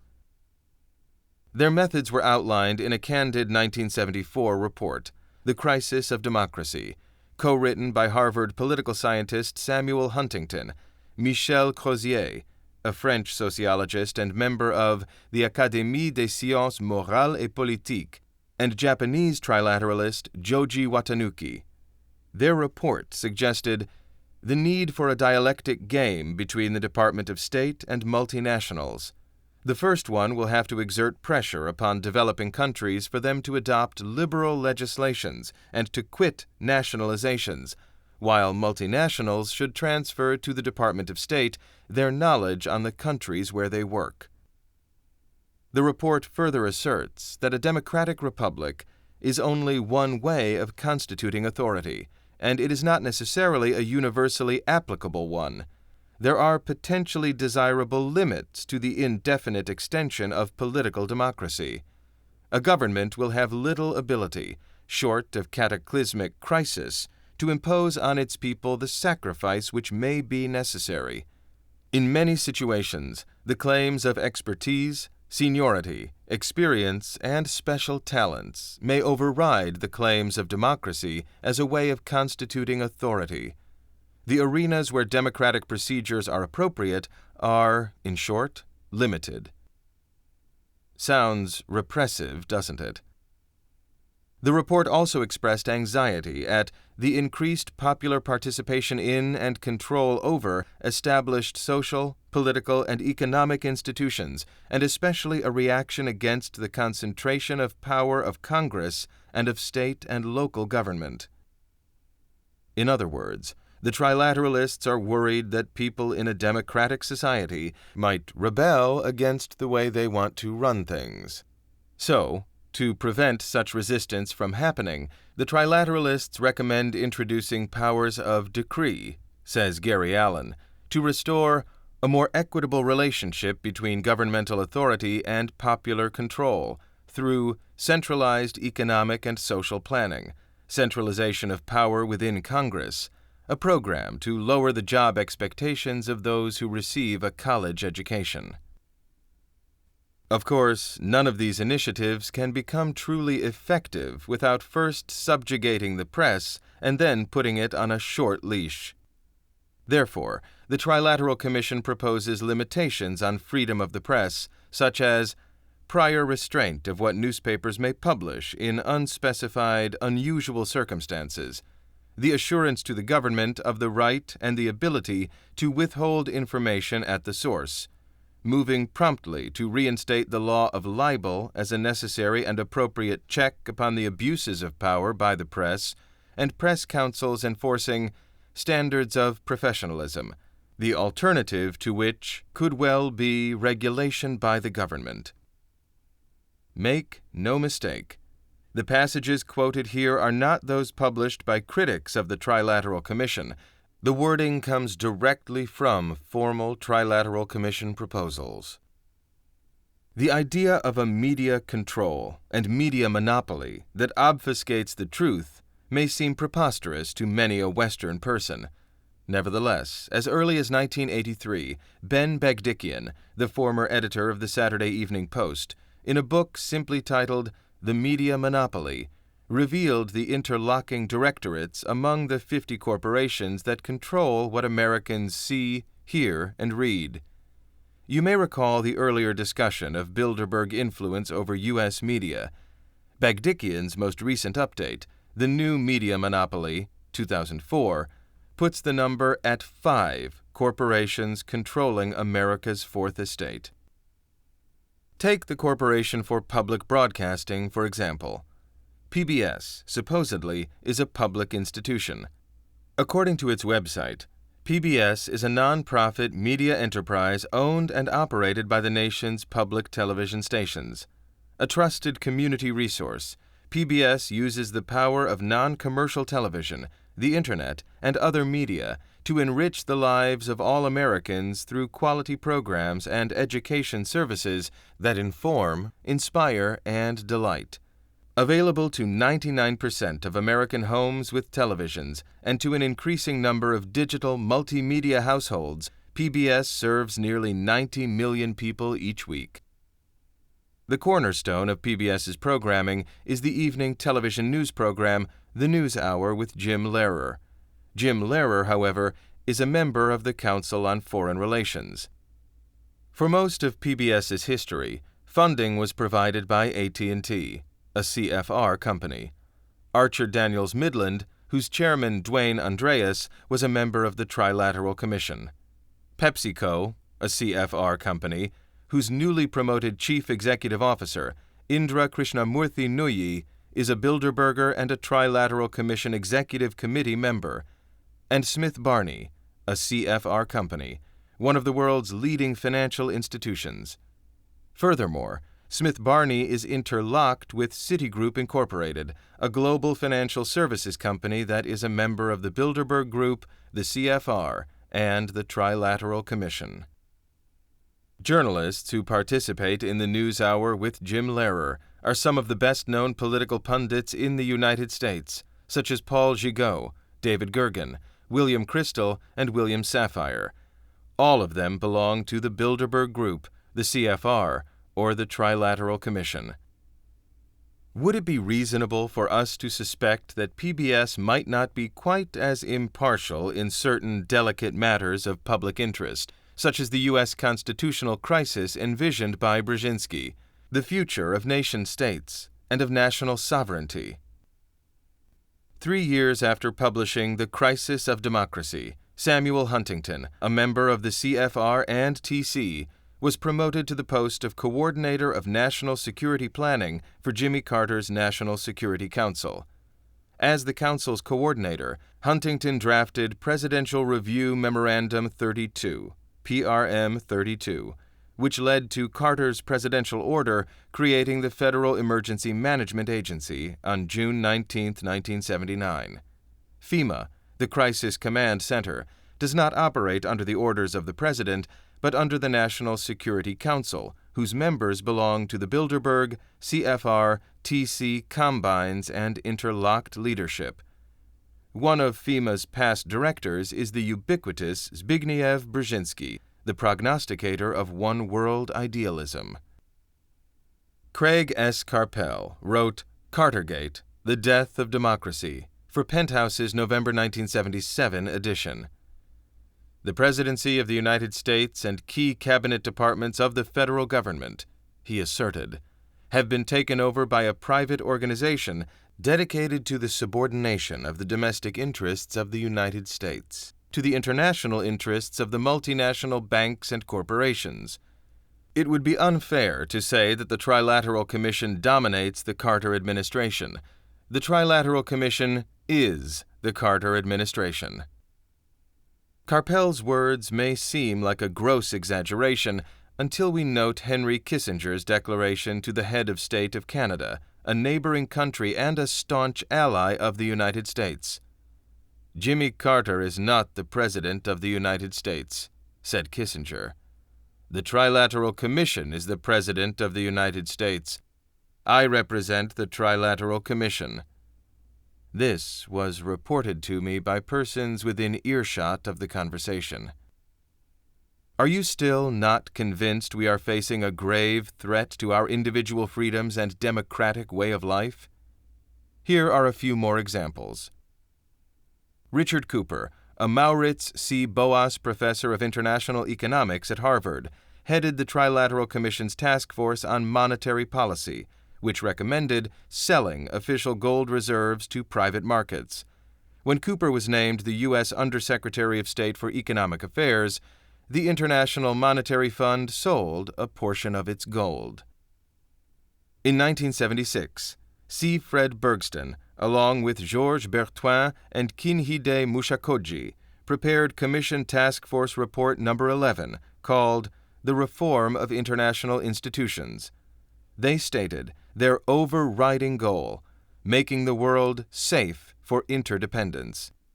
This was to be achieved by checking of the intrusion of national governments into the international exchange of both economic and non-economic goods. Page 90. Bergston went on to become Assistant Secretary for International Affairs of the U.S. Treasury during 1977 to 1981. Trilateralist John C. Sawhill, along with Keiichi Oshima and Hans W. Maul, authored the Commission's 1978 Task Force Report No. 17, Energy, Managing the Transition. It made recommendations about how to manage a movement to higher-cost energy. On September 12, 1979, Carter appointed John Sawhill to be Deputy Secretary of Energy. With what we have noted so far, it isn't too difficult to see that the Trilateral Commission's approach is strictly economic. Interlocking directorates and world market shares provide the greatest political power because individual transnational corporations participate not as individual or autonomous companies, but as parts of a whole network or integrated systems. The Trilateral Commission is the further extension of this network. Political conditions, such as the ideals of nation-states, common law, and social welfare, are anathemas to their materialist plans.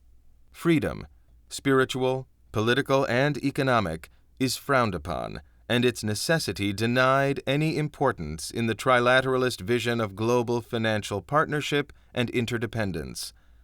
All these criteria are best summed up in the infamous words of Richard Gardner, one of Carter's mentors, in the July 1974 issue of the CFR's magazine, Foreign Affairs. In it, Gardner called for an end run around national sovereignty, eroding it piece by piece. The trilateral Bilderberg CFR model is composed of top financial managers and establishment insiders. The key, however, to achieving the centralized power the TC covets is finding a way to get us to surrender our liberties in the name of some common threat or crisis. The foundations, educational institutions, and research think tanks supported by members of the Trilateral Commission and Council on Foreign Relations oblige by financing so-called studies, which are then used to justify their every excess. The excuses vary, but the target is always individual liberty, our liberty. And despite the primarily financial nature of both their motives and methods, they are not without political goals. Although the Commission's primary concern is economic, the trilateralists have pinpointed a vital political objective: to gain control of the American presidency.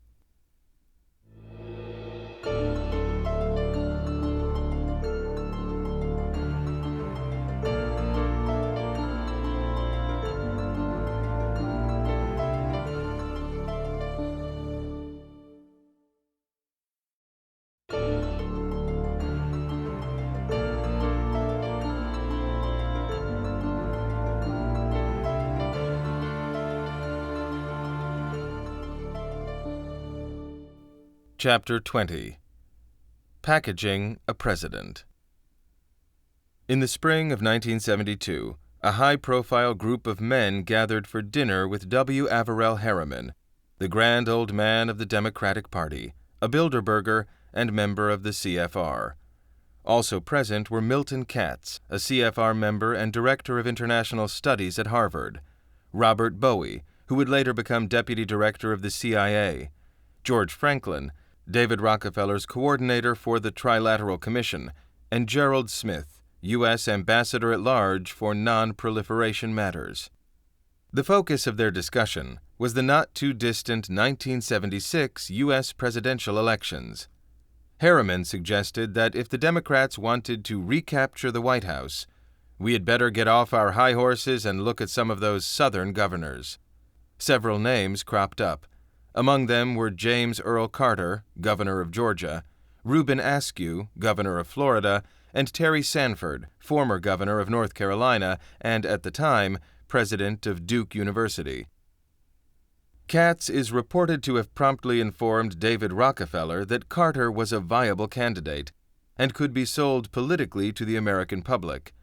In the fall of 1973, Rockefeller invited Carter for dinner in London in order to better acquaint himself with Georgia's governor. As he listened to the Southern gentleman, he became convinced that Carter was ideally suited to become the next U.S. president. The Times of London gave an account of the developing Rockefeller-Carter relationship. Governor Jimmy Carter, 1976 Democratic presidential candidate, has, for reasons known only to himself, professed to be an innocent abroad, but the record is somewhat different. As governor of Georgia, a state aspiring to be the center of the New South, he led the state trade missions abroad. While in London in the autumn of 1973, he dined with another American visitor, but by no means an innocent, Mr. David Rockefeller of Chase Manhattan Bank. Mr. Rockefeller was then establishing, with the help of Professor Brzezinski of Columbia University, an international group now known as the Trilateral Commission. He was looking for American members, was impressed by the governor, if only because he had ventured abroad, and invited him to join. Governor Carter, perhaps because he was already eyeing the White House from afar, was only too happy to accept. Rockefeller felt that Carter could project an image of a Southern governor that could be used to fool many voters by appearing conservative or moderate, while in fact favoring the most left-wing of agendas.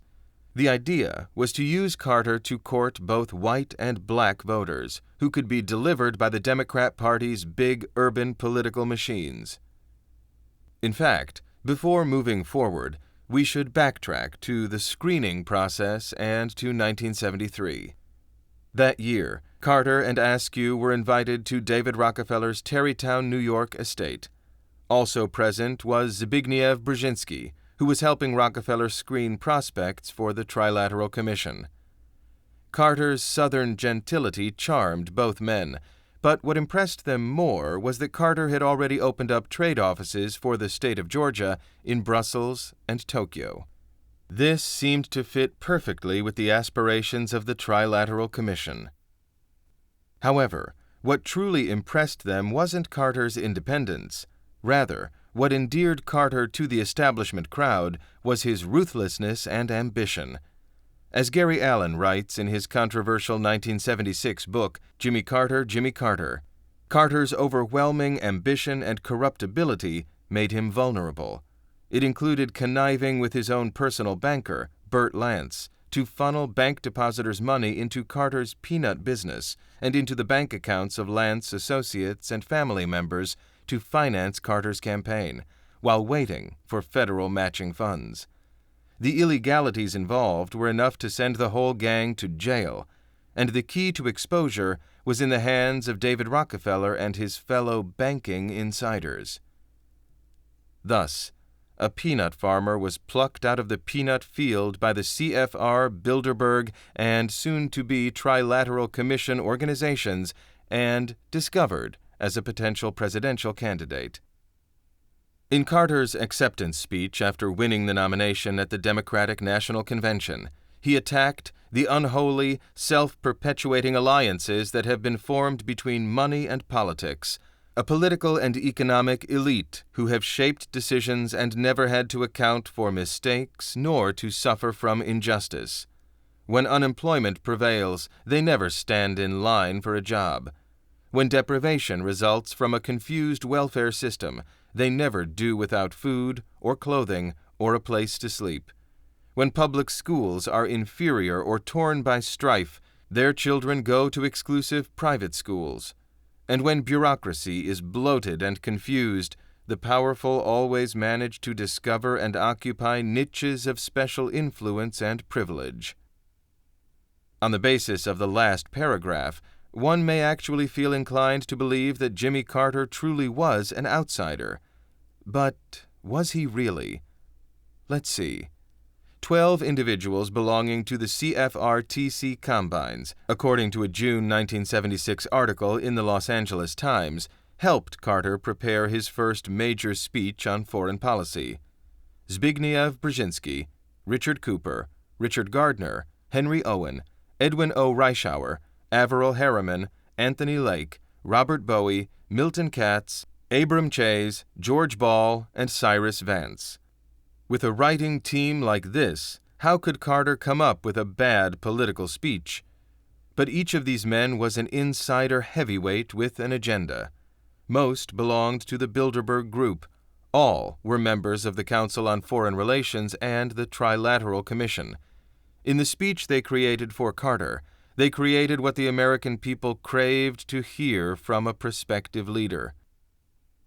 Carter's early support group from Atlanta, in his pre-candidate days, featured several people with very close ties to the Rockefeller family, such as David H. Gambrill, Charles Kerbo, and J. Paul Austin.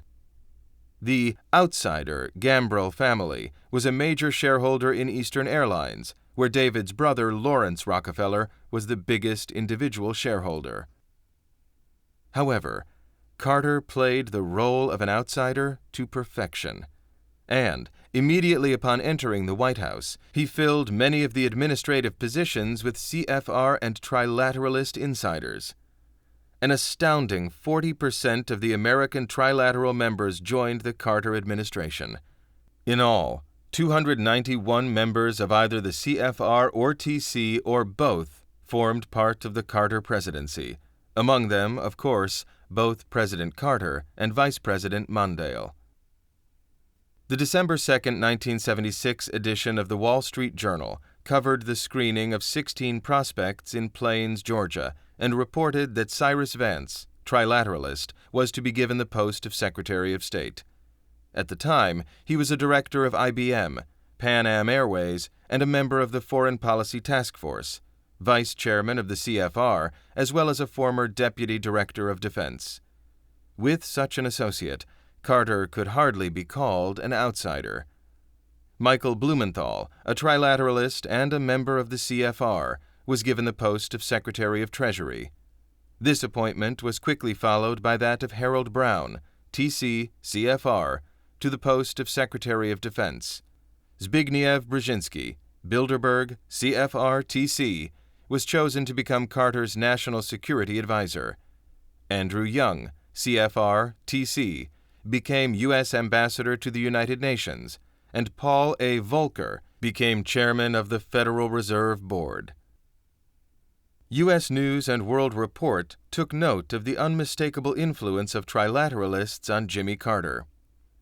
The trilateralists have taken charge of foreign policy making in the Carter administration, and already the immense power they wield is sparking some controversy.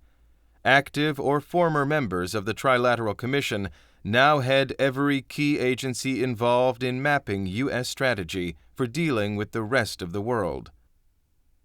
In fact, if we are to compare Carter's words in 1976 to what Ronald Reagan said during his campaign against Carter in 1980, as quoted in Times issue of October 20th, we may be shocked at the similarity of language and ideas. These are Reagan's words. "I think there is an elite in this country, and they are the very ones who run an elitist government. They want a government by a handful of people because they don't believe the people themselves can run their lives. Are we going to have an elitist government that makes decisions for people's lives, or are we going to believe, as we have for so many decades, that the people can make these decisions for themselves? Was Reagan an anti-trilateralist? Hardly. Reagan's campaign was managed by William J. Casey, former chairman of the Securities and Exchange Commission and Reagan's future director of the CIA. Casey was a full-fledged trilateralist. Active CFR and trilateralist members such as Caspar Weinberger, Anne Armstrong, David Packard, George H. Weyerhaeuser, Bill Brock, and William A. Hewitt helped manage Reagan's campaign.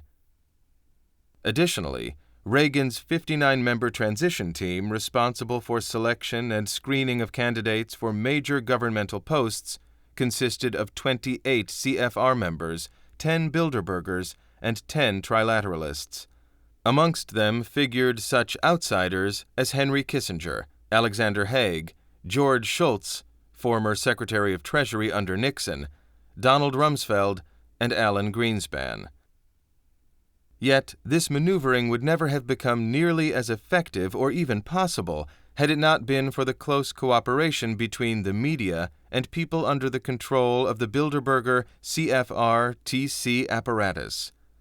When, in December 1975, 7 months before the Democratic National Convention, the Gallup poll indicated that only 5% of registered Democrats wanted Carter as president, alarms went off in the plush offices of David Rockefeller. For Carter to win the nomination, they needed to create the most elaborate media campaign in history, just like the media circus we have come to expect today from any top name in the entertainment industry, all in the effort to convince the electorate that James Earl Carter was indeed America's only hope for a better future. But former Georgia Governor Lester Maddox spoke out against Carter's candidacy. Based on false, misleading, and deceiving statements and actions, Jimmy Carter, in my opinion, neither deserves or should expect one vote from the American people. Nevertheless, the American people, with the help of incessant bombardment from the media, convinced themselves that Carter was indeed their first choice. Cyrus Vance, CFR, then on the board of the New York Times, and Hedley Donovan, then editor-in-chief of Time magazine, a CFR-TC member, as well as director of the Carnegie Endowment for International Peace, used Time's elaborate range of resources to aid Carter's campaign. First, Time painted Carter as an outsider with no connections to the corrupt politics of Washington. But of course, Time had been pushing Carter for some time. After Time devoted a flattering 1971 cover photo to him as a progressive Southern governor, it used that cover photo in all of Time's ads in other magazines through 1975. The Time reports on the Carter campaign were so adulatory that they could scarcely be differentiated from the campaign's own literature. Senator Barry Goldwater was definitely not a Carter fan. In his book, With No Apologies, he wrote, David Rockefeller and Zbigniew Brzezinski found Jimmy Carter to be their ideal candidate. They helped him win the nomination and the presidency. Candidate Carter went from 5% support among Democrats to becoming almost overnight the candidate of choice. To accomplish this purpose, explained Goldwater, they mobilized the money power of the Wall Street bankers, the intellectual influence of the academic community, which is subservient to the wealth of the great tax-free foundations, and the media controllers represented in the membership of the CFR and the Trilateral. In his ensuing 1976 presidential campaign and stump speeches, Carter's repeated themes became twin mantras. The time has come to replace balance of power politics with world order politics and to seek a partnership between North America, Western Europe, and Japan. Where have we heard this before? Doesn't it sound as if Jimmy Carter was parroting the TC's mission statements? His emphasis on world order and trading partners definitely indicated trilateralist views. In campaigning against Carter's presidential candidacy, the publisher of the Manchester Union Leader, William Loeb, made the Trilateral Commission an issue during the New Hampshire primary. It is quite clear that this group of extremely powerful men is out to control the world. The selection of Jimmy Carter for the office of the president is one of the best illustrations of the market value of political contact. Who you know, not who you are, wins the most votes. At the same time, it also demonstrates how easily the lack of market value can crush the presidential aspirations of a non-favorite like Senator Barry Goldwater. John Kerry, George W. Bush, John McCain, and Barack Obama have also been financed by the same elite combines, the Bilderberg Group, the Council on Foreign Relations, and the Trilateral Commission. But it really doesn't matter who wins. The epicenter of power always seems to remain in the hands of the people with a one-world government, one-world company agenda. Chapter 21. Game of Monopoly. Nowhere, writes Gary Allen in Chapter 9 of the Rockefeller File, do we find any policy determinations of the Trilateral Commission in favor of individual free enterprise and individual freedoms. This complete rejection of free enterprise and individual freedom is puzzling. How can Marxism and its resulting system of social and economic equalization fascinate David Rockefeller or the Trilateral Commission? Rockefeller is not only rich, he is well educated. He knows the failure of Marxism in the form of communism under ruthless dictators like Stalin in the 20th century, in which an estimated 100 million citizens were slaughtered under the communist regime, over 1 billion more enslaved. How do we reconcile the mental image of a capitalist embracing a Marxist, or any communist, socialist? The reason for the apparent incongruity is in our learned definitions of these words. In school, we are taught capitalism is based on free enterprise. Capitalists are wealthy entrepreneurs, people who go into business for themselves to make money, and you can't make money unless you produce profits.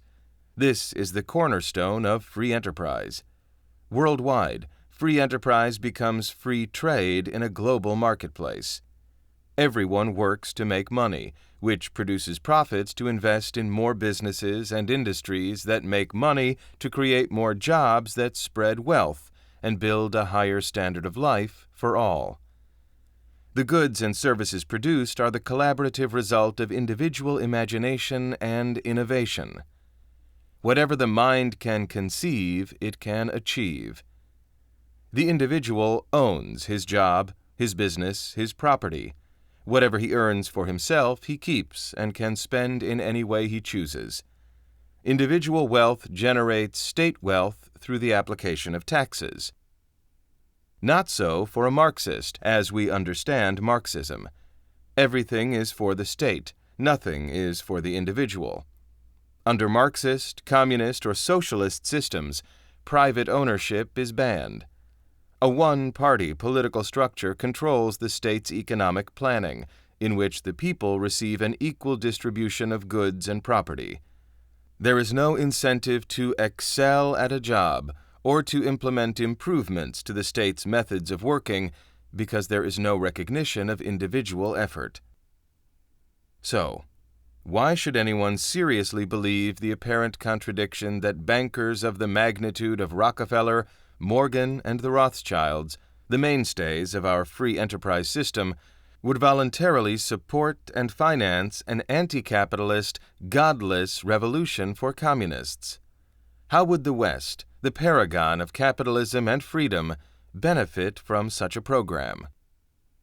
The magic word is monopoly, an all-encompassing monopoly that not only controls the government, the monetary system, and all property, but is also a monopoly which, like the corporations it emulates, is self-perpetuating and eternal. We've seen monopoly power under state control in the Soviet Union and China. Under their communist regimes, rather than create an economic system of equal distribution, some people were treated more equal than others, depending on their rank and stature in the state hierarchy. Those enjoying the most perks headed the state. However, following Mikhail Gorbachev's Glasnost, which opened up the state to public inquiry, the Soviet Union's communist system dissolved. Ironically, the inequality of economic wealth hasn't improved since Russia's move to a free market, nor have the former provinces experienced a better standard of living after regaining their independence. Instead, the Russian mafia has taken advantage of the new capitalism to exercise a corrupt power over a land further victimized. Meanwhile, the merger of communism with capitalism is seeing phenomenal success and economic growth in China. In fact, China is emerging as the next superpower, all because it is practicing what the West's financial elite and Bilderbergers covet for their one-world order: state-planned capitalism. The fact is that members of the establishment operating through private organizations such as the Bilderbergers, the CFR, and the Trilateral Commission understand socialism as the ultimate power system for control and understand its psychology better than the Marxists do. This is why their members push through Congress such anti-capitalist programs as welfare reform and regulation. Socialism to them, again, is not a system to redistribute wealth from the rich to the poor. Rather, it's a mechanism for gaining a greater and greater concentration of power and control. For example, by giving generous loans to third-world nations to help them develop their economies, the national banks actually make more profit and flex greater power internationally. How do they manage to do this? Let's go back to 1976. Then, the Big Five New York banks, all run by members of the Trilateral Commission and Council on Foreign Relations, loaned over $52 billion to several third world and communist countries, many of which were already having a hard time paying just the interest, let alone the principal. So the Trilateralists demanded and got an overhauled International Monetary Fund, subsidized for the most part by the American taxpayer, which loaned money to these deadbeat third-world countries to allow them to meet their obligations to the big banks. And, of course, the money injected into the International Monetary Fund to do this is paid for by still more and more domestic inflation, explains Gary Allen in The Rockefeller File.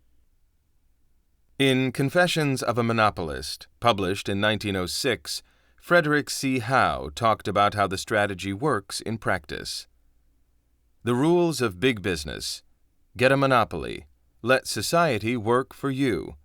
So long as we see all international revolutionaries and all international capitalists as implacable enemies of one another, then we miss a crucial point. A partnership between international monopoly capitalism and international revolutionary socialism is for their mutual benefit. Gary Allen, in his underground bestseller, None Dare Call It Conspiracy, describes how, through absolute control, the wealthy can create and perpetuate a monopoly. Control necessitates a static society. A growing, competitive, and free society gives new people a chance to make their fortune and replace some of those already at the top. So, legislation is promoted to restrict entrepreneurial effort and tax away capital accumulations not protected in the tax-free foundations of the establishment insiders. Every effort is made to press a medium-sized business to the wall and allow it to be swallowed up by the establishment giants.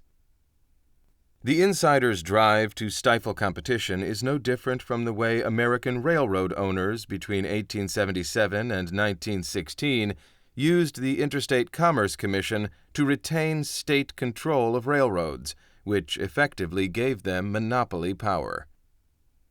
In The Rockefeller File, Allen notes the subversive manner of imposing monopolies. By the late 19th century, the inner sanctums of Wall Street understood that the most efficient way to gain an unchallenged monopoly was to say it was for the public good and the public interest. Brzezinski, too, recognized the value of a monopoly under Marxism, as did David Rockefeller. David learned it at the feet of his father, John D., Jr. Jr., as he was known, hated competition, and his children were taught that the only competition worth having is the one where you control both sides of the equation. To the Rockefellers, reports Gary Allen, socialism is not a system for redistributing wealth, especially not for redistributing their wealth, but a system to control people and competitors. Socialism puts power in the hands of the government. And since the Rockefellers control the government control means Rockefeller control. You may not have known this, but you can be sure they do. This reality is the optimum benefit of monopoly power. Thus, we shouldn't be surprised that what international financiers favor in the formation of a world company of cartels is their ability to control world finance, markets, natural resources, and ultimately, people.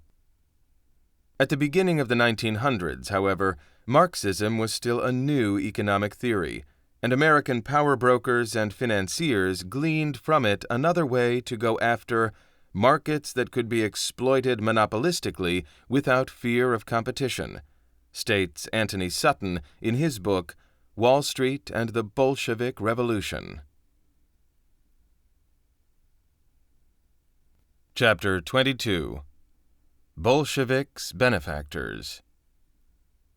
Had the Bolshevik Revolution failed, Russia's industrial development would surely have rivaled that of the United States, Great Britain, and Europe, and we would have been living in a very different world today. But, by supporting the Bolshevik Revolution, American financiers slowed down Russian industrial growth to a snail's pace in the lead-up to World War II.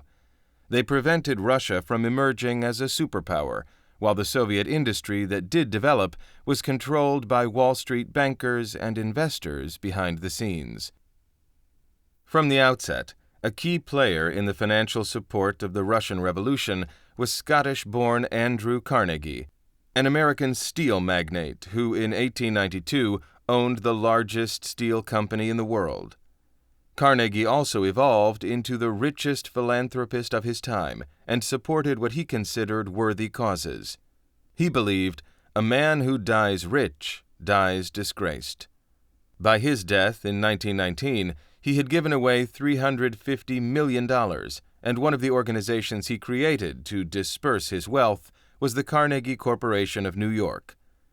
Because Carnegie had witnessed the horrors of the Civil War as a young man, he donated $10 million to establish the Endowment for International Peace, whose mandate was to prevent future wars from happening.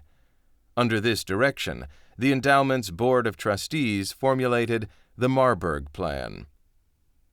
The objective of this plan, writes Jennings C. Wise in Woodrow Wilson, Disciple of Revolution, was to weld international financiers and the socialists into a movement to compel the formation of a league, the League of Nations, the precursor of the United Nations, to enforce peace and to control its councils, and so provide a specific for all the political ills of mankind.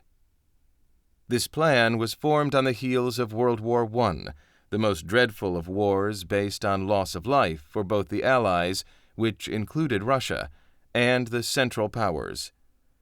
To enforce peace was a politically correct motive then, and an ideal Carnegie was proud to strive for. There is a hidden assumption, however. To enforce peace also implies that war must be created as a necessary prerequisite, and Carnegie may not have been aware of the secret intent buried in the Marburg blueprint that his Board of Trustees prepared for the future. Anthony Sutton provides us with the background preceding the Marburg Plan to coordinate international governments under the ultimate power of financial controllers. Russia was then, and is today, the largest untapped market in the world. Moreover, Russia, then and now, constituted the greatest potential competitive threat to American industrial and financial supremacy. Thus, Sutton further explains, the creators of the Marburg Plan needed to develop a monopoly that encircled the globe, not just their own backyard. What the Interstate Commerce Commission and the Federal Trade Commission under the thumb of American industry could achieve for that industry at home, a planned socialist government could achieve for it abroad, given suitable support and inducements from Wall Street and Washington, D.C. Seedbed for discontent. At the turn of the 20th century, Tsar Nicholas II ruled Russia.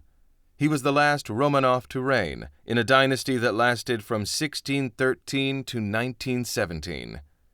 Before World War I, his empire covered 8,500,000 square miles and bordered Turkey, Persia, Afghanistan, Mongolia, and China, while Poland, the Baltic states, and Finland were Russian territories.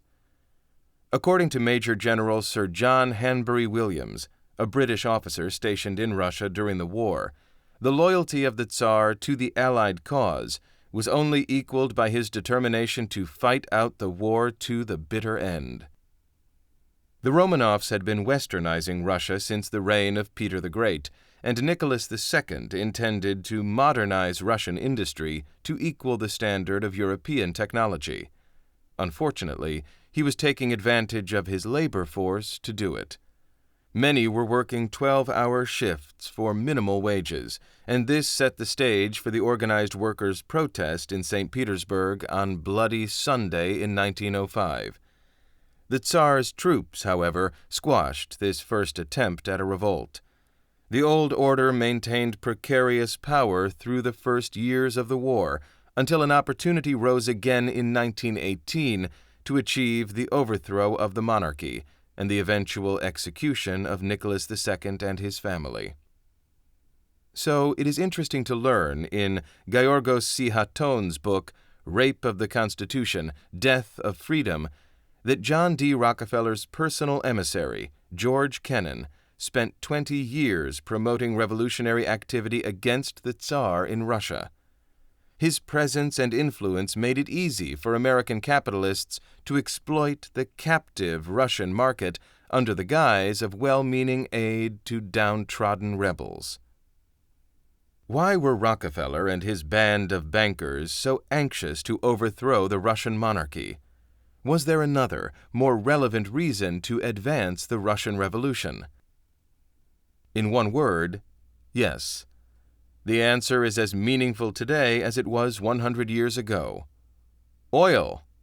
Before the Bolshevik revolt, Russia had surpassed the U.S. as the world's #1 oil producer. In 1900, the oil-saturated Baku fields in Russia were producing more crude oil than the United States, and in 1902 produced more than half of the total world output. The chaos and destruction of the revolution destroyed the Russian oil industry. In Wall Street and the Bolshevik Revolution, Sutton writes, by 1922 half the wells were idle, and the other half barely functioning, because they lacked the technology to make them operational. In The Rockefeller File, Gary Allen also notes that the revolution crushed America's competition.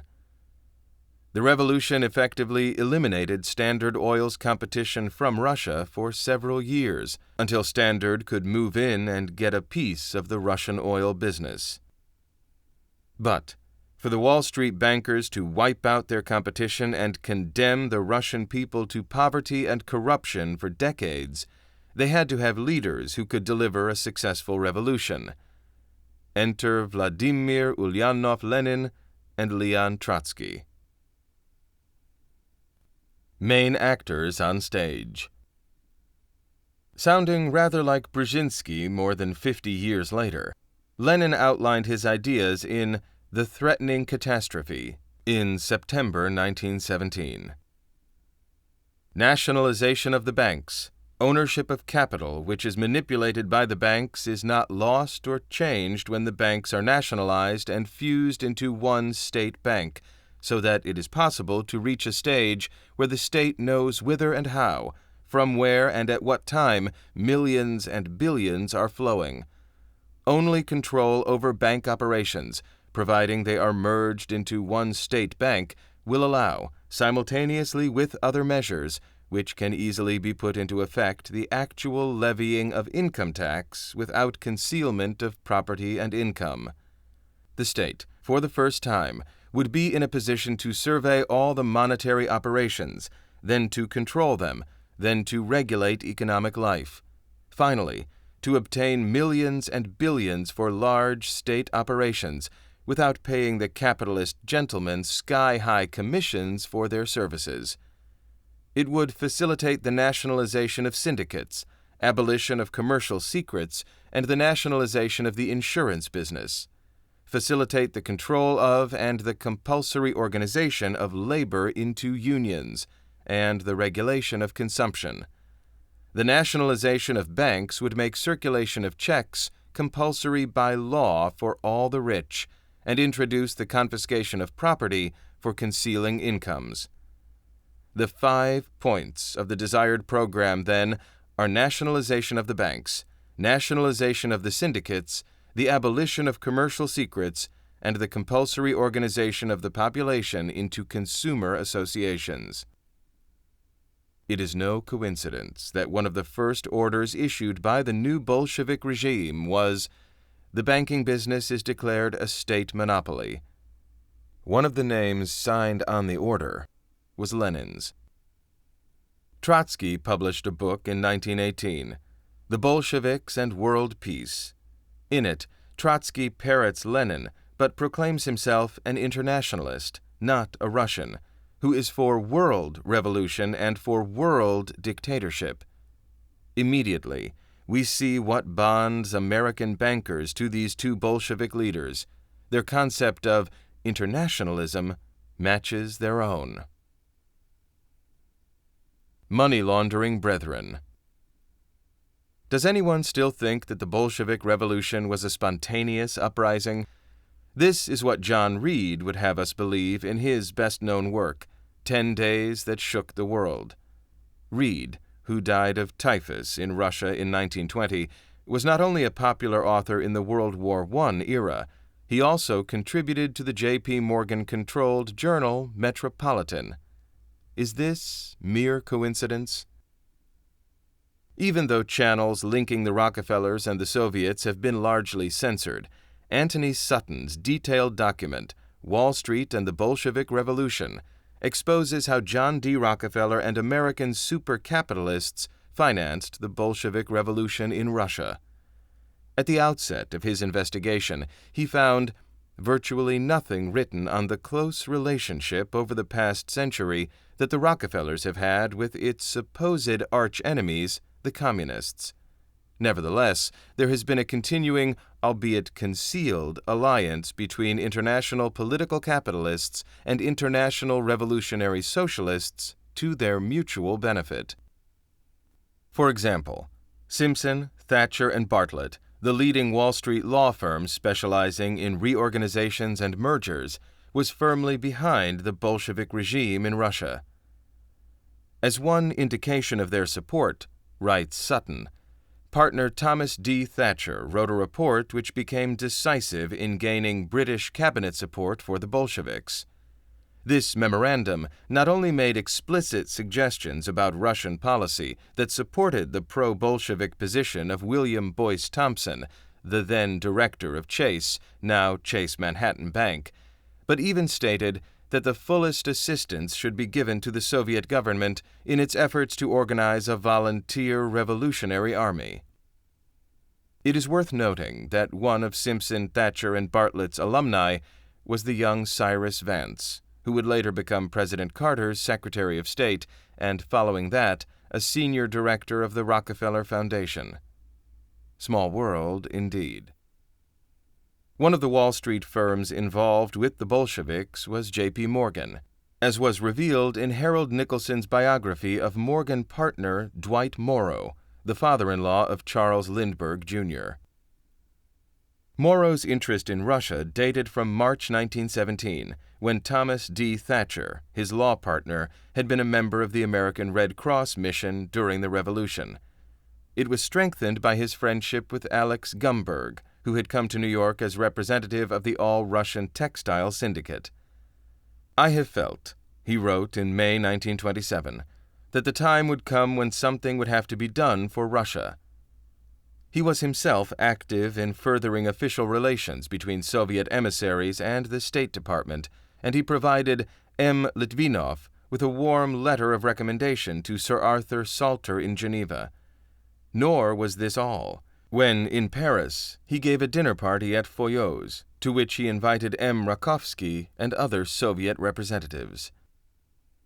Another mega-organization supporting the Bolshevik cause was the Federal Reserve Bank of New York, controlled by the 5 principal New York banks. In The Unknown War with Russia, Robert J. Maddox noted in 1977, "William Lawrence Sanders, chairman of Ingersoll Rand and deputy chairman of the Federal Reserve Bank of New York, wrote to President Wilson on October 17, 1918, I am in sympathy with the Soviet form of government as the best suited for the Russian people." George Foster Peabody, also deputy chairman of the Federal Reserve Bank of New York since 1914 and noted philanthropist who organized the General Education Board for the Rockefellers, stated that he supported the Bolshevik form of state monopoly. The scam boggles the mind when we consider that 3 of the top officers of the Federal Reserve Bank of New York publicly supported Bolshevism: Sanders, Peabody, and William Boyce Thompson. Current knowledge makes clear that Wall Street bankers reacted with help as early as 1905, when Lenin and Trotsky's initial rebellion had failed. They arranged safe passage for Lenin to Switzerland, where he remained out of harm's way. Trotsky, after 1905, had lived in exile, notes Anthony Sutton in Wall Street and the Bolshevik Revolution, first in France. But after writing rabble-rousing articles for a Russian-language newspaper in Paris in September 1916, the French police escorted him across the Spanish border. A few days later, Madrid police arrested him and lodged him in a first-class cell at a charge of 1½ pesetas per day. Subsequently, Trotsky was taken to Cadiz, then to Barcelona, and finally placed on board the Spanish transatlantic company steamer Montserrat. Trotsky and family crossed the Atlantic Ocean and landed in New York on January 13, 1917. How did Trotsky, who knew only German and Russian, survive in capitalist America? According to his autobiography, My Life, Scribner's, 1930, "My only profession in New York was that of a revolutionary socialist." In other words, Trotsky wrote occasional articles for Novy Mir, the New York Russian Socialist journal. Yet we know that the Trotsky family apartment in New York had a refrigerator and a telephone, and according to Trotsky, that the family occasionally traveled in a chauffeured limousine. This mode of living puzzled the 2 young Trotsky boys. When they went into a tea room, the boys would anxiously demand of their mother, "Why doesn't the chauffeur come in?" The stylish living standard is also at odds with Trotsky's reported income. The only funds that Trotsky admits receiving in 1916 and 1917 are $310, and, said Trotsky, "I distributed the $310 among 5 emigrants who were returning to Russia." Yet Trotsky had paid for a first-class cell in Spain. The Trotsky family had traveled across Europe to the United States. They had acquired an excellent apartment in New York, paying rent 3 months in advance, and they had use of a chauffeured limousine. All this on the earnings of an impoverished revolutionary for a few articles for the low-circulation Russian-language newspaper Naše Slovo in Paris and Novy Mir in New York. By then, the American International Corporation had already been founded in New York in 1915. Its principal responsibility was to coordinate financial assistance to the Bolsheviks. J.P. Morgan, the Rockefellers, and the National City Bank provided the funding, while the new corporation's chairman of the board was Frank Vanderlip, former president of National City Bank and member of the Jekyll Island Group, which had written the Federal Reserve Act in 1910. According to Eustace Mullins in The World Order, the Bolsheviks sought more funds shortly after their return to Russia. To whom should Lenin turn but his powerful friend in the White House? Wilson promptly sent Elihu Root, Kuhn Loeb lawyer and former Secretary of State, to Russia with $20 million from his special war fund to be given to the Bolsheviks.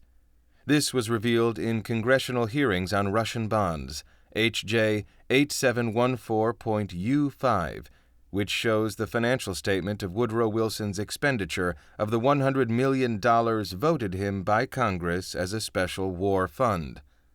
The statement, showing the expenditure of $20 million in Russia by Root's special war mission to Russia, is also recorded in the Congressional Record, September 2, 1919, as given by Wilson's secretary, Joseph Tumulty. Wilson's assistance was but the tip of the iceberg. Using Colonel Raymond Robbins, head of a Red Cross mission to Russia, as its emissary, J.P. Morgan & Company sent several $1 million in cash to the Russians through Henry P. Davison, Morgan's right-hand man. Now, Wall Street's financial manipulation takes on a larger meaning. Although the Japanese had appeared to make the most of the internal strife within Russia during 1905, it was U.S. President Theodore Roosevelt who mediated a peace treaty that forced Russia to give up its eastern and Baltic fleets and cede the southern half of Sakhalin Island to Japan.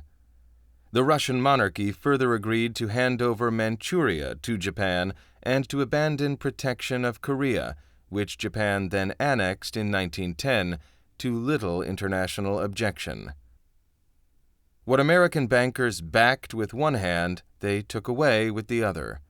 Clearly, they wanted to reduce Russia's sea power and trading ability and influenced Roosevelt's intercession in the negotiated settlement between Japan and Russia, but the outcome was staggering. This action by the Russian monarchy had the effect of weakening Soviet naval strength in the Far East until well after World War II. Other avenues also provided secret funding on a supranational level. One of the key men involved was Dr. Parvus Helfand. In his 1931 book, Lenin, Red Dictator, Yale professor George Vernadsky wrote, "In the autumn of 1915, the German-Russian Social Democrat Parvus Helfand, who had formerly been active in the Revolution of 1905, announced in the paper published by him in Berlin, Die Glocke, the Bell, his mission to serve as an intellectual link between the armed German and the revolutionary Russian proletariat. During the war, Parvus was engaged in furnishing supplies to the German army and in huge speculations, and so considerable amounts of money passed through his hands." German imperial records that only came to light after World War II document the important role of this Marxist millionaire in funneling German funds to revolutionaries in Russia.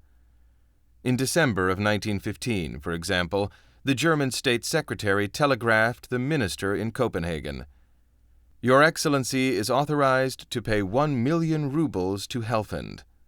The following month, the minister submitted a report. Dr. Helfand, who has returned to Copenhagen after spending 3 weeks in Stockholm, where he conferred with Russian revolutionaries, has told me the following, in confidence. The sum of 1 million rubles which was put at his disposal was immediately sent on, and has already reached Petrograd and been devoted to the purposes for which it was intended. Now almost forgotten, the Russian Alexander Israel Helfand was an enigmatic character whose career was as strange as anything served up in fiction. His active role in the abortive revolution of 1905, when he became a close associate of Trotsky, led to a Siberian exile, so necessary for the resume of any true Russian revolutionary.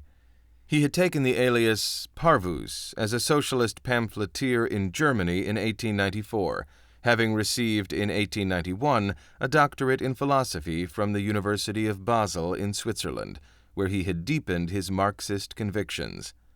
Later, as Maxim Gorky's German publisher, he became involved in a scandal over royalties, the result of a long-running dispute that led to a secret conviction and expulsion by the German socialists. After a brief stay in Vienna, he traveled in 1910 to Istanbul, which became his base of operations. There, he somehow made a large fortune. In January of 1915, he advised the German ambassador to the Ottoman Empire, which had joined the Central Powers 3 months before. The interests of the German government were identical with those of the Russian revolutionaries, who were already at work. This led to his role as intermediary. Helfand had a part in arranging the notorious sealed train, which in April of 1917 delivered Lenin and other Bolsheviks from exile in Switzerland through Germany to a steamer bound for Sweden, whence they made their way through Finland to Russia. As Vernadsky noted, Germany's interest lay in both providing safe passage and maintaining its secrecy. To afford Lenin and his comrades an opportunity of passage to Russia was in the nature of introducing disease germs into the organism of the Russian state.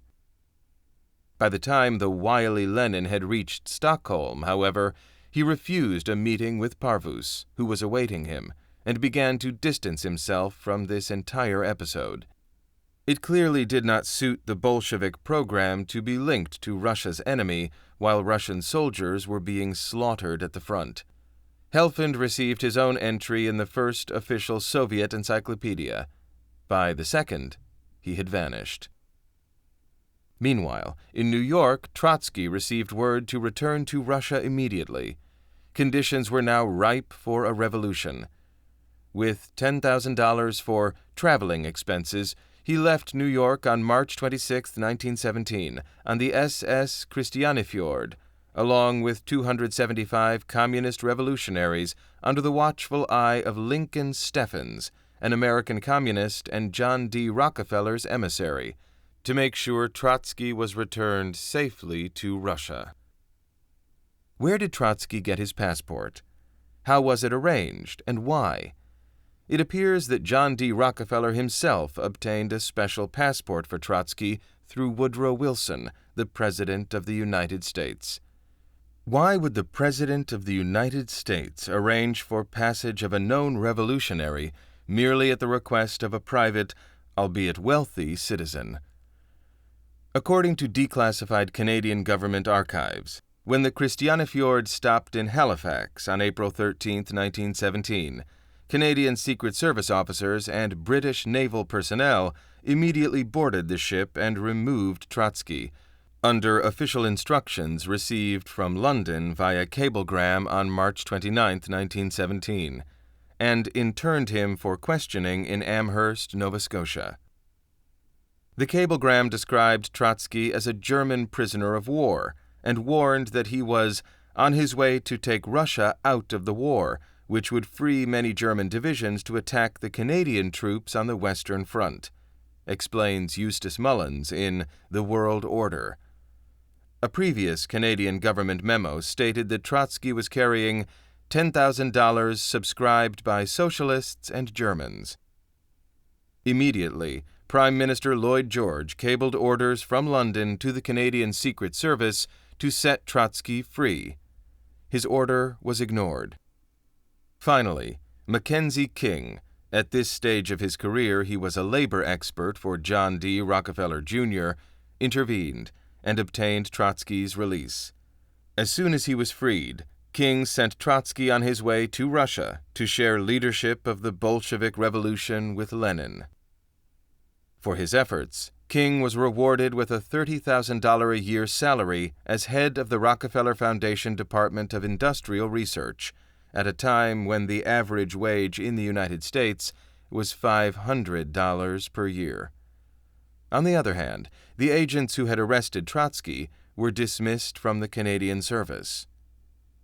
King, destined to become Prime Minister of Canada, has remained an enigma to his countrymen. Was he a fool, a genius, or a self-absorbed opportunist? His admiration for Rockefeller was clearly, if not naively, stated in a note he sent at the time to his friend, Violet Markham. John D. Rockefeller, Jr., the truest follower of Christ, has one purpose: to serve his fellow man.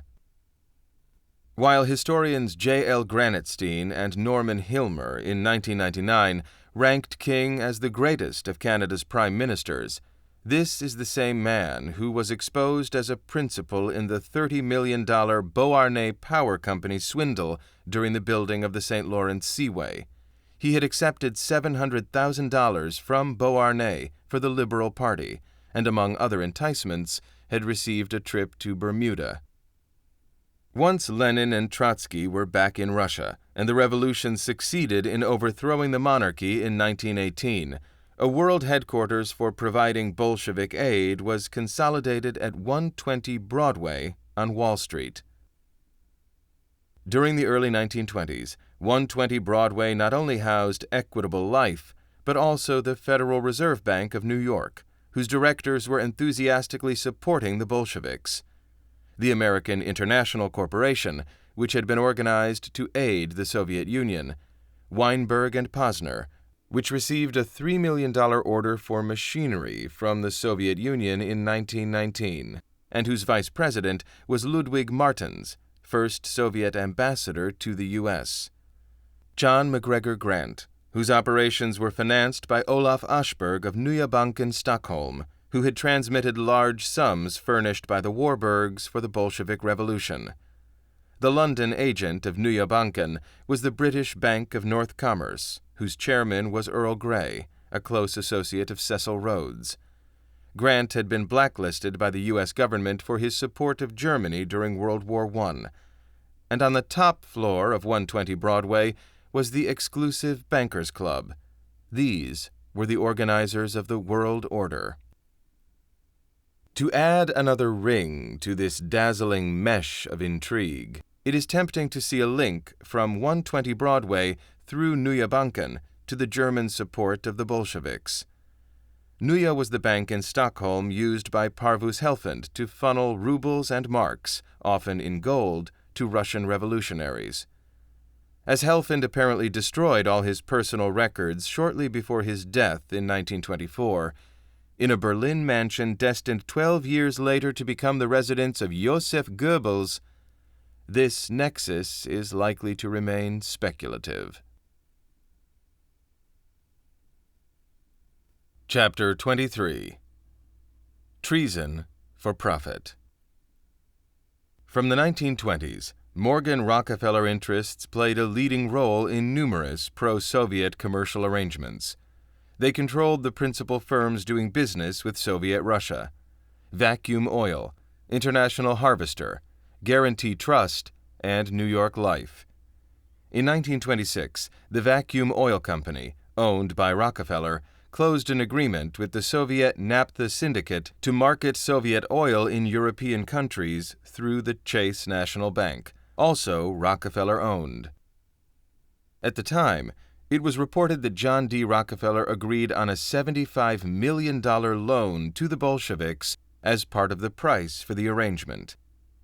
As a result of this deal, Rockefeller's Standard Oil built an oil refinery in Russia in 1927, after they were promised 50% of the Caucasus oil production. But, as early as 1911, John Moody had already nicknamed the Standard Oil Company the Standard Oil Bank, because, as he observed, the Standard Oil Company was really a bank of the most gigantic character, a bank within an industry, lending vast sums of money to needy borrowers just as other great banks were doing. Again, the Rockefellers played a key role in founding the American-Russian Chamber of Commerce in 1922 to promote trade with Russia under the direction of its chairman, Reeve Schley, who was vice president of Chase National Bank as well. As a prerequisite to opening up the Russian market to the establishment, in 1925, John D. Rockefeller added pressure to the Chamber's lobbying for the U.S. government to change its foreign policy through a private campaign under his press agent, Ivy Lee, to spark-plug a public relations drive and promote communism in the U.S. This combined effort culminated in 1933 with the U.S. government's recognition of Soviet Russia. In 1935, Stalin quietly repaid Rockefeller when he seized a sizable chunk of assets owned by foreign companies investing in Russia, but did not touch Standard Oil properties. Through the 1920s and 30s, lone U.S. Congressman Louis McFadden tracked the secret financial manipulations of the Federal Reserve System for the benefit of the Soviet Union. By June 10, 1932, he was fed up with the deliberate drainage of U.S. funds to Russia and harangued the House. Open up the books of Amtorg, the trading organization of the Soviet government in New York, and of Gostorg, the general office of the Soviet Trade Organization, and of the State Bank of the Union of Soviet Socialist Republics, and you will be staggered to see how much American money has been taken from the United States Treasury for the benefit of Russia. Find out what business has been transacted for the State Bank of Soviet Russia by its correspondent, the Chase Bank of New York. Years later, during World War II, Amtorg's bank of choice to handle the billions of dollars of Lend-Lease transactions for Soviet Russia was, of course, the Chase National Bank. Unfortunately, funneling U.S. taxpayers' money to the Soviet Union was not a profitable enough operation for the Wall Street gang of profiteers. They finally engaged in treason for profit when they secretly began transferring the most sophisticated and expensive American technology to the Soviets in 1943. Then, the Soviet Purchasing Commission requested from the U.S. government 200 pounds of uranium oxide, 220 pounds of uranium nitrate, and 25 pounds of uranium metal, commodities virtually unknown at that time, for their war efforts. On April 29, 1943, the Board of Economic Warfare granted a special license to Chemitar Corporation of New York to fill this order. This provided the Soviets with the resources to build their own atomic bomb, if they had the formula, while at the same time Winston Churchill demanded from President Roosevelt that Stalin be barred from sharing scientific intelligence leading to the development of nuclear weapons before Britain or the U.S. had produced an atom bomb first. It was enough that the Allies were in a race with Hitler to beat him at building atomic capabilities without worrying about another madman launching a nuclear threat on the world. While the rich became richer, Americans were told that a détente was necessary, because without bilateral agreements the enemy would attack. For the illusion of a partnership among equals to become a reality, there must at least be the semblance of parity among the senior member states before you can justify a merger. Is this why, according to hundreds of U.S. State Department documents, the Soviet industrial and military capabilities, such as trucking, aircraft, oil, steel, petrochemicals, aluminum, and computers, were constructed at the U.S. taxpayers' expense in the Soviet Union for the sake of parity? As Sutton pointed out in 1972, there was no such thing as Soviet technology. Of the technology that did exist, almost 90 to 95% came directly or indirectly from the United States and its allies. Even stranger, commented Sutton in testimony he gave to the subcommittee of the Platform Committee of the Republican Party, the U.S. apparently wants to make sure this enemy remains in the business of being an enemy. The Soviets' merchant marine, for example, was the largest in the world, containing nearly 6,000 vessels. But, Sutton further testified, about two-thirds of the vessels were built outside the Soviet Union. About 4/5 of the engines for these ships were also built outside the Soviet Union. All Soviet automobile, truck, guns, tanks, aircraft, and engine technology come from the West.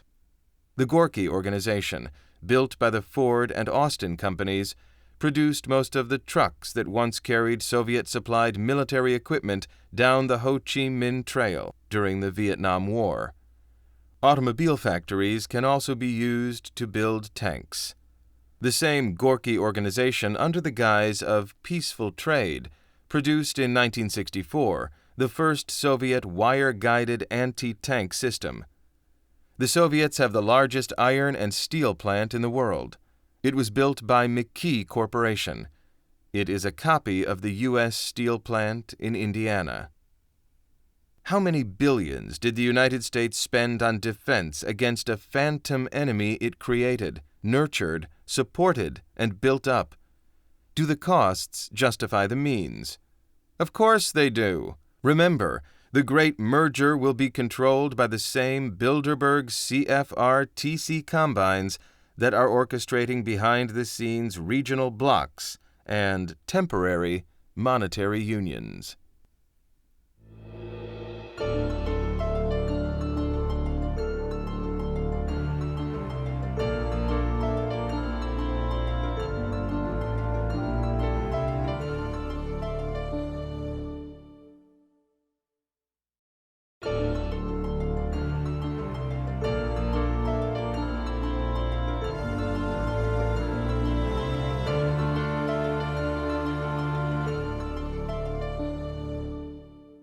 Chapter 24. Sacrificing a Nation. While many biographies, including David Rockefeller's autobiography, Memoirs, describe the Rockefellers' unlimited economic and political power and the family's fabulous wealth as spent on feeding the starving in third-world countries, educating the poor through myriad benevolent foundations and societies, and building the infrastructure of underdeveloped and war-ravaged nations, few have dealt with what many believe to be the most remarkable aspect of the family: its single-minded intent to destroy the United States as an independent nation, to establish, for the greater good, a new world order. Without a justifiable and a visible enemy, no nation will voluntarily give up its individual rights and freedoms. The Bilderberg, CFR, and Trilateral Brethren know they have to produce a reason for people to buy into their one-world plan. Every day, their rhetoric grows louder. The website of the Trilateral Commission, for instance, speaks boldly of sharing leadership responsibilities and advocates closer cooperation and mutual understanding. How they understand these terms, however, varies greatly from how the greater part of the population understands them. By the time Brzezinski, Cyrus Vance, Defense Secretary Harold Brown, and Undersecretary of the Treasury Anthony Solomon came together to help found the Trilateral Commission, they were already actively participating in a parallel initiative promoted by the CFR called the 1980s Project, the largest single effort in CFR's history. The aim of the project was to see how world trends might be steered toward a particular desirable future outcome. This desirable future outcome dealt with the utter disintegration of the economy. In Alternatives to Monetary Disorder, Fred Hirsch, at the time editor of the London Economist, explained how this would be done. A degree of controlled disintegration in the world economy is a legitimate objective for the 1980s, and may be the most realistic one for a moderate international economic order. A central normative problem for the international economic order in the years ahead is how to ensure that the disintegration indeed occurs in a controlled way and does not rather spiral into damaging restrictionism. The problem, therefore, is not to minimize politicization in the process sense of political intervention in market outcomes. It is rather to create a framework capable of containing the increased level of such politicization that emerges naturally from the changed balance in both domestic economies and the international system. Translation: the key political commitment is to impede at all costs the reemergence of economic nationalism in all of its manifestations: industrial, technological, and scientific. Why would Rockefeller and other U.S. trilateralists, Bilderbergers, and the CFR members want to dismantle the industrial might of the United States? To understand the reasons, we must briefly review the economic history of the 20th century. The British Empire began to lose its grip on industrial superiority in the last 2 decades of the 19th century. As the British power began to wane, the United States, Japan, France, and Germany overtook it in industrial production. How was it that a nation such as France, almost ruined under the reign of Napoleon III, could build itself up in such a short period of time? It was simple. Their economic policies were based upon a decidedly anti-liberal economic theory, the theory of dirigisme, identified with the theoretical works of Alexander Hamilton, and also with the works of the great American economists Henry and Matthew Carey. Japan's economic miracle was due to its adherence to the principles of the January 3, 1868 Meiji Revolution, which brought about significant reforms to the Japanese society in terms of compulsory universal education, mass modernization, and the encouragement of capitalism and markets in the tradition of American economists. The reforms of the Meiji Revolution shaped the basis of the modernization of pre-World War II Japanese industry and also the makings and experience for the post-World War II Japanese miracle. Germany, too, was built up into a leading world industrial power because it followed the policies of the great German economist Friedrich List, who was largely influenced by Hamilton's economic principles and the American school of political economy. In the 19th century, List was very much against the British model of free trade, buying cheap and selling expensive. The British oligarchy was well aware that, to survive, it needed to destroy Hamilton's American system of developmental economic nationalism, which was intended to allow the United States to become economically independent and nationally self-sufficient by imposing industry protection through a. selective high tariffs to keep out British manufactured goods, b. government investments in infrastructure to create targeted internal improvements, and c. a national bank with policies to promote the growth of productive enterprises. In the early 1950s, Anglo-American leadership faced their first real challenge from the then Western Alliance partners, as the post-World War II liberal economic system was discernibly going to pieces. France, the Federal Republic of Germany, as well as American nationalist forces, were proposing a new orientation in favor of a commitment for renewed industrial development worldwide. Such a policy would have meant industrialization of key sectors of the Third World, and thus the eventual emergence of new, sound, and strong nations, a repeat of the British nightmare at the turn of the 20th century. Such a policy would also have meant that France, the Federal Republic of Germany, and Japan, with their special relations with Third World nations, would experience an industrial boom as their economies mobilized to provide the capital goods needed by the new nations. In the beginning of 1973, the West German Deutschmark had already smashed the British pound, and by July-August was on its way to gaining hegemony over the ailing U.S. dollar. Economic development would have also meant future competition from up-and-coming nations, competition which, needless to say, had to be strangled in the cradle. From the establishment's point of view, there is a clear advantage to conducting business in this manner. First, economic exchanges with weaker nations can always be used as a tool of political power through boycotts, bribery, and manipulation of trade incentives. Second, economic relationships can operate on a more fundamental level, shaping the political-economic foundations of a weaker, less developed economy through the opportunity offered to it in the form of trade and finance. The weaker country in the economic relationship, like a weaker class, then becomes not just a group of assorted individuals, but a particularized, isolated, and dependent participant in the world economy.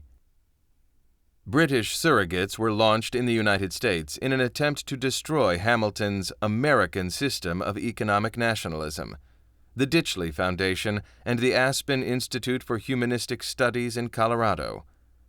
The institute was founded by Lord Bullock of the Royal Institute of International Affairs, RIIA. The RIIA is a branch of the Round Table, whose American branch is the Council on Foreign Relations. The Aspen Institute played a leading role in the Malvinas War between Argentina and Britain, as noted in Part 1. Latin America is important to the United States because it has the potential to provide a huge market for American exports of technology and heavy industrial equipment, which could galvanize many of America's faltering companies and provide thousands of new jobs. In the Bilderberg CFR-TC post-industrial age, this has to be prevented at all costs. One of the stranger propositions coming out of the Ditchley Foundation was its public advocacy for dual citizenship for England and the United States, a shocker to the U.S. constitutional experts, as the English do not possess the legal status of citizens, but that of subjects. Aspen and Ditchley do not represent themselves, but rather form part of a vast, overlapping systemic organization with the Bilderbergers, CFR, and Trilateralists, all playing a different function in their long-range objectives of shaping a community of developed nations. As David Rockefeller said in his Memoirs, "Some even believe we are part of a secret cabal working against the best interests of the United States, characterizing my family and me as internationalists and of conspiring with others around the world to build a more integrated global political and economic structure. One world, if you will. If that's the charge, I stand guilty, and I am proud of it." What we have witnessed from this cabal is the gradual collapsing of the U.S. economy that began in the 1980s. The corporate raiders, financed by the dirty money junk bond networks, bought up significant chunks of corporate America and terrified the rest. The raiders' targets, and those who feared they might become targets, turned to Wall Street's investment banks and law firms for protection. As such, the leveraged buyout junk bond operation functioned as a giant protection racket, destroying some as a way of collecting tribute from the rest. At the same time, dirty money poured into the real estate market, notably through the giant Canadian developers. These firms built the skyscrapers, which were then filled up with service workers, bankers, lawyers, accountants, clerks, and other white-collar types. The pouring of hot money into the real estate markets caused real estate prices to rise. The wealth created by these rising values provided more money to pump into the bubble. The speculator went from being the enemy to being the role model. The old-style productive industry became the realm of losers, replaced by the hot new industries of finance and information. The effect of all this deregulation and speculation has been the decimation of the physical economy of the United States. Over the last 3 decades, the productive capacity of the U.S. economy has been cut in half, measured in terms of market baskets of goods on a per capita, per household, and per square kilometer basis. At the same time, the monetary claims on that declining production have risen hyperbolically. As a result, the rich have grown richer and the poor poorer, while the middle class has continued to shrink. This is the price the interconnected organizations of international insiders have exacted behind our backs.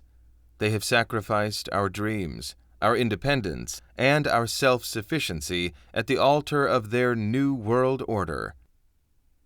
Richard N. Cooper, a trilateralist and one of the authors of a 1977 task force report entitled toward a renovated international system, defined the Commission's objectives for world control.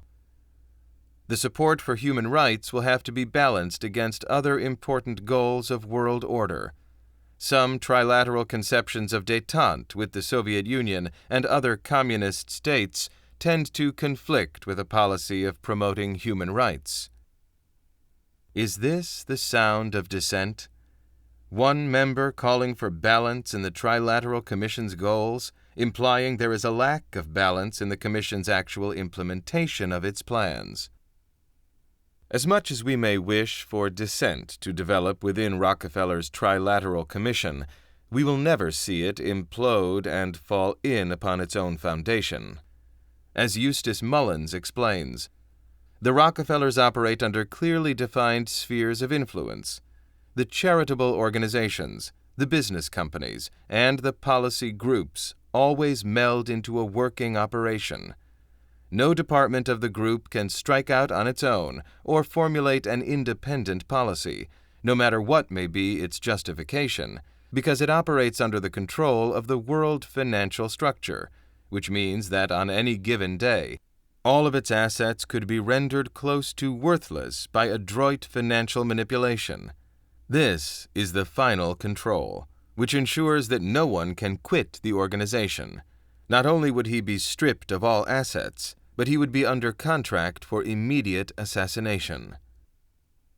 So, how can any one person stand up to such a mammoth machine, which, like an octopus, grows larger, bolder, and more powerful as its tentacles reach out and strangle everything and everyone in its path? Our political, military, and financial leaders are still accountable for their actions. Make your vote count.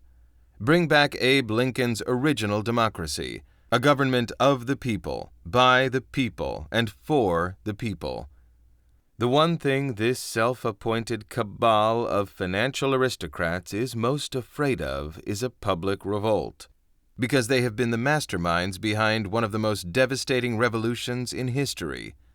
But not all revolutions have to be violent. There is tremendous power in everyone saying no, in a quiet yet firm, collective voice. What Edwin H. Chapin said in the 19th century remains true today. Not armies, not nations have advanced the race, but here and there, in the course of ages, an individual has stood up and cast his shadow over the world.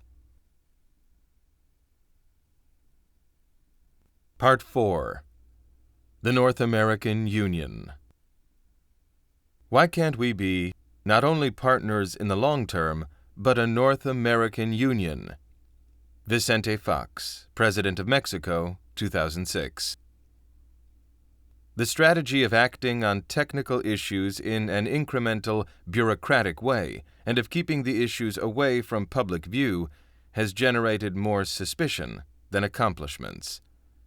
Robert A. Pastor, Professor of International Relations, American University, 2008. An annual summit of North American leaders would do more to carry out our CFR's overall goal of creating a North American community. CFR Report, 2005. Chapter 25. Detention, 2004. For once, my mind wasn't on the Bilderbergers, nor was it on the sleepy resort town of Stresa in Italy, where they planned to meet this year. Instead, as I made my way through Milan's Malpensa International Airport, my thoughts were busy seeking meaning in my past.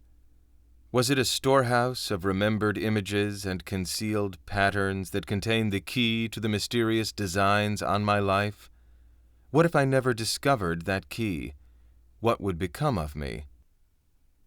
Buonasera, would you please come with us, sir? The sharp voice penetrated my ponderings. I looked up. A man, dressed in a raincoat, approached me. The raincoat struck me as odd. Through the wall of windows lining the airport terminal, I could see the Mediterranean blue sky. No cloud in sight.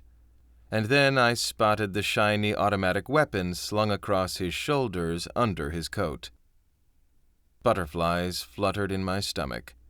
Feelings of prearranged tragedy, or more precisely, the ever-present shadow I lived with, reminded me of the perilous ways in which I chose to make my living.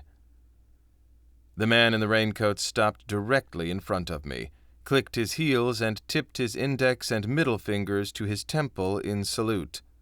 Flashes of Tweedledum and Tweedledee sprung to mind from the prior year's experience in Versailles. He introduced himself as a detective.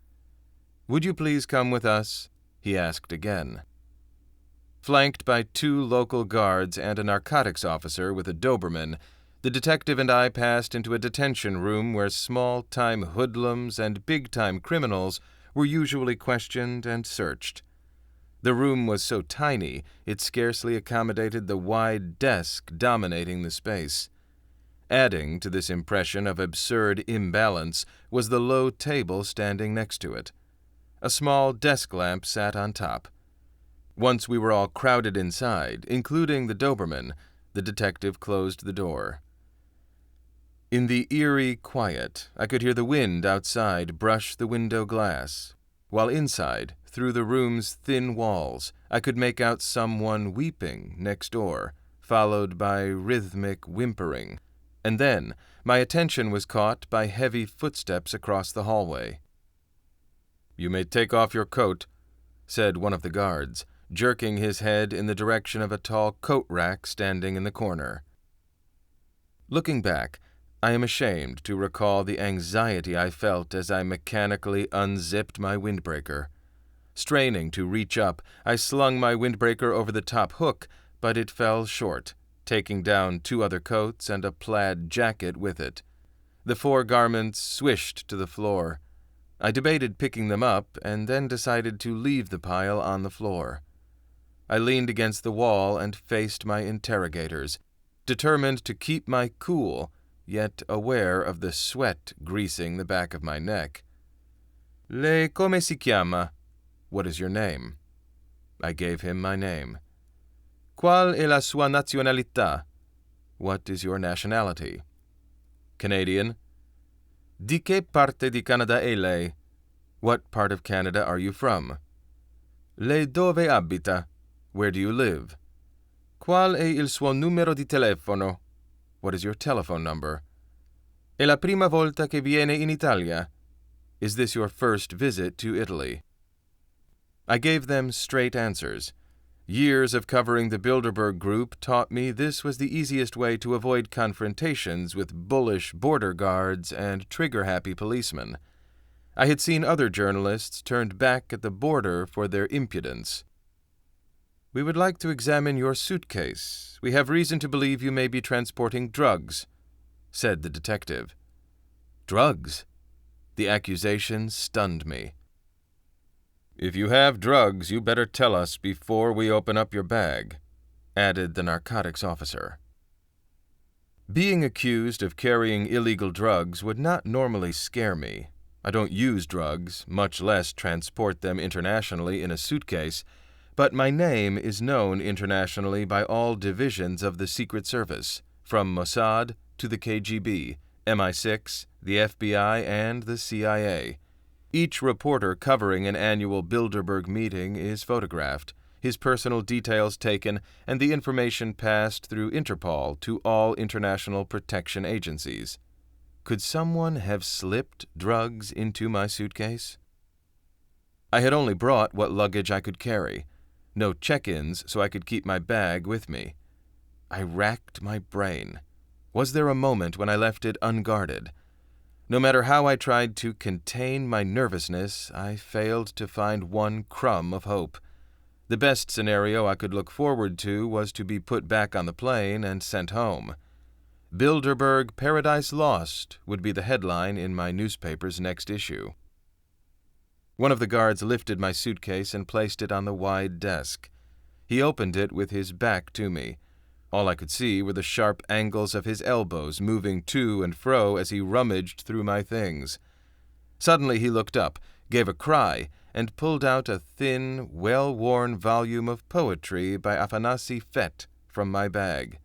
Fet, an impressionist Russian writer of the late 19th century, could write a verse using only nouns, yet create a sense of restiveness that utterly amazed me. This book represented the essence of my Russian soul, and I nervously watched the guard rifle through the dog-eared pages printed in Russian. As if on cue, everyone in the room started talking at once. The other bespectacled guard grabbed the book from him and immediately proclaimed he had been to Russia and knew some Russian words. Borscht, beet soup, he said to me proudly, followed by Raduga, rainbow, and Privet, hello. With his limited vocabulary, he then tried to form a coherent sentence. I listened dutifully, with half-opened mouth. His knowledge of Russian reminded me of the vastness of a steppa, steppes, that island of hope amongst the enormity of emptiness. Just listening to his bastardizing my native language was difficult enough, but trying to make sense out of what he was saying became sheer torture. The detective sat down on the bench beside me, where I was still standing against the wall. He popped a peppermint into his mouth and then took my volume of Fête from the guard. He passed his fingers across the spine before he opened the book and leafed through its pages. His head moved in rhythm with his lips as he tried to follow the words across one page. Then the book lost his interest, and he laid it on the bench beside him, forgotten. He was an embarrassing representative for any airport security, none too young, with a sharp-tipped nose, sleekly parted hair, jutting eyelids, and badly bitten fingernails. In the next room, someone roared with laughter. Across the hall, a chair violently slid across the floor. Suddenly, our door burst open. A plainclothesman with a holster slung over his shoulder stepped inside. He carried a red folder in his left hand. Recognizing the detective, he bellowed in delight, and his right hand spread open, all 5 fingers dancing. The detective grabbed the other man's free hand and zealously slapped his back. The plainclothes operator whispered something to the detective, and they turned their backs to me while they talked in hushed voices. They motioned to the 2 guards and the narcotics officer, and all of them huddled together. In spite of their attempts to whisper, I could make out isolated phrases in Italian. Cosa vuol dire? What do you mean? Non capisco nulla. I don't understand anything. Che cerca? What is he looking for? Some agreement formed, for they all stopped talking at once. The detective turned, stood, and walked towards me. He braced himself in front. We were eyeball to eyeball. The guards took their place at the door, the narcotics cop sat on the edge of the desk, and the plainclothes operator leaned against the opposite wall. Through all their switches of position, the Doberman remained asleep on the mat. Let me see, where do I know you from? Completely out of character, the detective had switched to using a velvet tone, but his D-grade acting performance only made him less threatening and more laughable. I resisted the urge to smile. After an hour of this endless interrogation, our routine had become rote, and I was beginning to find bizarre humor in the situation. He began with the same questions again. Dove siete alloggiati? Where are you staying? But this time he asked me for my plane tickets and hotel reservation. I produced both, crumpled beyond recognition in the habitual chaos of my satchel. What possible reason would you have to come to Stresa at this time of the year? I said nothing. I bent down to retrieve my Fête volume, lying forgotten on the bench. Never mind the book, instructed the detective. I obeyed mid-motion and resumed standing erect. The detective produced a photograph out of the red folder he was now holding in his right hand. I could hardly believe it. Staring at me was a copy of my own hideous black-and-white Spanish national identity photograph. "What business do you have to attend to in Stresa?" he repeated in perfect English. There could be no mistake about it. Someone in the Spanish Ministry of the Interior had provided the Italian security forces with my photo. The Italians knew why I had flown into Milan and were waiting for me. What's worse, the Spanish Ministry of the Interior had to be cooperating with the Bilderbergers to stop my investigation. I stared intently at a piece of tin foil sparkling on the floor as thoughts scrambled through my mind. All at once, the pieces of the puzzle slid into place. I understood something I had been seeing without understanding. Why airport security had stopped me, why they questioned me, why they made me lose time. They couldn't retain me, for I had done nothing, nor did they want to let me go, for they were told to keep me at bay. The simple solution leapt to mind. The next move was mine, and if I made it right, I was a free man. "Gentlemen," I said, "you have two choices. Either you arrest me and charge me with a crime, or you let me go. The masquerade is over. You know why I am here, and I know that you know that I know your game plan." Another brief consultation ensued amongst the five of them. I waited and focused on the shadow left by the slip of tin foil still lying on the floor. Sick of it all, angry at them, at me, at the world, for not knowing, not wanting to know, and not caring about the Bilderbergers, I saw in the insignificant shape of the shadow the orderly existence of the moment. I also knew that, within minutes, I'd be driven by taxi to the shores of Lake Maggiore, to Stresa, and to the Bilderberg Group's annual conference, to a reunion with a group of fearless journalists, my friends, all of whom, against all odds, made their way to this sleepy little town. People like me, who put up with unimaginable hardships to expose the Bilderbergers' master plan for global government and one world order. So what is time? I asked myself in the taxi, once more escaping into my thoughts. If not mere brutal passage and decay. A form of awareness? A birth of consciousness? And yet, even less do I understand why fate brings the Bilderbergers and me constantly together, why I need to write about them. To write, I once read, is not to be absent, but to become absent, to be someone and then go away, leaving traces. And those traces, I finally realized, add up to our past. I tried to concentrate on what was awaiting me in Stresa. 22-hour working days, phone calls to check information from sources, continual harassment by the Secret Service, threats, unauthorized searches, meetings and more meetings with those few valiant souls who brave the threats of Bilderbergers to give us precious details of their diabolical plans. But I simply couldn't get my mind around it. Incoherent images danced in my head. Total enslavement. Man-made famines that swept millions to their grave. Suffering. More suffering. Unspeakable, inhuman sacrifice. Why? Is it really possible that someone might want to inflict so much pain on the world for personal gain? As I struggled to hold back tears, I kept reminding myself that my quest for the truth was a vindication of decency at the expense of greed and power.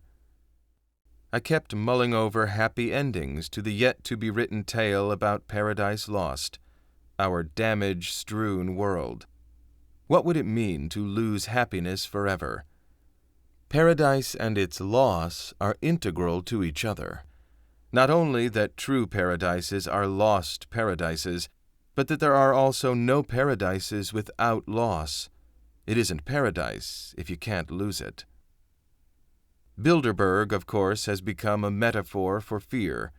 Beneath its insanity, there is an understanding that time and space, like love and death, alter us and affirm us, cling to us and explore us.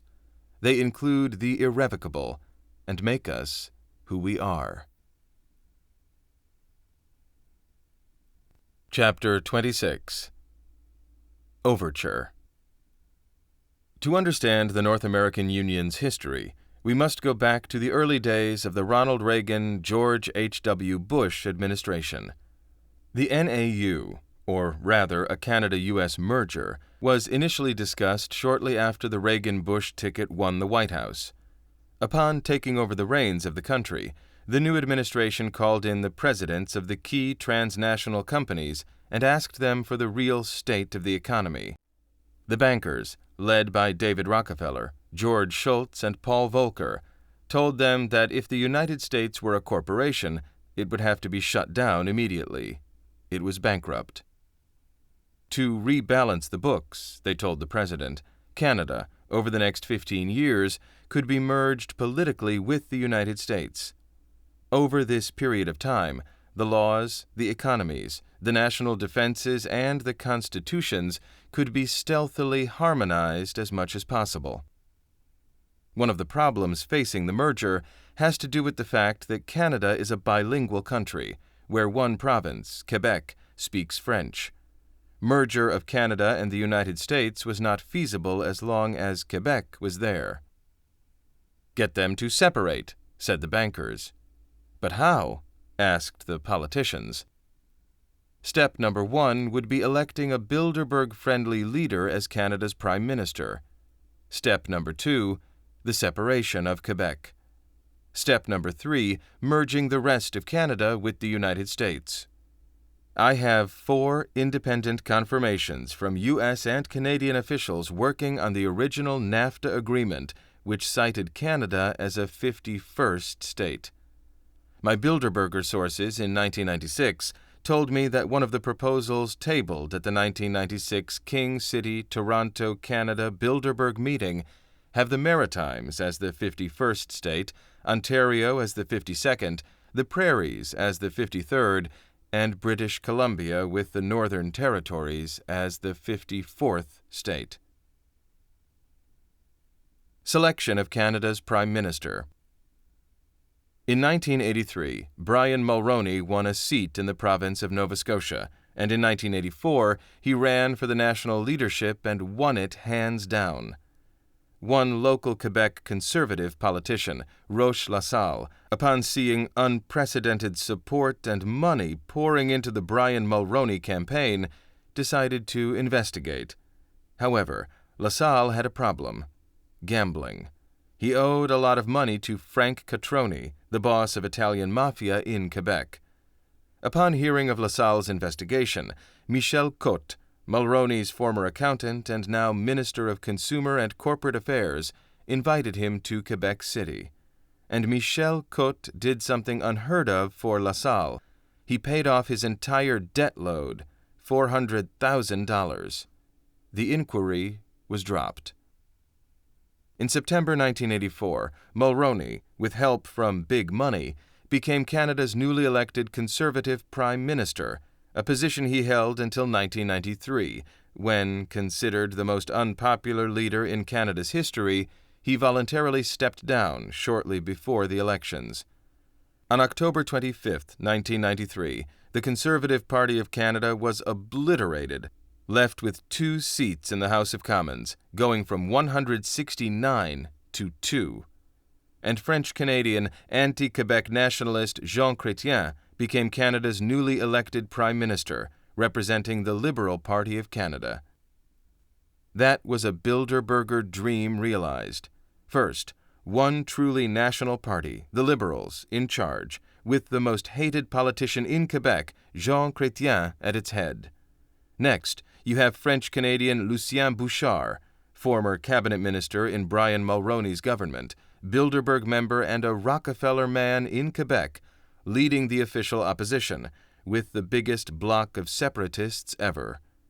Finally, you have Preston Manning, leading a right-wing Reform Party. All this led to a volatile situation wherein Quebecers felt increasingly alienated. That general election was a dress rehearsal for the 1995 Quebec referendum, which asked voters in Quebec whether the province should secede from Canada and become an independent state.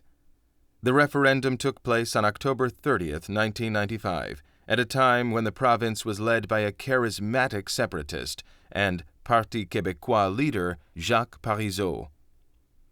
The atmosphere prior to the Quebec referendum was so tense that most Canadians truly believed that Quebecers hated the rest of Canada and wished to separate. Many Quebecers would say, "We are leaving," and the rest of outraged and stage-managed Canada would reply, "Good riddance." What made a difference, and what the political powers in Canada could not anticipate or even suspect, was the action of a ridiculously small group of Canadian patriots who did not wish to see Canada broken up and destroyed. Some 38,000 people from across the country, out of a total population of 32 million, that is 0.001%, descended on Quebec 1 week before the referendum and spent the entire week pleading with Quebecers not to leave, telling them that they are esteemed by the rest of Canada, in spite of what the political class wanted Quebecers to believe. That tiny minority made a spectacular difference. It was enough to convince 0.6% of Quebecers not to separate and to continue being an integral part of Canada. Remarkably, the final vote was 50.56% to remain in Canada and 49.44% to separate. It is worth noting that Quebec Premier Jacques Parizeau had participated in briefings at David Rockefeller's Council on Foreign Relations in Washington, and that Lucien Bouchard, separatist PQ leader, had been brought into politics by Brian Mulroney, whose last act in Ottawa was to host a black-tie dinner for 200 members of Rockefeller's Council of the Americas. In fact, what I uncovered was that every politician of note in Canada was somehow tied into the same New World Order interests: Power Corporation and Rockefeller Corporations.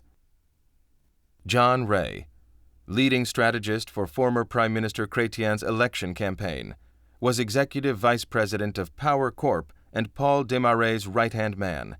Desmarais is the leading behind-the-scenes power broker in Canada.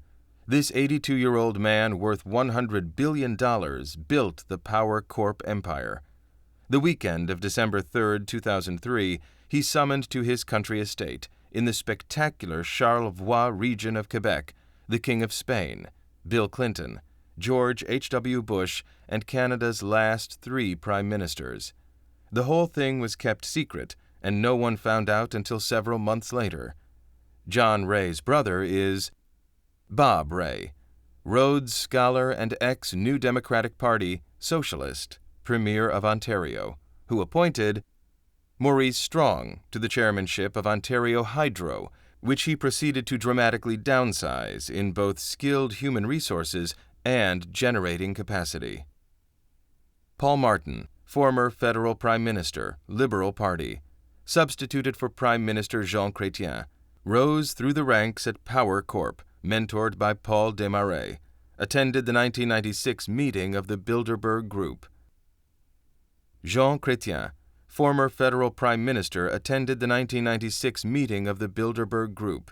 Daughter, France, is married to André Desmarais, son of Paul Desmarais, chairman of Power Corporation. Chrétien's advisor, counselor, and strategist for the past 30 years has been Mitchell Sharp, who, as finance minister, brought Chrétien into politics.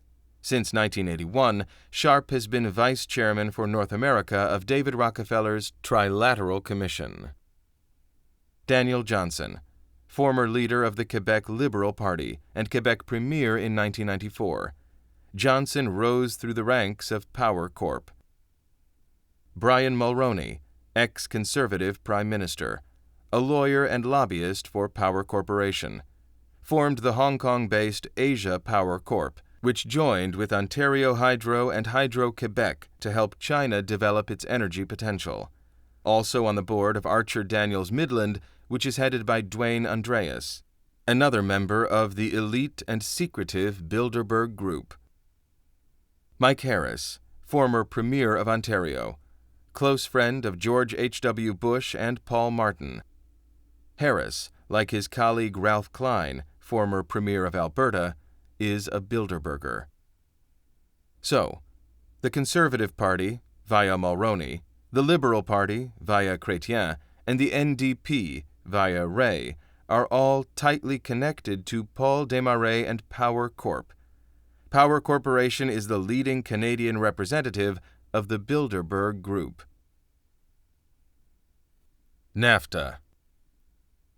The following interview of Shelley Ann Clark, Executive Assistant to the No. 3 man in the NAFTA negotiations, Canadian Representative Germain Denis, by University of Toronto professor Robert O'Driscoll, took place in 1994.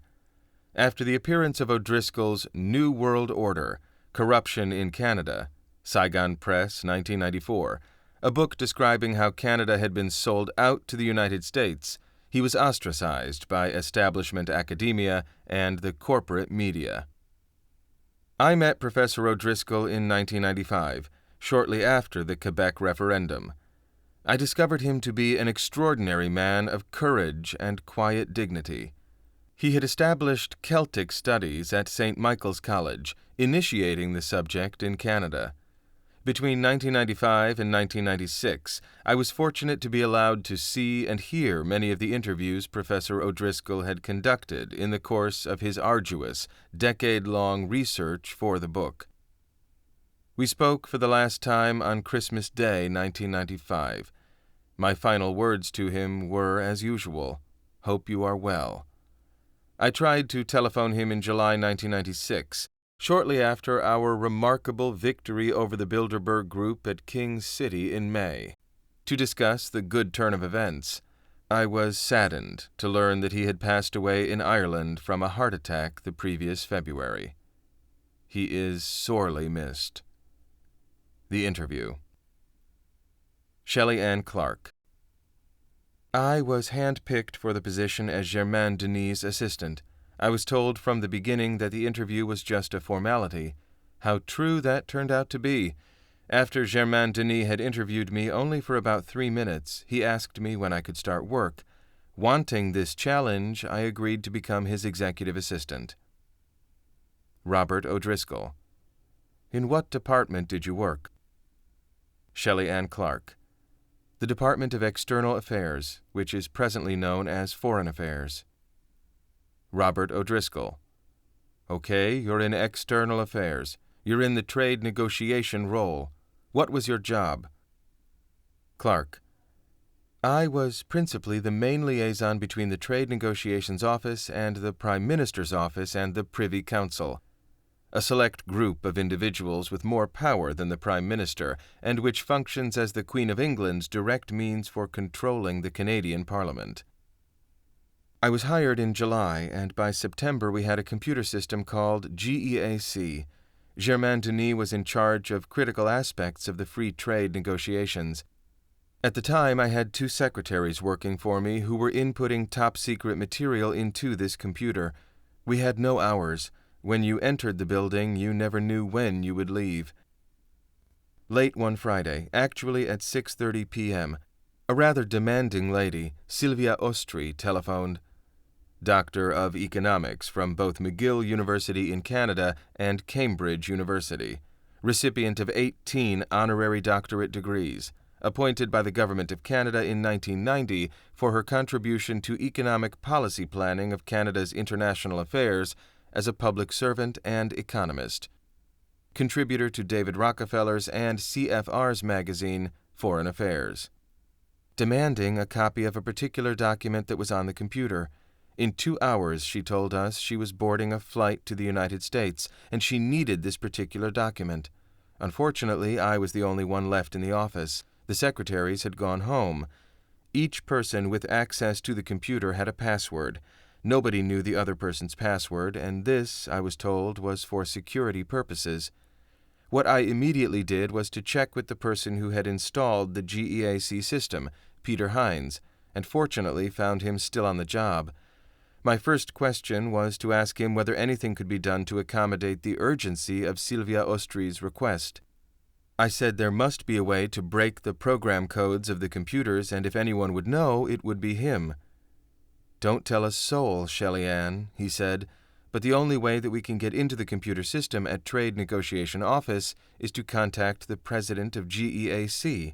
He has the God password. The God password? What in heaven's name is that? Well, he answered, that is what the president has termed it, and he is the only one that has it. Are you telling me that the president of GEAC has access to all of our information within our computer system? That's right. He can access Simon Reisman's, free trade deal negotiator, and everyone else's computer. And he's in Toronto, Peter, the president of GEAC? That's right. And we're here in Ottawa? That's right. But he can do the commands from Toronto? That's right. The implications, I thought, are enormous. Here we are negotiating this top-secret trade deal between Canada and the United States, so secret that secretaries in the same office don't know each other's password to the computer, while the president of the computer company registering the information has access to that information. What kind of security is that? Or are the results of the negotiations a foregone conclusion? Not to speak of Big Brother, invisible but watching all the time, tuning in, no doubt, from time to time to see if everything is on track, especially the Canadians. I've been a foreign affairs diplomat all of my life. I was hand-picked by them right out of business college when I was 16 years old, so my entire life has been with foreign affairs and top-secret clearance with everything involved. To obtain a top-secret clearance, which I still have to present day, 1994, and which has never been removed, I would have to say that the investigative work and all the investigation carried out by CSIS, the Canadian Security Intelligence Service, equivalent to the FBI, and RCMP, Royal Canadian Mounted Police, equivalent to the CIA, before you can obtain a top-secret clearance should take care of any assumption that I am nuts or unbalanced. They even research back into almost 100 years of your family background when you get top-secret clearance, to see if there has been anyone that has been mentally ill in your family. And if your grandmother had been mentally ill in your family, they would hesitate before giving anyone a top-secret clearance. The fact that today, 7 years after the agreement was signed, I am an employee of the Department of External Affairs still, and that nothing has been removed, speaks for itself. The very next morning, the first thing I did was that I immediately went to the head of security of the Free Trade Division. While Germain Denis was at this point still head of multilateral trade, memoranda to cabinet, usually labeled secret or top secret and outlining the negotiating tactics to be used with the Americans, would be viewed prior to reaching the negotiating table. So I went to the head of security, Guy Marcoux, and demanded that he investigate. Who really owned this GEAC firm? Was it a Canadian company, or was it American-owned with a Canadian subsidiary as a front? The head of security suggested that I was making a mountain out of a molehill, that I was seeing a problem where it didn't exist, that he would not investigate. I immediately went to the second-in-command, Gordon Ritchie, the deputy chief negotiator, and reported that the head of security did not want to proceed with the investigation. Ritchie ordered that the investigation take place. The end result was that, yes, GEAC was an American company, and while the investigation was being conducted, 3 representatives of GEAC requested via the deputy chief negotiator, Gordon Ritchie, that they see me in order to convince me that nothing was wrong with the system. When Gordon Ritchie came to me, he said, "I will even lend you the famous round table," where he held all his important meetings, in my office to meet these GEAC representatives. And sure enough, the GEAC representatives came and talked to me for 2 solid hours. So I sat and I listened, and when they had finished, I looked at each one of them in turn and said, "After everything you have said, I want one of you to guarantee me that no one can be across the street, in another city, or anywhere else, and have access to any of the documents contained within this computer. Guarantee me this in writing, and I will be satisfied." I knew they couldn't, because a few days before their president had provided me with a top-secret document from the computer. They had to admit it. No, they said, they couldn't guarantee that, and that was the end of that. I went back to Gordon Ritchie with that information, and 48 hours after the complaint had been made, the entire $12 million system that had been installed into the Canada, U.S. Free Trade Office was removed. My impression was that Simon Reisman and Gordon Ritchie were applauding my efforts. What I couldn't understand at that time, and which is no longer a question mark in my mind, was the reaction of Germain Denis. It was one of complete and total anger. He lost his temper, went out of control, and was absolutely enraged.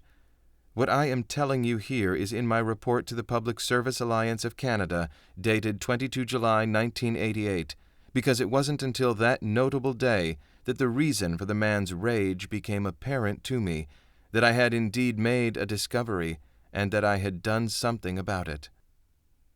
O'Driscoll. You actually did blow the whistle in July 1988. What happened after that? Where is that report today? Is it at the Public Service Alliance? Clark. The report was returned to me with a covering letter by the Public Service Alliance, telling me to destroy this document immediately because, should it fall into the wrong hands, it would be highly dangerous. I had, though, the absolute evidence. Without the president of GEAC, Sylvia Ostry would have had to leave the country without her document.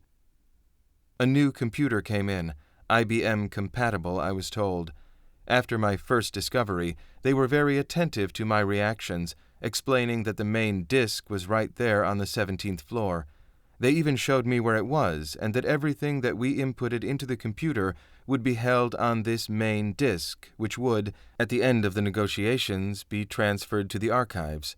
So, fine, I took their word for it. Of course, removing the computer and replacing it with another does not mean that the problem was resolved. All it means is that Shelley Ann Clark couldn't prove anymore that somebody else had access to the computer.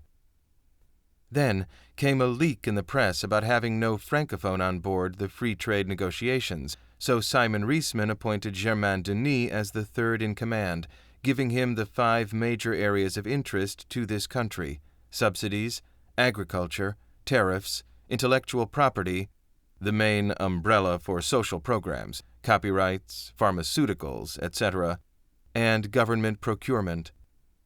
Simon Reisman's niece is Heather Reisman, CEO of Indigo Chapters, Canada's leading book chain. She is also a full-time member of the Bilderberg Inner Circle. All of this started in October 1986. In January 1987, the main negotiators went ahead to Washington for the first negotiating session. Each chief put together his working group: a working group on agriculture, a working group on tariffs, a working group on subsidies, etc. Throughout the negotiations, these groups traveled to Washington and met with their U.S. counterparts. When Monsieur Denis came back from the U.S., it was explained to me that we would have to start briefing the provinces. After the first main negotiating session was planned, I was reeling with the explanations as to how he would be handling the particular briefings, and at 10 o'clock went home, thinking it was the end of the day. I arrived home at 10:30. 1 hour later, Germain Denis called, telling me to meet him at the headquarters, not to go by the front desk, that he would be waiting for me in the garage with a key to the elevator. Security, therefore, was being avoided. Anyone going in the front door would normally have to pass through security, sign in the time, and you would be watched on the television cameras until you reached your destination. The way Monsieur Denis arranged it meant that we were observed by nobody. The other thing I was told was that I must not, tonight or at any time in the future, ever tell your family where you are going. If you do, there will be a heavy price to pay. Again, because of my background in foreign affairs and security matters, he didn't have to repeat himself. I understood perfectly well that I was in a tight spot. I didn't know how tight until the negotiations moved into full swing in January '87, and he began altering figures and deleting paragraphs in a significant way. I would be called in at night. Remember, I was not allowed to tell anyone where I had gone, and I would often be there until 4 in the morning. The first thing I had to do was to learn how to operate the computer, but was not allowed to tell anybody because I had a secretary to do precisely that. I learned to create a duplicate file from the main disk in the room on the 17th floor, which contained everything. I was shown how to delete from the main disk once I had finished. I would arrive and call up the document that they had negotiated in Washington. If it was subsidies that they had worked on, I would call up the subsidies document, duplicate it, and rename it Provincial.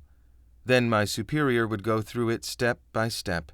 If they had negotiated 30 or 40%, the figure would be brought down to the lowest possible figure, which was around 10%. This was because he wanted the maneuverability to move them upwards. The negotiating provinces would have become rather suspicious if the figures remained the same. An impression of negotiation had to be given where, as it now seems, everything had been decided on beforehand. Energy? The paragraphs on energy would be methodically deleted. The book Faith and Fear. Faith and Fear, The Free Trade Story. G. Bruce Dorn and Brian W. Tomlin, Toronto, Stoddart, 1991. Confirms what I have already disclosed to the media.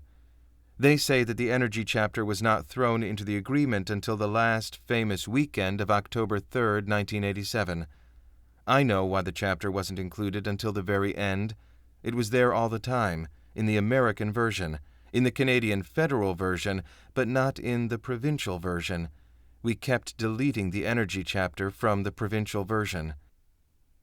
Although the federal government did not legally need the permission of the provincial premiers, politically, free trade would have been impossible to sell unless the premiers were on side.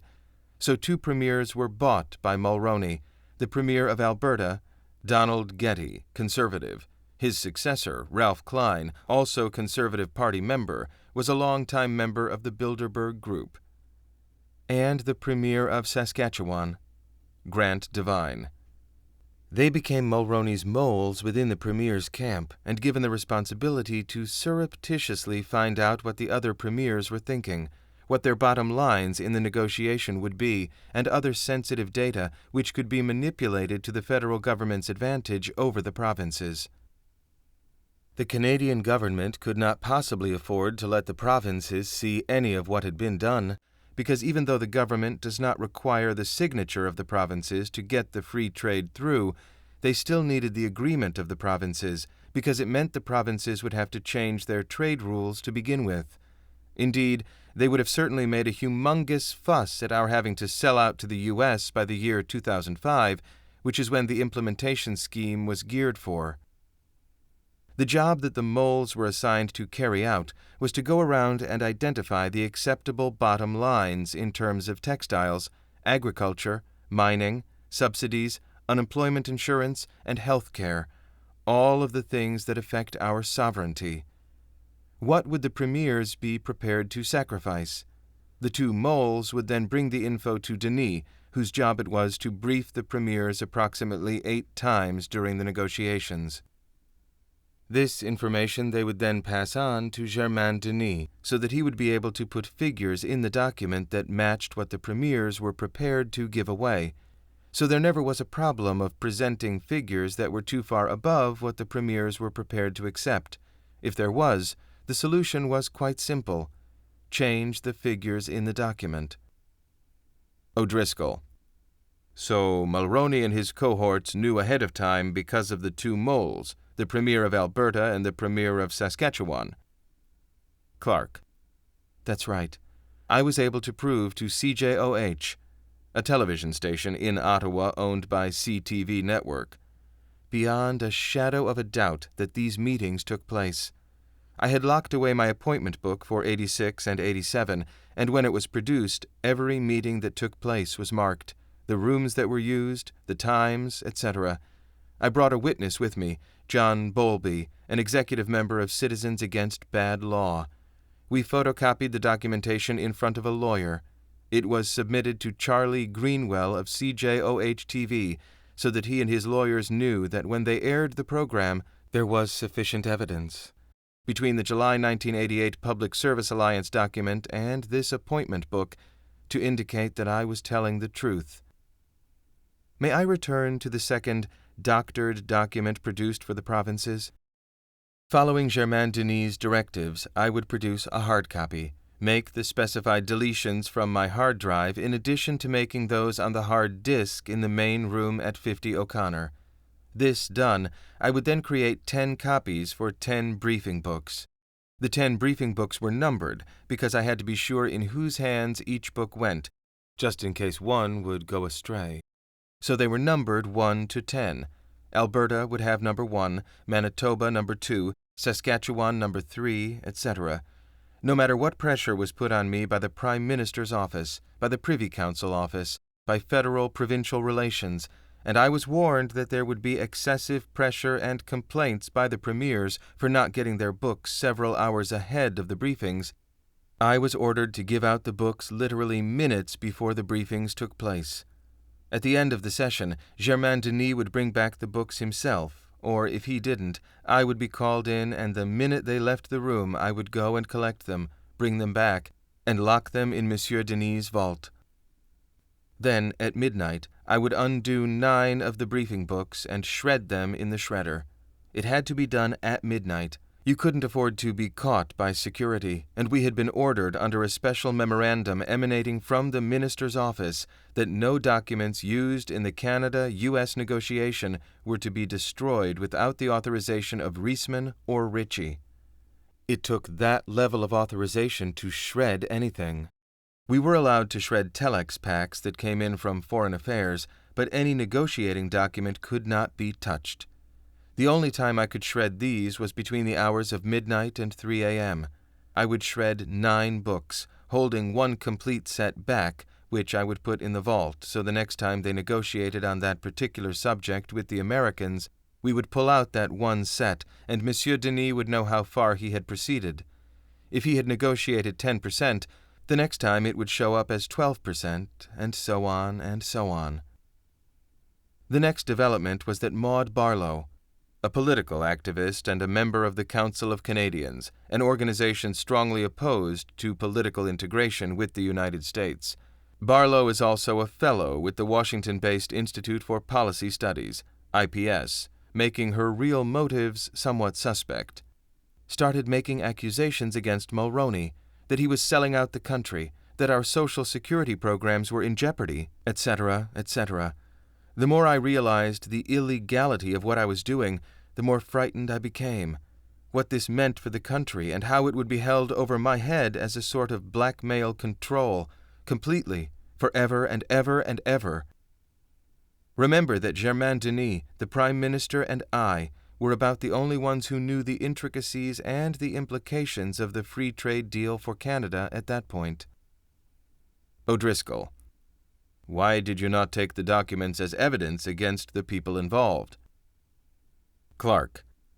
If I had taken any document that was part of their documentation, I would be in prison. That would have been a federal crime, removing secret documents, and so she would have been no further ahead if she actually took documents. What I did, however, was to file a formal complaint with my union. I have the complaint and their covering letter that tells me to destroy the complaint. I am the eyewitness. The smoking gun is the real free trade deal, the one buried in canisters outside Ottawa that Canadians have never seen. I thought in the last election that I could do something with the backing of the National Party, that a person like Mel Hertig, founding chairman of the Council of Canadians, leader of National Party of Canada, would make maximum use of someone like me. I had the information firsthand. I did the fraudulent act under orders. What did Mel Hertig and the National Party do? Nothing. I was provided with $1,000 for my fee, but nothing for advertising or all the other considerable expenses that are necessary in order to get your points across to the voters. I went into my riding to be asked, why, with what you have to tell, can you not get any backing?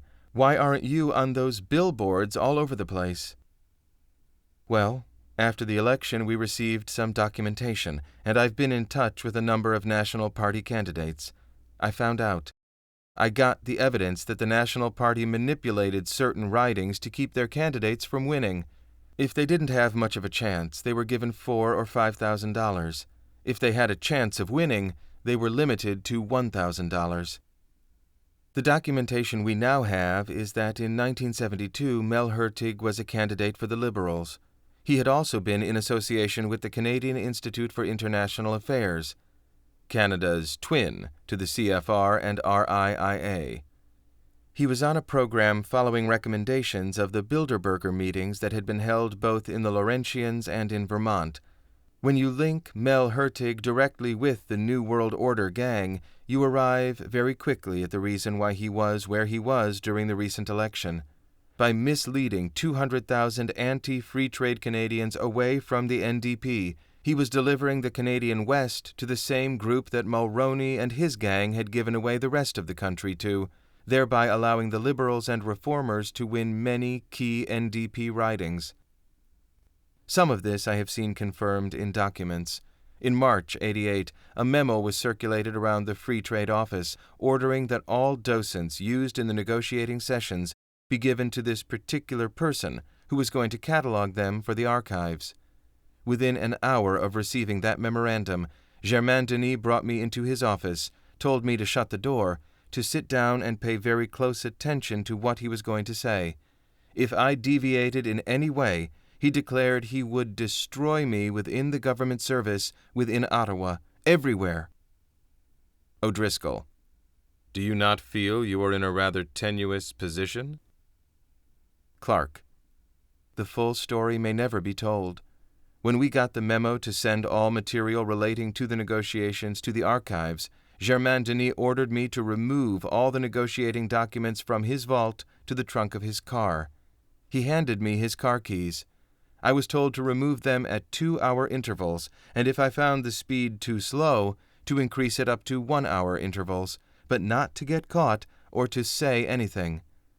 When they come around to you, Shelley-Ann, and ask you to give up the documents for the archivist, yes, what happens when I have nothing to give her? You say, sorry, we started to shut down before the memo came around. Monsieur Denis ordered me to shred everything. These were my orders, and sure enough it took me from about 10:30 in the morning till about 6:30 at night. I removed a total of 7 big Xerox boxes to that official's trunk. On October 3, 1987, the Free Trade Agreement was signed in Washington. A 33-page summary was delivered to Parliament. The original text has never been seen by the public. A year later, a legal document of some 1,500 pages detailing the ramifications of certain items was made public and is used by lawyers today. But what is not known, what has not been seen, is the original free trade deal, which is at least 200 and some odd pages long. Everything that's in the hands of the public or the provinces is totally the incorrect version. 2 versions came out. The first version that came out, which I personally carried and gave to the Prime Minister in his hands, was carried by me. On October 4, 1987, I brought to the Prime Minister of Canada the 33-page summarized version of what had been agreed to on that famous weekend of October 2nd and 3rd, 1987, in Washington. That version that came out was delivered to the Prime Minister on the Monday morning after that famous weekend. Now the second version that came out was the legal version. Then there is a third version. That's the real version. O'Driscoll: Can you access the real version of the agreement? Clark: I went there with a researcher and asked if I put in an access to information request exactly what I would get. I was told that the Act governing the access to information had declared the free trade negotiation documents, approximately 95% of it, a threat to Canada's national security. O'Driscoll: You mean revealing them would be a threat to national security? Clark: Yes, to Canada's national security. That I have evidence of, that I was told by the person, a Mr. Paul Meriden, that is the person in charge of all the free trade negotiating documents, said to me, in front of a witness, a Mr. Bruce Campbell, who is a researcher and wrote the book Take Back the Nation with Maud Barlow, who is the chairperson of the Council of Canadians. He was with me, and he heard it also. I was told that approximately 95% of the documents could not be released because they had been declared a threat to Canada's national security, and when we both asked immediately the same question as to when Canadians would get to see the document. We were told in approximately 30 years' time. The free trade deal is in canisters 16 miles outside of Ottawa and is not to be seen by Canadians for 30 years. This doesn't make any sense in a democratic country. Why can the people not see it? I know what is in it, and it's a danger to our national security, all right. It gives the country away, and 30 years from now it is going to be too late.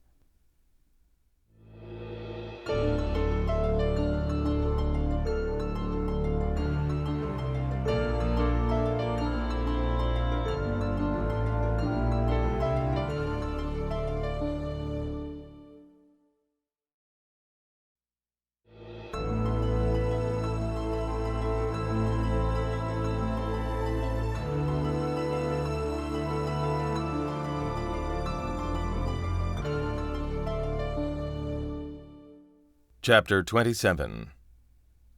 A Coming Union. The purpose of governments is to create the environment necessary for business to prosper. The North American Competitiveness Council will help in that endeavor, and the governments look to the private sector to tell them what needs to be done. U.S. Commerce Secretary Carlos Gutierrez, speaking at the launch of the CEO-based North American Competitiveness Council, NACC, in Washington, D.C., June 15, 2006. In March 2005, after a period of intense lobbying from North America's richest corporations, the leaders of Canada, Mexico, and the United States met in Waco, Texas, and agreed to marry policy issues with business priorities in order to reach the corporate goal of continental economic integration. Significantly, the Waco Declaration does not directly mention the United States of America as an entity. Long before, even before the date 9/11 became etched into our collective psyche, President Bush and Mexican President Fox in February 2001 signed a Partnership for Prosperity agreement, which morphed after 9/11 into a Security and Prosperity Partnership. In other words, on the back of a crisis, a need was created, a need oddly congruent with the objectives of the wise men of the Council on Foreign Relations. It makes one wonder, did Bush and Fox act independently when the two elected leaders met in Mexico in February 2001, or was this mere theater meant to fulfill others' hidden agenda? At the Waco meeting, Canada was brought into the fold. The agreement reached by heads of state appears to be deliberately circumventing the U.S. Congress, the Canadian House of Commons, and Mexican National Assembly, in the process violating the U.S., Canadian, and Mexican constitutions. This is being done to us through an innocuous set of agreements called the Security and Prosperity Partnership of North America, SPP, between the governments and corporate sectors, organized by the powerful U.S. Council on Foreign Relations, CFR, Canadian Council of Chief Executives, CCCE, and Mexican Council on Foreign Relations. The SPP embodies the recommendations of the Independent Task Force of North America. These recommendations, which include economic interests as defined by the largest corporations in North America, have never been debated publicly, nor submitted to Congress or voted on in any of the three countries. No law was signed by the President, so, at most, the legal status of the SPP is that of a press conference.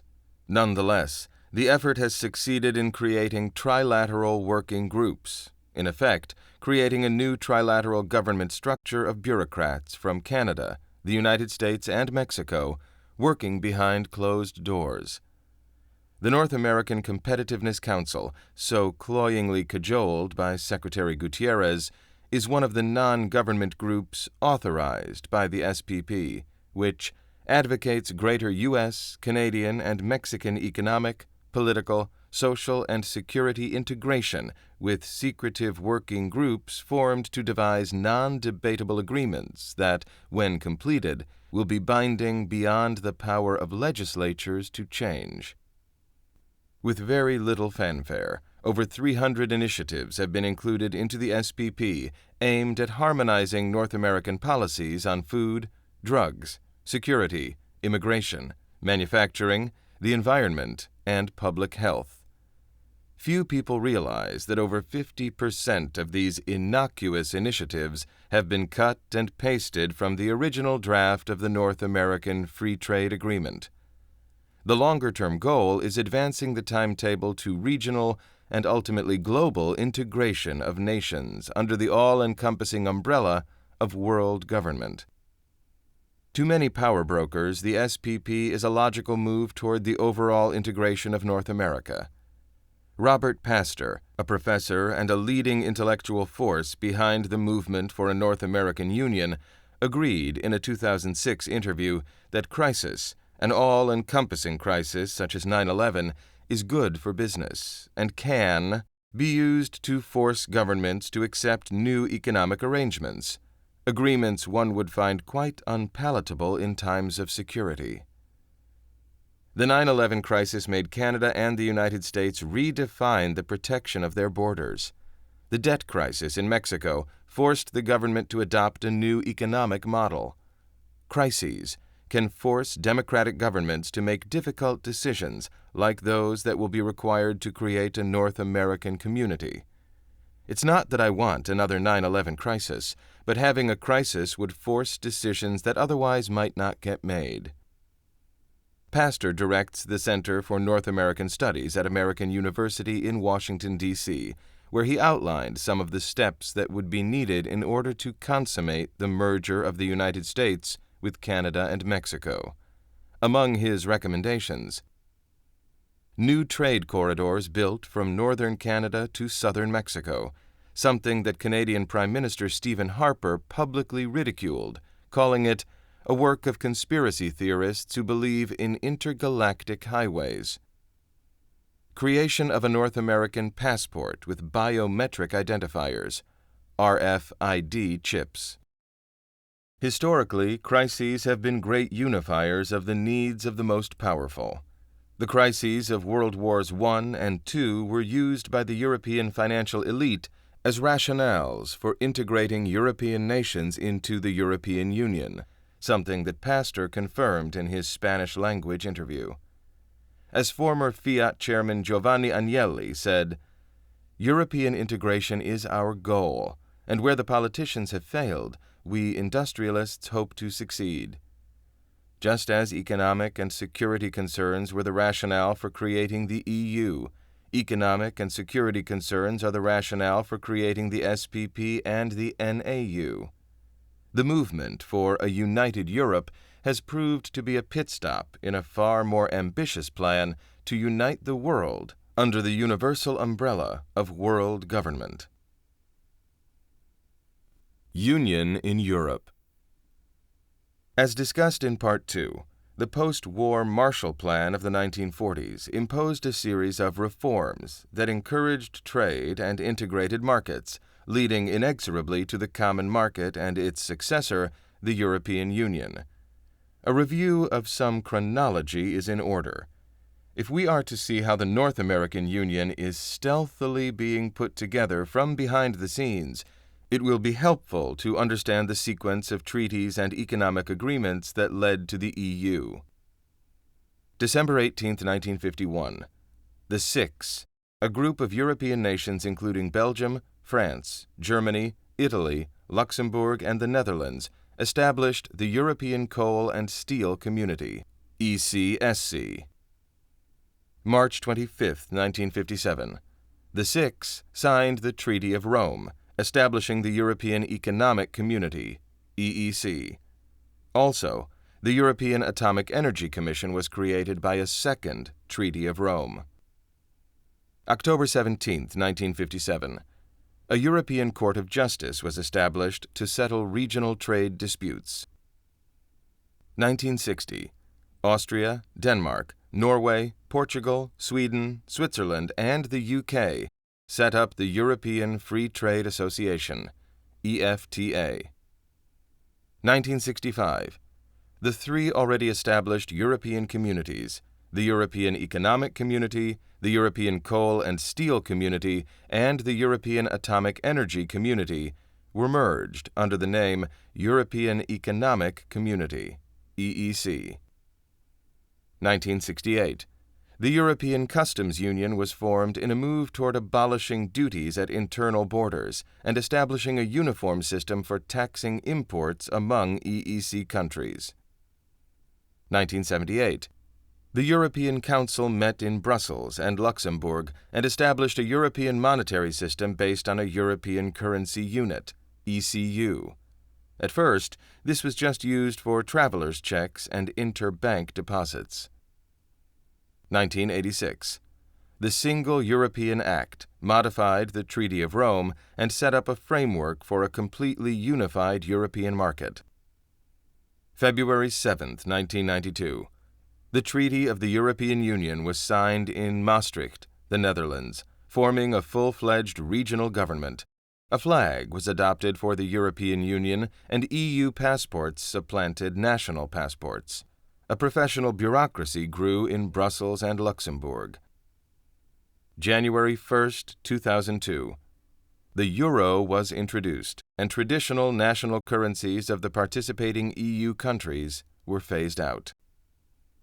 Over a period of 50 years, the common market evolved into the EU through a series of steps, and the nations of Europe have essentially lost their sovereignty, as some 70 to 80% of the laws passed in Europe involve just rubber stamping of regulations already written by nameless bureaucrats in working groups in Brussels or Luxembourg.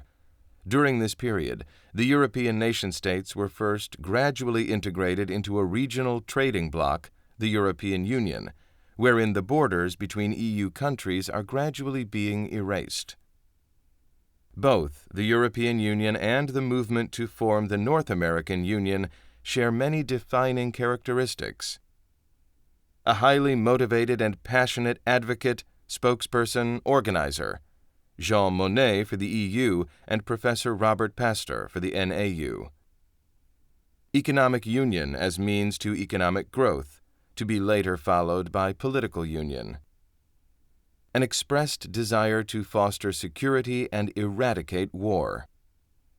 A desire to establish a collective consciousness that supersedes national consciousness. A de facto political union resulting from economic treaties followed by formal ratification. The blurring of borders and the transfer of passports from the countries to the supra-government. A reticence to acknowledge the real goals of the movement. The creation of a common currency. Since March 2005, without public input and with little public awareness, the United States, Mexico, and Canada have been moving quickly toward establishing a continental resource pact, a North American security perimeter, and common agricultural and other health, safety, and environmental policies. Working groups comprised of government officials and corporate leaders through secret meetings and formal councils that form a de facto shadow government are quietly putting this partnership into action, and to date, only industry stakeholders have been consulted, usually in private, closed-door meetings. U.S. congressmen and Canadian members of Parliament have been kept out of the loop. Clearly, there are two main reasons why an incremental and secretive approach is being used to form the North American Union. First, such a union would be extremely unpopular with the majority of Americans and Canadians and would not be permitted if it were widely publicized.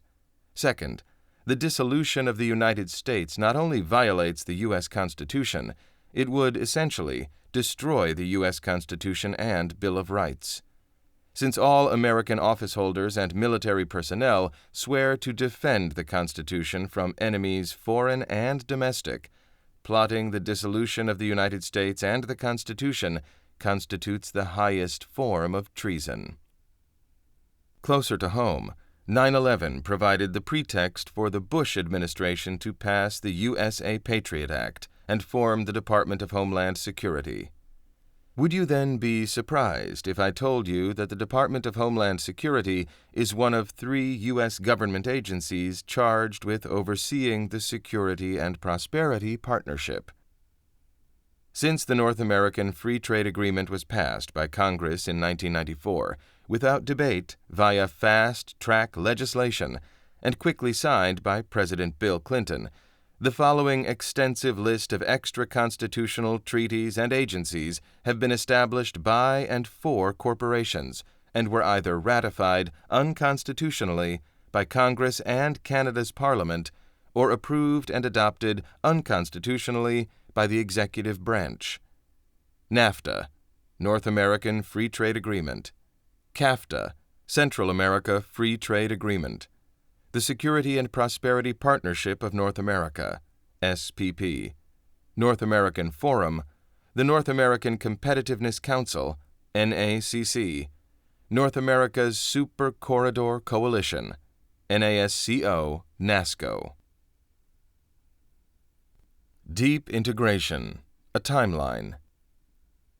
Here are some of the notable steps that have already been taken toward the establishment of a North American Union. October 3, 1987. The North American Free Trade Agreement, NAFTA, was signed in Washington by the governments of Reagan and Canadian Prime Minister Brian Mulroney. June 1991. During Bilderberg 1991 in Baden-Baden, billionaire David Rockefeller asked the then unknown governor of the small state of Arkansas, Bill Clinton, if he would be willing to support NAFTA as President of the United States. Clinton acquiesced, but admitted he didn't know too much about it. Rockefeller gave him a master class at Bilderberg. The rest is history. January 1, 1994. Under fast-track legislation and without any debate, the U.S. Congress committed the United States to becoming a member of the newly formed World Trade Organization, WTO. The WTO established the rules for international trade and investment under the auspices of GATT, General Agreement on Tariffs and Trade. December 1994. At the first Summit of the Americas meeting, heads of state from 34 Western Hemisphere nations pledged to create a Free Trade Agreement of the Americas, FTAA, by 2005. The FTAA would eliminate investment and trade barriers on nearly all goods and services traded by member countries, basically extending the rules of NAFTA to the entire Western Hemisphere. July 4, 2000. Newly elected President of Mexico, Vicente Fox, called for the creation of a North American common market in 20 years. He called for the creation of a North American customs union, a common external tariff, common monetary policies, and free flow of labor. February 16, 2001. President George W. Bush and Vicente Fox met at Fox's ranch in San Cristobal in the state of Guanajuato, Mexico. After the meeting, both presidents spoke about a prosperity partnership between the U.S., Mexico, and Canada. There were no signed agreements, but the White House website published a joint statement by the two presidents called the Guanajuato Proposal. September 5th through 6th, 2001. Mexican President Vicente Fox visited Washington, D.C. and met with President Bush. The two leaders agreed to a Partnership for Prosperity initiative.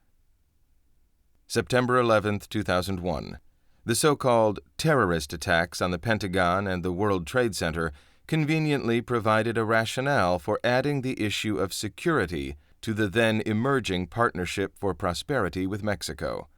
The Canada-U.S. border closed temporarily after the attacks. September 25, 2001. Citing 9/11, Thomas D'Aquino, President of the Business Council on National Issues, now the Canadian Council of Chief Executives, says that Canada should engage in more fundamental harmonization and integration with the U.S. if the borders are to be kept open to trade. October 7, 2001. The Council on Foreign Relations held a meeting in Atlanta, Georgia. The future of North American integration in the wake of the terrorist attacks. For the first time, the word security was added to what had been a partnership for prosperity. Also, the CFR language redefined the partnership to be North American, thus including Canada for the first time. At this meeting, the CFR stressed the importance of transportation infrastructure in advancing the integration of North America. Obviously, this proposal laid the foundation for the NAFTA superhighway, the first phase of which is the Trans-Texas Corridor, TTC, something Bush and Canadian Prime Minister Harper vehemently denied in the face of mounting evidence of its existence. November 26, 2001. Thomas d'Aquino and other unnamed leaders sent a letter to Jean Chrétien and George W. Bush calling for a smart border between Canada and the U.S. that would use technology to enhance both security and the flow of goods and people across the border. December 12, 2001. Without legislative or public debate, Canada's Deputy Prime Minister John Manley and Homeland Security Director Tom Ridge signed the Smart Border Declaration, a 30-point plan to harmonize security and anti-terrorism regulations in the two countries, including the creation of a common no-fly list and passenger surveillance system. 2002. Two conferences were attended by over 100 experts from the public and private sector in Mérida, Mexico, and Washington, D.C. They further developed the Partnership for Prosperity, identifying specific economic investments that would stimulate the Mexican economy. 2002. The North American Forum on Integration, NAFI, was formed in Montreal, which, according to its website, aims to address the issues raised by North American integration as well as identify new ideas and strategies to reinforce the North American region. NAFI later organized a mock North American Parliament called the Triumvirate, which allows 100 Canadian, American, and Mexican university students to better understand the North American dynamic. The first of these took place in the Canadian Senate in May of 2005, hosted by the Triumvirate President and former Ambassador Raymond Chrétien, the son of former Prime Minister of Canada Jean Chrétien.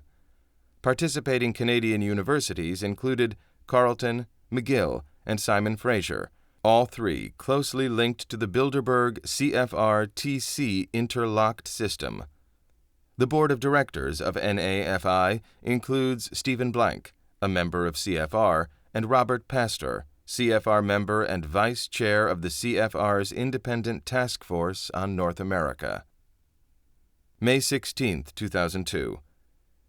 In a speech at Madrid's prestigious Club 21, Mexico's President Vicente Fox said, "Eventually, our long-range objective is to establish with the United States, but also with Canada, our other regional partner, an ensemble of connections and institutions similar to those created by the European Union."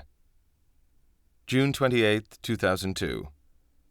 Tom Ridge and John Manley announced progress on the Smart Border Declaration, including stepped-up intelligence cooperation and a common approach to screen international air passengers before they arrive in either country and identify those who warrant additional security scrutiny. 5 years later, the European Union would adopt almost identical measures under the all-encompassing banner of Fight Against International Terror. January 2003. The CCCE, a lobby group made up of 150 CEOs from the most profitable corporations in Canada, many of which are American-owned branch plants, launched the North American Security and Prosperity Initiative, calling on the governments of Canada, Mexico, and the U.S. to further integrate their three economies through a New Deal. The deal would include a comprehensive resource security pact covering agriculture, metal, minerals, and energy, sharing the burden of defense and security, and creating a new institutional framework for North American integration. April 3, 2003. The CCCE established a 30-member CEO Action Group on North American Security and Prosperity. Out of this process emerged plans for a North American security perimeter, economic integration, and harmonization of several public policies with the United States. Its members include leaders from Canada's largest corporations, such as Encana, Dofasco, CAE, General Motors, TransCanada Pipeline, BMO, Alcan, and SNC-Lavalin. North American economic integration is well advanced and irreversible, and now, in the face of global terrorism, the economic and physical security of the continent are indivisible, said Tom D'Aquino. Canada and the United States should take the lead, in consultation with Mexico, in developing a new paradigm for North American cooperation. April 2004. Prime Minister Paul Martin's Liberal government unveils Canada's first-ever national security policy, called Securing an Open Society, which is aimed at responding to the new threat environment through a coordinated approach with other key partners, provinces, territories, communities, the private sector, and allies. While building on the Smart Border Declaration with the United States, the new security policy contains many elements that will end up in the Security and Prosperity Partnership, including increased cross-border cooperation on intelligence, pandemic preparedness, and transportation security. October 15, 2004. The CFR created the CFR Independent Task Force on the Future of North America. The task force was headed by former Canadian Deputy Prime Minister and Minister of Finance John P. Manley, former Minister of Mexico Pedro C. Aspe, and former Governor of Massachusetts and Assistant Attorney General William F. Weld.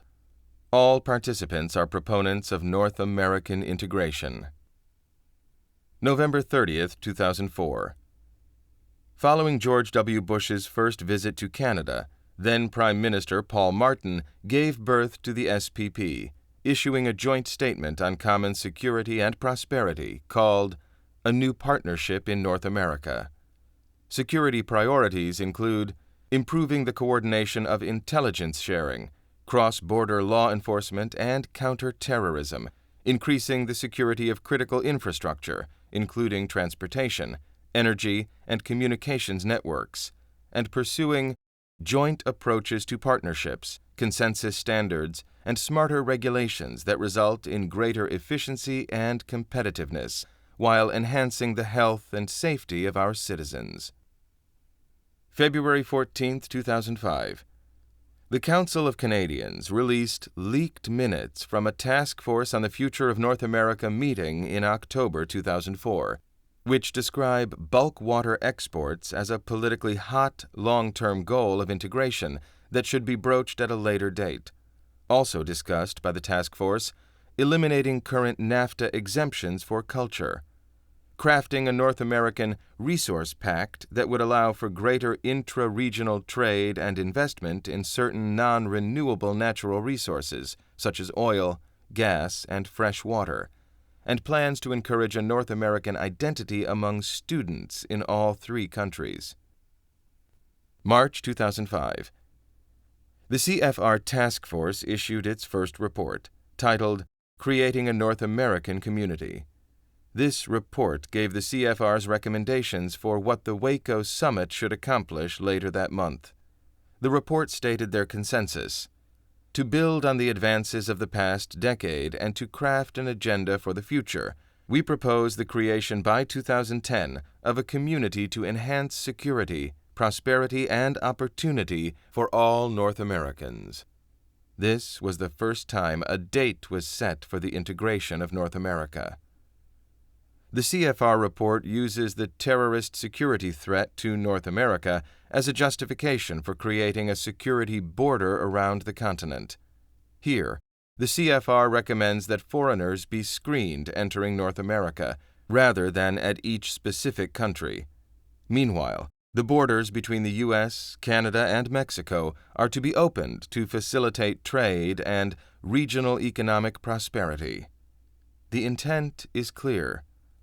we focus our recommendations on the creation of a single economic space that expands the economic opportunities for all people in the region, and the establishment of a security zone that protects the region from external threats while facilitating the legitimate passage of goods, people, and capital. Among the recommendations of the task force: adopt a common North American external tariff by harmonizing tariffs to the lowest possible rate between Mexico, Canada, and the United States. Establish a common security perimeter by 2010. Develop a North American border pass with biometric identifiers, such as RFID chips implanted in people, to expedite passage through customs, immigration, and airport security throughout North America. Expand NORAD into a multi-service defense command. Establish a North American investment fund to stimulate infrastructure development in Mexico. Harmonize areas of energy, education, military, foreign policy, immigration, health, expand temporary migrant worker programs, and adopt a common external tariff. At the conclusion of their Waco, Texas summit, the presidents of Canada, the United States, and Mexico declared their participation in the Security and Prosperity Partnership of North America, SPP. The resulting Waco Declaration specified that working groups will integrate and harmonize laws and regulatory structures of the three nations.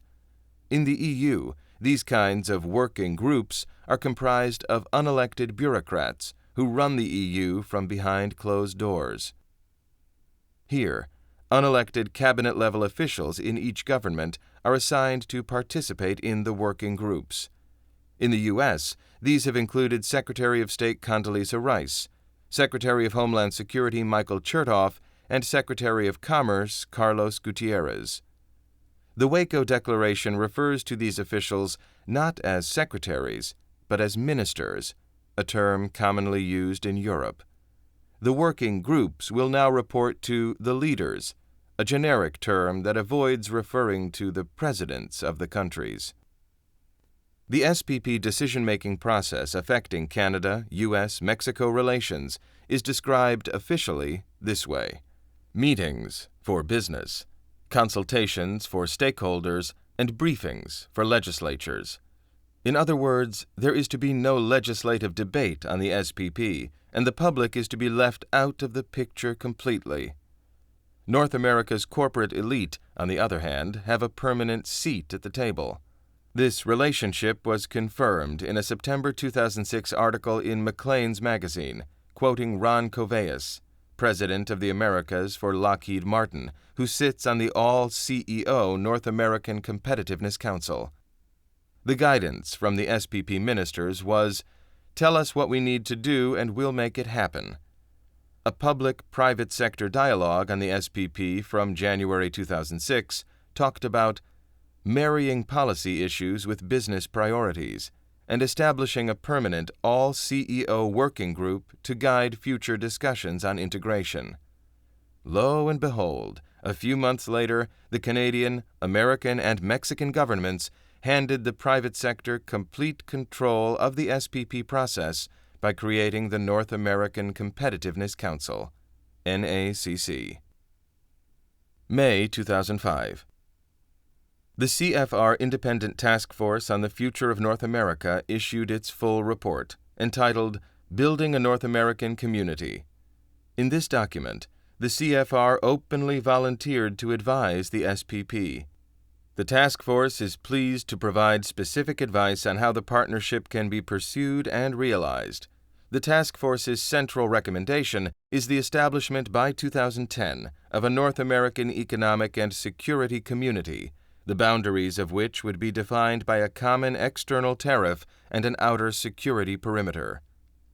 Thus, the CFR is here proposing that by 2010, the borders of the U.S., Canada, and Mexico should be dissolved. July 2005. The Central American Free Trade Agreement, CAFTA, passed the House of Representatives by a vote of 217 to 215.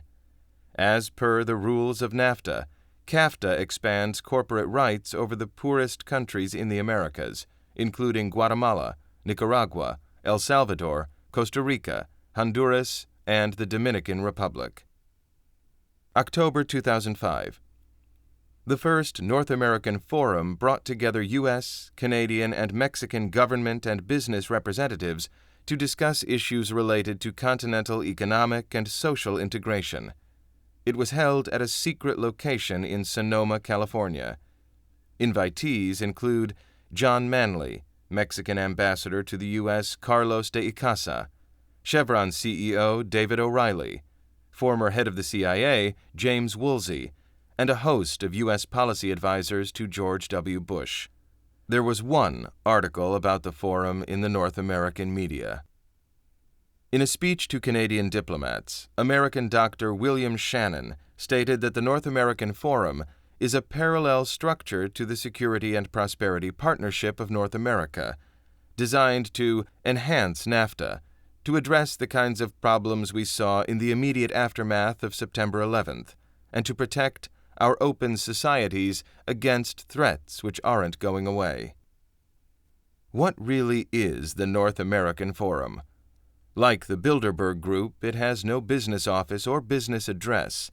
Nonetheless, the meeting was co-chaired by George Shultz, former Secretary of State under President Reagan and CEO of Bechtel, USA, Canadian Peter Lougheed, former Alberta Premier, and Pedro Aspe, Mexico's former Secretary of the Treasury, co-chair of the CFR Task Force and investment banker who sits on many United Nations boards and panels. The meeting was closed to the press and was supposed to be secret.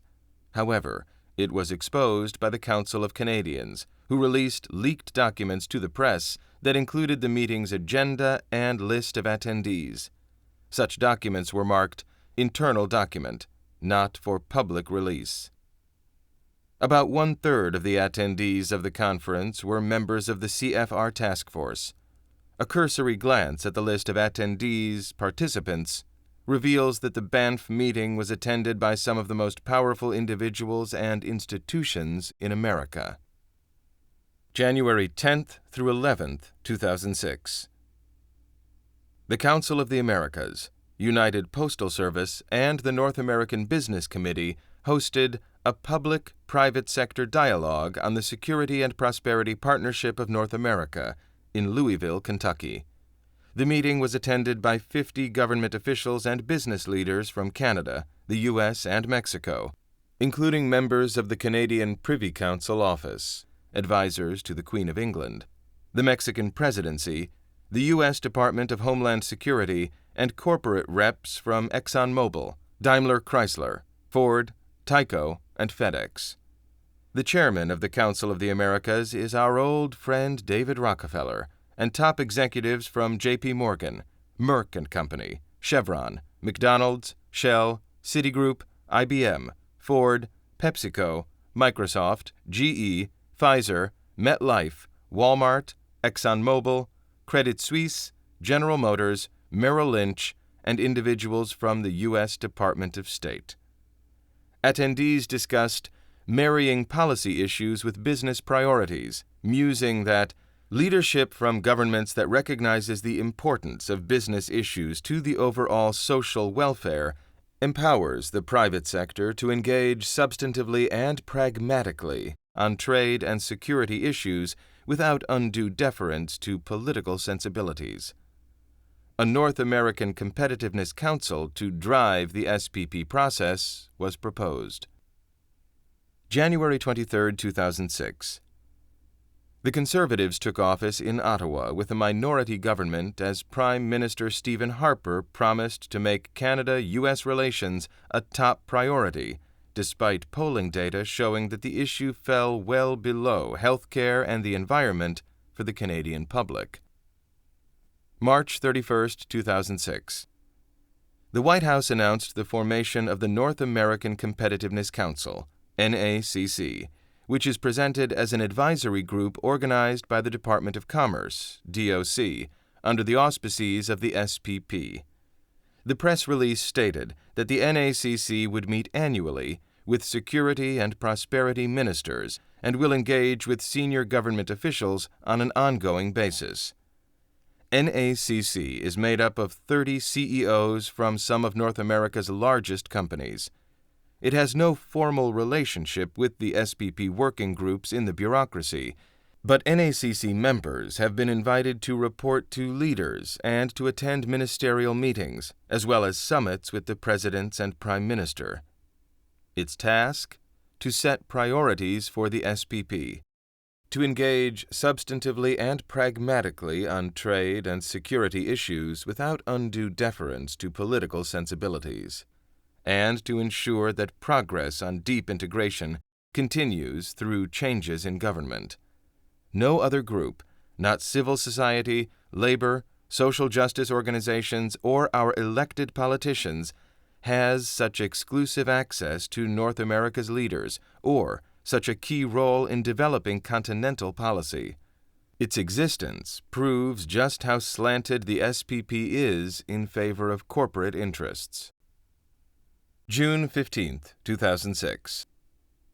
First meeting of the North American Competitiveness Council, NACC, established in March 2006 by Prime Minister Harper, President Bush, and President Calderon. The International Trade Administration of the Department of Commerce noted that the NACC membership would consist of 10 high-level business leaders from Mexico, Canada, and the U.S.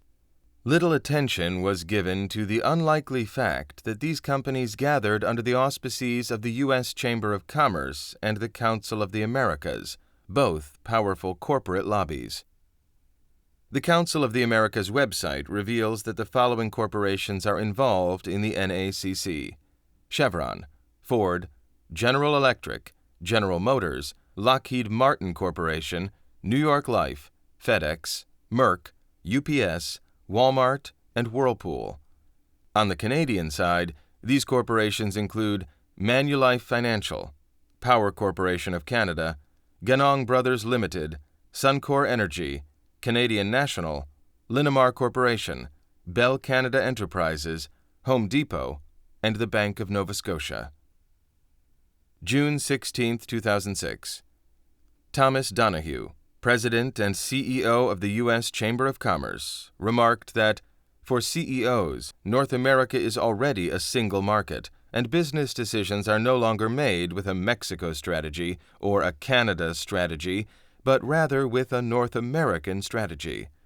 I think it's pretty clear now that it no longer makes sense to talk about U.S. competitiveness and Mexican competitiveness, or for that matter about the competitiveness of Canada. We are all in this together, we as North Americans. August 15, 2006. The NACC met in Washington, D.C. to hash out priority issues for the SPP. The business leaders decided that the U.S. members will deal with regulatory convergence, the Canadians will handle border facilitation, and the Mexican members will devise a plan for energy integration. September 12th to 14th, 2006. The North American Forum met for the second time in Banff, Alberta, to discuss demographic and social dimensions of North American integration, security cooperation, and a North American energy strategy. Once again, the meeting was kept secret, despite the involvement of high-ranking military officials, politicians, and top bureaucrats.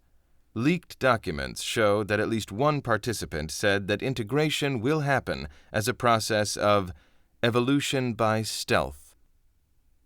November 23, 2006. The Harper government released a financial outlook document called Advantage Canada, Building a Strong Economy for Canadians, praising the SPP effort to seek regulatory convergence on border security. It also indicated that the federal government was working with the provinces to speed up and streamline the environmental assessment process, particularly as it affected cross-border infrastructure projects.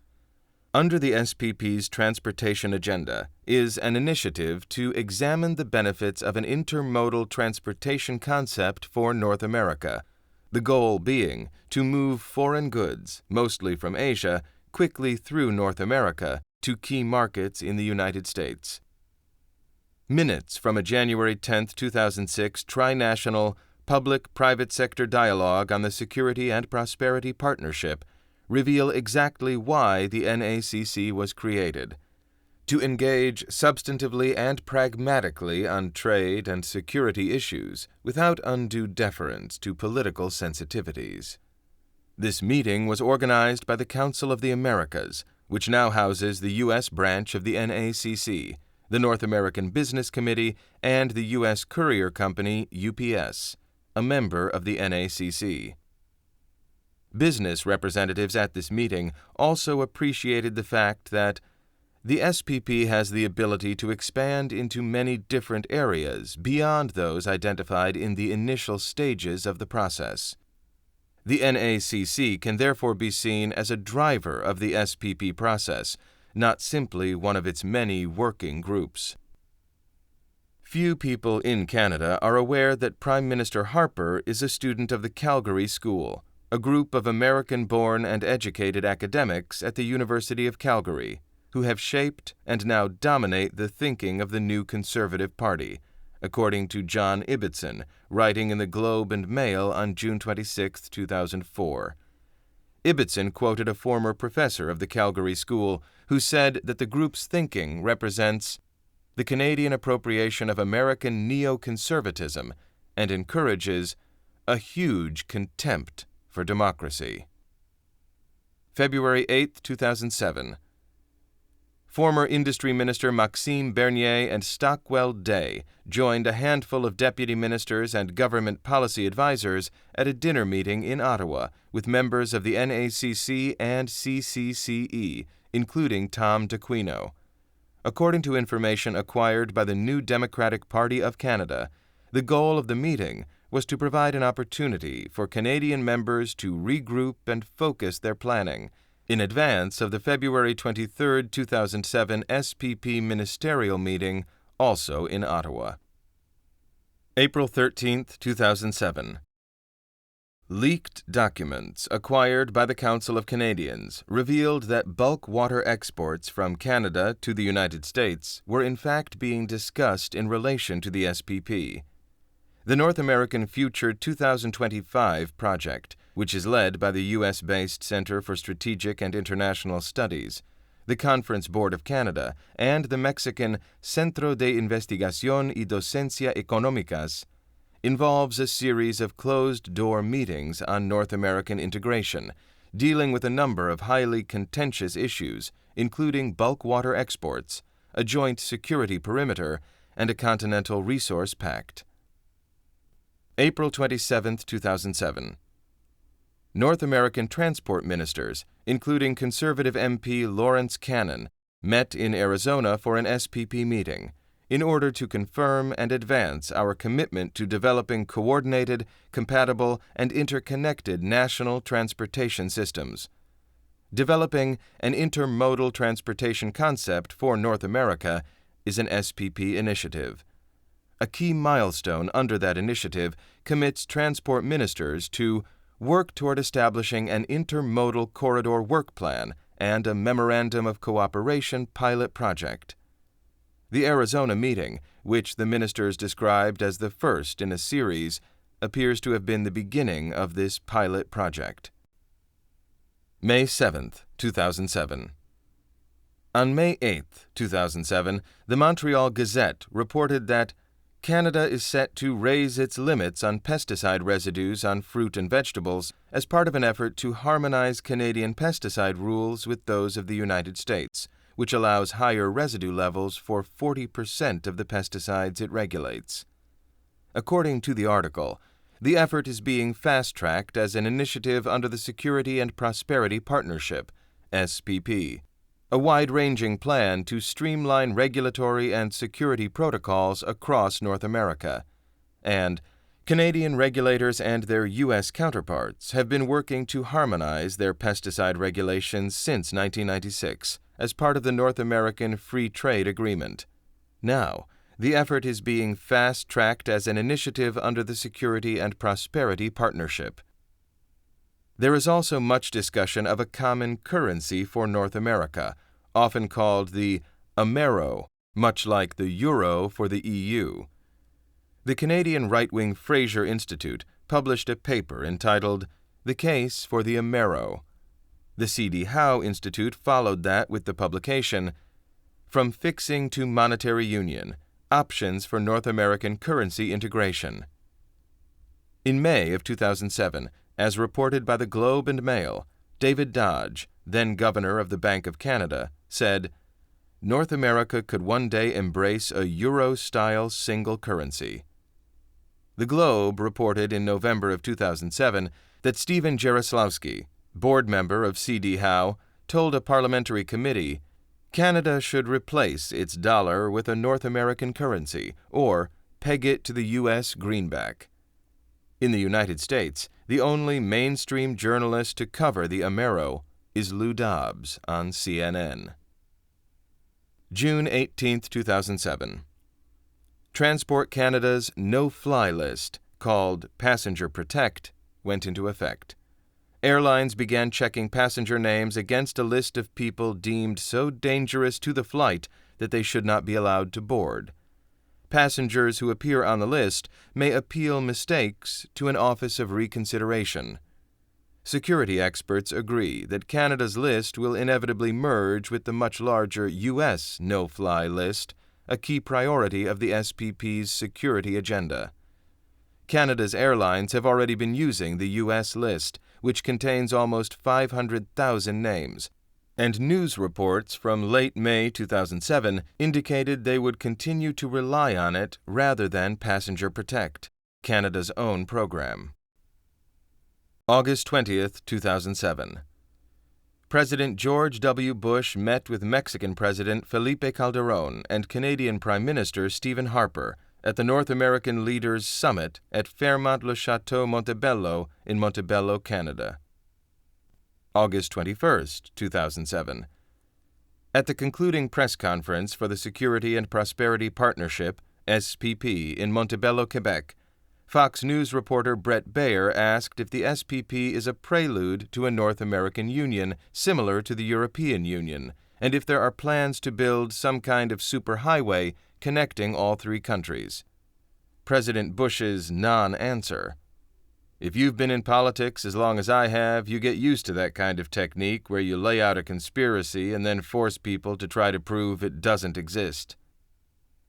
Bush's deception by stealth became obvious on November 20, 2007, when Lieutenant Governor John Harvard of Manitoba delivered a speech from the throne, the traditional opening of each new legislative session, in which he revealed, Manitoba is taking a major role in the development of a mid-continent trade corridor, connecting our northern port of Churchill with trade markets throughout the central United States and Mexico.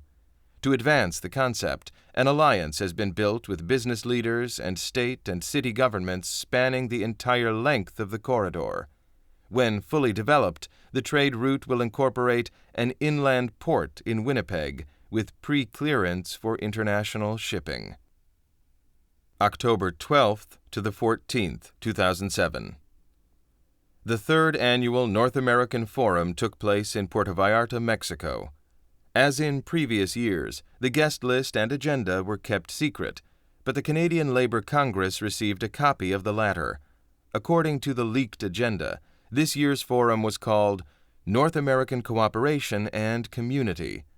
Leonard Edwards, Deputy Minister of Foreign Affairs, moderated a session on the strategic dimensions of the North American Security and Prosperity Partnerships, while Tom D'Aquino spoke on a panel addressing the topic Investing in Competitiveness, New Ideas and Options for Infrastructure, Borders, and Business, Public-Private Partnerships, Municipal Bonds, and Border Development. October 16, 2007. The Munk Center's Project on Water Issues released a report by Andrew Nikiforuk called On the Table, Water, Energy, and North American Integration. Confirming repeated statements by the Council of Canadians, the report stated, There is now a formal framework for discussing Canada's water as a trade item.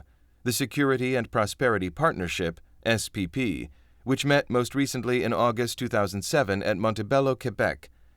While this summit focused publicly on other continent-wide issues, the concept of trade in water has remained quietly but persistently present under the larger banner of trade relations. October 17, 2007. Lou Dobbs, in his CNN commentary, "Beware the Lame Duck," opined, "Although many conservatives refuse to accept the reality, George W. Bush is a one-world neoliberal who drove budget and trade deficits to record heights. President Bush has pressed hard for the Security and Prosperity Partnership, the first step toward a North American Union that will threaten our sovereignty. The administration has permitted American businesses to hire illegal aliens, encouraged the invasion of 12 million to 20 million illegal aliens, and has given Mexico and corporate America dominion over our borders and our immigration policy. The assault on our national sovereignty continues. The President is urging the Senate to act favorably on our accession to the UN Convention on the Law of the Sea. The treaty will submit the United States to international tribunals largely adverse to our interests, and dispute resolution mechanisms are stacked against the United States. The treaty would undermine our national sovereignty and act as a backdoor for global environmental activists to direct U.S. policy." January 22, 2008. British Columbia became the first province to offer an enhanced driver's license, compatible with licenses in Washington state, to meet new U.S. security demands amidst widespread public concern about the new technology.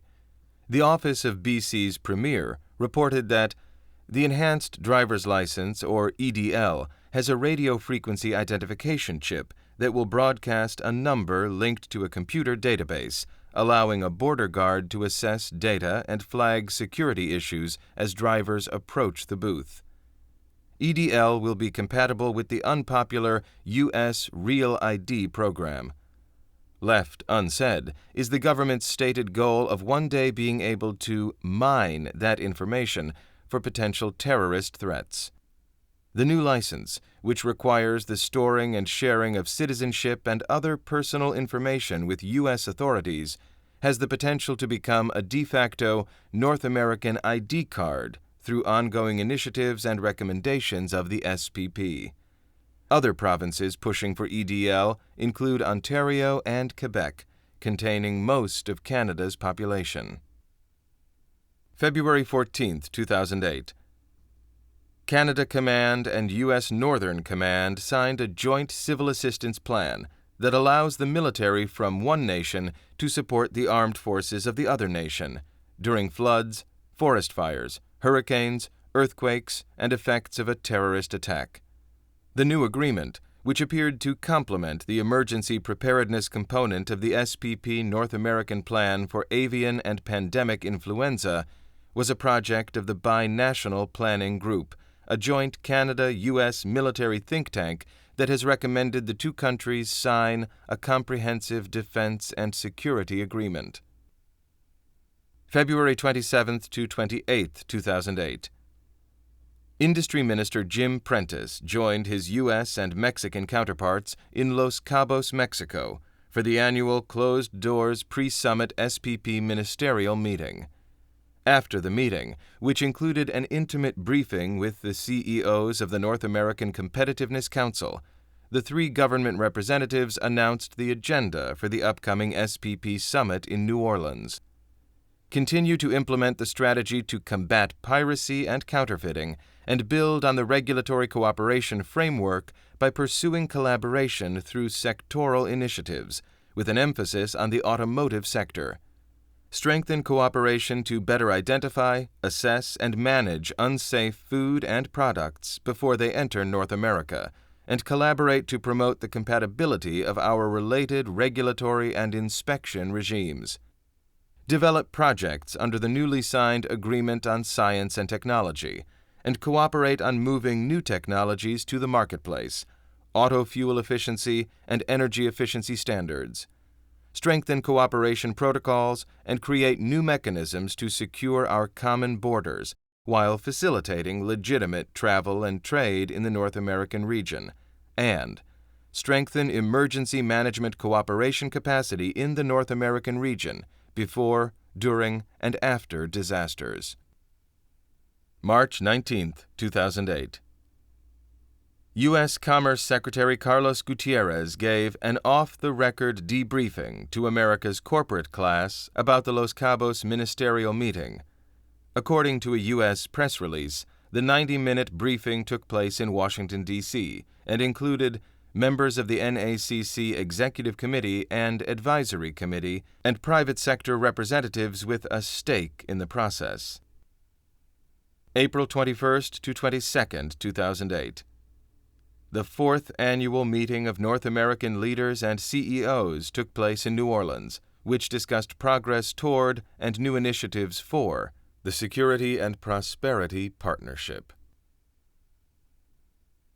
North American Future 2025 Project. This is another secretive effort, with the same objective, run by the U.S.-based Conservative Center for Strategic and International Studies, CSIS. The list of CSIS's who's who makes their objectives easily discernible. Some of the better CSIS American political heavyweights involved include Sam Nunn, Zbigniew Brzezinski, Harold Brown, William Cohen, and Henry Kissinger. All are one-world government enthusiasts. All belong to the Bilderberg CFR Trilateral Commission combines. Some, as in the case of Zbig Brzezinski, belong to all three. The fact that Brzezinski, Carter's national security advisor, was a man behind the curtains for Barack Obama's candidacy may help us to understand the direction of President Obama's foreign policy initiatives. CSIS's agenda involved preparing a final report to the U.S., Canadian, and Mexican governments by the end of 2008, expected to recommend the benefits of integrating the three nations. Regional integration, Brzezinski's idea, which he believed to have been easier to attain than one world government, into a single political, economic, and security bloc. According to CSIS's official site, the results of the study will enable policymakers to make sound, strategic, long-range policy decisions about North America, with an emphasis on regional integration. According to CSIS's report, in order to strengthen the capacity of Canadian, U.S., and Mexican administration officials and that of their respective legislatures to analyze, comprehend, and anticipate North American integration, the CSIS North America Project proposes to carry out a series of 7 closed-door roundtable sessions with 21 to 45 individuals, an equal number from each nation, with government practitioners and private sector stakeholders.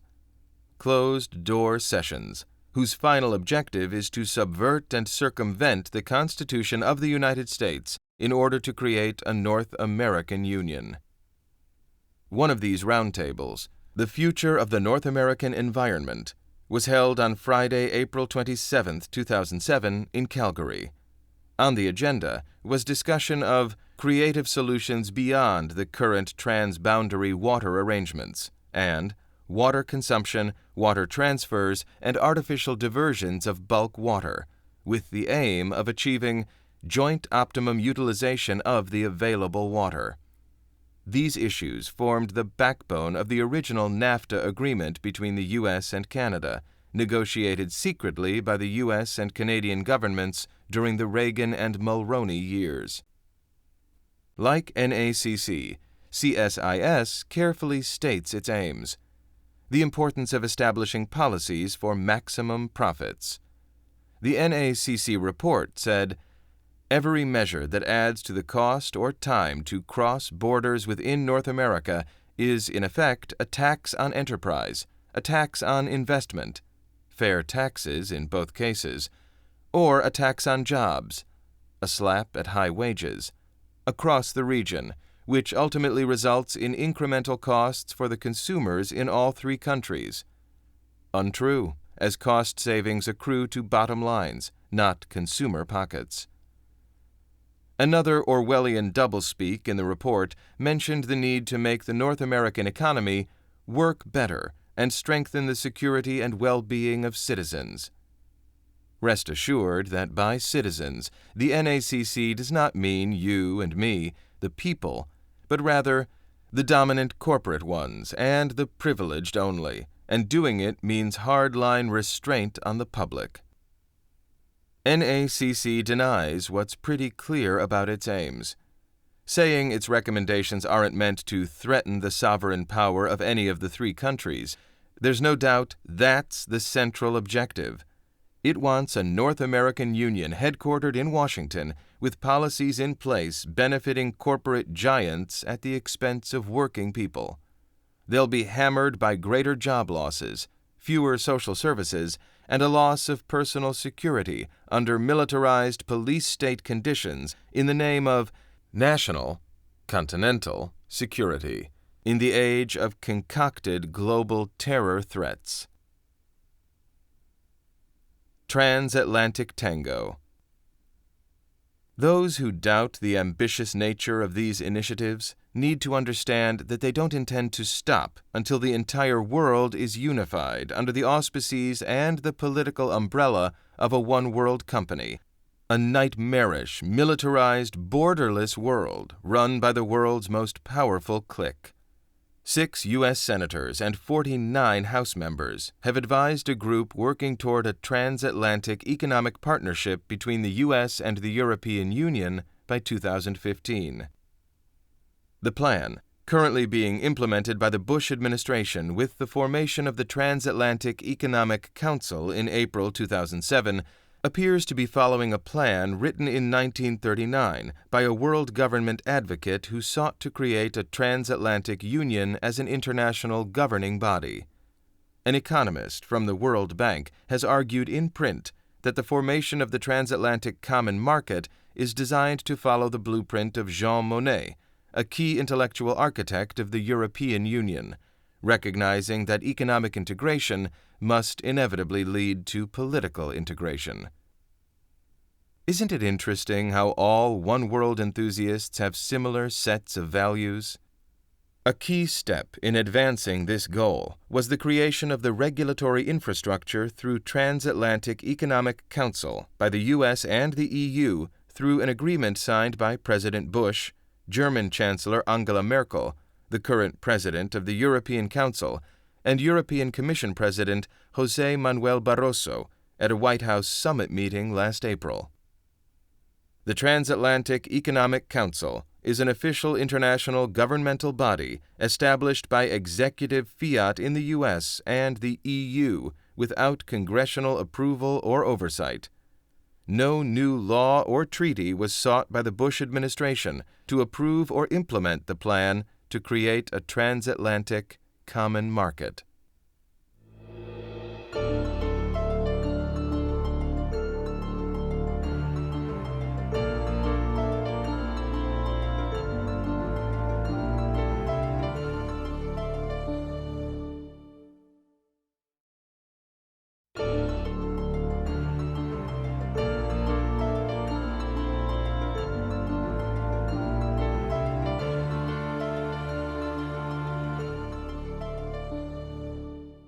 Postscript. Bilderberg Reports. Bilderberg 2005, May 5th to 8th, Rottach-Egern, Bavaria, Germany. While Bush, Blair, Chirac, Berlusconi, and company attended the G8 summits of the world's foremost democratically elected leaders, they were accompanied by the massed ranks of the world media. In stark contrast, the comings and goings at Bilderberg took place under cover of a virtual publicity blackout. After 3 straight years of open hostilities and tension amongst the European, British, and American Bilderbergers caused by the war in Iraq, the aura of complete congeniality amongst them had returned. Bilderbergers reaffirmed and remain united in their long-term goal to strengthen the role the UN plays in regulating global conflicts and relations. Although George W. Bush didn't personally attend the meeting in Rottach-Egern, The U.S. government was well represented by William Luty, Richard Pearl, Dennis Ross, and Alan Hubbard. However, it is important to understand that Americans are no more the hawks than the European Bilderbergers are the doves. Europeans joined in supporting the 1991 invasion of Iraq by President Bush's father, celebrating, in the words of one notable Bilderberg hunter, the end of America's Vietnam syndrome. European Bilderbergers also supported former President Bill Clinton's invasion of Yugoslavia, bringing NATO into the operation. UN Global Oil Tax and Peace-Building Proposals. A much-discussed subject in 2005 at Rotach-Egern was the concept of imposing a UN tax on people worldwide through a direct tax on oil at the wellhead. This, in fact, sets a precedent. If enacted, it would be the first time that a non-governmental agency, read the United Nations, directly benefited from a tax on citizens of free and enslaved nations. The Bilderberg proposal called for a tiny UN levy at the outset, which the consumer would hardly notice. Bilderberg wants tax harmonization, so that high-tax countries can compete with more tax-friendly nations, including the United States, for foreign investment. They would harmonize taxes by forcing the rate in the U.S. and other countries to rise, so that socialist Sweden's 58% level would be competitive. According to sources, an unidentified guest at the conference asked how global taxation could be sold to the American public. One European Union commissioner suggested using as the battering ram the rhetoric of helping countries build peaceful, stable societies once conflict subsided. Someone asked for the timing of the appeal. A former commissioner mentioned that the best time to ask for cash is once a conflict subsides and the world is subjected to brutal images of destruction. A Norwegian Bilderberger disagreed.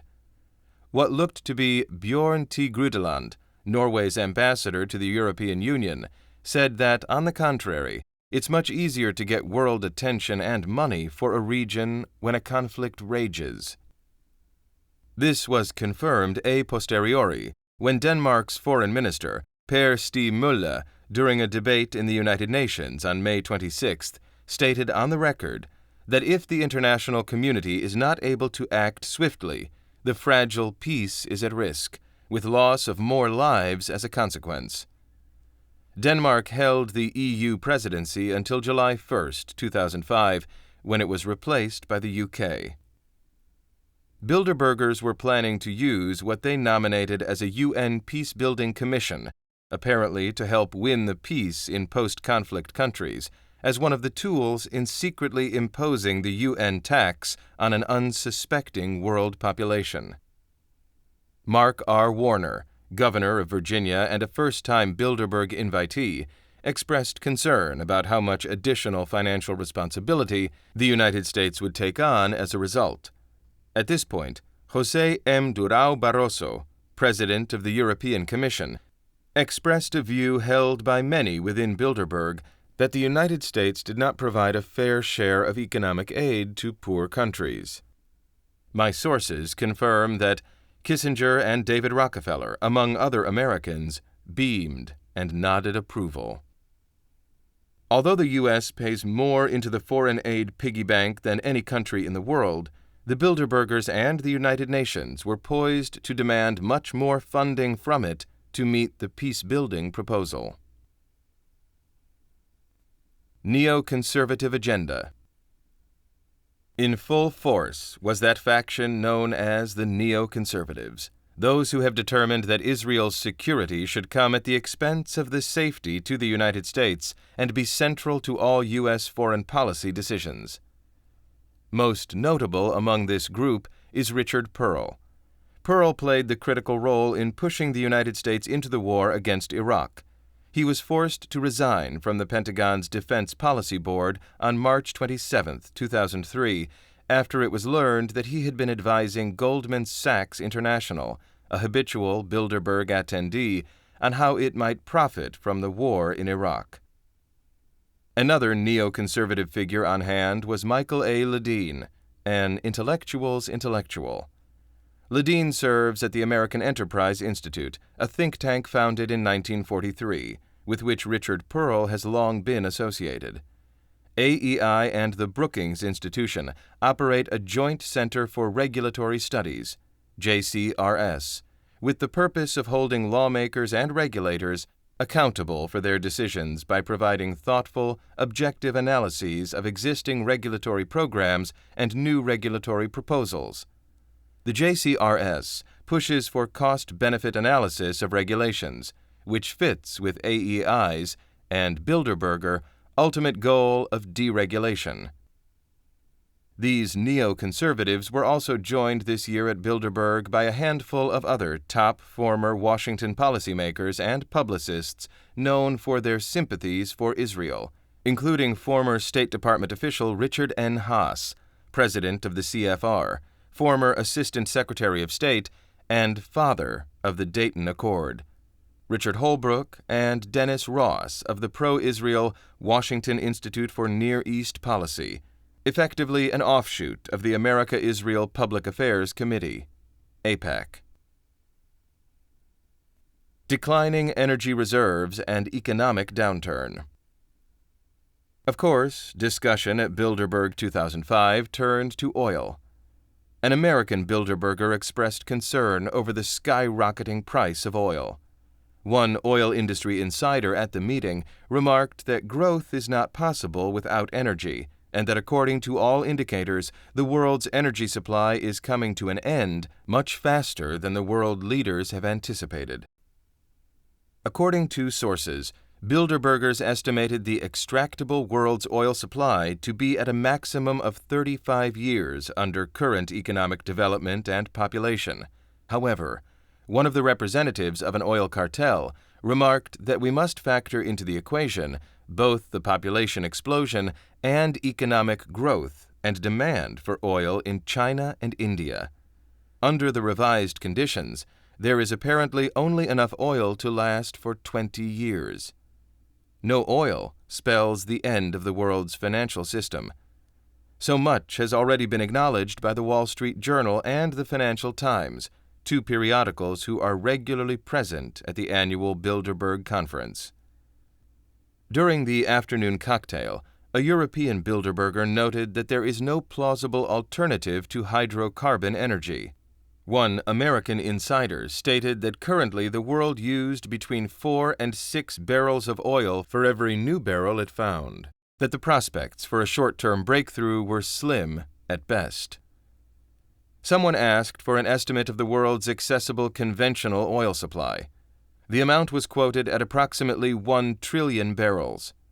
As a side note of interest, the planet consumed 1 billion barrels of oil every 11.5 days. Another Bilderberger asked about the hydrogen alternative to the oil supply. A U.S. government official stated gloomily that a hydrogen salvation for the world's imminent energy crisis is a fantasy. This discussion confirmed a public statement made in 2003 by IHS Energy, the world's most respected consulting firm, cataloging oil reserves and discoveries, that for the first time since the 1920s, there was not a single discovery of an oil field in excess of 500 million barrels. At the 2005 Bilderberg Conference, the oil industry was represented by John Brown, Chief Executive Officer of BP, Sir John Kerr, Director of Royal Dutch Shell, Peter D. Sutherland, Chairman of BP, and Jeroen van der Veer, Chairman of the Committee of Managing Directors at Royal Dutch Shell. Queen Beatrix of the Netherlands, Royal Dutch Shell's principal shareholder, is a fully fledged member of the Bilderbergers.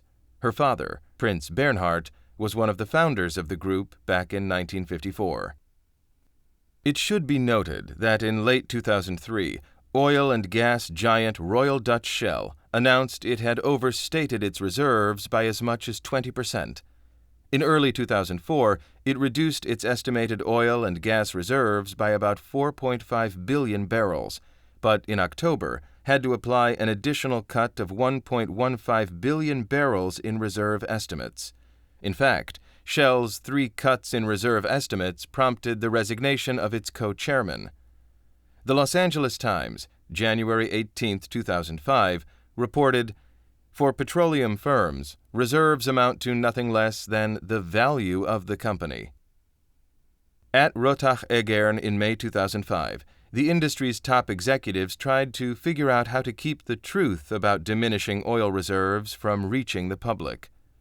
Public knowledge of the diminishing reserves directly translate into lower share prices, which could destroy financial markets, leading to a collapse of the world economy. An American Bilderberger wondered what it would take for the oil price to go back to $25 a barrel. Martin S. Feldstein, president of the National Bureau of Economic Research, added that $50 a barrel involves greater cash flow. Cheap oil slows economic growth because it depresses commodity prices and reduces world liquidity. Another American Bilderberger reported that if the price of oil were to go down to its previous low of $25 a barrel, the debt-driven asset bubble would explode. Yet another American Bilderberger, believed to be Alan Hubbard, confirmed that the general public does not realize that the price for cheap oil can be the bursting of the debt bubble. There was a strong indication that the U.S. Federal Reserve was extremely concerned about the debt bubble. A British Bilderberger noted that oil at $120 a barrel would greatly benefit Britain and the United States, but Russia and China would be the biggest winners. An expert in international relations and policy studies noted that for the Chinese, this would be a real bonanza. The Chinese imported energy not for domestic consumption, but instead to fuel its growing cheap exports, a cost that would be duly passed on to foreign buyers. A European banker pointed out that Russia could effectively devalue the dollar by redenominating its energy trade with Europe from dollars into euros, forcing Europe's central banks to rebalance their foreign exchange reserves in favor of the euro. Jean-Claude Trichet, governor of the European Central Bank, was present during the debate. Someone raised a question about the impact of a sharp rise of energy prices on asset values. A German Bilderberger responded that the net effect is a de facto depreciation of money, misidentified as growth. EU referendum in France. The first day was dominated by talk of EU referendum in France, and whether Chirac could persuade France to vote yes on May 29th. A yes vote, according to sources within Bilderberg, would put a lot of pressure on Tony Blair to finally deliver Britain into the waiting arms of the New World Order through their own referendum on the treaty scheduled for 2006. Matthias Naas wondered out loud whether a no vote in France could cause political turmoil in Europe and overshadow Britain's 6-month EU presidency starting on July 1st. Bilderbergers hoped that Blair and Chirac, whose at times open animosity has spilled into a public arena on more than one occasion, could work together for mutual benefit and political survival. Another European Bilderberger added that both leaders must put behind them as quickly as possible all past disputes on such topics as Iraq, the liberalization of Europe's economy, and the future of budget rebate Britain receives from the EU, and work towards complete European integration, which could disintegrate if France's often hard-headed and obstinate people, in the words of a British Bilderberger, did not do the right thing, meaning give up voluntarily their independence for the greater good of a federal European superstate. A German Bilderberger insider said that France's yes vote was in trouble because of the outsourcing of jobs. Jobs in Germany and France are going to Asia and Poland to take advantage of cheap labor. Poland was one of the former communist republics that have been admitted to the European Union, bringing the total membership to 25 nations. A German politician wondered out loud how Tony Blair should go about convincing Britons to embrace the European Constitution when, due to the outsourcing of jobs, both Germany and France were suffering a 10% unemployment, while Britain was doing well economically. The French electorate handily rejected EU membership. Auna Telecomunicaciones. At a Saturday night cocktail party at the luxurious Dorint Sofitel Seehotel Überfahrt in Rottach-Egern, Bavaria, Munich, several Bilderbergers sharing the standing bar with Queen Beatrix of Holland and Donald Graham, Washington Post's CEO, were discussing the upcoming sale of Spanish telecommunications and cable giant Auna. Auna operates fixed-line telephone services, a mobile phone network, cable television system, and is also an internet provider. One of the Bilderbergers familiar with the matter, believed to be Henry Kravis, based on the physical description of the source at the meeting, stated that Auna's mobile operations could bring in some 10 billion euros, including debt, while another Bilderberger, a tall man with a receding hairline, added that its fixed-line assets could fetch some 2.6 billion euros. An abundance of cheap credit and low interest rates made Auna an appetizing target for private equity buyers. Sources close to the Bilderbergers stated off the record that Kohlberg Kravis Roberts & Company, a private equity firm, was interested in buying all of Auna. Kohlberg Kravis Roberts & Company is represented at Bilderberg meetings by its luminary billionaire Henry Kravis and his small-town Quebec-born wife, Marie-Josée Kravis, a senior fellow at the neoconservative Hudson Institute. China. European and American Bilderbergers, realizing the most urgent of needs to expand into developing markets in order to help sustain the illusion of endless growth, agreed to name Pascal Lamy, a French socialist and a fanatical supporter of a European superstate, as the next WTO president. It will be remembered that Washington gave conditional support to Lamy's nomination in exchange for European support of Paul Wolfowitz as head of the World Bank. According to insider sources within the Bilderberg Group, Lamy was chosen to help steer the global trading system through a time of rising protectionist sentiment in rich countries such as France and Germany, both reeling from high unemployment and reticent toward increasingly muscular demands for market access from emerging economies. Third world states, for example, were insisting on cuts to EU and US farm subsidies. The WTO liberalization drive collapsed in acrimony in Seattle in 1999 and again in Cancun in 2003. The Bilderbergers secretly agreed on the need to force the poor countries into a globalized market for cheap goods, while simultaneously forcing the poor into becoming customers. The current rift with China is a good example, as the Chinese have flooded the Western countries with cheap goods, among them textiles, driving down prices.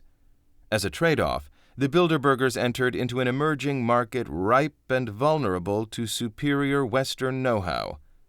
Similar developing countries are slowly acquiring more purchasing power, and the industrialized world is gaining a foothold in their domestic economies by targeting them for cheap exports. Further discussion on China was led off with a series of rhetorical questions from the speaker. Was China really abusing its competitive advantage, or was it being victimized by the U.S. and the EU? Is a trade war imminent? Should China revalue the yuan, its currency, and if so, how should it do this? An American Bilderberger noted that China in 2005 was one of the leading world economic powers whose actions influence the world economy. Another American, believed to be but not positively identified as Michael Ledeen of the American Enterprise Institute, said that if China doesn't revalue the yuan, it would cause the entire world trade system to go out of whack. Someone mentioned that the current situation could be dangerous for the Chinese economy due to the creation of excess liquidity. Elena Nemirovskaya, founder of the Moscow School of Political Studies, asked what would happen if the yuan were allowed to float freely. An economist responded that this could bring about serious consequences to the world's financial markets. China's foreign exchange reserves are to a large extent made up of U.S. Treasury bills. An appreciation of the yuan would cause its dollar reserves to depreciate. A German Bilderberger pointed out that this could force the Federal Reserve to raise interest rates, thus causing the current housing boom in the U.S. to come to a screeching halt. An oversized Dutchman pointed out that the International Monetary Fund needs to play an active role in helping the yuan. Is there a real danger, then, asked an Italian Bilderberger, of this dispute deteriorating into an all-out trade war? Not likely, according to an unidentified blond man from Scandinavia, believed to be a Swede, because China has totally integrated itself into the market economy. An American Bilderberger and a member of the U.S. government noted that all the posturing is part of the act to keep the voters back home happy. China's moves into the Mekong region did not go unnoticed at the conference. William J. Luty, U.S. Deputy Undersecretary of Defense for Near Eastern and South Asian Affairs, explained that China's rapid expansion into the Mekong region, comprising Cambodia, Laos, Myanmar, Thailand, and Vietnam, could threaten U.S. interests in the area. Such moves by China would give it an enhanced role in Southeast Asia. Over the prior several years, China had invested heavily in transport infrastructure development, linking China's southwestern Yunnan province and the Mekong region.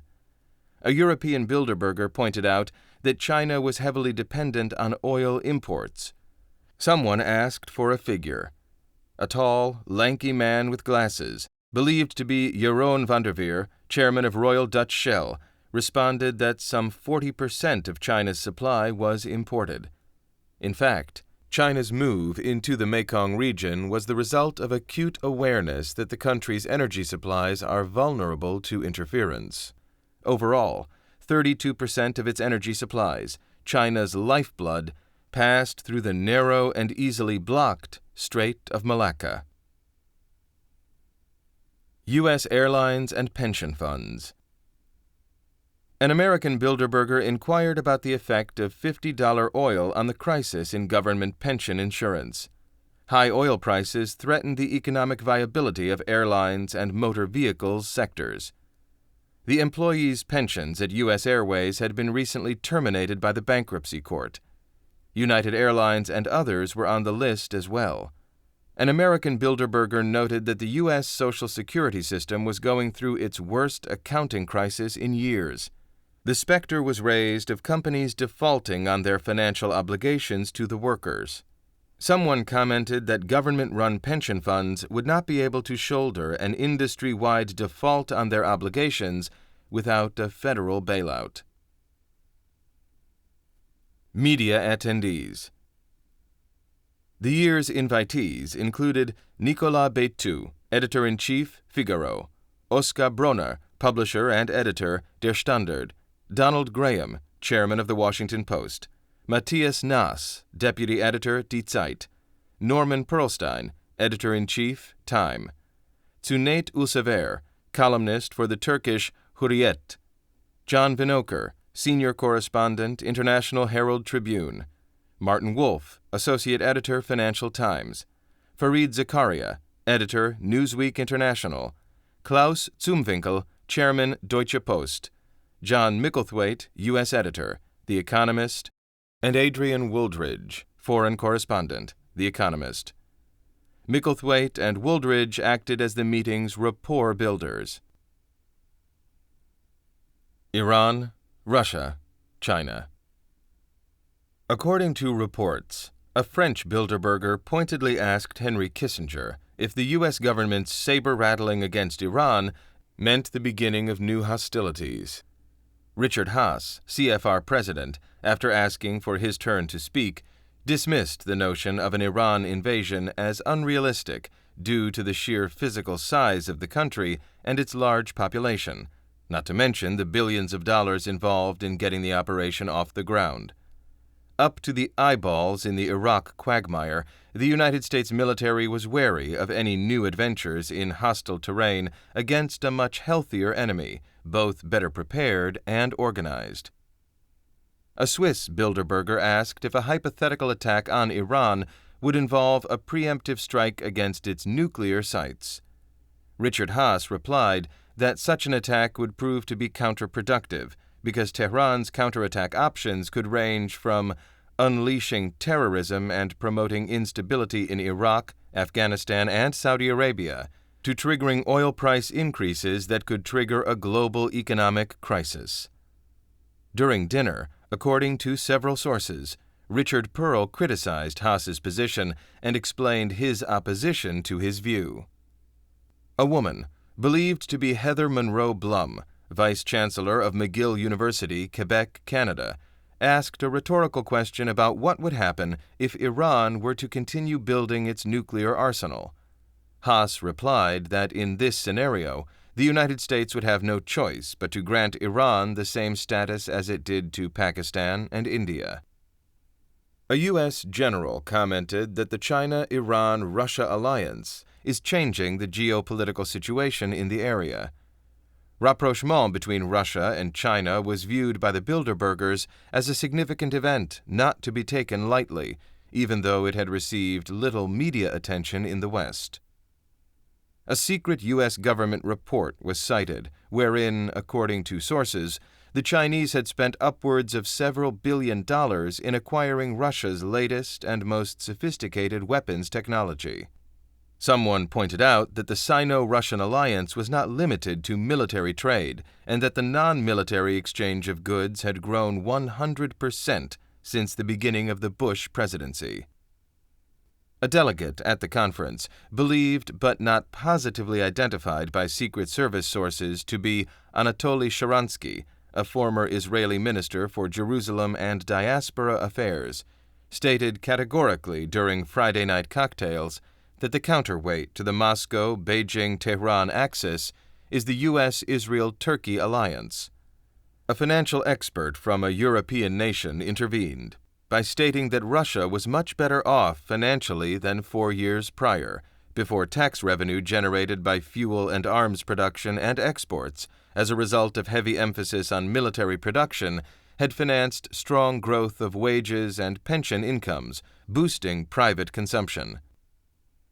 A German Bilderberger pointedly asked Richard Pearl if the war on terrorism would intensify over the second term of the Bush presidency. Pearl reportedly gave no reply, but screwed up his face and looked away. Bilderberg luminary Richard Haass pointedly told Richard Pearl during Saturday night cocktails that the Bush administration had overestimated its ability to change the world. Haass, according to several sources at the conference, is reported to have stated that regime change can be attractive because it is less distasteful than diplomacy and less dangerous than living with new nuclear states. However, he noted, there is only one problem. It is highly unlikely to have the desired effect soon enough. Iran. The presence of U.S. General James L. Jones, Supreme Allied Commander Europe, and retired U.S. Army General John M. Keane at the Bilderberg meeting in Germany suggested that the next stage of the conquest was about to begin. An American neocon at an afternoon drink fest said he was convinced that the Iranian opposition movement would unseat the mullahs. Nicolas Bétu of Le Figaro exclaimed, "You don't really believe that?" A tall, bald, well-dressed Swiss gentleman, believed to be Pascal Couchepin, head of the powerful Department of Home Affairs, replied reflexively that it will only succeed in having the Iranians rally behind their government. He ended by saying, "You don't know Iranians." Tempers boiled over momentarily when a French Bilderberger, raising his voice, told Kissinger that an attack on Iran will escalate out of control. According to sources working for the CIA and the special unit of the U.S. Army charged with protecting the U.S. delegation at Rotach-Egern, both the CIA and the FBI were in open revolt against the Bush White House. A member of the Greek parliament asked Ayval Giladi, strategic advisor to Israeli Prime Minister Ariel Sharon, what would happen if Iran were to retaliate. Someone pointed out that even if the United States or Israel were to show restraint in their use of tactical nuclear weapons, an attack on Iran's nuclear facilities would surely not only engulf neighbor states, raising the likelihood of a broader war, but also succeed in creating a nuclear disaster through radiation spilling over a wide area. As a follow-up question, someone asked, how much of this war has to do with America doing its utmost to prevent Iran from becoming a regional power? A French Bilderberger wished to know if the impending attack on Iran would involve the United States and Israel working in tandem, or if it would be a NATO operation. The question was directed at NATO Secretary General Jaap de Hoop Scheffer. Another European Bilderberger wanted to know how the U.S. was planning to cope with 3 wars simultaneously, referring to Iraq, Afghanistan, and Iran. The Israeli delegation was pressed to answer if Israel was prepared to use nuclear weapons against Iran. The answer was incoherent. Russian versus American foreign policy. Policy discussion began with a European expert on international relations, pointing out that over the next several years, Russia was poised to assert itself and increasingly challenge Bush government foreign policy goals. Someone openly asked the committee if the world was safer than in 2001, and if it would be safer in 4 years' time. A Dutchman responded by saying there was little doubt that the hand of international terrorism has been substantially strengthened by the U.S. government's policy in the Middle East. A Danish Bilderberger wondered about what had happened to the U.S. promise to take a lower-key approach in Iraq, referring to the heavy-handed tactics employed by American troops in the siege of Fallujah, which played an important role in alienating a large cross-section of moderate Arab states. Additionally, the Dutchman pointed out, terrorism hadn't been confined to the Iraq theater of operations, but had escalated across Asia, Africa, and most of the Middle East. A blonde woman, believed to be Thérèse Delpech, Director of Strategic Affairs for the Atomic Energy Commission, said that unilateralist policy actions by the U.S. will only succeed in alienating friendly nations and emboldening enemy combatants. The U.S. is the most powerful nation in the world, but it is not more powerful than the world. It must coordinate its policy with other great powers to achieve its ends. An oil expert believed to be from Britain, possibly Sir John Kerr of Royal Dutch Shell, focused on the oil pipeline from Siberia to northern China. The Bilderbergers openly wondered at the medium-term repercussions of this deal.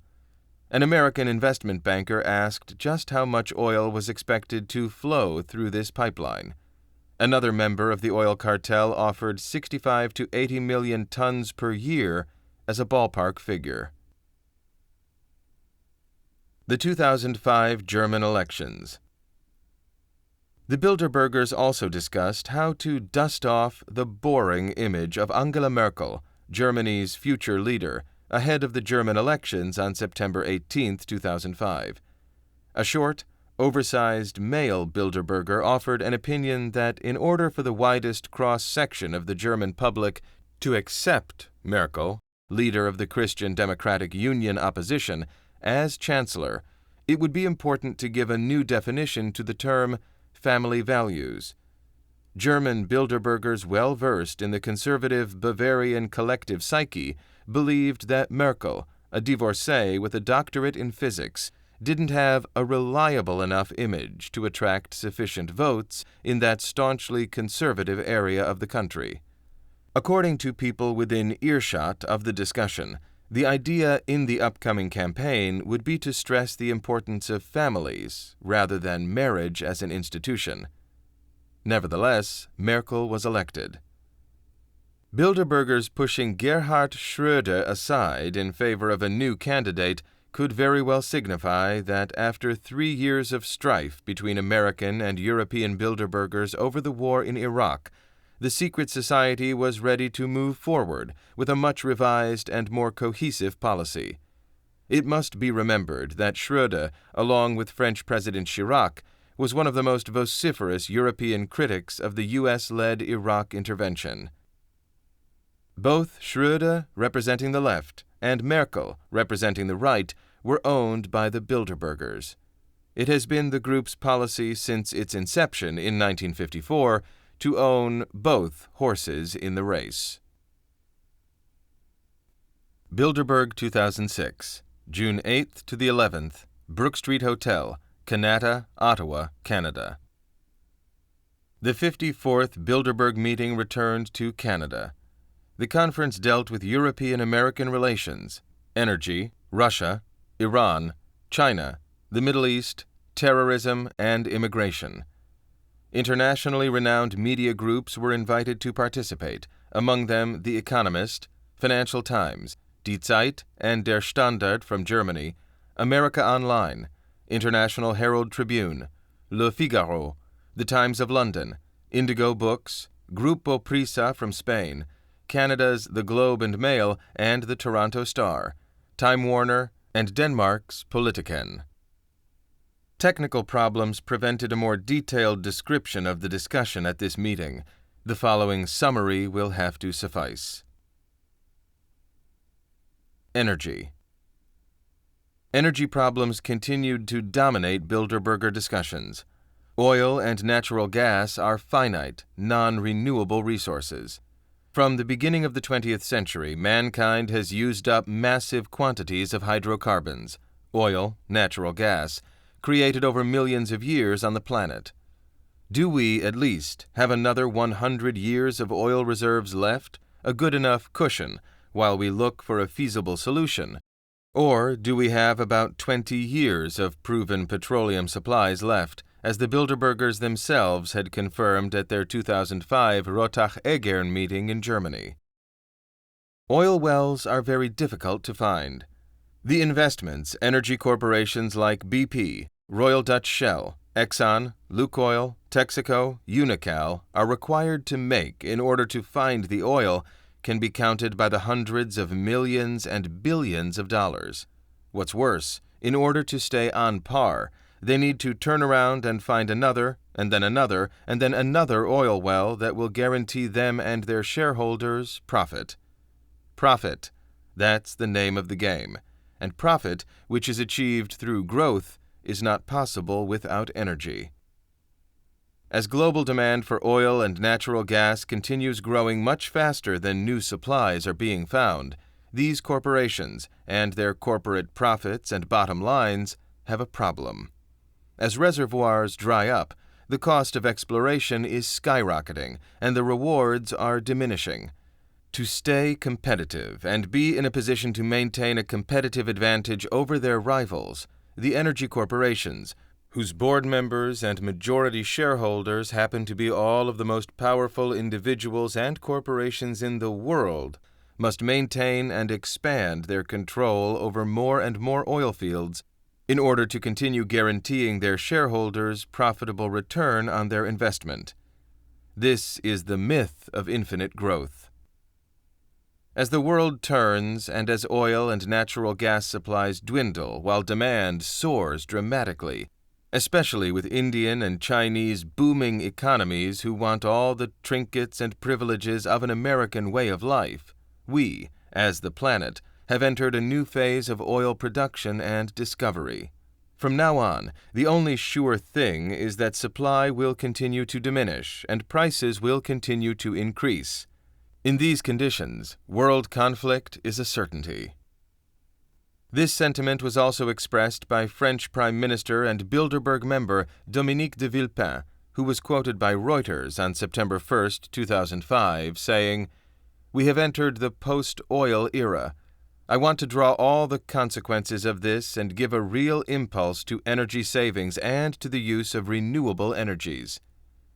Jeroen van der Veer, CEO of Royal Dutch Shell and a full-time member of the Bilderberg Inner Circle, confirmed what the Bush administration and other energy experts have felt for quite some time. In an interview with the Bilderberg-influenced Financial Times on January 24, 2006, he stated, "My view is that easy oil has probably passed its peak." Rest assured, the Bilderbergers and their cohorts were well aware of the imminent oil crisis. Energy, in fact, over the past 2 decades, has always been the first item on their annual agenda. In April 2001, 4.5 months prior to 9/11, the Council on Foreign Relations and James A. Baker III, Bush the First Secretary of State, CFR, Bilderberg and Trilateral Commission member, published a detailed study of world energy problems. The report, which appeared on the CFR's website, confirmed awareness of the catastrophic consequences. Strong economic growth across the globe and new global demands for more energy has meant the end of sustainable surplus capacity in hydrocarbon fuels and the beginning of capacity limitations. In fact, the world is currently precariously close to utilizing all of its available global oil production capacity, raising the chances of an oil supply crisis with more substantial consequences than seen in 3 decades. These choices will affect other U.S. policy objectives: U.S. policy toward the Middle East, U.S. policy toward the former Soviet Union and China, and the fight against international terrorism. Meanwhile, across much of the developing world, energy infrastructure is being severely tested by the expanding material demands of a growing middle class, especially in the high-growth, high-population economies of Asia. As demand growth collided with supply and capacity limits at the end of the last century, prices rose across the energy spectrum, at home and abroad. Strategic Energy Policy Challenges for the 21st Century, CFR Report. James Woolsey, the former CIA director, is a member of a powerful circle responsible for promoting an extremist agenda known as the Project for the New American Century, PNAC. This is an aggressive defense and foreign policy strategy developed since 1997 by a group backed by the neoconservatives around the Bush administration, and whose implementation in practice is led by Vice President Cheney. Anything Woolsey has to say is worth a quote in the press. Thus, in an interview by the Washington Post on June 7, 2000, Woolsey talked about the energy crisis, which, he said, should have a severe impact, be global in scope, and be difficult to solve. Plainly, it will be unprecedented, and since the Mideast will increasingly become the source of the world's oil, he went on to say, this is a strategic problem for us and for many other countries. In fact, he admitted in an article titled The New Petroleum for the journal Foreign Affairs, January-February 1999, the underlying goal of the UN force in Gulf War I, which included 500,000 American troops, was to ensure continued and unfettered access to petroleum. Energy for the Bilderberg cabal is clearly of utmost concern. One of the points discussed on the Bilderberger agenda in 2000 squarely dealt with oil and the Caspian Basin. In our current world, energy is oil and natural gas. Bush is oil. Oil is Bush. Bush's administration is filled with ex-oil men and women. Bush, Cheney, Rumsfeld, and Rice, a former ExxonMobil board member. These people, before any of us even knew, were only too well aware of the situation and terrible consequences. Initially, it was believed that the Caspian Basin held enough oil and natural gas reserves to supply the markets for the rest of the 21st century, but sometime between the end of 1998 and the beginning of the year 2000, as top-secret reports on drilling and exploration from the Caspian Basin came in, these people became aware of the pending calamity and the imminence of an international economic collapse. What would happen if the markets, and subsequently the shareholders and the politicians, and ultimately the people, found out that the energy numbers were being inflated to hide the pending disaster? The Caspian results could not be kept secret forever. Some argue that oil price hikes are a speculative phenomenon. Others argue that production cuts are man-made, that they are artificial, and that this is a clear case of greed and price gouging with the OPEC and capitalist West colluding to cut production in order to make more money. Assuredly, the profits of the oil companies are at record highs, and there are industry insiders that claim political and industry manipulation. The pessimistic predictions have dripped continually. Britain's Foreign Secretary, Jack Straw, during his address to a group of more than 150 British diplomats on January 10, 2003, where The Guardian of London reported that Straw admitted future oil supply was a key motivator in Britain's decision to participate in the U.S.-led Iraq War. The Times of London, on December 11, 2004, also reported that, with the depletion of gas reserves in the North Sea and the Irish Sea, it is expected that Britain will have to import 75% of its gas by 2015. According to the World Socialist website, more than 92% of Europe's oil and 81% of its gas will have to be imported from overseas within 30 years.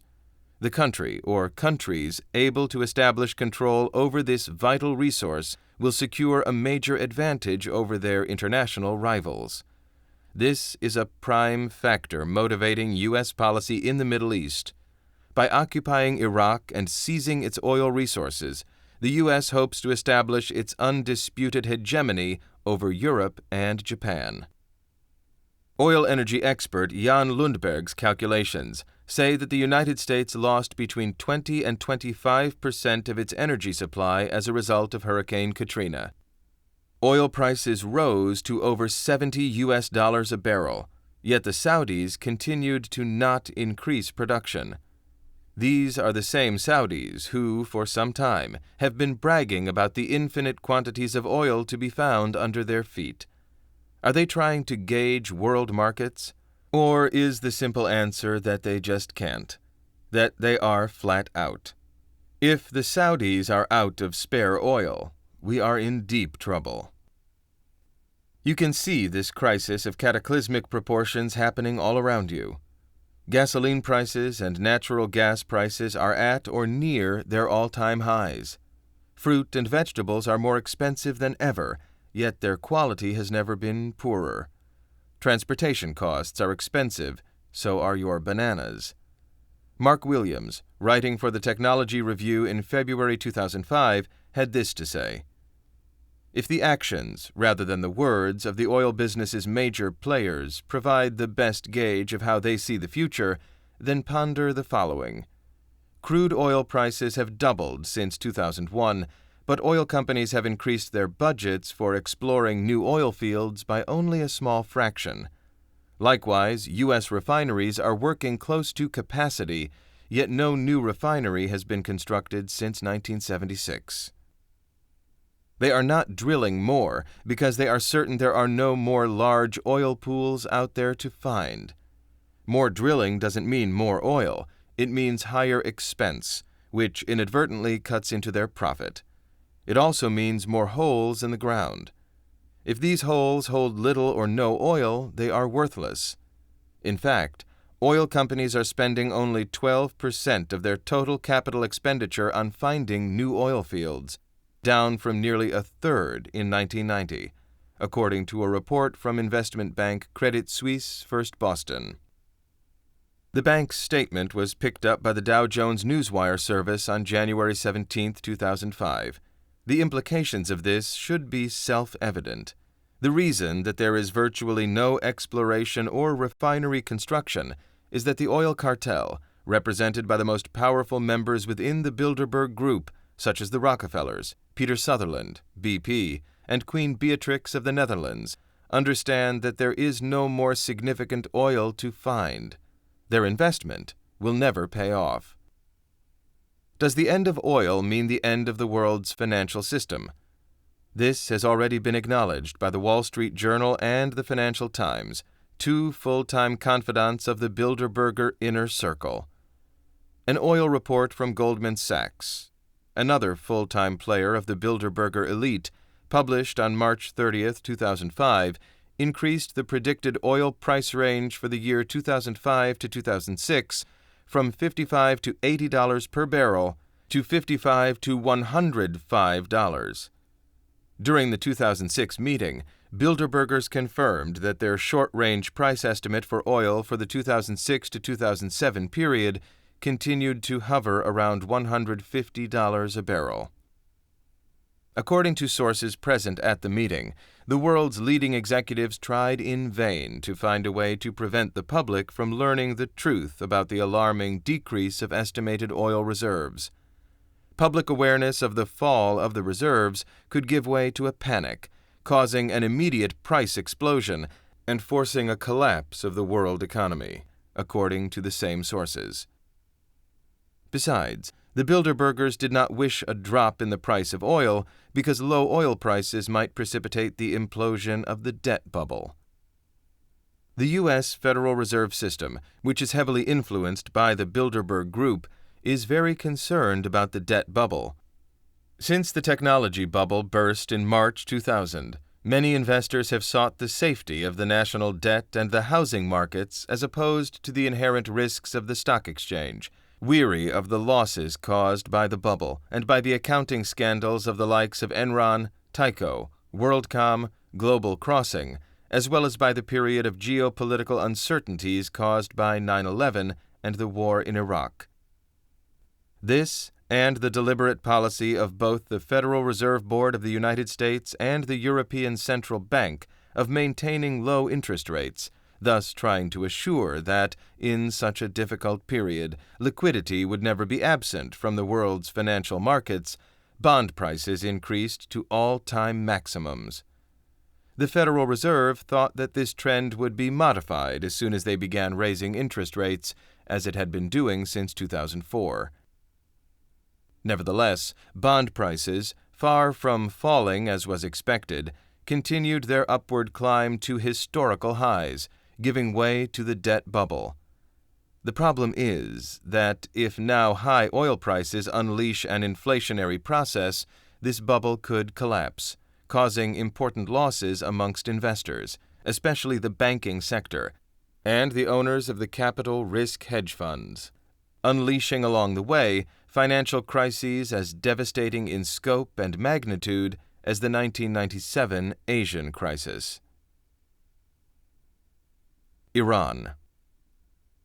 Instead of knocking off Iraq, then moving promptly to the next target, Iran, the Bush administration has now played the foil for Iran and put within Iran's reach what it has sought for decades, the position of key political actor in the region and the world. But the going is tough. During Bilderberg Meeting 2006, European delegates told the U.S. contingent in blunt terms that the Iran adventure was off the table, and that in case the Bush administration was still entertaining a notion of attack, it would have to do it alone. The United States needs to control the region, not only to control its oil reserves, but, most importantly, to help it sustain world economic hegemony. Under this strategic design, regional states will be turned to weak domains of sectarian sheiks with little or no sovereignty, and, by implication, a pathetic agenda for their economic development. Regional chaos favors the spread of Islamic fundamentalism, which in turn reinforces the process of political and social disintegration supported by the Bilderbergers. Imminent collapse of the U.S. housing market. The world found itself at the precipice of the most devastating financial collapse in modern history. There was no set date to this calamitous event, but it was expected to happen very, very soon. One of the principal reasons is the fact that today, the U.S. financial system is dependent for survival on the most important real estate bubble in human history. A hyperinflationary spiral has forced housing price hikes of between 10 and 40% per annum over the last several years in some areas, which have pushed the prices of millions of homes into the stratosphere. Leading American banking institutions voiced their alarm at the precarious situation of the U.S. real estate market. Page 1 of the business section of the Washington Post on April 7, 2006, warned of the imminent collapse of the real estate bubble in some parts of the United States. That year, the cumulative value of all American homes was a chilling $12 trillion. Millions of families have purchased $500,000 houses, making 40 to 60% of annual earnings in mortgage payments, betting that if they could keep the house for a 2 to 5 year period, they would be able to resell it for a considerable profit in a bullish real estate market. The bad news was that soon the pool of prospective buyers would have disappeared forever. Many families worked a combined 3 jobs per family to pay the mortgage. The next round of layoffs that eliminated one of those jobs would leave them without means to make their monthly payments, causing a major default en masse on mortgage payments throughout the country. The percentage of foreclosures on mortgages insured by the Federal Housing Administration, used mainly as a barometer for low and mid-income families, reached 10% in urban areas of the United States, the highest percentage over the prior decade. When the accumulative wave of mortgage foreclosures spread, the real estate bubble would burst, annihilating trillions of dollars in housing value. "We are sitting on top of the collapse of the real estate bubble in the United States," said one Bilderberger delegate during the June 9th session at the luxurious Brook Street Hotel. "The exact date of when it will explode I do not know, but it will explode. People who have taken years to pay down their $500,000 homes will be lucky if they can get $100,000 for them." Where to invest the money? The fundamental principles of gold and silver, in spite of their extreme volatility and recent price drop, were on a medium-term trend up. The American dollar and the Dow Jones on a medium-term trend down. Although the manipulation, suppression of the price of gold over the past several decades is very well documented, the prior 2 years had shown that the anti-gold cartel had lost its ability to keep gold prices down. Furthermore, the central banks of both China and the Russian Federation had recently announced their intentions of buying large quantities of gold. The price of oil, as I mentioned, was expected to continue to rise. Bilderberg 2007, May 31st to June 3rd, Istanbul, Turkey.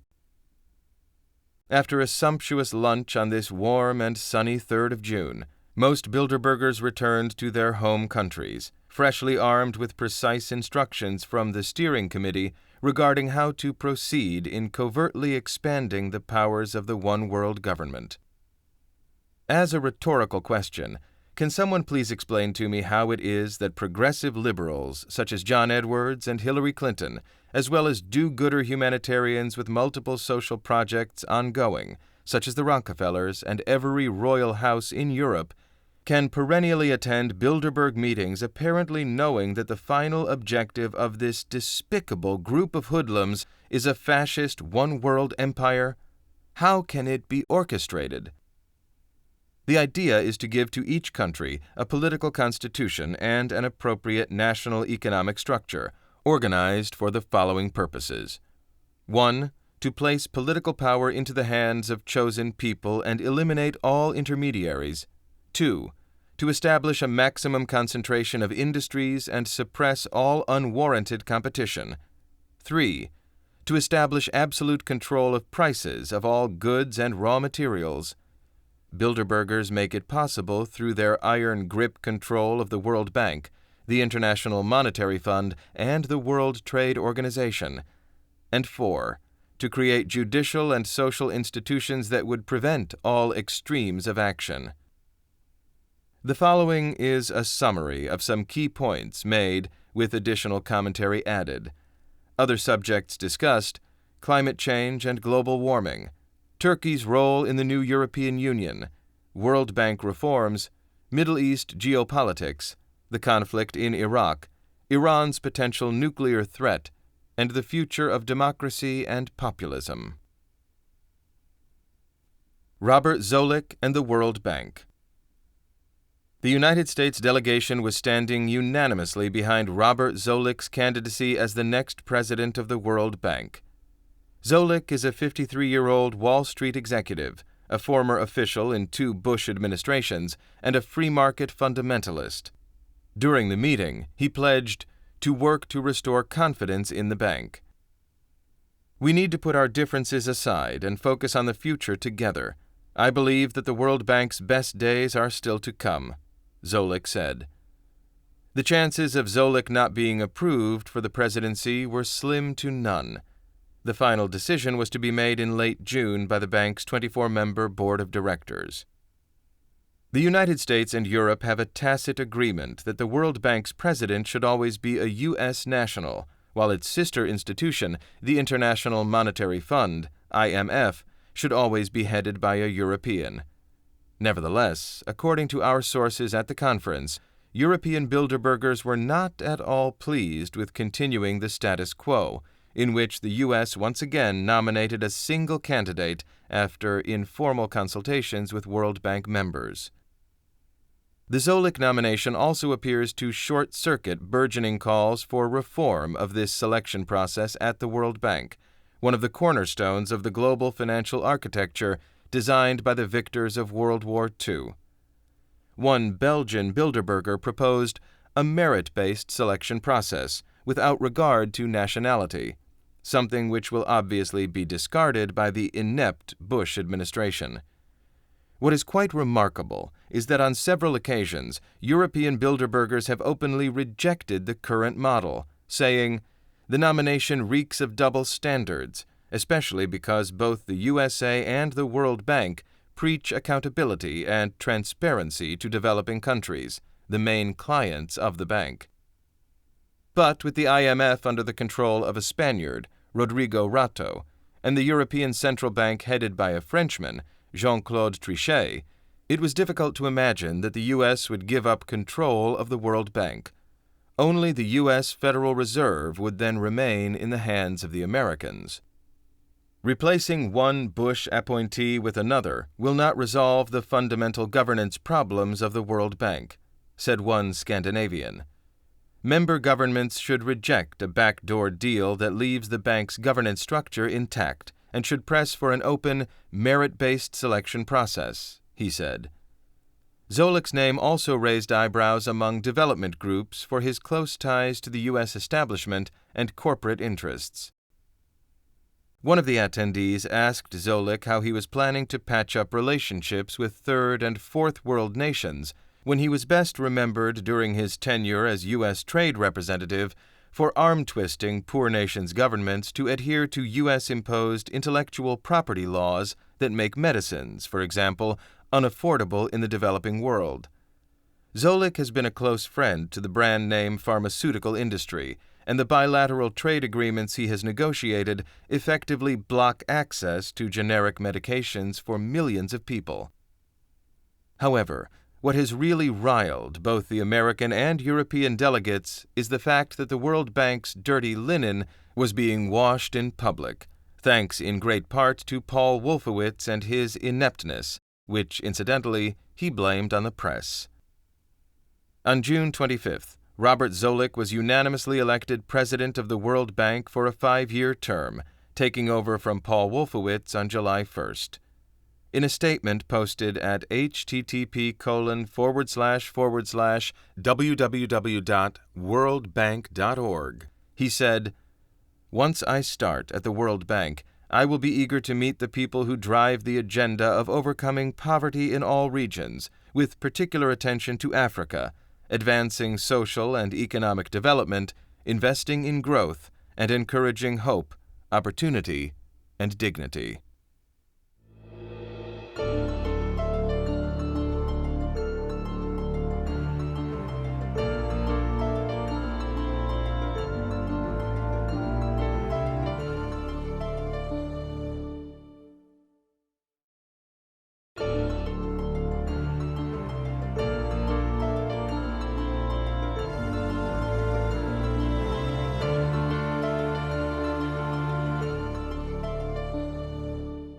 Relations with Russia.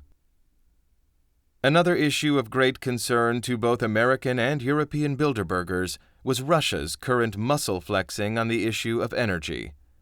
The controversy over the TNK BP license, British Petroleum's Russian venture, was just one of many circumstances causing anger amongst the globalist elite.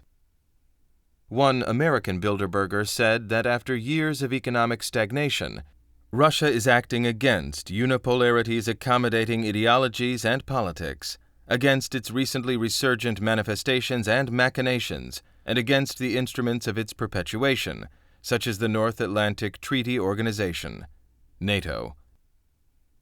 Bilderberg 2007 served as a consensus-building exercise to decide on a common policy and strategy to deal with Russia's resurgence. In particular, Bilderberg was not at all happy with Russia's current strategy of actively dismantling what remains of the atmosphere of acquiescence to America's will, in the words of one Bilderberger, which arose in the post-Soviet period and was absolutely crucial to the thriving of U.S.-led unipolarity. That was in the beginning of the 1990s, the early stages of the Yeltsin reign. With the wholesale looting of Russia in the 1990s through shock therapy and the loans for shares scheme, engineered by the socialist theoreticians at Harvard such as Jeffrey Sachs, Andrei Schleifer, David Lipton, and Jonathan Hay, the country was brought into the dawn of the 21st century capitalist economy. As a result, Russia eventually toppled into anarchy, its population rendered desperate, its ability to support a world-class military establishment was smashed, which then made it inevitable that colonial exploitation would occur. That is exactly what George Ball was proposing during the Bilderberg 1968 meeting in Canada.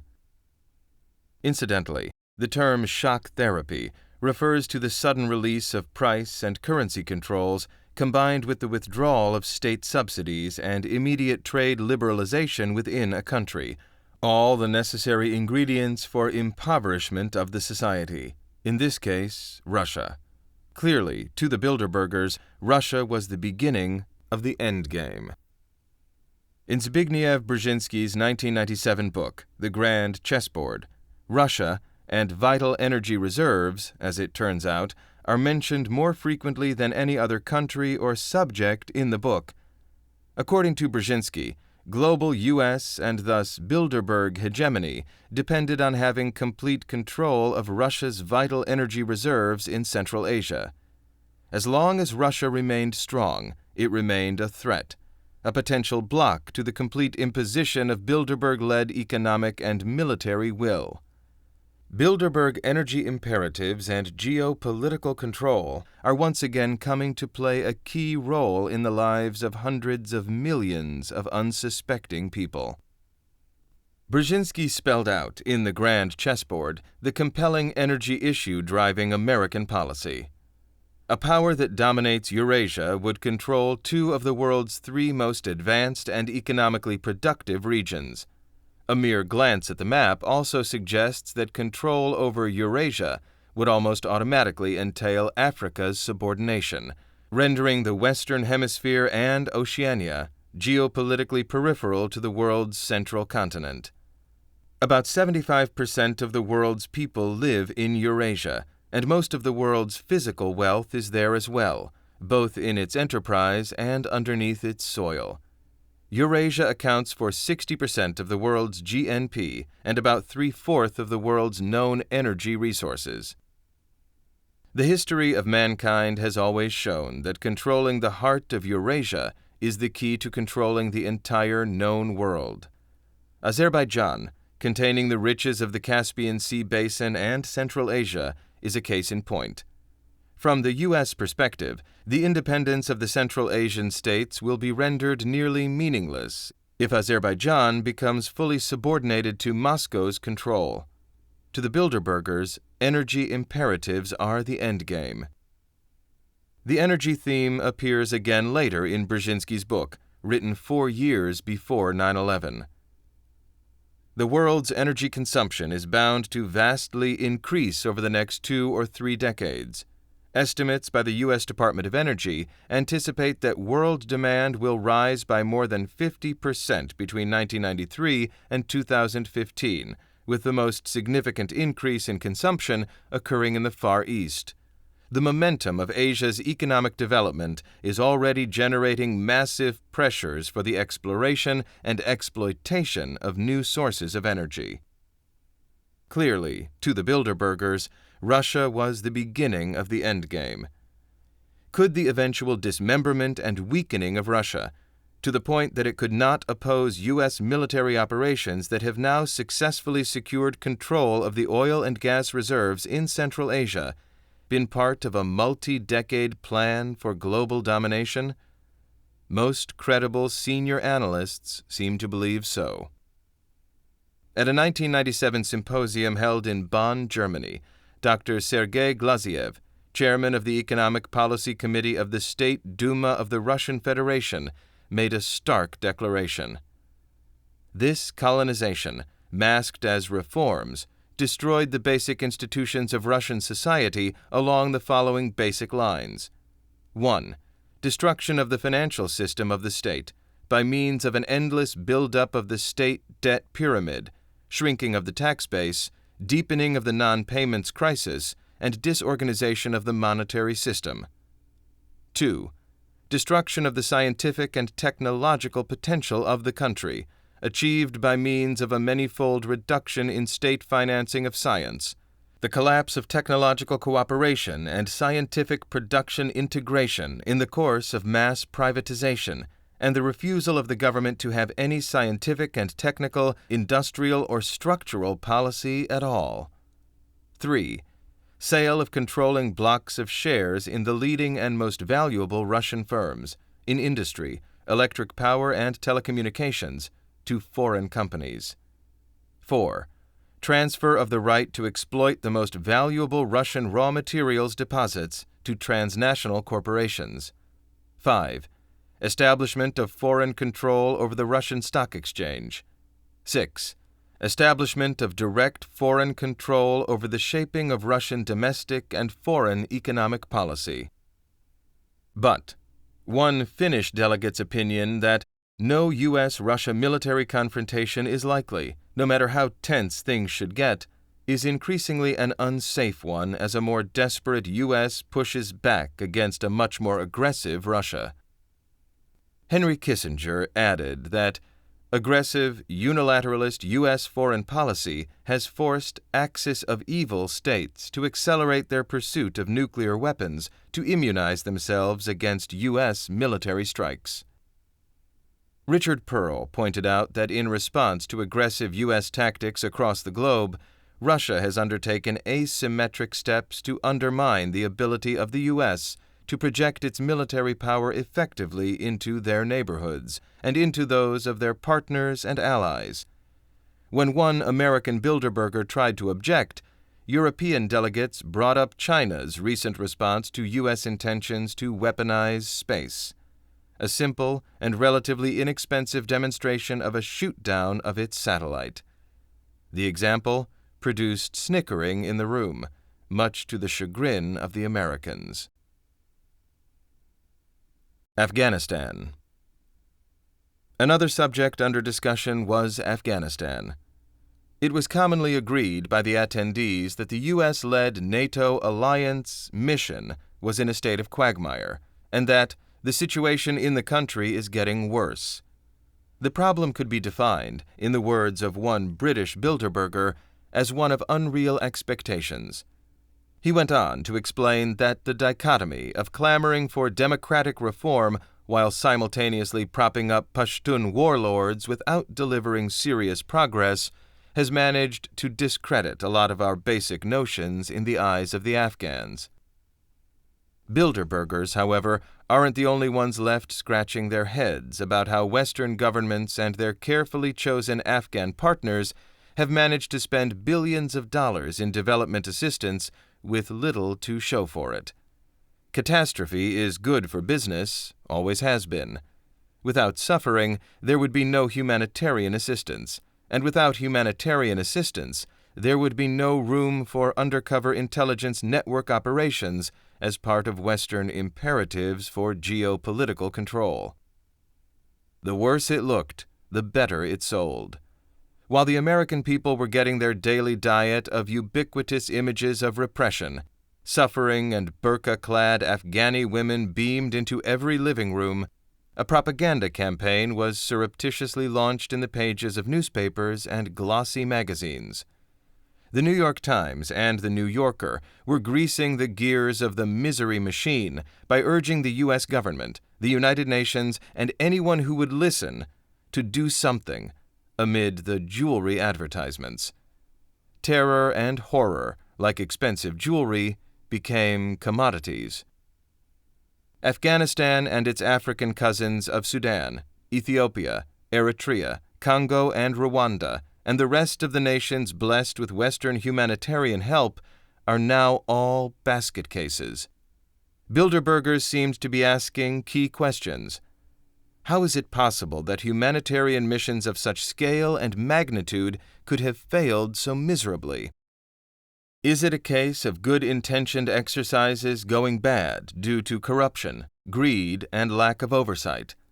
Or is it the merciless dismemberment of yet more foreign lands and cultures exercised stealthily through humanitarian aid agencies tied to the larger apparatus of government?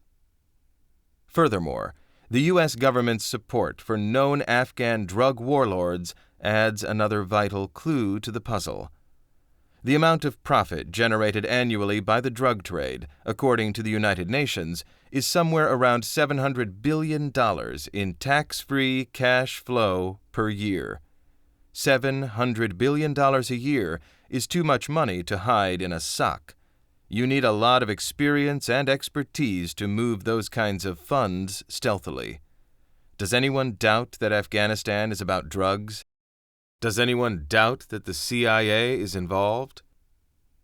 For example, the CIA financed the Muslim Brotherhood in 1977 and trained the Mujahideen in preparation for the campaign of collusion between Washington and right-wing Islam, the Afghan War. The roots of the Afghan conflict can be traced to Al-Azhar Mosque in Cairo, the center of the Muslim Brotherhood's activity. Shortly after the 9/11 attacks, alleged airline hijacker Mohammed Atta was identified as a Muslim brother in several Western publications, such as The Washington Post, September 22, 2001, The Observer, September 23, 2001, and Newsweek, December 31, 2001. Other Muslim brothers involved were Khalid Sheikh Mohammed and Ramzi Youssef, who masterminded the 1993 bombing of the World Trade Center. Osama bin Laden's right-hand man, the Egyptian Ayman al-Zawahiri, is also a lifelong member of the Brotherhood. Robert Dreyfus, in his extremely important book Devil's Game, explained it thus. They returned to Afghanistan and formed a branch of the Brothers, the Islamic Society. Later, these same professors, as they were known, would form the backbone of the Afghan Mujahideen, who waged a U.S.-backed, decade-long war against the Soviet occupation. The three leading professors were Abdul Rasul Sayyaf, Burhanuddin Rabbani, and Gulbuddin Hekmatyar. Sayyaf and Hekmatyar, two big-time Pashtun drug traffickers and CIA assets, were backed by Pakistani intelligence, as well as Pakistan's own branch of the Brotherhood, and funded by Saudi money. There was yet another link between the Brotherhood and the Bilderberg Group. In the early 1980s, Bilderberger Michael Ledeen of the ultra-conservative American Enterprise Institute and Bilderberger Richard Pearl used Hekmatyar as a poster boy of anti-Soviet resistance at the time when Hekmatyar was actively working with Hezb-e Islami terrorists to undermine America's influence in Afghanistan. During an animated discussion, one Italian asked if the U.S.-led NATO forces had the will to stay the course, perhaps recalling that in the wake of the U.S. military siege of Tora Bora in December 2001, the commanding general, Tommy Franks, reportedly said it was not his intention to get embroiled in a Soviet-style long-term engagement as in the 1980s. In 2007, however, American Bilderbergers were pressuring NATO allies to provide larger troop contributions to the cause. Henry Kissinger insisted that the will is lacking, and so we must now begin to acknowledge our limits. One European royal wholeheartedly agreed with Kissinger's assessment of the lack of commitment and will, adding, "The choices facing us are very difficult." A NATO representative categorically stated that the West has neither the political intelligence nor the understanding to fight a protracted, decade-long counterinsurgency campaign in Afghanistan. Bilderberg 2008, June 5th to 8th, 2008, Chantilly, Virginia. Things have changed for the Bilderberg Group. Because of the increased scrutiny by myself and others, they are taking defensive tactics. They no longer schedule their meetings almost a year ahead, and they appear to have begun to send out false rumors of where the meetings are to be held, actually having some smaller meetings at various locations, to throw investigators off the track, then having a quickly announced meeting. Also, there is a group calling itself Friends of the Bilderbergs, who issued a press release and list of participants. We know for a fact that several people not on their official list also took part in the proceedings, people such as Richard Haas, and by many accounts, Hillary Clinton and Barack Obama. The following is from a Trine Day press release. Walterville, Oregon, 6/10/08. A press corps recently scourged by former White House Press Secretary Scott McClellan as being too deferential has once again collectively bowed to pressures and decided not to report the largest gathering of corporate, banking, governmental, and royal power ever assembled on American soil. This past weekend, over 140 of the world's most elite power brokers gathered in a luxury hotel in Chantilly, Virginia, June 5th to 8th, not far from this nation's capital, for the annual Bilderberg Conference. First meeting in 1954, the Bilderberg Group has, until recently, never even acknowledged its own existence, and its attendees, who, even today, will not admit they attended or what they actually discussed. In a rare moment of public relations, an anonymous group affiliated with the ultra-secretive Bilderbergers, called Friends of the Bilderbergs, issued a list of power elites invited to this year's conference. The list included American Secretary of State Rice, Secretary of the Treasury Paulson, National Security Agency Director Alexander, World Bank President Zolik, Fed Chairman Bernanke, U.S. Treasury Secretary and former New York Fed President Geithner, along with Henry Kissinger, David Rockefeller, George Shultz, Richard Pearl, Paul Wolfowitz, and Richard Holbrooke, as well as major European politicians, bankers, and businessmen. All the major corporations, the royal houses of Europe, and representatives of the media, such as Donald Graham of The Washington Post and Paul Gigot of PBS, were invited. Yet, not one photo or word documenting the event showed up in the mainstream media, despite a howling blogosphere rife with rumors that Hillary Clinton and Barack Obama secretly attended. The Friends of the Bilderbergs press release also states that the meeting is private in order to encourage frank and open discussion, and that all participants attend Bilderberg in a private and not an official capacity. Under the Logan Act, passed in 1799 and last amended in 1994, it is a felony, punishable under federal law with imprisonment of up to 3 years for any U.S. citizen to conduct foreign relations without authority. The attendance of U.S. citizens at annual Bilderberg Group conferences in an unofficial, meaning unauthorized, capacity raises the question of violation of federal law on a rather large scale, which should, at the very least, draw the mainstream media's attention. The fact of this sinister conclave, as spooky as any midnight meeting of the KKK in a piney wood, was bound to get known to the world eventually, says Daniel Estulin. There is a queer parallel between Bilderberg's secret meeting in Chantilly and a conference on Jekyll Island way back in 1908, in which the currency of the United States and of the world was manipulated. To what effect, whether for good or evil, opinions vary. There have been many excited versions of that secret meeting on Jekyll Island in 1908, but relatively few have ever heard of it at all. Most Americans are not aware of Bilderberg, nor understand that the decisions taken at their secret confab affect the lives of the entire planet. Underlining the serious nature of the meeting, Estulin reports that Council on Foreign Relations President Richard Haass spoke at the Bilderberg Conference Thursday, June 5th, calling for the elimination of superpowers and sovereign nation-states. Estulin quotes Haass as saying in his speech on international non-polarity, "The United States' unipolar moment is over. International relations in the 21st century will be defined by non-polarity. Power will be diffuse rather than concentrated, and the influence of nation-states will decline as that of non-state actors increases." Following is the Friends of the Bilderberg's press release. Press release. Bilderberg Meetings, 5 June 2009. The 56th Bilderberg meeting will be held in Chantilly, Virginia, USA, 5 to 8 June 2008. The conference will deal mainly with a nuclear-free world, cyberterrorism, Africa, Russia, finance, protectionism, U.S.-EU relations, Afghanistan and Pakistan, Islam, Iran. Approximately 140 participants will attend, of whom about two-thirds come from Europe and the balance from North America.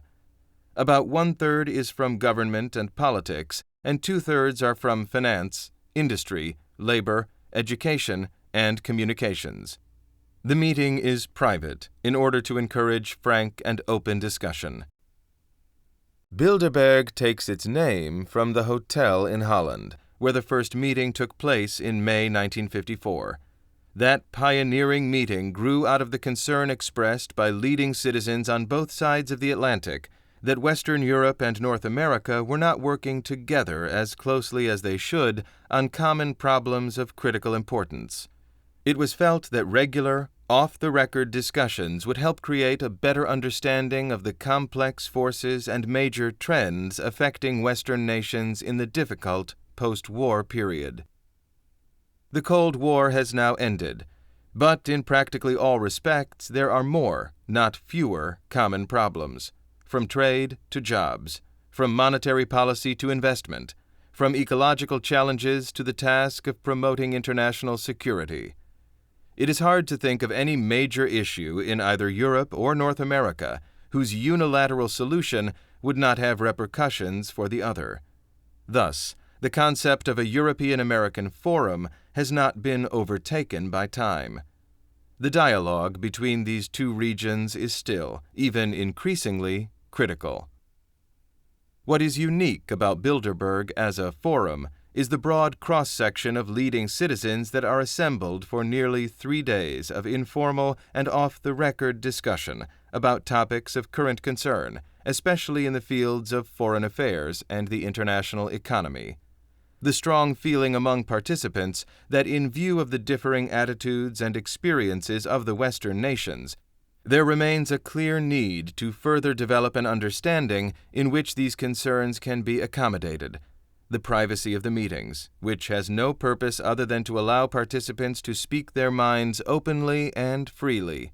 In short, Bilderberg is a small, flexible, informal, and off-the-record international forum in which different viewpoints can be expressed and mutual understanding enhanced.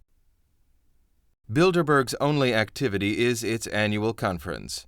At the meetings, no resolutions are proposed, no votes taken, and no policy statements issued. Since 1954, 55 conferences have been held. The names of the participants are made available to the press. Participants are chosen for their experience, their knowledge, and their standing.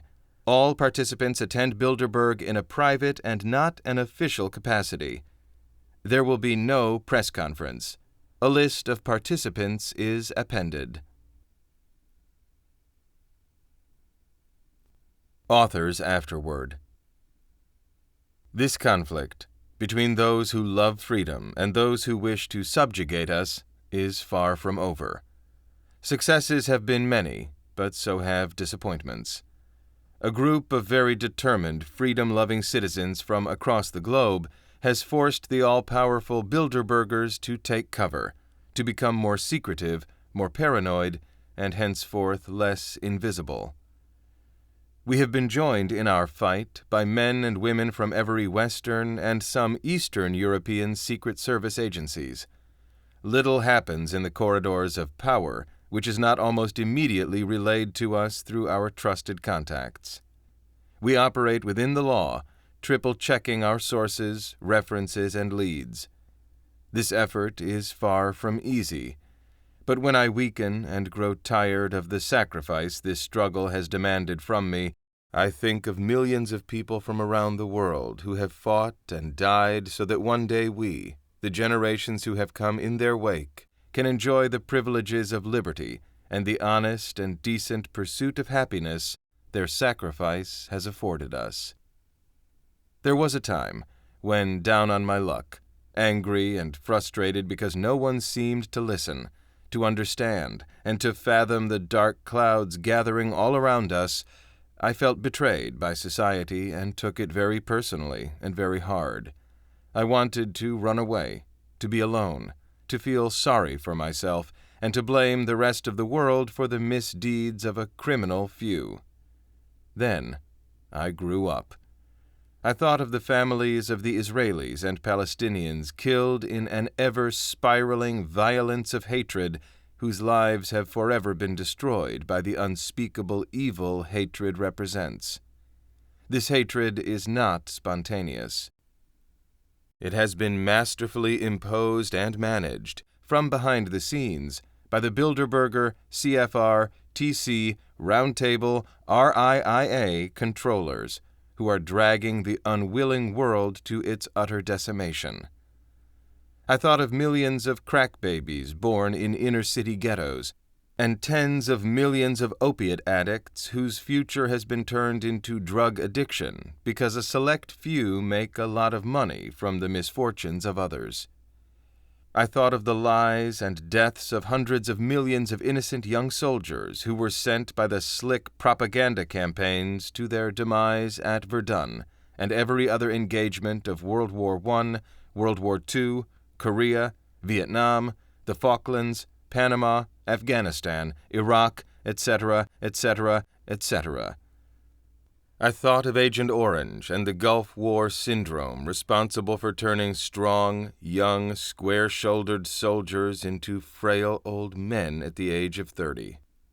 I thought of the hundreds of thousands who died in the firebombing of Dresden, unwitting guinea pigs in the Tavistock-instigated psychological warfare experiments. And I stand firm and determined with the ever-growing number of people worldwide who have lost all faith in their governments, who are sick to their stomachs of the lies and the greed and the duplicity, the pantomime, the facetiousness and the manipulation, by those who call themselves our leaders.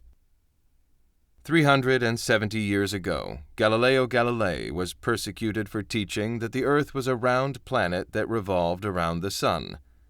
The Catholic Church and much of the citizenry reviled the great man because they were terrified that this truth would upset the social order. As someone has said, the problem is people's inherent unwillingness to face things of which they are afraid, thereby scapegoating and sacrificing their fellows to an evil they dare not confront themselves.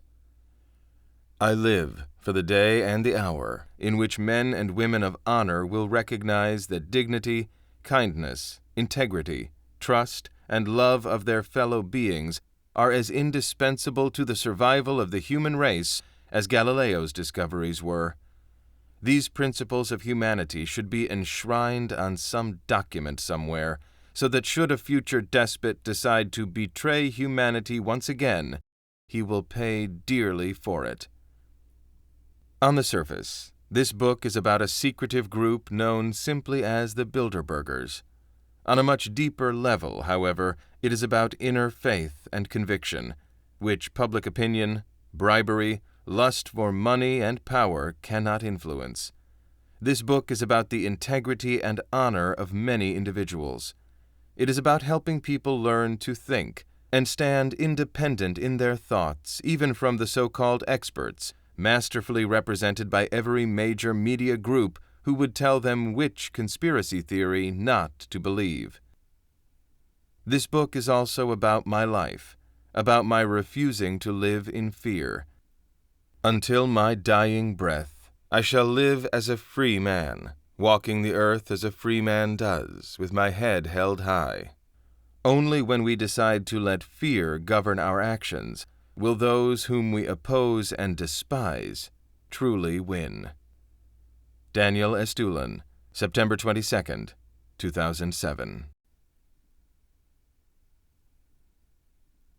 Afterword to North American Union edition. The most beautiful of all works of art is the construction of true political freedom. Friedrich Schiller. Rest assured that the full-blown security measures, private treaties, and secret government corporate agreements being negotiated in pristine hideaways by the world's most powerful people in North America and Europe severely weaken the rule of law, essential human needs, our hard-won civil liberties, and roll back the achievements of leaders who throughout history have advocated the need for strong nation-states to keep in check the power of the oligarchy. If democracy is the rule of the people, secret government agendas and influence-peddling sinister cliques are incompatible with democracy. The people cannot possibly rule on something they don't know about.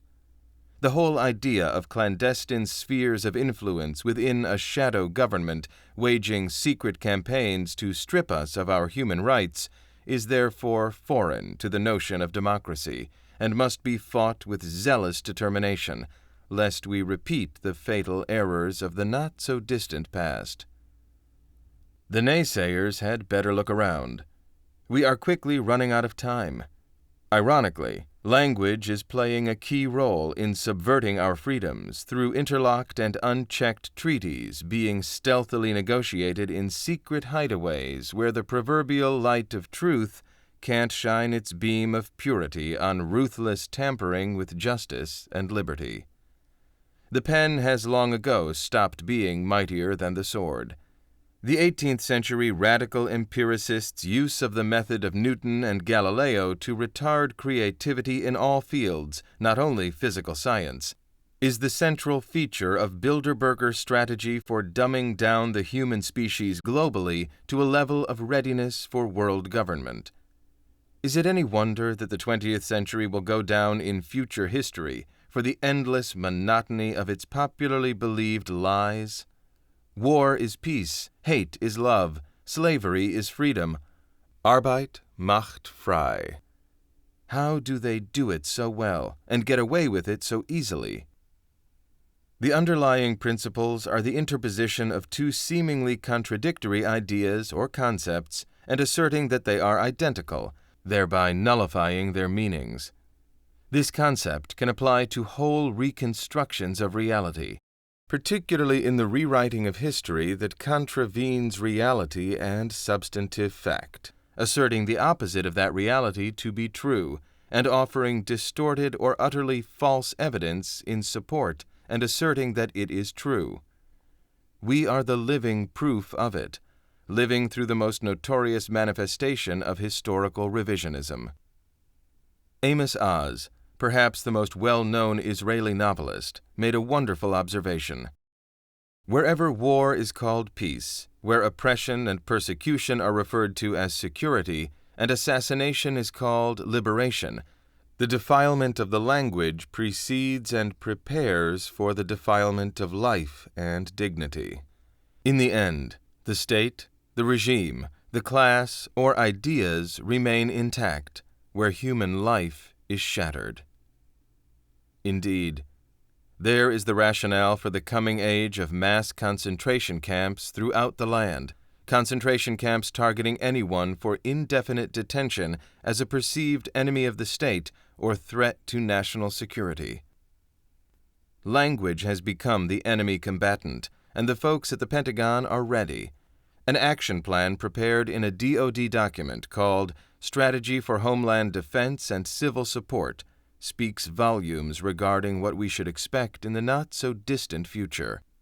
It envisions an active, layered defense, both within and outside the U.S., pledging to transform U.S. military forces to execute homeland defense missions in the U.S. homeland. It lays out a strategy for increased reconnaissance and surveillance to defeat potential challengers before they threaten the United States. It also maximizes threat awareness and seizes the initiative from those who would harm us. Harm us? With our trillion-dollar defense budget, who would be stupid enough to try? How is that for doublespeak? Churchill called it terminological inexactitude. Ominous developments insinuating the likelihood of an impending terror attack severe enough to warrant suspension of the Constitution, followed by martial law, are signaled with very dangerous language in the mainstream press, which readily parrots the obfuscations of our leaders. When the current laws in the present climate of fear are fused with internationally binding multi-level treaties, few, if any, countries, not to mention people, will come out unscathed. They will all have been bound to one-world company initiatives of profits without restraint. Those vociferously opposing blatant violations of national sovereignty may be considered a threat to national security and detained indefinitely, with or without evidence, under Patriot and Military Commission Acts. We're all enemy combatants, stripped of our habeas and due process rights, unless we can prove to be dumbed-down cattle. Welcome to North America's Security and Prosperity Partnership, the new United Continent of America, or North American Union. Those of you who are waiting for Barack Obama to right the wrongs are in for a hard awakening. To quote a State Department official who put it pungently to me earlier this year, describing the dominance of the one world agenda, I just wake up in the morning and tell myself, there's been a military coup, and then it all makes sense. However, there is hope. For us to win this war, we, the people, must challenge it at the ideological level. Democracy has its moral basis in truth, tolerance, freedom, and respect for human dignity. Patriotism can corrupt, and absolute patriotism corrupts absolutely. Real patriotism is not blind approval of one's country's every action. There's nothing unpatriotic about asserting human values and defending democratic principles. For a lot of thinking people, this is the highest form of patriotism. But that is not enough. Insane policies of one-world enthusiasts must be purged from civil society and from the institutions it has infiltrated. Small towns and villages, primary schools, cultural organizations, youth groups, professional associations. This cannot be done by political parties which are mere election machines. Human morality should underpin global security, and the impulse for this new morality should emanate from non-state actors. There has to be a movement, through society and in politics, based on cooperation between progressive parties, civil society organizations, and the intelligentsia. This will be a long haul. Communalism, whose ethical imperative is share the wealth equally, is a historic menace. It seeks to destroy the legacy of the Renaissance and of modernity itself. It can only be fought comprehensively, without shortcuts. In a society being increasingly pulled apart, there are a few elements that can highlight what we share, what we have in common, and do it directly, with dramatic intensity. Human dignity and freedom to think, which is instantly understood everywhere and needs no translation, is one of the most valuable aspects of the universal tradition. It deserves to be given all the support that it can get. Still, I hear angry, critical voices, frowning faces, disapproving scowls. "Don't rock the boat," they say. "Our leaders are doing it for your own good, you despicable ingrate." The simple truth is that if being critical of the arrogant, thoughtless, and abusive aspects of a presently distasteful reality sometimes earns you a derisive sneer and a label of an anti-whatnot, this may come to be regarded as an honorable distinction. This kind of unimaginative labeling shows no awareness of a critical tradition embracing Swift, Leibniz, and Schiller, and extending back to Isaiah and Jeremiah. a critical tradition that included those like Tom Paine, who worked to stoke the embers of revolution in America more than 2 centuries ago. Missing, too, is any awareness that America's armies now resemble the nasty redcoats and Hessians excoriated in every grade school history text. Graham Greene was dead on when he said, "The writer should always be ready to change sides at the drop of a hat. He stands for the victims, and the victims change." Thinking for oneself represents the essence of this book. A democratic society depends on debate, on free discussion, on common consent, on the submergence of many individual differences in the common good. We agree to go along with things we do not entirely accept because we recognize them as the nearest obtainable to what we want. This is the only way, short of tyranny, that there can be stability. We, the people, need to find the will to address the scandals, lies, and betrayals of trust that, by their very existence, reveal that the system itself may be corrupt beyond repair, and that the people controlling it, both in government and in corporations and financial institutions, are criminals. We strive for a better world. To be human and not to know or care what is going on is virtually unforgivable. Little can excuse or justify it. This is the underlying ideal of the true story of the Bilderberg Group. The frailty of human freedom consists of all of us and of our distinctly separate abilities to see the world differently. Ideas have power. Ideals have a vision. By agreeing on what we are against, we discover what we are for. What we think shapes what we do. Democracy may have brought us freedom, but it comes at a price. The world we live in today is more conventional, less concerned, more sensationalist, and more spiteful. A major thrust of this modern age has been to reduce the sphere of individual moral responsibility. This is not a coincidence. An uneducated, ill-equipped, and unprincipled populace is a Bilderberg dream come true. It is a prerequisite of their program to destroy every constitution on earth.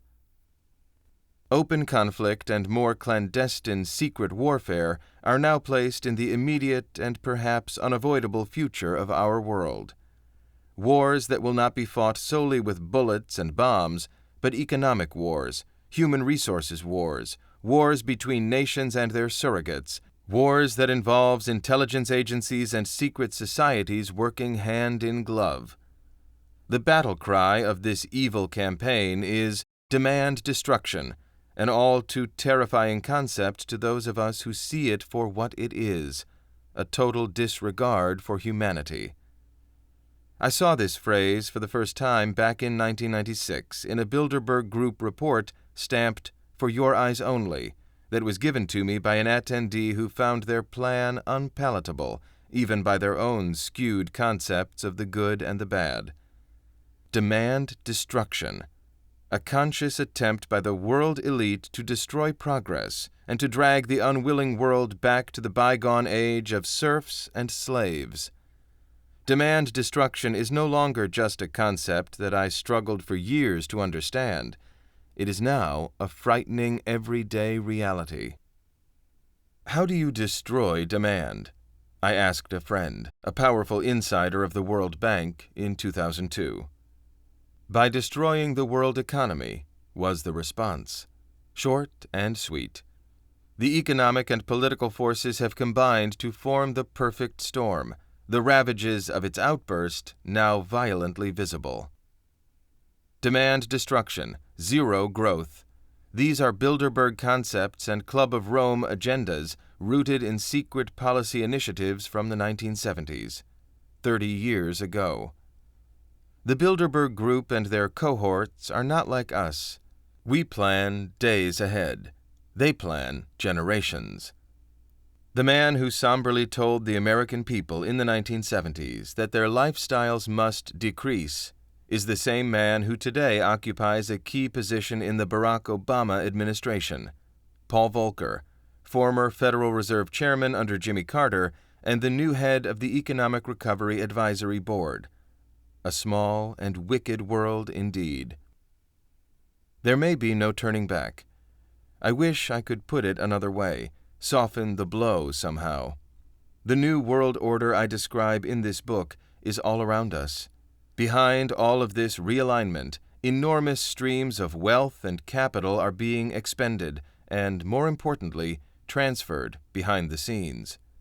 The people controlling this money are not seeing their control dissipate as the nation-states vanish. It is about a wholesale transfer of the world's wealth into fewer and fewer hands, administered by ruthless and seemingly increasingly desperate individuals. What looms in the near future is a crisis of proportion unseen in the annals of human history. It does not matter who sits in the Oval Office. The powerful men behind the curtain will remove anyone not to their liking or bad for their business. Business is money, and money makes its own rules. Still, with dark clouds gathering all around us, I look into the future and see reasons for hope. It may be hard to see, to feel, to quantify, but yes, there is hope. I saw it during my 2007 and 2008 promotional trips to the United States. From the East Coast to the Midwest and the West Coast, from the Deep South to the deep freeze of Canada, I felt a general awakening taking place. Voices of reason are beginning to be heard, and people are starting to lose their fear. Most importantly, people are beginning to question their pre-established set of values and entrenched beliefs. It may not sound like much to the uninitiated, but to those of us who have been waging this war on the front lines, forever hearing the wail of the oppressed, the resolve people are showing is a telltale sign that courage is a limitless resource. Bilderberg Group, beware. As the stress points commence to break in every corner of the world, there are serious signs of a major political revolt brewing on our beautiful, spinning blue ball. From Afghanistan to Iran, North Korea, Israel, Syria, Pakistan, Saudi Arabia, Palestine, Lebanon, China, Iraq, Bulgaria, Hungary, Russia, Ireland, Latvia, Lithuania, Iceland, the Balkans, the UK, not to mention the usual trouble spots of organized resistance such as South and Central American nations. In the 9th year of the new millennium, I wonder, rhetorically, if we have forfeited our right to dream. What would happen if human consciousness were to transcend death? Might it acquire an infinite capacity to see into anything, present or past, to perceive complex patterns of our lives? Will we ever be able to think for ourselves without being told what has happened in our world by 2-bit television hacks reading prepared scripts for mass consumption?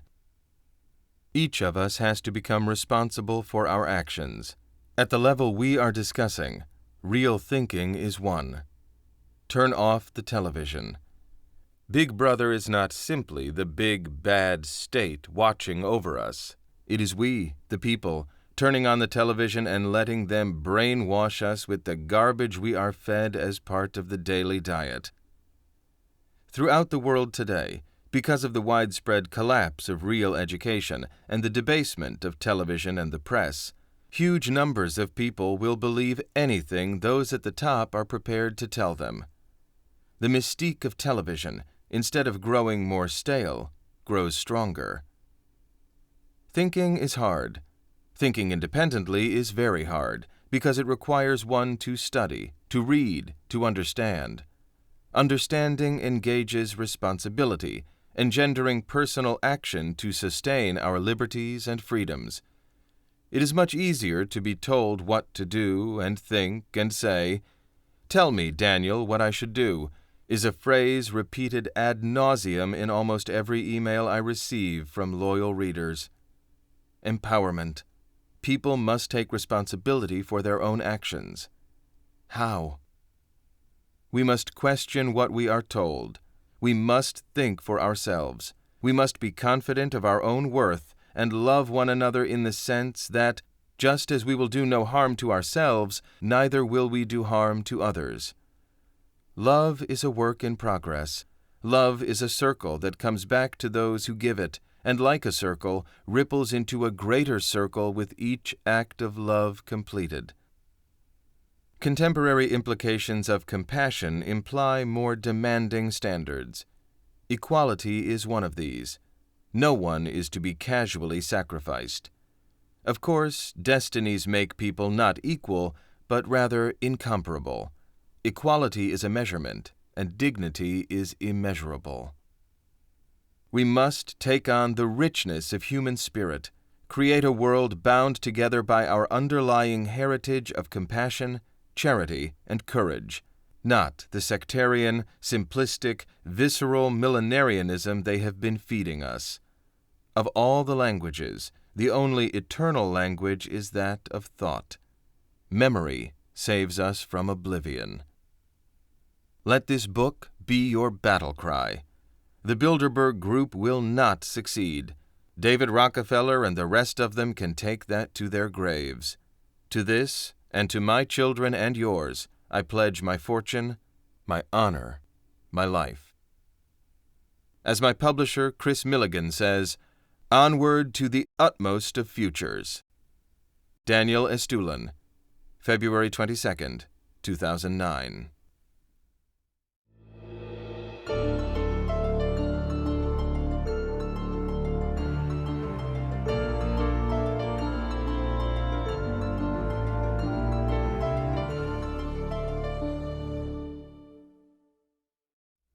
This recording of The True Story of the Bilderberg Group by Daniel Estulin was presented by Dreamscape Media, LLC.